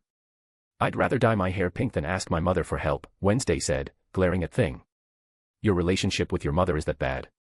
Dean asked, noticing the irritation showing on her face. She wants me to be just like her, Wednesday said calmly. Can't say I understand. Me and my brother were raised by our dad. We didn't get to choose what kind of life we'd live. Sam wanted out, he almost made it. But he still came back, Dean said and shook his head, remembering things he'd rather forget forever. Wednesday gave him an assessing look, noticing how sharply his expression had changed. Dean really had tried, once, to live a normal life, to forget about hunting, be with the woman he loved, raise a child. But the past found him anyway. Both the woman and her son paid the price. He'd had to make the hardest decision of his life, erase their memories of him, cut himself out of their lives so he wouldn't put them in danger. Dean had lost too many friends. Too many family members had died. And he always blamed himself for it. While Dean was trapped in his own painful thoughts, Thing kept explaining to Wednesday that she should at least try touching the objects in the ruins, since she was so stubborn about not turning to her mother for help. Seeing her friend's persistence, Wednesday rolled her eyes and placed her palm on a charred beam, making it abundantly clear, nothing would happen. Then, keeping the same, I told you so, expression, she started touching different items in the burned chapel. After each attempt, she shot Thing a hollow look that silently said, I warned you, this is pointless. Dean quietly watched her attempts until Wednesday touched the chapel door. The moment her fingers brushed it, her body jerked violently, her head snapped back, her knees buckled. Dean managed to catch her before she collapsed onto the earthen floor. Hey, kiddo, you all right? Dean shook her slightly, trying to bring her back. She was trembling, almost seizing. Thing scrambled onto Dean's shoulder, trying to get a better look at Wednesday. Both of them could see her expression shifting, then twisting into sheer terror, as if she were witnessing something truly horrifying. Dean had no idea how dangerous her visions could be. Sure, he'd met people who saw things before, headaches, dazed looks, that was normal. But what was happening to Wednesday now was something else entirely. Meanwhile, in her vision, Wednesday saw what had happened 400 years ago, back when Jericho was founded. She watched Joseph Crackstone drive all the outcasts into the chapel, declaring he would judge them. Among them was Goody Adams, her ancestor. Wednesday saw the chapel set ablaze, heard the outcasts screaming inside, watched Goody break free of the flames and flee into the forest. She followed, and there she came face to face with Crackstone himself. His fanatical face, twisted by cruelty, filled Wednesday with a fear she'd believed herself incapable of feeling. When the vision ended, she snapped her eyes open, and fear was still trembling in them. Dean let out a breath of relief, seeing she was back. Thank God. I don't know what you saw, but you looked terrified, Dean said, helping her sit up. I saw the girl from my previous visions. My ancestor. Her name was Goody Adams, Wednesday said, brushing dirt from her clothes. Not much, but at least it's something. What else did you see? Dean looked at her with a focused, serious gaze. Joseph Crackstone. He drove the outcasts into the chapel and set it on fire. He burned them alive, Wednesday said, frowning. Great. Just great, Dean muttered. So we've got a fanatical ghost who likes burning anyone who's different. Plus an ancient spellbook gone missing. And a monster that snacks on tourists. I love my job. Why does something always happen in these small towns? Wednesday frowned at the mention of a possible Joseph Crackstone ghost and was about to ask a question when the sound of snapping branches echoed nearby. Dean and Wednesday immediately turned, and acting on hunting instinct, Dean stepped in front of her. He slowly drew his gun from his belt, his eyes fixed on the shadow from which the sound came. But a second later, everything went quiet. Maybe that bearded guy came back. Wednesday whispered, trying to peek from behind his shoulder. Don't move, Dean ordered just as quietly. She didn't realize what he had spotted until she peeked and saw it herself. Beyond the charred beams of the chapel loomed a silhouette, the same monster that had killed Rowan. Now Wednesday saw it in daylight, its yellow, insane eyes flicking between the boards, and black mist swirling around its form. Dean slowly lowered the gun and drew the blade of cane, bony, cold, almost alive. Thanks to Amara's blessing, he sensed the darkness better than ever, and now it pulsed around Hyde. The joints in his hand cracked under the tension. The monster didn't take its eyes off Wednesday. She felt it had come for her. When I say run, run, Dean whispered. He didn't even wait for a response. Wednesday already understood that arguing was pointless, though her gaze involuntarily flicked to the strange blade. Where did the hunter get a weapon made of bone? The monster stepped forward. Run! Dean shouted, breaking into a sprint. Hyde immediately dashed into the forest. Wednesday, as Dean had ordered, ran in the opposite direction, while he chased the monster, leaving deep impressions in the ground. He didn't even notice his own increasing weight and strength. Realizing Dean was catching up, the monster turned sharply and roared, swinging its paw. Dean stopped just in time and struck with the blade of cane, slicing through its paw. Hyde howled in pain and, as if dissolving, vanished into the swirling black mist. Even the drops of blood disappeared before touching the ground. One thing irritated Dean: the mist hadn't allowed him a clear look at the creature. He exhaled heavily, pulled out his phone, and dialed Alex. Alex was at Uriah Heep when he heard the call. He grabbed his phone, saw Dean's name, and immediately answered. Enid, chattering about something fun at that moment, fell silent when she noticed the sudden change in Alex's expression. His smile disappeared, replaced by cold seriousness, and Enid suddenly realized that the look suited him in a frightening way. When the call ended, Alex exhaled wearily and put the phone away. He already knew what was happening, but he didn't like how quickly everything was unfolding, and that Wednesday would inevitably start asking questions about the monster, the black mist, and what was really going on in the town. Sorry, Enid. I have to go.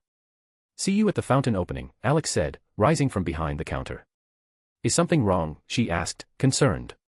Nothing serious. Dean just needs help. Don't worry about it, Alex said softly, patting her head with a warm, reassuring smile. Enid smiled and nodded confidently, fully trusting Alex's words. He waved goodbye and left Uriah Heep. Once outside, Alex lit a cigarette. Taking a deep drag, he exhaled smoke that mingled with the white steam and quickened his pace toward the forest, where Dean was waiting. To avoid drawing unnecessary attention, he moved through the alleys. Emerging from the last one, Alex immediately turned into the forest, navigating by Dean's phone signal. He ran with a single thought: just don't run into Wednesday along the way. Fortunately, he managed to avoid her. Finally, Alex saw Dean standing among the trees, hands tucked into his pockets. As he approached, he quickly scanned the ground. Deep footprints, clearly Dean's, led further down the path. He quickly realized that Dean, perhaps without even realizing it, had used Amara's power again while chasing the monster. As Alex inspected every detail and erased the remaining traces of Hyde, Dean described what the monster looked like. Even so, the description was too vague. It could fit a dozen different creatures, and Dean himself wasn't sure if Hyde was alone or if there were multiple. Meanwhile, Wednesday stood at the forest edge, debating whether to return to Dean to get the details or just do as he said and head home. Her first thought was to find Alex and tell him everything. And maybe ask for help for Dean, in case he was in danger. She hadn't yet made a decision when footsteps sounded behind her. Someone's hand landed on her shoulder. Instinctively, Wednesday grabbed the hand and threw the person over her shoulder. They hit the ground with a groan. Only after the throw did Wednesday realize it was Xavier. Xavier winced as he stood, slightly disoriented from the unexpected flight and rubbing his back noticeably. Don't do that again, Wednesday said coldly, letting go of his hand. Sorry. Won't happen again. He got up, brushing off his clothes. But what are you doing here? Running from a monster, Wednesday replied in a steady tone. A monster. Xavier's eyes widened. Are you okay? Were you hurt? Where did you see it? Dean chased the monster, Wednesday said more calmly. Dean. The agent you were with at Pfluger. If he chased a monster, we need to help him. We should call reinforcements, or at least his partner. No need to call anyone, a calm voice said from behind. Wednesday and Xavier turned to see Alex walking alongside Dean. Alex had his hands in his pockets, as if he were returning from a stroll rather than a supernatural hunt. His face wore that usual carefree smile, as if no monster had ever existed. Wednesday knew exactly what he would say next, and already felt a twinge of irritation. Meeting her frown, Alex simply winked serenely. There's no monster. Just a hungry bear looking for food. Dean was trying to drive it away from the path, Alex said calmly, a smile on his face. Oh, that's it, Xavier immediately relaxed, easily believing Alex. Though Xavier didn't particularly like Alex, he understood that someone like him wouldn't lie about a monster. Alex walked past them, lightly patting Xavier on the shoulder, a silent hint: don't wander through the forest while a hungry bear is around. The hint was clear. Xavier was about to take Wednesday with him, but she still glowered at Alex's back. Wednesday and Xavier followed behind Alex and Dean as the two men quietly spoke to each other, so quietly that it was impossible to eavesdrop. Wednesday didn't take her eyes off Alex's back the entire time, and he felt it clearly. Leaving the forest, the entire group headed toward the main square, where the residents of Jericho and Nevermore students were already gathering. Everyone was waiting for the unveiling of the new monument in honor of Joseph Cracklestone. Alex stood behind the stands, leaning against a wooden beam, calmly finishing his cigarette while the last preparations were underway. He was looking up at the sky when suddenly someone grabbed him by the collar and yanked him down sharply. In the next moment, he found himself face to face with Wednesday's cold, displeased gaze. "Why did you say the monster wasn't real again?" Wednesday said in a cold tone, barely an inch from Alex's face. "My dear Wednesday, how many times must I repeat myself?" Alex replied softly. "No one should know it exists. You've seen for yourself how dangerous it is. I don't want the morgue to suddenly get overcrowded. People are foolish by nature. If they learn about the monster, they'll start hunting it. And it will end in deaths." He leaned slightly closer, almost touching her nose. "Or haven't you realized yet that the monster, the book, and Joseph Cracklestone are connected? And that at the center of it all, is you, my dear. Whatever happens, I will always be on your side." Alex's tone was gentle, his voice almost affectionate, but Wednesday didn't detect a hint of a joke in it. "If that's the case, then what was that black mist around the monster?" she asked, slightly softening her voice, though the chill in it remained. "No creature emits black mist." "I'm not ready to talk about that yet," Alex shook his head. "We aren't even sure ourselves. It's just a theory, or the consequence of a long-ago event. When we are 100% certain, I'll tell you. For now, you can continue your investigation. And I'll help. I'm curious how far you'll go in search of the truth." Wednesday stared intently into his iridescent eyes, trying to detect even a shred of hidden truth. She knew perfectly well, Alex knew far more than he said. And he was hiding a lot, even from Dean. But there was no proof. Alex knew how to hide the truth perfectly, not a single extra emotion, not a hint of what was going on in his head or what he was planning. The real reason for his secrecy, however, was much simpler, even childishly silly. Alex simply wanted to spend more time with Wednesday and Enid. How would she react to the truth? Either she'd feel satisfaction. Or drive a knife into his chest. The odds were roughly 50-50. They were once again almost nose to nose, completely ignoring everyone around them, unaware that two pairs of eyes were already watching them. Larissa Weems, whose eye began to twitch nervously at what she saw, and Dean Winchester, who watched them as if observing a school drama about the ice-cold girl and the overly kind guy. "Miss Adams, I'd prefer if you focused on preparing for the concert and left the flirting for later," Larissa Weems said, finally losing patience. Wednesday released Alex's collar and, casting one last cold glance, went to take her place. Weems watched her go, then glanced at Alex, who was still smiling carefree, as if nothing had happened. The only consolation the director could take was that Wednesday at least showed some interest in the opposite sex, rather than causing another chain of disasters. Once Weems went to Mayor Noble Walker, Alex returned to Dean, who looked as if he regretted not bringing popcorn. "Dude, I still don't get what you see in her." Dean shook his head, looking at his friend. "Cold on the outside, hot on the inside," Alex shrugged, lighting a new cigarette. "She's sweet in her own way. Even if she could stab you in the chest at any moment if you upset her. But that is a charming trait. You say that until the moment she actually stabs you in the chest. And don't forget, you somehow have to live with both this little rainbow fluffball and the ice princess. Get them angry, you'll get it from both," Dean said, looking at Alex like he was a doomed man. "I have experience. As they say, love can handle any problem," Alex replied wisely, nodding. "Except a knife in the chest, or when a werewolf girl sinks her teeth into your throat. Love won't help you there," Dean smirked, vividly picturing the scene. "Oh, shut up. Don't forget I feed you. Or do you want to switch to dry food?" Alex rolled his eyes at Dean. "You're hitting me where it hurts, dude," Dean said, offended. Alex just laughed, and Dean couldn't help but smile too. While they traded quips, more and more people gathered in the main square. A news crew even arrived, hurriedly setting up their equipment. Alex and Dean took a spot on the other side of the stands, making sure not to get in the camera's view. They definitely didn't want to stand out. Once everyone was seated, Mayor Noble began his speech, cheerful and showy, celebrating how the citizens of Jericho and Nevermore students had come together to witness the unveiling of a new fountain dedicated to the city's founder, Joseph Cracklestone. Leaning against a beam, Alex lazily scanned the crowd. His eyes quickly found Enid. She was sitting among the students, and upon seeing Alex, waved at him with a satisfied smile. Alex returned a slight smile and winked. Turning his head, he spotted Wednesday with her black cello. She wasn't looking at the stage, her gaze was directed elsewhere. Following it with his eyes, Alex saw thing hiding under the stands. And immediately, he remembered how all this would end. He smirked, having completely forgotten that the unveiling of Joseph Cracklestone's monument would end with that very event. When Mayor Noble finished his speech, the orchestra began playing a lively tune. People smiled, journalists clicked their cameras, capturing Mayor Noble Walker and Larissa Weems standing side by side. Only Wednesday remained cold. And as she played along with the orchestra, her gaze met Alex's again. In her eyes, it was clear, I know what you're planning. A thin smile flickered across Wednesday's lips, as if saying, I don't care whether you know or not. You still won't change anything. Alex had no intention of interfering. Sometimes chaos made the best spectacle. He formed his fingers into a heart and showed it to Wednesday. The girl even looked slightly surprised by the gesture. At the same time, Thing, hidden beneath the bustling stands, lit the fuse.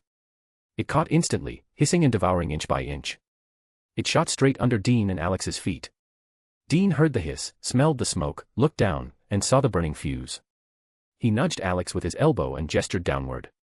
Alex merely pressed a finger to his lips, his eyes sparkling mischievously, as if promising a show far more exciting than a boring monument unveiling. Dean raised an eyebrow and decided to just watch. The culprit was obvious, Wednesday. The fuse reached the fountain. At that exact moment, the liquid inside ignited, and a pillar of flame shot skyward. Panic erupted through the crowd, people scattered as the Cracklestone fountain blazed ever higher. The melody Wednesday played shifted abruptly, the cold wind of Vivaldi's Winter from the Four Seasons filled the square. Amid the screams, the music grew louder, brighter. Watching it all, Alex decided to join in. One of the orchestra members dropped a violin, and Alex quickly picked it up from the grass, brushing off the dirt.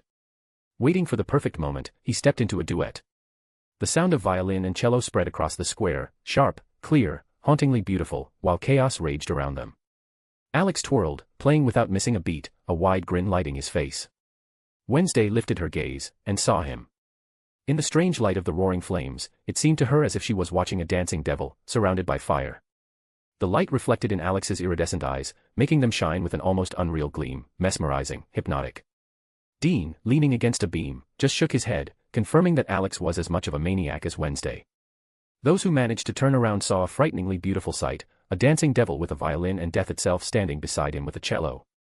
Their duet was simultaneously eerie and breathtaking, almost impossible to look away from. A faint smile appeared on Wednesday's face. She hadn't expected Alex to join her.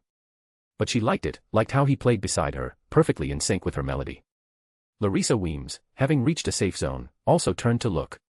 She saw the duet playing against the backdrop of flames and ground her teeth. She was certain this was Wednesday's doing, but had no proof. Even she could not deny it, they looked terrifyingly captivating. But admiration quickly turned to anger. Very strong anger. When the melody ended, Alex set down the violin gracefully and bowed deeply to Wednesday. She stood and returned the bow in kind, like after a real performance. Weems, seeing this, nearly exploded with rage. All her previous opinion of Alex as young but responsible went straight out the window. To be continued. I was thinking about how to end the chapter. And in the end, I decided to end it like this. I could have written more, of course, but he. It's better to end it like this than to continue writing this chapter. Next on the list is a date with Enid, and some small everyday trivia, and then the Raven Ball, which I won't talk about much now. Chapter 531, A Moonlit Date with Enid. After the chaos caused by the sudden ignition of Joseph Crackstone's statue finally settled, Alex faced something he absolutely did not expect. When his and Wednesday's improvised concert against the backdrop of the burning fountain came to an end, he hoped to slip away quietly in the general commotion. But unfortunately for him, Larissa Weems had watched their duet with sharp, unblinking eyes. She grabbed both Wednesday and Alex and practically shoved them into her car to take them back to Nevermore immediately. Sitting in the back seat next to Wednesday, Alex caught one last glimpse of Dean's smirking face. Dean, standing at a distance, waved mockingly at him, and the words, "Good luck, brother," were easy to read on his lips. Alex watched Dean disappear from view, sighed, and glanced at Wednesday. She sat perfectly straight, her expression as neutral as ever, though the corners of her lips were suspiciously lifted. Alex flicked his gaze to the rearview mirror, and met Larissa Weems' cold, glacial stare. He swallowed and tried to speak. "Miss Weems." "Not now," Larissa snapped, her teeth clenched tightly enough that she didn't even need more words. Alex coughed awkwardly and turned away. He genuinely couldn't understand why she was this angry. After all, he just played the violin. He wasn't the one who set the fountain on fire. If he had been the arsonist, the monument wouldn't be burning, it would have launched into orbit with a fireworks trail visible from neighboring states. He leaned back, pulled out his phone, and decided to keep himself busy. Since no one wanted to talk to him, why not text Jesse? He asked whether the FBC agents had managed to locate the places where the fragments of Amara's power might be. But their work-related exchange quickly turned into a friendly conversation. Wednesday, sitting beside him, glanced at his screen from the corner of her eye. When she saw the contact name, Jesse Faden Hartsuit, she felt an unpleasant, icy sting of jealousy. Who is that? She asked in a flat, dangerously calm tone. The director of the Federal Bureau of Control. Jesse Faden, Alex replied, continuing to type. And you, talk like friends. Her eyes were practically burning a hole in his side. Something like that. We don't have a boss-subordinate dynamic. I'm more of a freelancer for her. Same with Dean and Sam. Officially we're bureau agents, but our schedules are flexible. We don't have to sit in the office, though there's still plenty of paperwork, Alex said, rubbing his chin. Wednesday nodded, but the tension around her did not subside. Larissa Weems, overhearing the conversation, even turned her head slightly, her professional curiosity piqued. The principal of Nevermore knew far more about the bureau than most people, and the fact that Alex worked there as a freelancer was news to her. While Alex continued replying to Jesse, a new message popped up, from Saga. She wrote that after her vacation, she planned to join the FBC. Alex smiled and wished her luck. Wednesday glanced at the screen again, and again saw a woman's name. Her eyes grew even colder. Something dark and unfamiliar stirred inside her, an urge to stab Alex in the chest. She even regretted not bringing a knife. Alex, absorbed in texting, didn't notice the icy stare beside him. He sent Saga a photo of her mother, the very one who had been part of the secret Belladonna Club during her time at Nevermore. Seeing the picture, Saga immediately bombarded him with questions. And how many more women do you talk to? Wednesday asked quietly, too quietly to be harmless. Alex put the phone away and turned to her. That's Saga Anderson. Soon-to-be former FBI agent. We worked together in Bright Falls. She has a husband and a daughter. And 2 very strange grandfathers. Also, her mother, Freya Anderson, studied in the same generation as your parents. And with Principal Weems, he added, nodding slightly toward the front seat. Wednesday nodded, and the coldness in her eyes slightly eased. Alex's words had sounded convincing enough. She didn't fully understand where this strange feeling had come from. She simply didn't like that Alex was so freely communicating with other women. She was already struggling to tolerate how Enid constantly clung to him. Larissa Weems, listening to the conversation while keeping a close eye on the road, suddenly raised an eyebrow, glancing at Alex through the rearview mirror. She wasn't at all surprised that Alex knew the Anderson family. She remembered Freya Anderson well, a strange, adventurous girl who was always seeking excitement. And her 2 restless, perpetually drunk relatives.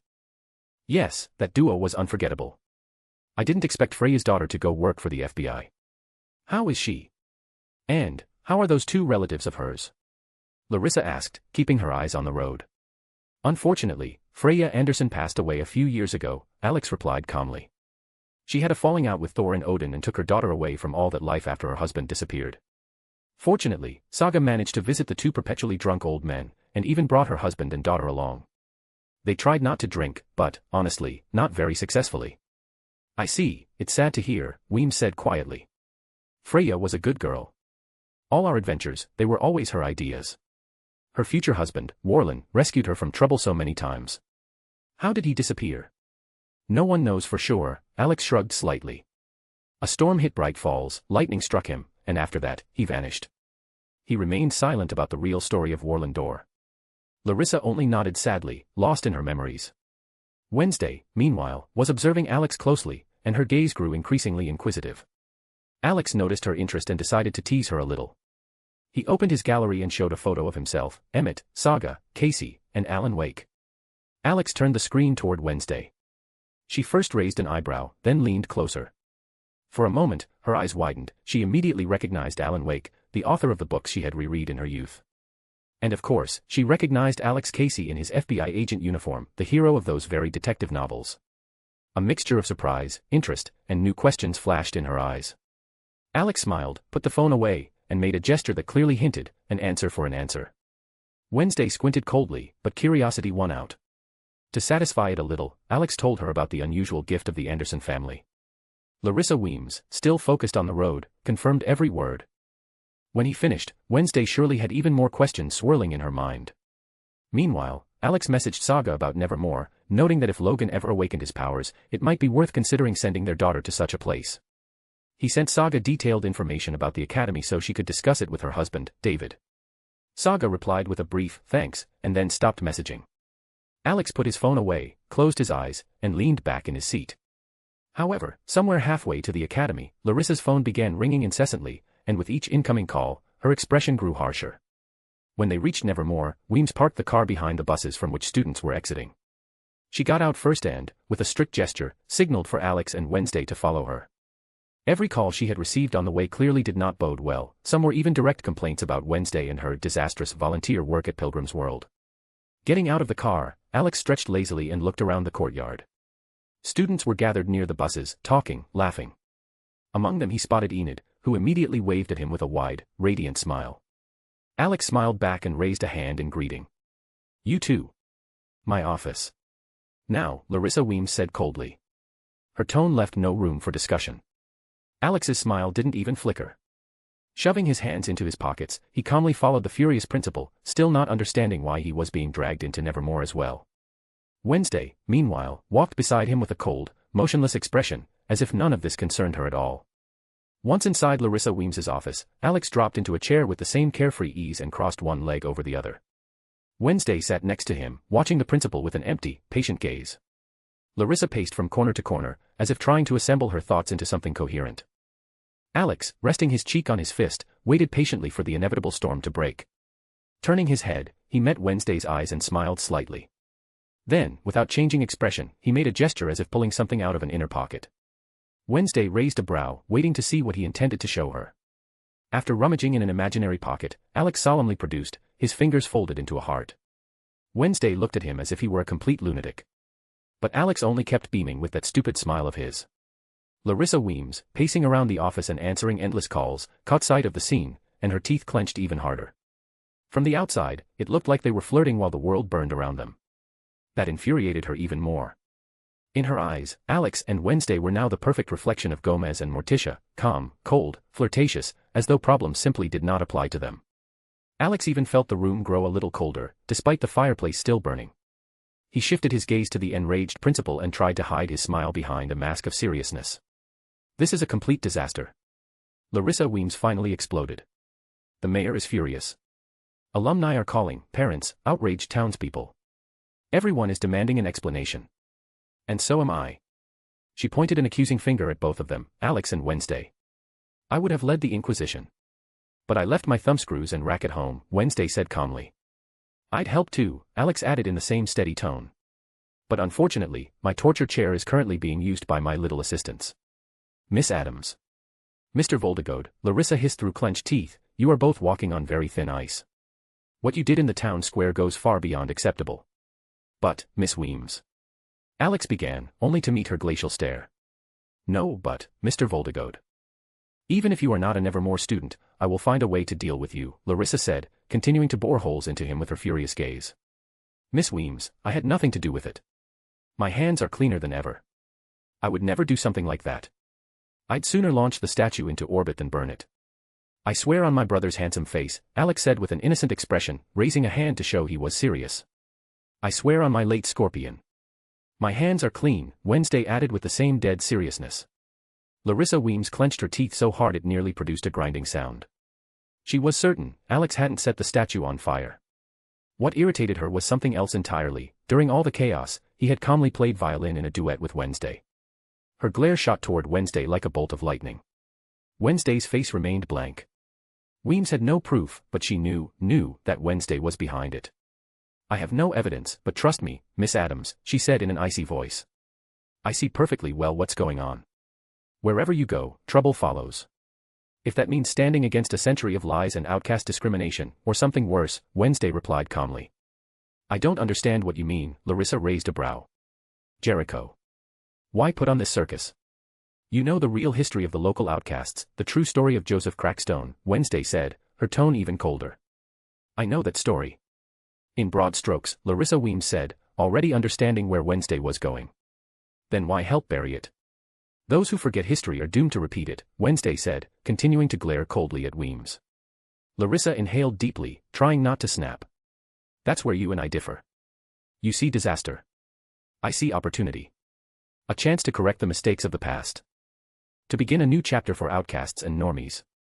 She turned to Alex, "And what do you think about all this, Mr. Voldegode?" Alex was resting his cheek on his fist, quietly listening to Wednesday and Weems argue. He saw nothing inherently wrong in concealing the horrors of the past. Memories often drove people to repeat the same mistakes, over and over, until the ending became tragically predictable. He saw little point in reopening the wound of Crackstone's genocide against outcasts. Yes, it was a horrific chapter of history, but 400 years ago the world was different, an age of witch hunts, when people were burned based on nothing more than suspicion, a whisper, a strange look. Some of the darkest pages of humanity. But Alex understood why Wednesday clung to this so fiercely. She had seen the burning with her own eyes. Visions leave a mark that cannot be ignored. For her, it was personal, painful, real. That was why she refused to accept the celebration of Crackstone, a murderer who burned dozens alive. When Alex heard his name, he lifted his gaze. Wednesday now stood directly across from Weems, ready to continue the argument. Both women were looking at him, waiting for an answer. Alex sighed heavily, reached into his pocket for a cigarette, and immediately put it back under Weems's sharp glare. Instead, he pulled out a piece of candy. He had no desire whatsoever to insert himself into this clash of worldviews. In arguments like these, there are no winners, and never will be. "Forgive me, my dear Wednesday," he said calmly, placing the candy in his mouth, "but I'm not going to take your side." "Why?" Wednesday frowned. "Because you're basing your stance on your visions. You saw what happened 400 years ago. Saw outcasts burned alive. And I, in my line of work, have seen people burn other people, here and now. And even if everything is done exactly the way you want, my dear Wednesday, nothing will change. Ever." Alex said, his voice steady. He neatly folded the candy wrapper. Larissa Weems noticed the change in his gaze. "Perhaps you'll share your opinion after all, Mr. Voldegode." Alex nodded. "Of course, Miss Weems. Even if we remove the outcasts from the equation, as you call them, nothing will change. People have always feared what they don't understand.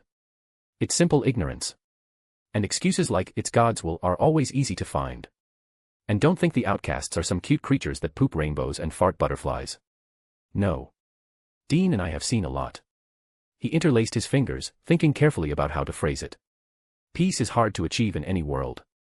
Taking Wednesday's side means reopening old wounds that could spark a new war. Accepting the past means siding with the weaker party. And no matter how much you want it, normies will never understand outcasts. Without understanding another's pain, true peace is impossible. And believe me, it doesn't take much of a reason to start a new war. It will start on its own. Always. Alex finished speaking and folded a small origami bird from the candy wrapper. "So you want everyone to stay silent?" Wednesday asked, still frowning. "My dear Wednesday, the world is beautiful. And simultaneously disgusting. Everyone has their own thoughts, desires, and fears.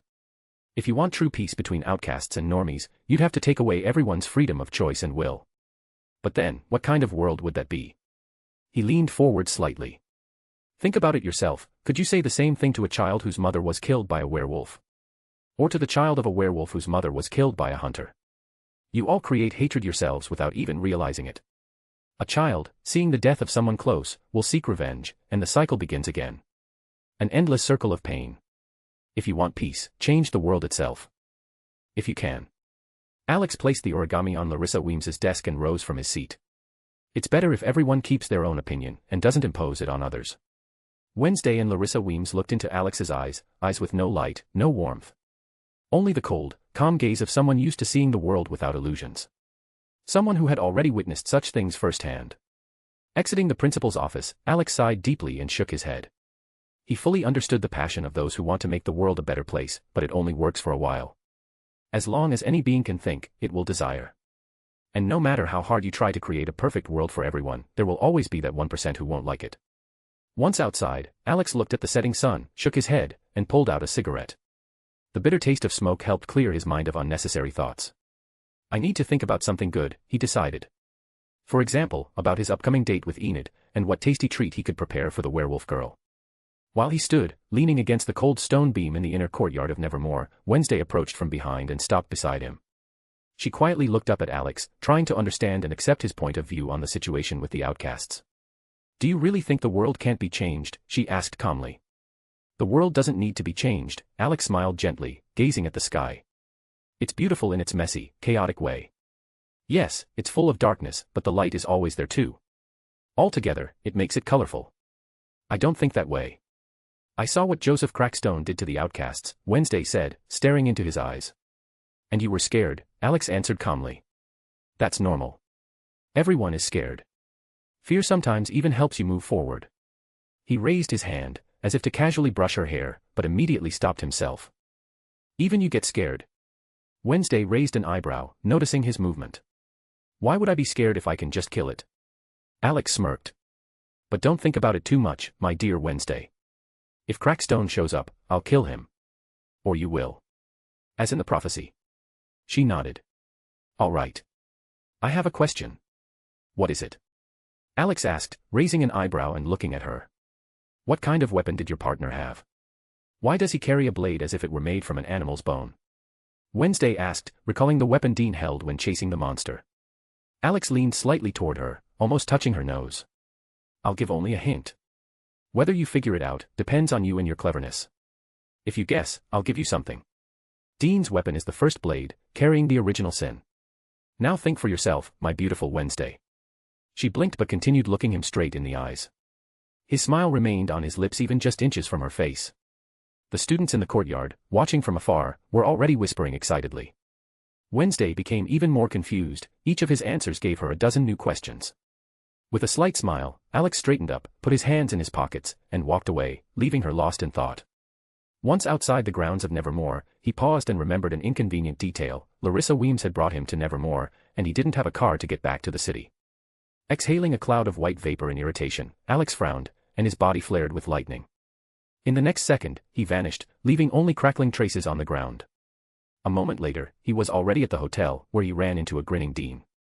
Of course, Dean didn't miss the chance to tease Alex about being scolded like a child. In response, Alex showed him the middle finger and silently went to take a shower. At the same time, Wednesday returned to her room and decided to clear her head in the only way that ever worked for her, by continuing to work on her novel. Letting her thoughts sink into the story and pushing everything else aside, she typed word after word on her typewriter. Behind her, following an entirely different rhythm, Enid was sorting through outfits for her upcoming date with Alex. Enid had pulled literally everything out of her closet, anything to find what she considered the perfect outfit. She tried on one look after another, giggling, twirling in front of the mirror, her laughter drowned out by the steady clacking of typewriter keys. After putting on yet another option, Enid sighed in defeat, like any girl facing the eternal dilemma, I have nothing to wear. Holding a colorful top in her hands, she stared at it thoughtfully, then at the pink blouse lying beside it. Which do you think is better, this top or this blouse? Enid asked, turning toward Wednesday and lifting both items. They both look, specifically for you. Pick whichever, Wednesday replied, slightly turning her head. I just wonder which one Alex would like more, Enid said dreamily as she compared the clothes. Wednesday paused for a moment. And why would he have to like it, she asked coldly, studying her roommate. Because today we're going behind the greenhouse to look at the blue moon. I want to look nice for him. He looks hot no matter what he wears, Enid admitted, pressing the top against her chest. Wednesday's fingers twitched above the keys. She froze, and a shadow of something dark flickered across her face. Thing, sitting on the desk nearby, noticed the sudden shift in her expression and was already preparing to gesture something like, told you so.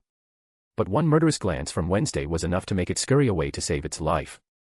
Enid noticed nothing. Wednesday was sitting with her back to her. She only felt a sudden chill run through the room and decided it must mean the night would be colder than she expected. So she settled on the pink top with the fluffy trim and a light pink denim jacket. Wednesday, meanwhile, wrestled with an unfamiliar feeling, mistaking it for irritation that Alex was going on a date instead of investigating the monster. But in truth, it was the simplest, most human emotion, jealousy. A feeling she didn't even recognize. I'm so excited to go on a date with Alex. Enid continued, already buttoning up her jacket. It'll be nice to take my mind off today's nightmare. But honestly, I loved how Alex looked with the violin. And how you played with him. If the fountain hadn't caught fire, it could have been a real concert. Is that so? I didn't think he could play either, Wednesday said, typing a little louder to drown out her own thoughts. I wonder what kind of psychopath would sabotage such a cheerful event. Enid wondered aloud. You'll be late, Wednesday calmly reminded her, not wanting to continue the conversation. Yeah, you're right. Wish me luck, Enid said with a bright smile. If he hurts you, I'll kill him. In a very painful way, Wednesday stated flatly, without turning around. Enid smiled, completely missing the subtext in Wednesday's words, and ran out of the room with a joyful sparkle in her eyes. At the same time, Alex was at the hotel, finishing the final preparations under Dean's intense, almost disapproving gaze. Trying to surprise Enid with something sweet and delicious, Alex decided to make Japanese strawberry sandwiches, completely forgetting that Dean wouldn't mind getting one of those treats for himself. So besides cooking, he also had to fend off Dean's attempts to steal at least one sandwich. Once the sweet sandwiches with various fillings were neatly packed into a container, Alex started getting dressed. He threw on a thin black coat, packed the container into his backpack, and was ready to go. Before leaving, he looked at Dean, who looked like a sulky, dissatisfied child. "Don't get into trouble while I'm gone. I made dinner for you, heat it up in the microwave yourself. And I left the sweet sandwiches too. Don't drink too much beer, and don't stay up watching TV late," Alex said, struggling to keep a smile. "Yeah, Mom. Now get going to your date. And stop acting like a caring mother, damn it. I'm a grown man, I know what to do without you," Dean grumbled, flipping Alex the middle finger. Yeah. Dean-chan is grown up. If anything happens, call me. And I doubt Enid will be allowed out of the dorm for too long, given Nevermore's rules, Alex replied, opening the door. Dean lazily waved his hand and reached into the mini-fridge to grab the leftover sweet sandwiches. Alex just shook his head and stepped out of the room. Outside, he turned into an alley, pulled the motorcycle out of his inventory, and soon merged onto the road. On his way to Nevermore, Alex thought about Enid's complicated relationship with her mother and considered how to gently steer the conversation toward it, helping her gain confidence in advance and preventing her mother's pressure from breaking her. He knew how hard it was for Enid to cope with not being able to transform into a werewolf yet, and her mother's demands only heightened her anxiety. Reaching the main gates of Nevermore, Alex cut the engine and decided not to draw attention. Entering through the main entrance was definitely not an option. He stowed the motorcycle back in his inventory, pushed off the ground, jumped onto the academy stone wall, and calmly walked along it toward the greenhouse.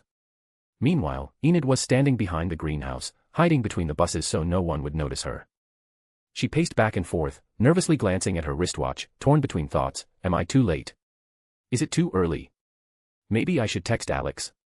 But then she immediately scolded herself, deciding she would seem clingy. All the while, she completely ignored the fact that she had been falling asleep peacefully for the past few days after sending Alex at least 5 consecutive messages. Pacing back and forth, Enid couldn't gather her thoughts. "Miss Sinclair, why are you still not in the dorm at such a late hour?" a strict male voice called out. I. Enid stammered, slowly turning her head back. But there was no one behind her. Her first thought was, a ghost. And Enid's imagination immediately filled in dozens of horrors. Her face turned pale in an instant. On the roof of the school bus, Alex crouched, watching as Enid's expression flickered between fear and shock, then back to fear again. He struggled to hold back his laughter. "Enid, I'm here," Alex said, barely restraining himself from bursting out laughing. Hearing the male voice, Enid didn't even realize at first that it was Alex. All her thoughts were consumed by a single idea: a ghost was somewhere nearby. The thought terrified her even more, and in a panic, she mentally cursed all her friends who had dragged her to watch a ghost horror movie. Pressing her back against the bus, beneath which Alex was perched, Enid nervously glanced around. "Go away, ghost. I'm not afraid of you. If you don't leave, I'll claw you to pieces," she shouted in a trembling voice, releasing her werewolf claws. Alex, crouched directly above her, barely restrained his smile. Frightened Enid, swinging her claws and growling to scare off a non-existent ghost, looked so adorable that it took all his willpower not to laugh out loud. Swinging her arms, Enid accidentally scraped the side of the bus with her claws. Sparks flew from the impact, leaving 4 clear grooves in the metal. "I don't know what the bus did to offend you, but I'm up here," Alex said, still holding back a laugh. Enid froze.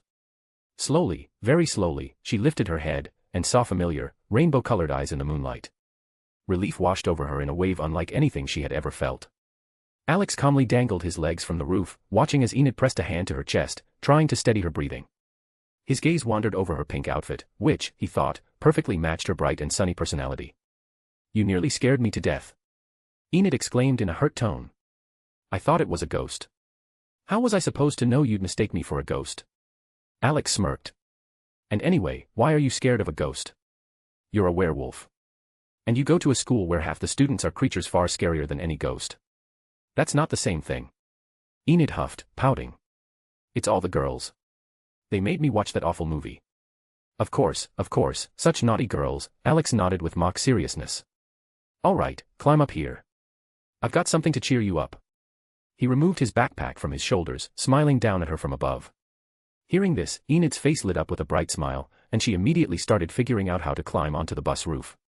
Quickly scanning the surroundings, she found a suitable spot, pushed off, and within a minute was sitting next to Alex, swinging her legs over the edge of the school bus roof. Alex looked into her eyes literally shining with curiosity, and smiled. He unzipped the backpack under her impatient gaze and pulled out a container of sweet sandwiches. When he opened the lid, the sweet aroma of cream and fresh fruit immediately hit Enid's nose. She stared at the treats with wide eyes. She already knew that Alex loved sweets, but even more, she knew that he was an incredible cook. "What is this?" she asked, pointing at the colorful contents of the container.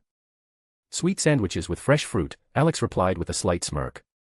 Since we're on a date, I thought we needed something tasty. I could have brought meat, I know how much you love it, but I figured sweets would suit you better. You're right, I do love meat, Enid nodded cheerfully. I even have steak-scented candles, they're amazing. Can I take one? Of course. I didn't bring them just to look pretty. If you want, eat them all, Alex said, sliding the container closer to her. I'm afraid I'll gain weight if I eat everything, Enid mumbled, shyly choosing a strawberry sandwich. It doesn't matter. The main thing is that you enjoy it. You are who you are, and no one has the right to decide how you should be, Alex replied gently. My mom doesn't think that way. Enid muttered, lowering her head. She keeps asking if I've managed to shift or not. Don't listen to her. Even if you never shift, there will always be people around to support you. And, no offense, but I think your mother is putting the wrong kind of pressure on you. This is your life, and only you can decide when and how to change anything, Alex said, softly running his hand through her hair. Unfortunately, she doesn't see it that way, Enid sighed. She always shows disappointment when she finds out I still haven't shifted. Enid, learn to stand your ground. I understand your werewolf life, at least partially, Alex continued, stroking her hair. No, you don't understand, Enid looked up at him. If I can't shift, I can't become part of the pack. And I don't want to be alone. Then create your own pack. You don't have to fit in with others. You need to be Enid Sinclair, not just another in the pack. If someone can't accept you for who you are, then they simply aren't worth your time. Don't change for others. Stay yourself, bright, cheerful, real, Alex said with a warm smile, looking her directly in the eyes. No one's ever said that to me, well, except Wednesday. She said there's nothing wrong with being alone. Or dying alone, Enid said, mimicking Wednesday's cold tone. Very much like her, Alex chuckled. All right, enough of the sad stuff. I didn't bring these sandwiches to ruin your mood, I brought them to lift it. Tell me instead how you ended up at Nevermore. He gently tapped her on the nose. Enid pressed her reddened nose with her hands and gave Alex an offended look, though she knew deep down, he was right. Everything he said was true. Yes, it was hard to change instantly, but maybe, being with him, she could. At Alex's request, Enid began recounting her first day at Nevermore, how nervous she was, how scared, and the incredible relief she felt realizing her mother wouldn't constantly monitor every move. Alex listened intently, occasionally teasing her about the most ridiculous moments. Enid pouted in response and even lightly tapped his shoulder, protesting, I wasn't laughing at the time. But in the end, they both laughed, lost in memories and enjoying the moment. To be continued. I've been thinking, and then thinking again. Basically, I haven't come up with anything about the upcoming Raven Ball. I've planned a couple of events, of course. But I've also decided how they should happen. But about the ball itself, I still haven't decided. After all, I need to make sure Enid doesn't go with Alex. Poo. It's complicated. Chapter 532, the date was interrupted by a sudden call. Alex sat behind the Nevermore Academy greenhouse together with Enid, and the two of them settled on the roof of the school bus, enjoying the view of the moon and talking about little things. Their conversation was completely harmless, what new food they would like to try, where they wanted to travel, what places they dreamed of seeing. Alex wasn't even surprised to learn that Enid had an entire list of places she wanted to visit. In his opinion, it suited her perfectly, always planning adventures in advance. The topic of her family didn't come up again. Alex intentionally avoided it, he didn't want Enid to get sad once more. Every time she thought about her mother, her face showed a mix of sadness and irritation. Her mom constantly tried to force a lifestyle on her, as if she wanted to turn her into the perfect, proper werewolf. An hour had already passed since the beginning of their date, and they were still sitting on the bus roof behind the greenhouse. Enid held a sweet fruit sandwich in her hands and, leaning on Alex's shoulder, cheerfully swung her legs while gazing at the blue moon. She could never have imagined that one day she would be able to sit next to someone who knew she was a werewolf, and didn't judge her for being unable to transform during the full moon. On the contrary, he supported her, repeating that she wasn't a house-trained puppy meant to follow commands, but a living person with her own desires, feelings, and thoughts. And those words touched Enid so deeply that she hadn't stopped smiling the entire evening. Alex turned his head to Enid and saw her eating another sweet sandwich. He smirked slightly. She said she wouldn't eat much because she was afraid of gaining weight, yet she had nearly finished the entire container. Smiling, he lifted his hand and gently stroked her hair.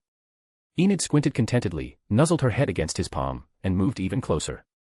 So close she was almost sitting on his lap without even realizing it. When Alex pulled his hand back and raised his gaze to the sky, his face was illuminated by the soft light of the moon and stars. He had always loved the night, especially starlight. But suddenly, the silence was broken by a long wolf howl. It was the nevermore werewolf teens who loved howling at the moon together as a loud, energetic group. Enid's expression changed instantly. Her smile vanished, her shoulders dropped. Alex noticed, quietly sighed, and decided to distract her. "Enid, want to see a trick?" he asked, looking straight into her eyes.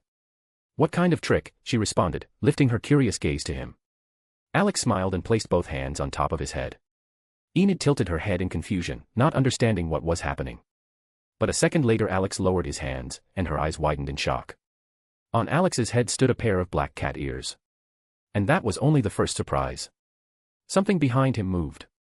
Enid shifted her gaze to his back and saw a black cat tail slowly emerging from under his long black coat, gently swaying from side to side. Enid froze, her mouth slightly open, her claws extending involuntarily and digging into the bus roof. How?" she muttered, not even knowing how to form the question. "Try to guess," Alex said with a sly smile. "You've already seen it before. You just didn't know it was me." Hearing his words, Enid frowned for a moment, then her eyes went wide with shock. She remembered that playful, mischievous look, the exact same look the black cat had given her before and during the Po Cup. Alex watched her face and saw realization hitting her fast. "So that black cat, that was you?"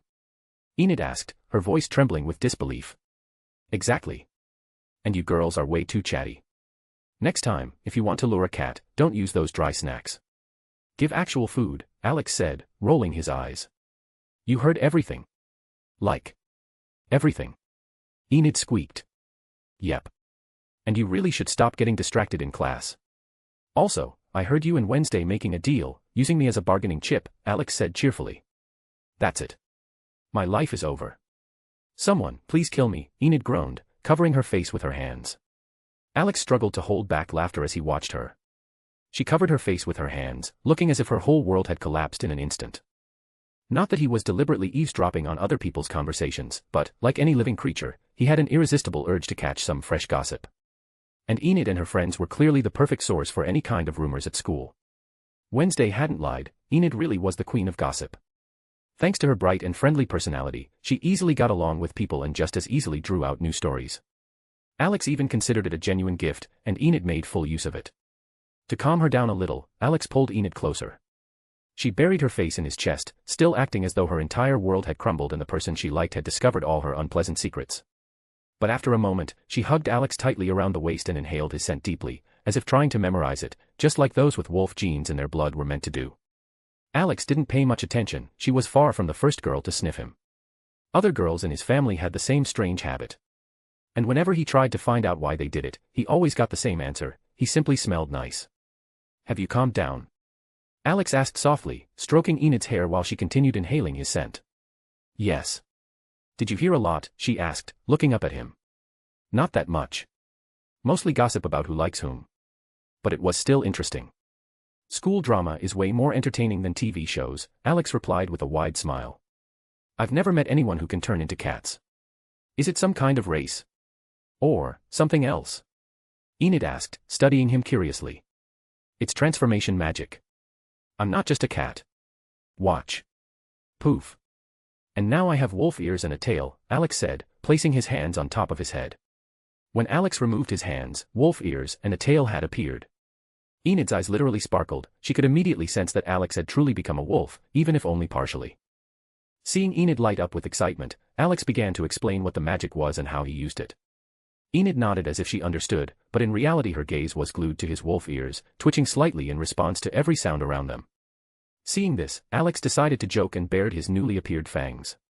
The moment Enid saw his sharp teeth, she squeaked quietly with delight, and if Alex hadn't stepped back in time, she might have reached into his mouth to touch them. Alex honestly didn't understand where her enthusiasm for his half-wolf form had come from, but it was exactly what brought back Enid's bright, hyperactive personality. Now, alongside her endless chatter, she had an uncontrollable desire to touch his ears and tail. In Enid's mind, everything was simple: if Alex could transform into a half-wolf, then he was a werewolf. And if he was a werewolf, then it was possible to form a pack with him. Those thoughts alone were enough to lift her mood so much that she immediately forgot everything that had embarrassed her before. "Does Wednesday know you can do that?" She said something about a deal and some kind of payment for questions. "I never really understood what she meant," Enid said after another failed attempt to touch his tail. "You know Wednesday. She doesn't like getting answers for nothing. So if she wants an answer, she has to give something of equal value, Alex replied with a slight smile. You're right. That's exactly her. What about your investigation? Is there really a monster? Enid asked cautiously, glancing at him. I'm not telling. You love to gossip. In a day, all of Nevermore would know the monster exists, Alex said, playfully poking her in the nose. That's not true. I can keep secrets. Enid protested, pouting. Of course, I believe you, Queen of Gossip of Nevermore. It's just that the situation turned out to be far more complicated than Dean and I expected. And it might even be connected to our main investigation. The one that caused serious changes at the Bureau. Directors don't get replaced for no reason, Alex said, letting out a heavy sigh. Is it that bad? Worse than the monster attacking tourists in the forest? Enid asked carefully. Unknown for now. But we'll manage. Just don't tell anyone. We don't need unnecessary panic. Even if it's just a regular monster, we'll handle it like we always do, Alex said, taking out a cigarette. And what do you do with such monsters? Kill them. It's just, my uncle did something similar. Enid said, looking slightly embarrassed. Your uncle hunted monsters? Why would a werewolf hunt other monsters? I have vampire friends, I'm almost like family to them, but they stay on their territory and don't come out, Alex asked, surprised. My uncle wasn't born a werewolf. It's just, what happened was a situation. My aunt accidentally bit him, and he became one of us. I swear, it was an accident. We don't hurt people, our family lives peacefully. It's just that my aunt was alone, and it was that time, you know. And she bit my uncle, Enid recounted more quietly, blushing more with each second. So your aunt wanted to find a partner, and there happened to be an unlucky hunter at her doorstep, who assumed she was killing people. So she bit him, and then they got married. That's funny, Alex chuckled. If you put it that way, yes. He's very cheerful. And he always supports me. He also said I shouldn't push myself to transform during the full moon, Enid said with a bright smile. Nice to hear. And when did he become a werewolf? Alex asked, raising an eyebrow. About 3 years ago. But back then there was an unpleasant situation with my aunt's family, very unpleasant. If you don't mind, I'd rather not talk about it, Enid said quietly. If it's a sad story, we don't have to. The main thing is that your aunt is okay. And you got an uncle who supports you, Alex said, gently putting his arm around her shoulders. Enid smiled widely and took Alex's hand, the one he had around her shoulders. She pressed herself a little closer to him and playfully swung her legs, simply because she felt closer to Alex. She didn't care at all that they had only met recently. She enjoyed being near him, receiving his attention, and that was more than enough. But all good things must come to an end sooner or later, and the reason was Alex's phone, which suddenly rang. Hearing the sound, Enid immediately looked at him. Alex pulled the phone from his pocket and saw the caller ID, it was Dean. Glancing at the time, he frowned, it was already 2 in the morning, and Dean usually slept at that hour. Curious about the reason for the late-night call, Alex answered, and what he heard only made him exhale heavily. He had known it would happen, but he had hoped for something else. If Dean had gone into the forest with Wednesday to search for the burned chapel, Alex thought Tyler wouldn't kill a homeless person, but alas, nothing had changed. Laurel Gates was still collecting body parts for her ritual. After finishing the conversation and promising Dean he would return as quickly as possible, Alex put away his phone and sighed again. Did something happen? Your partner's voice didn't sound happy at all, Enid asked cautiously, looking at him. Yeah. I need to go back. Come on, I'll escort you to the dorm so no one notices, Alex said, shaking his head. Enid simply nodded. She understood, work was work. She didn't argue, even if their moonlit date was ending differently than she had hoped. No one could have predicted it would turn out this way. Jumping off the roof of the school bus, Alex took Enid's hand and carefully led her across the Nevermore grounds, trying not to draw attention. However, instead of heading for the front door, he directed her toward the drainpipe, the very same one Wednesday usually used to sneak out of her room. Enid looked first at Alex, then at the pipe. Her eyes asked a silent, very clear question, are you serious? You don't mean to tell me I have to climb this pipe back to my room, she whispered, pointing at it. And how else are you going to get inside? If you haven't noticed, it's already 2 in the morning. And if you don't want punishment, then yes, climb the pipe, Alex said calmly. I'm afraid of heights. Enid murmured, lowering her head. Ah, all right. Climb on my back. I'll help you get to your room unnoticed, Alex said, crouching so she could get on. Seeing his back, Enid lit up and smiled. A second later, she was already sitting on his back, wrapping her legs around his waist. Alex stood, pushed off the ground, and jumped, grabbing a ledge on the wall.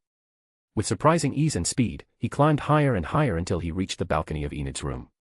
All the while, Enid clung to him, barely able to hold back an excited squeal. She hadn't expected it to be this amazing. Once at the top, Enid jumped onto the concrete platform and looked at Alex as if she didn't want him to leave at all. Alex just smiled softly, stroked her hair, and hugged her. Enid responded, pressing herself tightly against him. She didn't want to let him go, but she knew he had work. He had come to Jericho for her sake. Pulling back slightly, Enid smiled, a little sadly, but sincerely. Alex waved at her, jumped onto the ledge, and, facing her, leaned back slightly before disappearing from view, swiftly falling downward. Enid ran to the railing and saw him already running along the path, disappearing into the night. Sighing with relief, she returned to her room, trying to be as quiet as possible, not even noticing that Wednesday's bed was empty. Meanwhile, Alex had already jumped over the tall stone wall of Nevermore Academy and retrieved a motorcycle from his inventory to return to the city. Starting the engine, he immediately accelerated, eager to reach his destination as quickly as possible. On the way back, his thoughts returned to that, Uncle Enid. For some reason, Alex felt that this person was someone familiar from his past life, even if they had never met in person. Alex shook his head, dismissing the thought. Most likely, it was just a coincidence. Entering the city, he slowed down and headed toward the morgue. As he approached, he noticed Dean, Sheriff Donovan, and the coroner standing near the entrance. The coroner had been pulled from his home in the middle of the night. Alex parked the motorcycle nearby. "Sorry I'm late, something came up," Alex said, stepping off the motorcycle with an apologetic smile. "You're just in time, Agent." "I hope we didn't interrupt anything important," Sheriff Donovan said, shaking his hand. "I was just out for a night ride. Sometimes I like to ride in the quiet." Dean already gave me a rough idea of what happened. "Can we take a look at the body?" Alex replied, shaking Donovan Galpin's hand and glancing at the coroner. "Of course, follow me." "I just need to find the keys," Coroner Anwar said with a tired but friendly smile. Alex nodded with a slight smirk and looked at Dean. He looked as if he had just been woken from sleep. Dean had his hands in his pockets and was yawning, trying his best not to pass out. Catching Alex's gaze, he lifted his chin in a silent question, "How was the date?" Alex gave a thumbs up, "Everything went great." Dean nodded and stifled another yawn. When the coroner finally found the keys and opened the morgue, Alex, Dean, and the sheriff followed him inside.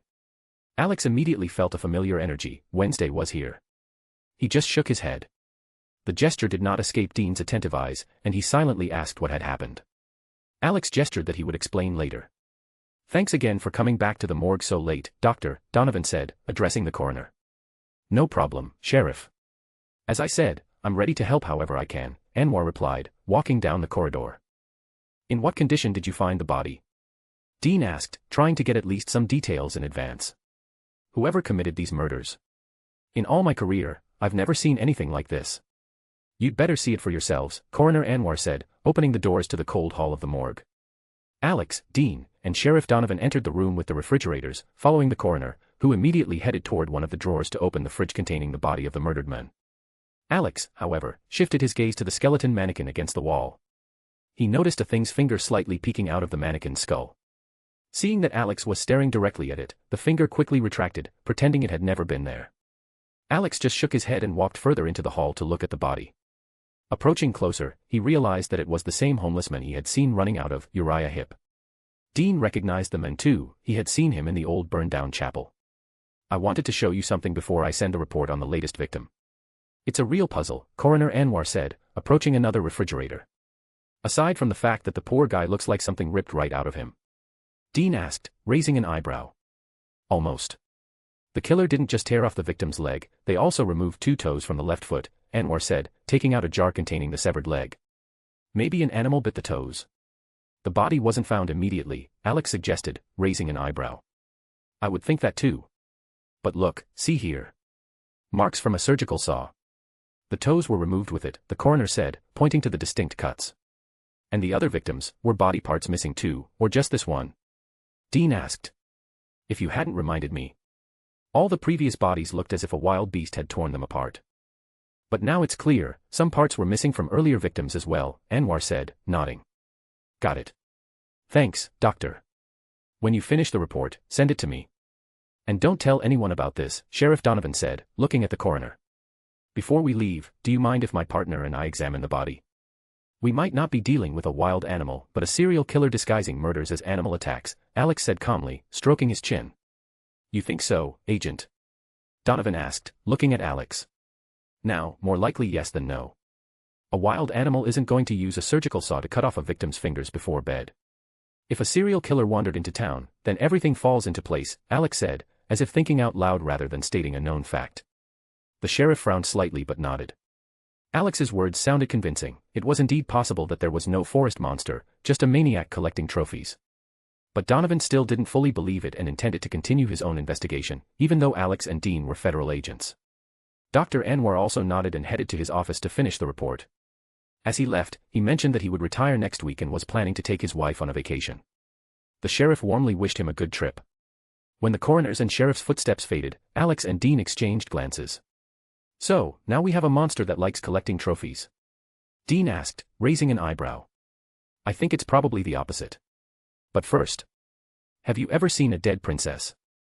Alex said with a smile, approaching the refrigerators. Dude. I didn't think your tastes were that specific. Should I call home?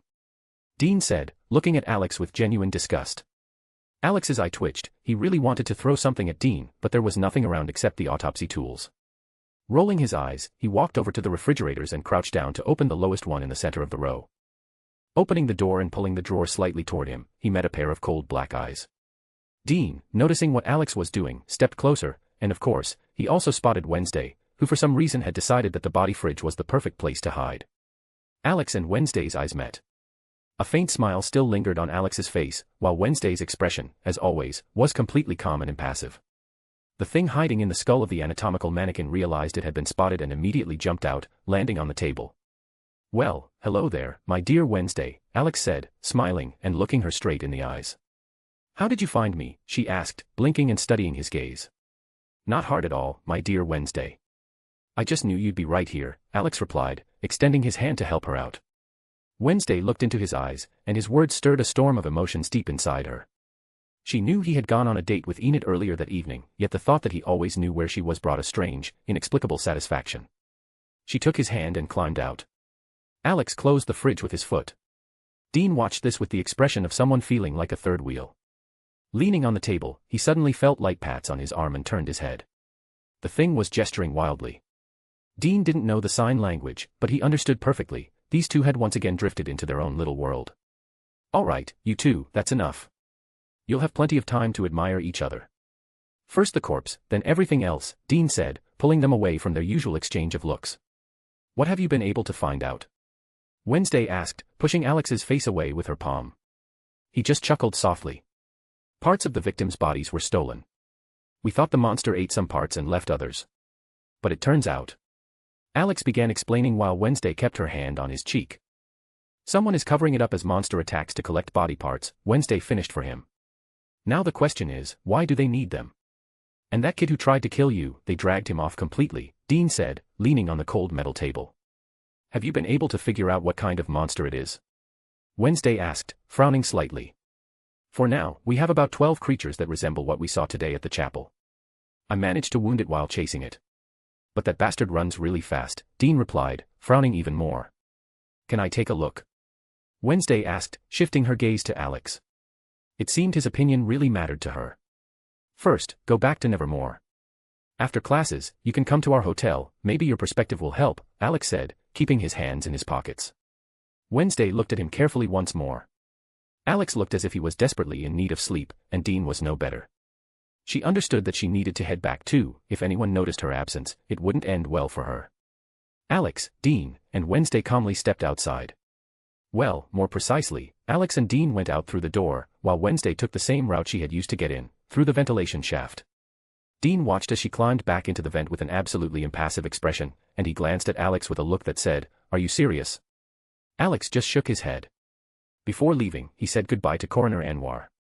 Once outside, Alex approached Wednesday, who had already emerged from the alley, and offered to give her a ride back to Nevermore. She didn't object and climbed onto his motorcycle. Dean waved and headed back to the hotel. He needed to catch up on sleep after the sheriff's late-night call. Wednesday wrapped her arms around Alex's waist as they rode, and for some reason, it didn't feel unpleasant to her, it felt calm. It was the second time she had ridden with him on a motorcycle, and touching him didn't provoke her usual disgust, the kind she felt when someone else tried to get close. When they arrived on the Nevermore grounds, Alex cut the engine. What do you think? Why would anyone need body parts? Wednesday asked, wanting to hear his opinion. Hard to say. There are many ways to use human remains, including the simple collection of trophies. Maybe whoever controls the monster is just feeding their ego. Or maybe they need the body parts for more specific purposes, Alex said, giving her a subtle hint.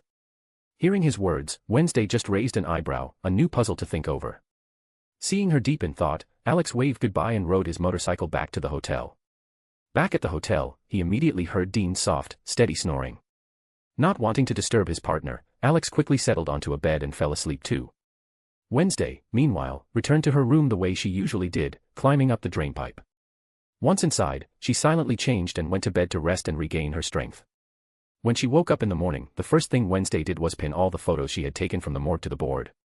She wanted to think carefully about why anyone would need to take parts of murdered people. The thing helped her, handing her pins and sheets as she furrowed her brow, studying the board and recalling Alex's words. He had been right, whoever controlled the monster could be collecting the body parts as trophies. Or, for some other, far more frightening purpose. But what exactly that purpose was, Wednesday still didn't know. At that moment, Enid returned from breakfast. She stopped at the doorway, noticing that half of Wednesday's room had been transformed into the corner of a true investigator, or a maniac. When I suggested you decorate your part of the room, Enid said with a grimace of disgust, I didn't expect you to turn it into a serial killer's lair. Your soft unicorns are worse, Wednesday replied calmly, barely turning her head and crossing her arms over her chest. So that's why you came back in the middle of the night? Enid asked, rocking on her heels and hiding her hands behind her back. The thing and I snuck into the morgue to copy data on the monster's victims, Wednesday said as casually as if she were talking about a trip to the library. Ugh. Everything about that sentence is disgusting, Enid grimaced. I don't even know what's worse, breaking into a morgue or poking at photos of corpses.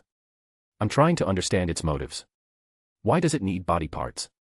Alex said the abductions might not have been random, Wednesday said, not turning her head, her gaze fixed on the board of victim photos.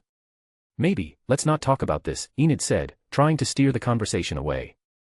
Enid tried to distract herself, but Wednesday was already showing the photos. All the victims had body parts removed in a brutal, surgical manner. The first, a kidney, the second, a finger, the third. Wednesday, I'm not going to, Enid started, her face visibly paling. Her skin took on an unpleasant greenish tint. Before she could finish, Enid rolled her eyes and collapsed to the floor, unconscious. Wednesday simply looked at her limp roommate calmly. Then she picked up the photos Enid had dropped and paused for a moment, thinking, if Enid faints at the sight of a few pictures, what would she do when discussing Alex's work?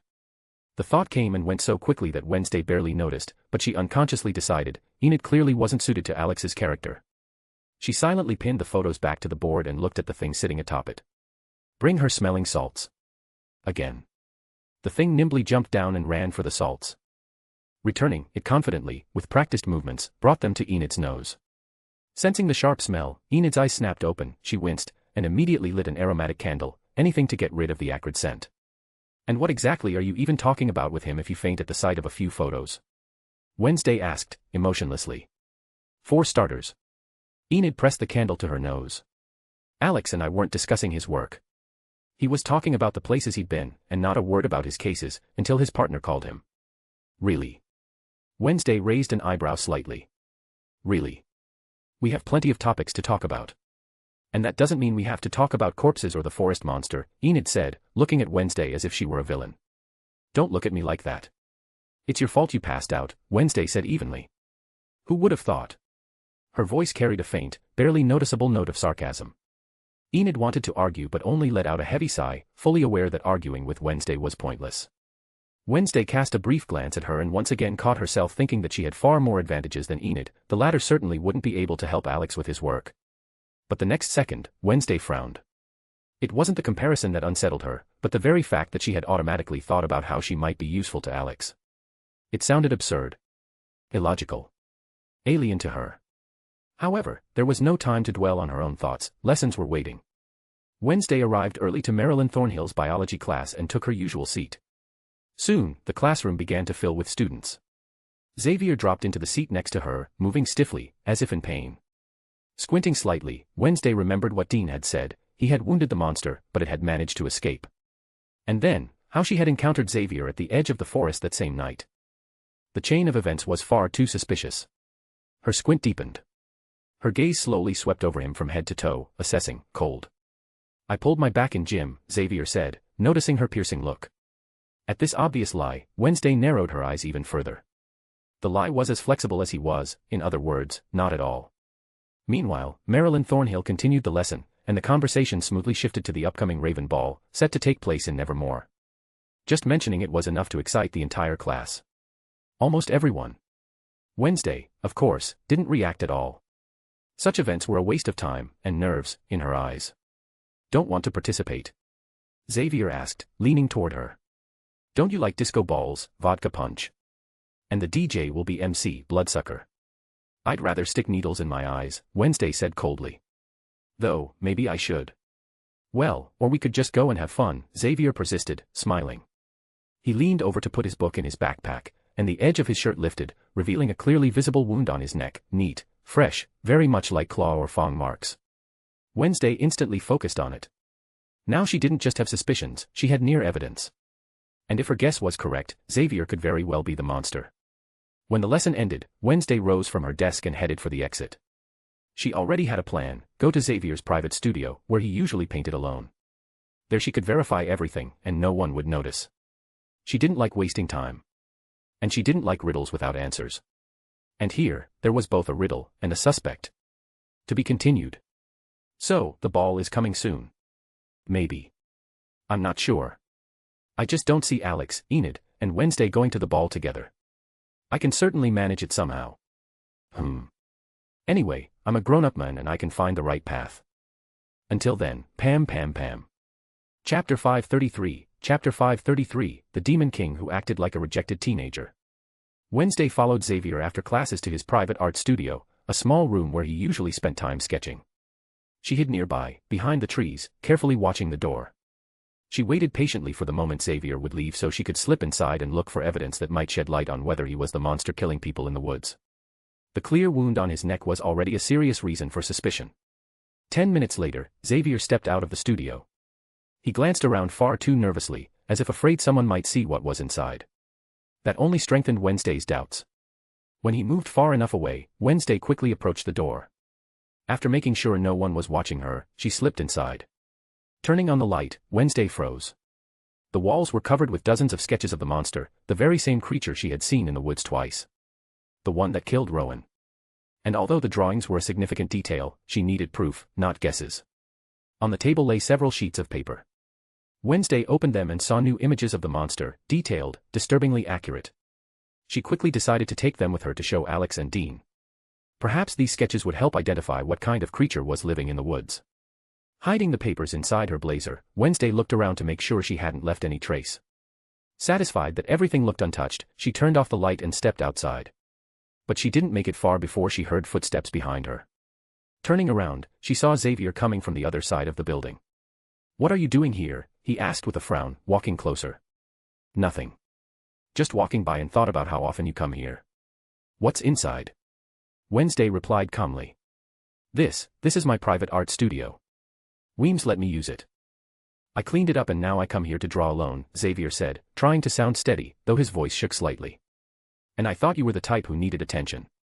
Can I look inside? Wednesday asked, still staring at him. Not right now.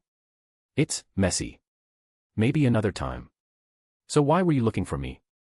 Xavier quickly switched topics, desperately trying to keep her from entering. I wanted to ask what Miss Thornhill assigned, Wednesday said, the first excuse that came to mind. She didn't assign anything. You don't remember how she said there'd be no homework because of the upcoming dance? Maybe you should tell the truth. Is this about the dance you don't want to go to?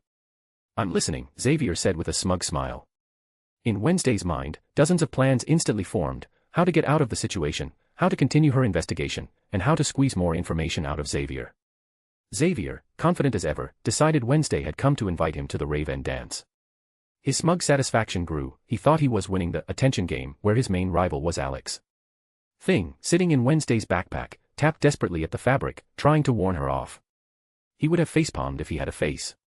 Thing knew perfectly well about the strange chemistry between Alex and Wednesday, and understood that Alex would be disappointed if she went to the dance with Xavier. But Wednesday had different priorities. She cared about the investigation, not the dance. Using Xavier as a source of information, that was a logical step. Would you agree to go to the dance? Would you go to the dance with me? Wednesday said, forcing the words out. She hadn't expected she would ever have to say anything like that. Xavier's face lit up with a wide, almost triumphant smile. Of course, Wednesday. I'd love to go with you. I didn't think you'd ask. I didn't either, she said coldly, turning away to leave. Watching Wednesday walk away, Xavier felt a strange sense of victory, as if he had won the game. Wednesday herself walked calmly away from his art studio, fully aware of Xavier's watchful gaze and his wide smile. Once she had gone far enough, Wednesday let out a heavy sigh, realizing that the whole situation had turned out to be far more complicated than she had anticipated. When she reached a place where no one could see her, Thing climbed out of her backpack, jumped onto the nearest rock, and started gesturing furiously, clearly expressing his outrage. She looked at him with mild confusion, raising an eyebrow, not understanding why Thing was so upset, even angry. He kept gesturing until he had conveyed everything he wanted to say. Why would he be angry that I'm going with Xavier? This is for the investigation. And I don't think he'll care that I go to the dance with Xavier. You think too much, Thing, Wednesday said in a cold tone, raising her eyebrow slightly. Hearing this, Thing started furiously gesturing again, trying to convey that Alex was clearly interested in Wednesday, otherwise, he wouldn't pay so much attention, including constantly invading her personal space. But Wednesday merely watched his outburst calmly. In her view, someone like Alex wouldn't get angry or upset like a typical teenager if she chose a potential killer to get closer for clues. She was certain he simply wouldn't care. Thing, however, didn't give up, trying to show that this would make Wednesday lose her advantage. You don't understand him, Wednesday replied in a calm, confident voice. Thing gestured a phrase that meant, we'll see about that. Wednesday rolled her eyes and headed back to her room. Once inside, she began thinking about what to do with the dance and how to prepare for it. The only person who could help her was Enid. Meanwhile, Thing was already forming his own plan, how to ruin Wednesday's trip to the dance with Xavier. Each had their own intentions, and neither was willing to share them. After a while, Enid returned. Upon learning that Wednesday was planning to attend the dance, she immediately switched into hyperactive best friend mode, determined that Wednesday should look the best of everyone at the ball. Wednesday, however, didn't share her enthusiasm at all, listening to Enid's endless chatter as she prepared to drive to Jericho to find a dress. Wednesday barely had time to react before Enid grabbed her arm and practically dragged her out of the dormitory, determined to leave for Jericho immediately. At the same time, Alex and Dean left the hotel. Having woken after a couple of hours of sleep, they discussed the murdered homeless men. Alex explained that he had seen the men running out of Uriah Heep, clearly hiding something under his clothes. Dean frowned slightly, wanting to find out what exactly he had taken. They decided to split up. Alex returned to Uriah Heep to discover what had been stolen, though he already suspected the answer, a camera. Dean headed to the crime scene, the old burned-down chapel, hoping to find something useful. Alex returned to Uriah Heep, once again posing as a federal agent. Fortunately, the store owner already had a good impression of him and quickly told him what was missing. Unfortunately, he had to drink that mushroom tea again, the very same one he had long sworn never to try. Alex was almost certain that it was this strange tea that kept the store owner so cheerful and friendly. After confirming 100% that the camera was missing, Alex immediately called Dean, asking him to check for it at the crime scene. He wasn't sure whether the police had taken the camera or not. Dean promised to check and ended the call. Just at that moment, Valerie Kinbot walked into Uriah Heep. Noticing Alex casually chatting with the store owner, her usual friendly smile faltered just slightly. She vividly remembered the outburst of anger that had occurred yesterday in her office and how he had shredded her desk with a single strike. Alex, spotting Valerie, also tensed slightly, his smile becoming strained. "Good afternoon, Miss Kinbot. It seems we meet again," Alex said, with a polite but slightly anxious smile. "Good afternoon, Alex. Looks like you're working today," Valerie replied, her smile equally tense. "You must be here to pick up a new desk. As an apology, perhaps I could help carry it to your office," Alex offered, scratching the back of his neck a little awkwardly. "If it's not too much trouble." "I hope you don't break my new desk," Valerie said, and the corner of her mouth twitched noticeably. Alex just gave an apologetic smile and nodded. He was genuinely glad that he had held back his power during yesterday's outburst, otherwise, he might have demolished the entire city with a single blow instead of limiting himself to the desk. While Valerie selected a new desk, Alex watched calmly. When she settled on a small but stylish table that matched her office decor, he easily lifted it. As they exited, Valerie held the door, and at that moment she noticed Wednesday thoughtfully examining a display, or rather, an elegant black dress. "Hello, Wednesday. That dress would look great on you," Valerie said, still holding the door so Alex could carry the table out. "And are you looking for new office knickknacks?" Wednesday asked calmly, glancing at her. "These are souvenirs from my travels. It's my way of stepping out of my comfort zone." But today I came to buy a new desk, Valerie replied with that same strained smile. And what happened to the old desk? Wednesday raised an eyebrow, curious. An unpleasant incident, Valerie said, and her eyelid twitched slightly. Wednesday noticed the change in her expression and was about to ask another question when she saw Alex exiting the shop, carrying a round wooden table. Catching her gaze, Alex winked, lifting the table above his head to make it easier to carry. By the way, I heard there's going to be the Raven Ball in Nevermore. Are you going this Saturday? Valerie asked, looking at Wednesday. Hearing about the dance, Alex instinctively glanced at Wednesday. He remembered that in the original course of events she was supposed to invite Xavier, or perhaps had already done so. But now, after his interference, he wasn't sure if that was still the case. That made him curious to see how she would respond.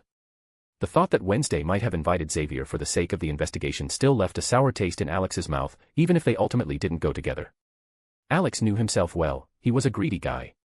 And if both Wednesday and Enid invited him to the dance at the same time, he certainly wouldn't be able to choose, simply because he wouldn't want to. Wednesday noticed his thoughtful expression after the question about the ball. For some reason, she recalled Thing's words about how Alex might get angry or upset if she went to the ball with Xavier. But Wednesday still believed that Alex would see it as a trivial matter. I'm not obliged to answer your questions right here on the street, am I? She said calmly, looking Valerie Kinbot directly in the eyes. Then we'll discuss it at the next session. Alex, isn't it hard for you to carry that table? Valerie smiled and turned to him.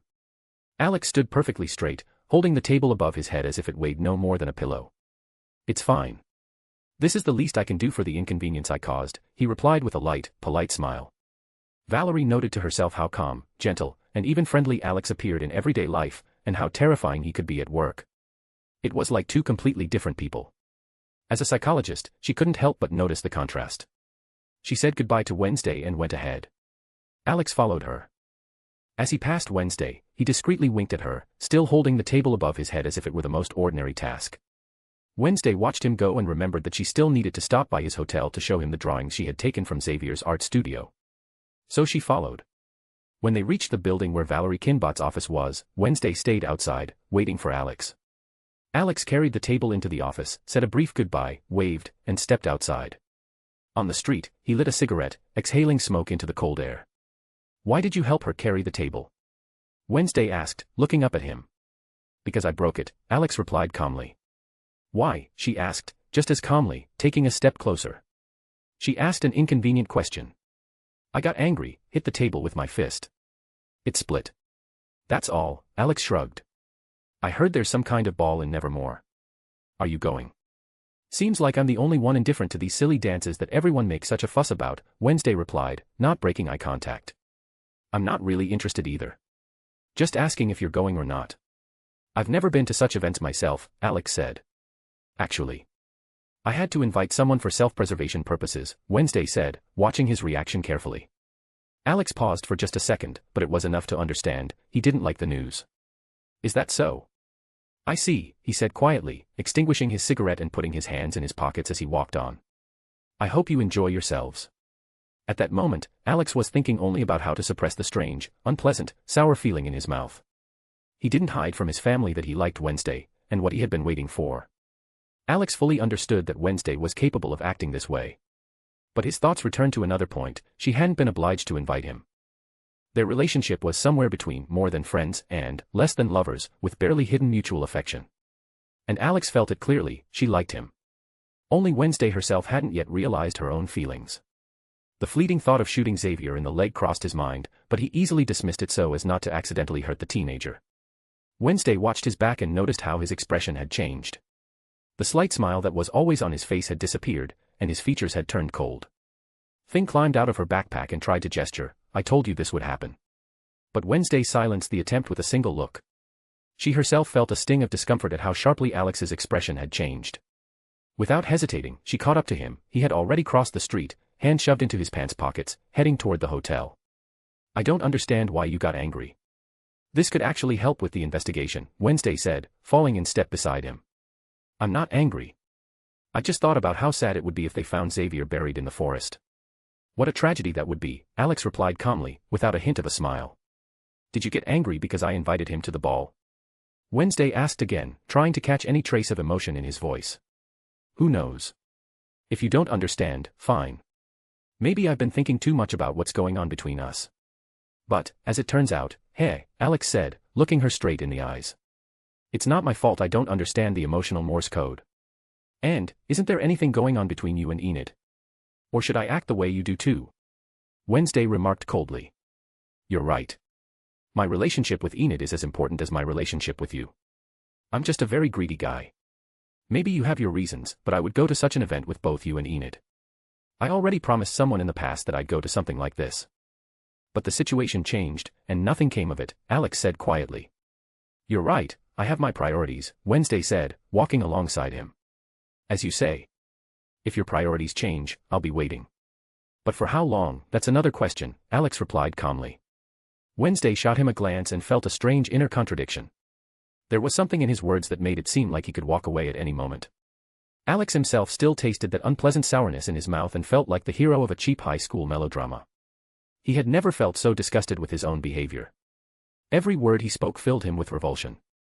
He, the walking embodiment of madness and cruelty toward his enemies, now looked like a sappy teenager rejected by a girl. He was certain that the girls in his family watching the live stream were dying of laughter. Even Janya, living in his shadow, was probably looking at him as the ultimate fool. At that moment, Alex sincerely wanted to hit himself so hard that he would fly to another galaxy, just so no one would see his shame. But alas, it had already become family knowledge. And he knew that at family dinners, it would be remembered for years to come. In his mind, he blamed everyone around him, blaming Jericho and Nevermore, that it was this place that had turned him into a pitiful teenager. With an irritated sigh, Alex walked to the hotel alongside Wednesday. Entering the room, he took off his jacket and hung it on a chair while Wednesday examined the photos on the board, including the monster descriptions, one of which could be the very attacker. Dean returned about 10 minutes later and immediately noticed the strange atmosphere. Alex and Wednesday were keeping their distance from each other, silent. This surprised even him. All this time in Jericho he had constantly seen Alex either flirting with Enid or with Wednesday. And now the two of them behaved as if a shadow had passed between them. Dean was bursting with the question, what the hell had he missed? All right, which one of these monsters looks like the one you saw in the woods when Rowan tried to kill you? You were the closest, Alex asked calmly, pointing at the drawings. I brought something, Wednesday said, taking out Xavier's neat sketches from her backpack. Where'd you get such detailed images? Dean asked in surprise. I can't say yet. I'm not 100% sure, Wednesday replied, laying the drawings out on the table. She spread them across the table, and Alex and Dean stepped closer to examine them.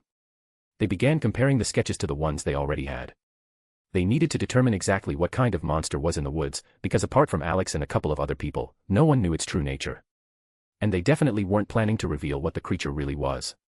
Dean arranged all the drawings and descriptions on the table so Wednesday could compare them more closely. What do you think? Which one? Dean asked, placing the drawing Wednesday brought next to the others. The creature in the drawing looks similar to these three. Who are they? Wednesday asked, pointing at 3 images. So we're dealing with either a Wendigo, an Ijik, or, worst case, a rake, Alex murmured, rubbing his chin.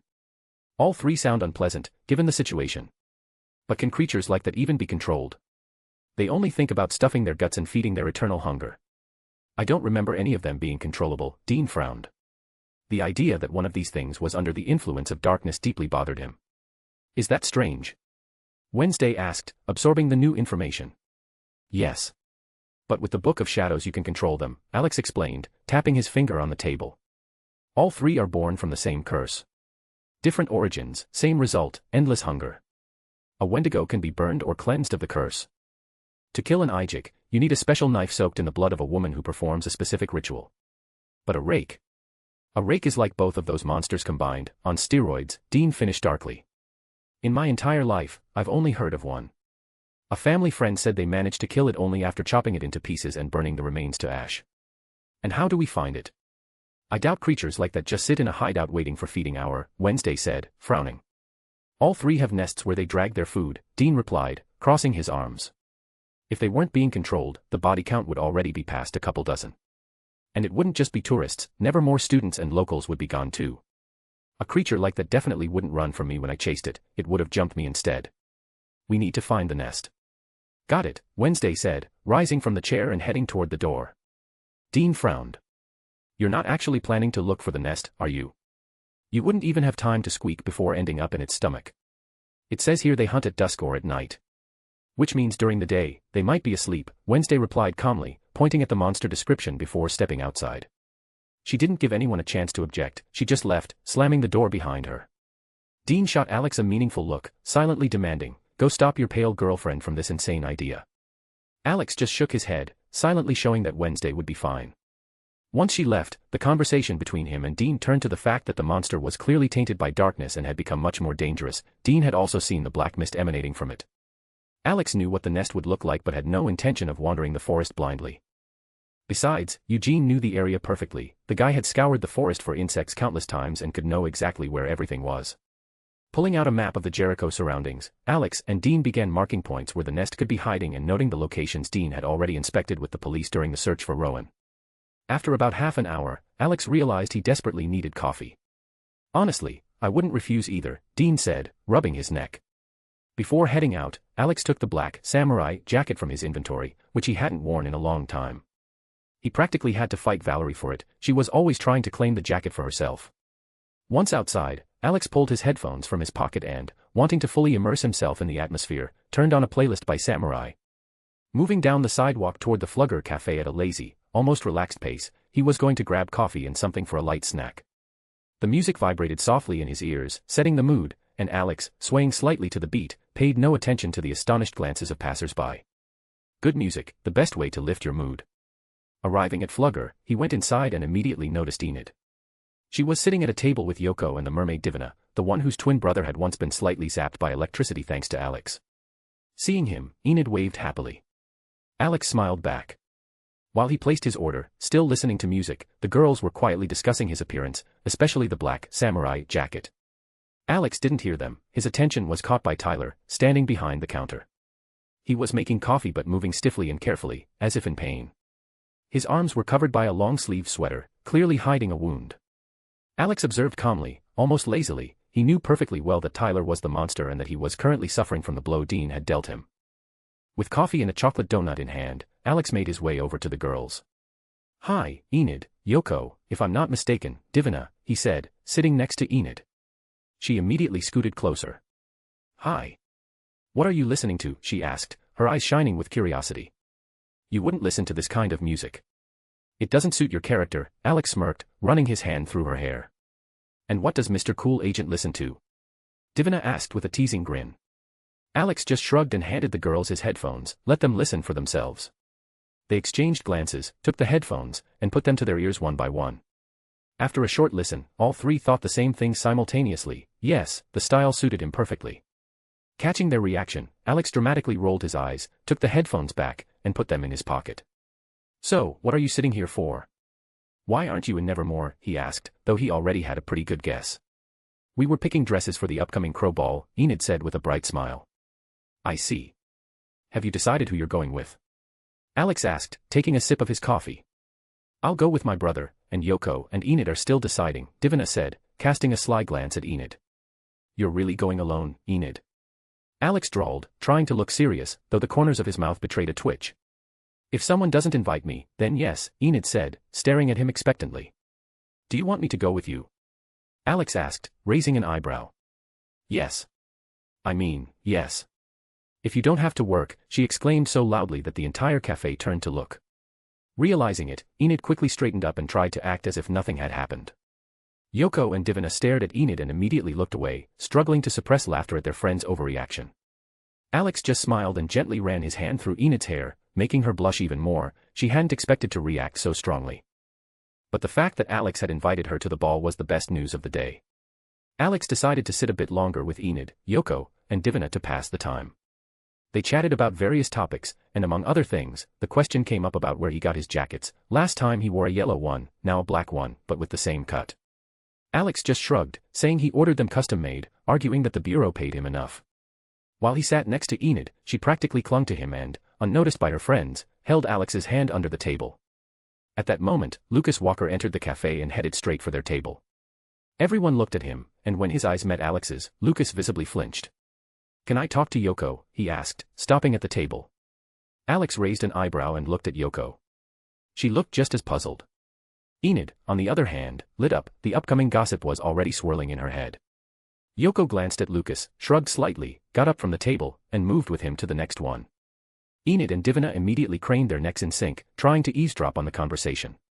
Alex, meanwhile, was thinking, if Lucas and his buddies tried to pull the same stunt as in the original timeline, he wouldn't hold back. Last time, the trio had gotten off with a few hits to the backside with an iron club. Now, Alex wouldn't hesitate to unleash one of the creatures from the Red City on them. Enid and Divina didn't notice the wide, slightly menacing smile that appeared on his face, and just as quickly disappeared. A few minutes later, Yoko returned to them with a slightly surprised look on her face, while Lucas walked away smiling. "What were you talking about?" Enid asked immediately, gripping the table and leaning forward. "He asked me to the dance," Yoko said, still not fully understanding what had just happened. "And? Did you say yes? Or did you turn him down?" Enid bombarded her with questions. "I didn't have anyone to go with anyway, so I agreed," Yoko replied in a slightly embarrassed voice. "Well, if he tries to pull any tricks, I'll bury him in the woods," Alex said calmly, shrugging and taking a sip of his coffee. Enid, Yoko, and Divina stared at Alex. He said it so casually that it actually stunned them. Enid looked at him as if she had suddenly seen a second Wednesday, only in male form.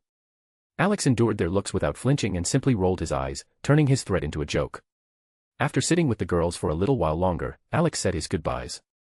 After ordering coffee for Dean as well, he headed back to the hotel. The moment he stepped into the room, Dean glanced at the clock and asked what the hell had taken him so long to get a simple cup of coffee. Alex briefly explained what happened at the cafe and mentioned that he was now going to a school dance. In response, Dean gave him the emptiest stare he was physically capable of after hearing something like that. Alex just rolled his eyes. "All right, forget the school dance. What are we going to do about the monster?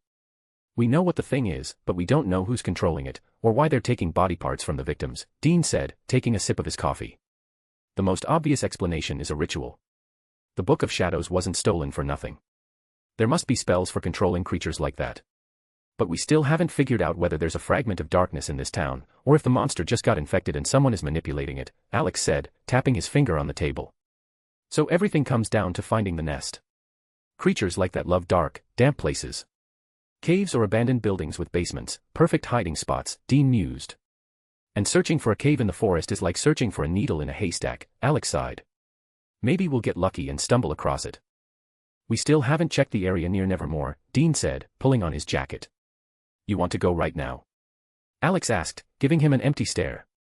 "No, we'll go tomorrow." "Of course right now." "Come on, get your ass off the chair and let's go," Dean said irritably, rolling his eyes. Alex sighed, stood up, and shoved his hands into his pockets. They stepped outside, got into the Impala, and Alex immediately connected his phone to the car stereo. Dean was about to protest, but when the music started playing, he raised his eyebrows in surprise and nodded approvingly, pressing the gas at the same time. As they drove, Dean tapped his fingers on the steering wheel, humming along with the melodies alongside Alex. Alex liked Dean's music too, but after the drive to Jericho, he wanted something different. Stopping not far from Nevermore, Dean cut the engine, and they got out of the car. Alex knew exactly which cave they were looking for, but the last thing he wanted right now was to run into Wednesday. Fate, however, had other plans. As they walked through the forest, searching for the familiar round cave, they heard voices. Following the sound, Alex and Dean spotted Wednesday and Eugene walking in the same direction. Wednesday and Eugene turned at the sound of footsteps and noticed them. "Yo, chum. What are you doing in the woods?" Alex asked, raising his hand and smiling. Eugene saw a place that looked like the one in the drawing. Wednesday replied for Eugene. "In that case, we'll go with you." "No sense in searching for a monster's lair alone," Dean said, irritation clear in his voice. Eugene swallowed nervously and nodded silently at his tone. Wednesday, meanwhile, looked at Alex, who was just lighting a cigarette. Catching her gaze, he gave a small smile and a nod, as if their previous conversation had never happened. Dean noticed the strange tension between them again, subtle, yet palpable, and decided not to interfere. Following Eugene, who led them confidently toward the monster's supposed lair, Alex and Wednesday walked side by side, neither saying a single word to the other the entire time. To be continued. I almost puked blood from that awful moment of drama between Alex and Wednesday. For God's sake, I can't even imagine a single moment where Alex acted like a whiny teenager whose girlfriend dumped him. Alex would have just gone and shot his rival at that point. But, I tried. Anyway.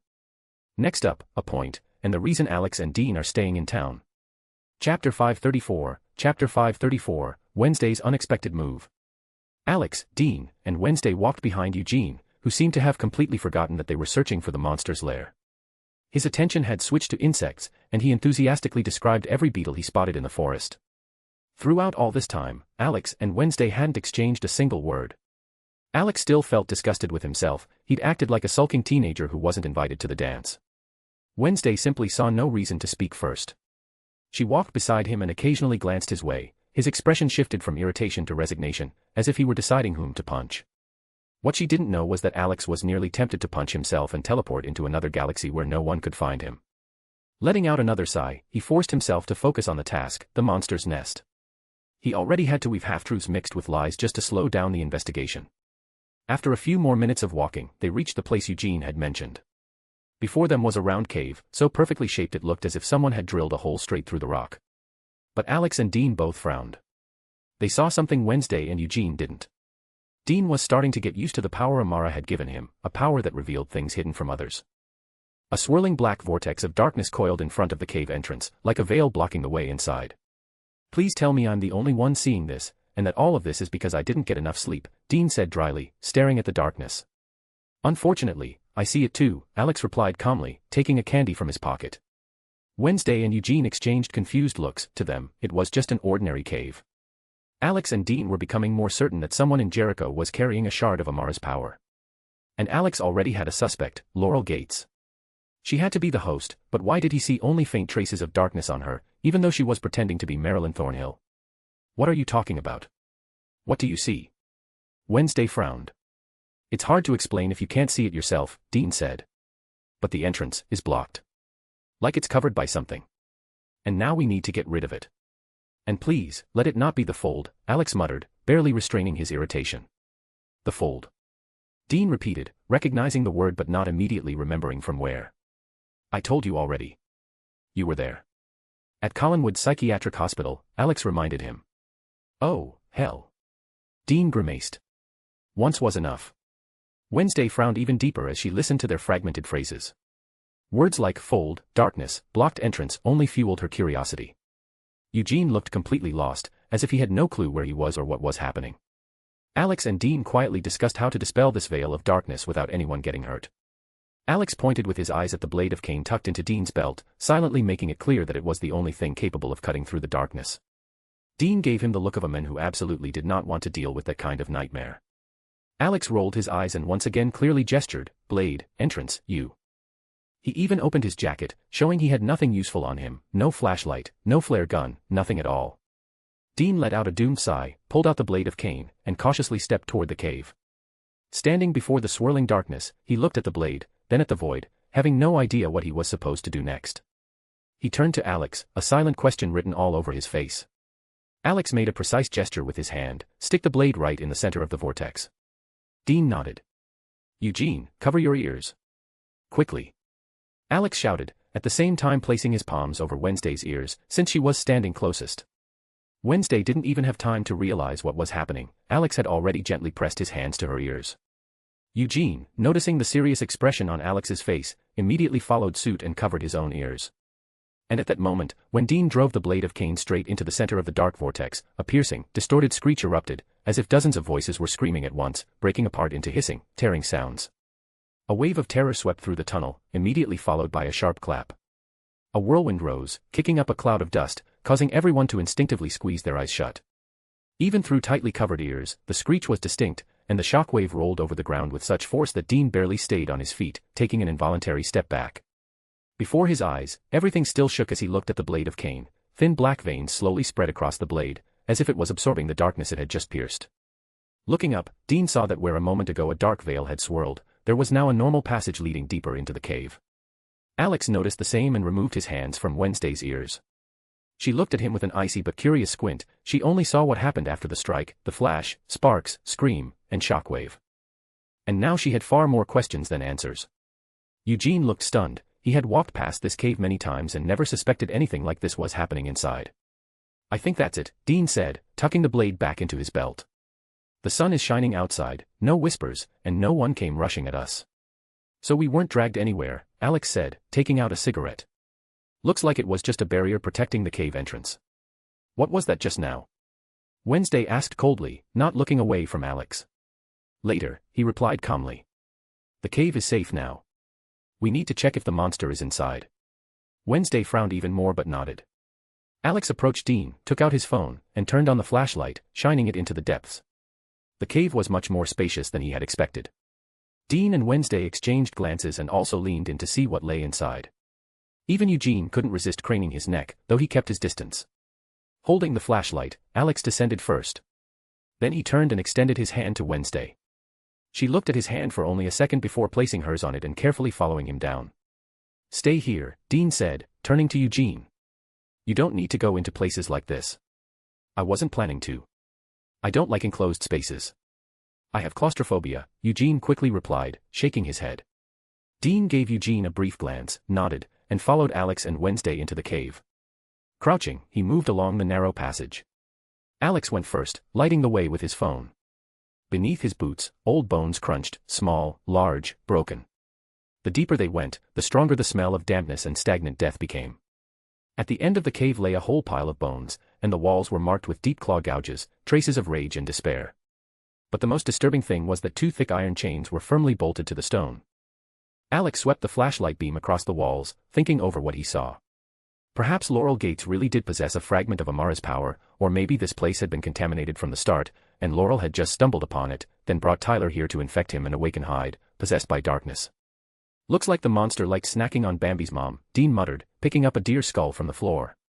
"Poor Bambi's mom.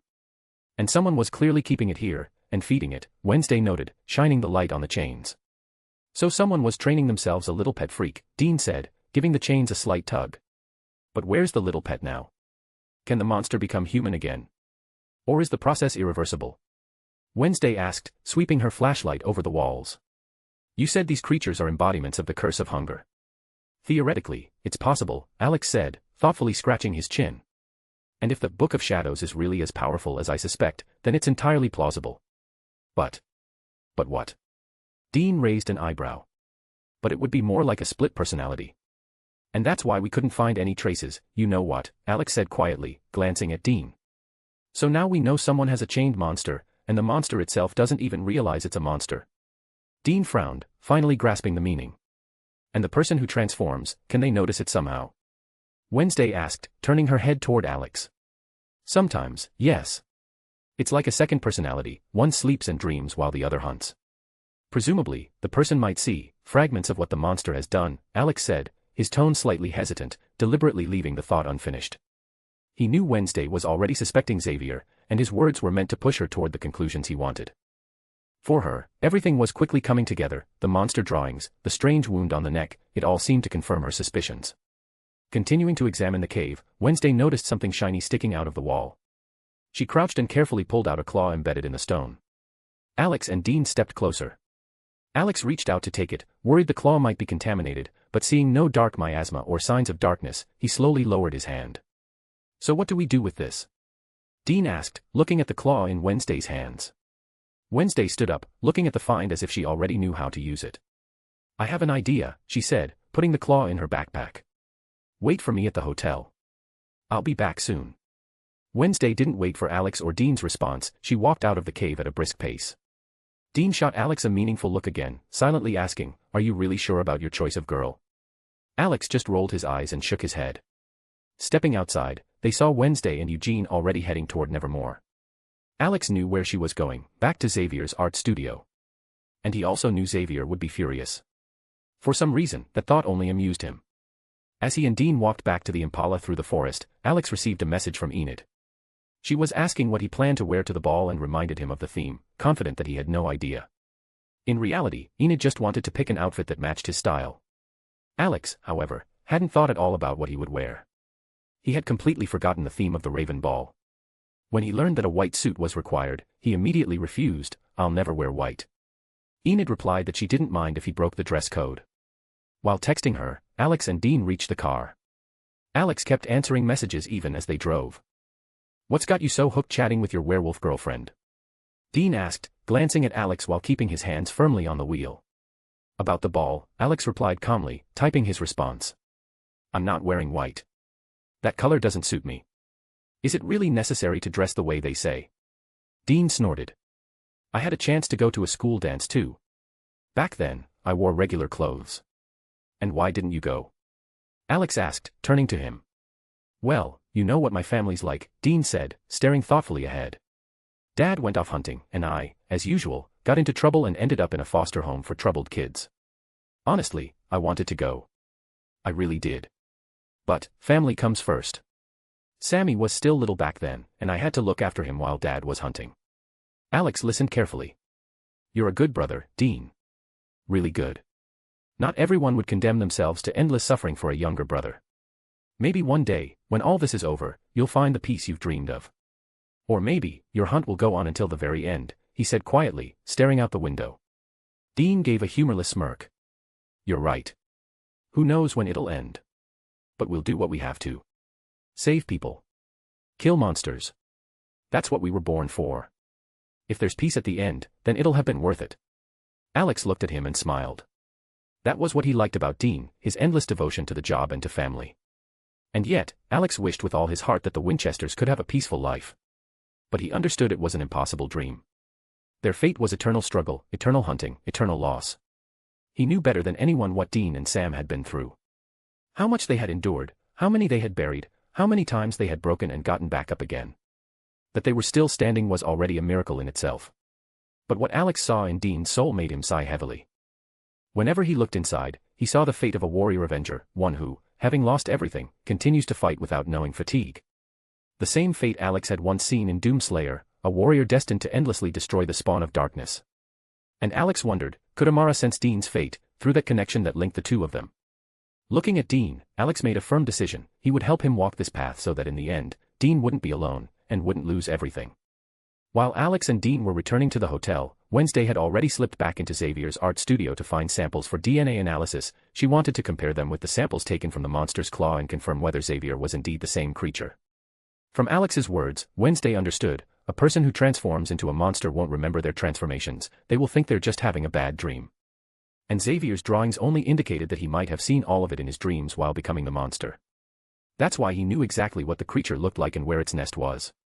Rummaging through the studio, Wednesday found a blood-soaked rag in the trash and immediately tucked it into her backpack to take to Alex. She didn't find anything else useful and was already about to leave.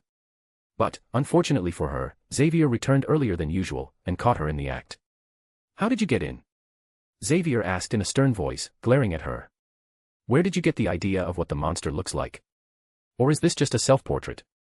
Wednesday cut straight to the point, since she had been caught. You seriously think that's me? I've helped you twice, actually, Xavier said irritably. The monster saved me too, when Rowan attacked me. Or, maybe it was you who attacked Rowan. Wednesday replied calmly. You're crossing all boundaries now, Xavier said angrily, pointing at her. I'm just trying to uncover the truth. And all your paintings, they're images of the monster that kills people in the forest and killed Rowan right before my eyes. And I'm not the only one who's seen it. The agent saw it too, Wednesday said, her tone still calm. Wednesday's words threw Xavier off balance. He didn't know what to say. He didn't know how to explain that the monster came to him in dreams so often that he couldn't sleep properly. He didn't know how to tell her about the wound on his neck, received after one of his paintings came to life and attacked him. His silence only strengthened Wednesday's suspicions. Gathering his courage, he tried to carefully explain everything that had happened. But admitting that the monster constantly appeared in his dreams only sparked a new wave of suspicion in her. When Wednesday asked yet another direct question, Xavier finally understood why she had come. And the fact that she hadn't come for an invitation to the Raven Ball, but to check him for involvement in the murders, was the last straw.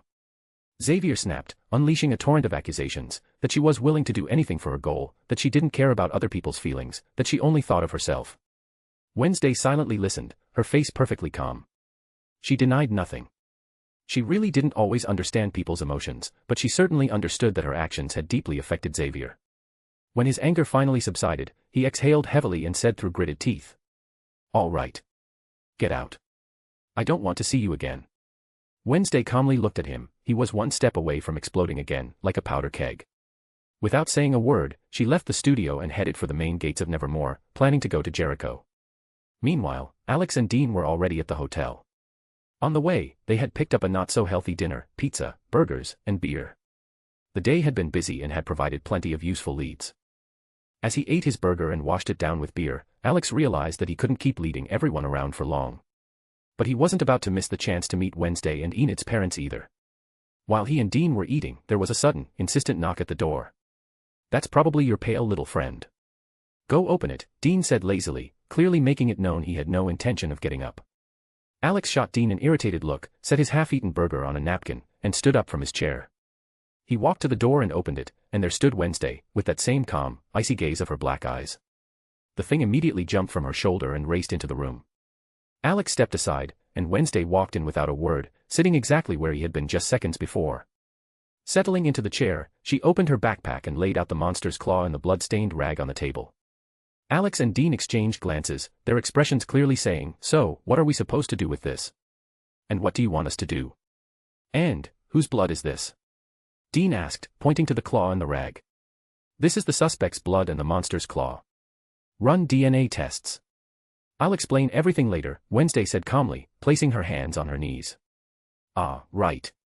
How did I not think of that immediately?" Dean said sarcastically. "Wait a minute, I'll run a DNA test in our multifunctional microwave. You don't mind waiting, do you?" Wednesday gave Dean a cold look. He just waved his hand sarcastically, indicating that her request was slightly excessive.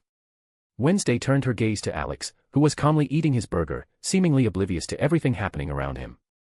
Feeling her eyes on him, Alex lifted his gaze, and met Wednesday's icy stare. He slightly tilted his head and silently offered her his half-eaten burger. Even Wednesday's eyelid twitched. But upon hearing what Dean was arguing about, Alex finally understood the situation. "We can do this. But not here.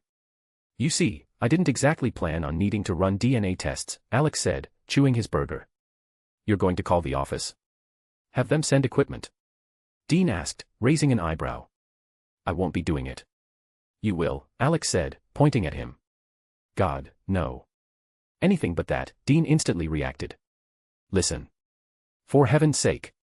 Contact Cass. Tell him to come and pick up these items for the DNA test. There's my portable mini-lab in the bunker. Just don't forget to mention that my little ones should help him. I don't want to go back to the bunker, if it ends up as one big hole in the ground," Alex said, rolling his eyes. "Now that's how you start. But are you sure it's safe to trust Cass with this? He barely figured out how to use a phone." "The most he can do is switch channels," Dean remarked, expressing doubt. "That's why I said, let my little ones help him." "They know what to do," Alex replied calmly. Then it hit Dean, he had completely forgotten about Gir, Mimi, and Stitch, Castiel's new friends. Not to mention Lucina, Samantha, and Alice, who were also in the bunker and could help with the analysis. Nodding, Dean gave Alex a look that said, he wouldn't be able to call Cass while Wednesday was here. Alex said nothing, gave a thumbs up, and grabbed the keys to the Impala. It was time to take Wednesday back to Nevermore. Wednesday simply observed the conversation. She was particularly curious about those little ones Alex had mentioned. Stepping outside, Alex lit a cigarette and headed toward the Impala. Wednesday walked beside him. "What little ones were you talking about?" she asked, keeping her eyes on him. "My familiars. Basically, very restless helpers who can create chaos out of nothing." "In the middle of that chaos, a whole city could burn down," Alex said, approaching the car. "I see. And what was that near the monster's cave?" Wednesday asked, staring intently into his eyes. "Did you forget our deal?" "You'll have to pay something more valuable for the answer to that question," Alex replied with a faint smile. "And what do you want?" Wednesday raised an eyebrow slightly. "As I said, you decide the price. You determine whether the reward is worth the answer. And I warn you, the answer will astonish you," Alex said, smiling wider. "Stay right there," Wednesday said calmly. Alex raised an eyebrow, looked at her, and without a word, closed the Impala door. He leaned against the roof of the car, waiting for her decision. Wednesday, standing a few steps away, fell into thought. What could be considered a worthy price for an answer to her question? No matter how much she tried to analyze what had happened at the cave, she knew she couldn't explain what she had seen.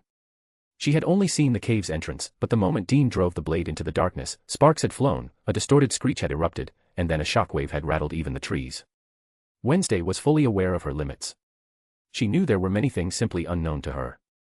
The longer she thought, the more tangled she became in what could be considered a worthy price for the answer. She frowned deeper and deeper until her gaze settled on Alex, who was standing calmly, leaning on the Impala's roof, watching her with mild interest. For some reason, their recent conversation came to her mind. His reaction when she had invited Xavier to the Crow Ball. The words he had said, about how important the slowly developing connection between them was to him. And also, Thing's words, claiming that Alex was more interested in her than he let on. And strangely enough, only one option for a price had stuck in her mind, one she herself considered significant enough. Frowning slightly, Wednesday calmly circled the Impala and stopped directly in front of Alex. He turned to her. She was frowning, but didn't look angry. Rather, determined. And then it happened, something Alex definitely was not ready for. Without giving him even a second to react, Wednesday grabbed him by the collar, yanked him toward herself, and her cold lips touched his. The kiss was quick, like a sudden gust of wind, but it left a black trace of her lipstick on his mouth. In that moment, everyone was stunned, Alex, and the girls from his family who were watching the live feed. No one expected that the ice around Wednesday's heart had melted enough for her to make the first move herself. Even Thing, sitting on the Impala's roof, nearly fell off from sheer shock. Wednesday released his collar. Alex froze, eyes wide open. Seeing his expression, Wednesday wondered for a moment, why hadn't touching Alex triggered a vision again? And why was there this strange, pleasant aftertaste inside her? Not nearly as horrifying a sensation as she had expected. I believe that's sufficient payment for the answer, she said flatly, looking Alex straight in the eyes. Why yeah, quite enough, Alex muttered, clearing his throat and trying to pull himself together. Payment accepted. But, the story is long. I can't explain it all at once. And you already have what will give you the answer. What do you mean? Are you trying to dodge the question? Wednesday asked coldly, pulling out a knife. Wait. Before you decide to stab me in the chest, Alex raised his hands. The answer you're looking for is already in the books I gave you. Everything you saw near the monster's cave is in Departure and the Return. Everything that happened is tied to what's written there. You didn't read them. Why should any of that be written in books? Wednesday narrowed her eyes dangerously. If you don't answer, I won't mind killing you and burying the body. No one will ever know what happened here. 13 years ago, Alan Wake and his wife, Alice, came to Bright Falls and became trapped by a certain entity. Alex began quickly but steadily. The books describe what that entity is, what it can do, and what the fold is. I told you, Alan wrote himself into the story for a reason. All the answers are there. And trust me, it's much more interesting to read it yourself. I can't retell it all in detail, and we don't have much time. Gently but firmly, he took Wednesday's hand, the one holding the knife, so she wouldn't accidentally, or intentionally stab him. You're not lying, she asked, narrowing her eyes further. Of course not. If you want, I can send you the recording of my mission. You'll see everything with your own eyes, Alex said, still holding her hand. Wednesday stared at him for several seconds, as if deciding whether it was worth continuing the argument, then slowly nodded, folded the knife, and slid it back into her pocket. After that, she silently headed for the car. Alex let out a relieved breath. He didn't care in the slightest that someone tried to stab him. The blade wouldn't have left so much as a scratch on his skin. He would have survived a supernova or even the destruction of an entire galaxy. What he really wanted to avoid was Wednesday continuing to try killing him. Even if nothing would work on him, the very idea that she'd persistently look for ways could exhaust anyone. Sighing, Alex looked at Thing, who was still in deep shock from what had happened. Alex held out his hand, and Thing immediately jumped onto it. Alex sat behind the wheel, and Thing skillfully moved onto Wednesday's shoulder. Starting the engine, Alex replayed the recent kiss in his mind, and, honestly, he was more than satisfied with it. Driving out of town, Alex glanced at Wednesday. She was staring out the window, clutching her backpack tightly. If you tell anyone what happened, I'll kill you, Wednesday said, slowly turning her head toward him. You think anyone would believe me if I said Wednesday Addams kissed me? They'd sooner believe a meteor fell on me, Alex replied with a chuckle. Still. Better keep quiet. Or, should I sew your mouth shut? To be sure. Her gaze grew even heavier. Whatever you wish, my dear Wednesday. By the way, about the recording of my mission, I'll send it to Enid. Ask her to play the video on her laptop. The file will already be edited so you won't waste hours watching it. How long did that take? Wednesday asked, showing a hint of curiosity. 3 days. But the timing there, it's complicated. After watching, you'll get all the answers yourself. And believe me, you've definitely never seen anything like it, Alex said, smiling faintly. I'll hope so, she replied quietly, staring out the window again. Alex exhaled and took out his phone, quickly messaging GIR to prepare the proper version of the recording, cutting out everything Wednesday shouldn't see. A few minutes later, GIR sent the finished file, carefully cleaned, leaving only the most important parts. Alex trusted GIR completely. Yes, he was a crazy robodog, fanatically loyal to the Emperor of Humanity, but in matters like this, he was reliable. When they reached the gates of Nevermore, Alex parked the Impala and looked at Wednesday. She just nodded, got out of the car, and closed the door. Not even a goodbye hug. Alex asked lazily through the slightly open window. No, Wednesday replied shortly, slamming the door shut. Alex just smiled at that response, thinking that since she kissed him, sooner or later she'd want to hug him herself. Meanwhile, Wednesday walked calmly to the dormitory, still replaying the events in her mind. The feeling caused by the kiss didn't disgust her, rather, it was a strange, unfamiliar desire to repeat it. Back in her room, she saw Enid sprawled on the bed, watching yet another video, which Wednesday considered silly. Observing her roommate, she suddenly realized how far Alex and Enid's relationship had progressed, and didn't even understand why the thought had come to her mind. Wednesday, Alex sent some video and said I should play it for you. What is it? Enid asked, turning her head while Wednesday changed out of her school uniform. It's a recording of his work, Wednesday replied, putting on simple home clothes. What's in it? Enid pressed, unable to wait. I don't know. But he said it's related to those 2 books, Wednesday said, nodding toward the Alan Wake volumes on the table. Really? Can I watch it with you? I want to see how he works too. Enid said, almost bouncing with excitement. I don't care, Wednesday said dryly, which to Enid meant a definite yes. Enid immediately perked up, grabbed the laptop, and turned it on. A few clicks, and the file loaded. She even grabbed some snacks, as if preparing for the premiere of a long-awaited series. Wednesday, however, sat upright like a statue, opened her notebook, and prepared to jot down anything of interest, so she could ask Alex questions personally later. The recording started from the moment Alex and Emmett arrived in Bright Falls.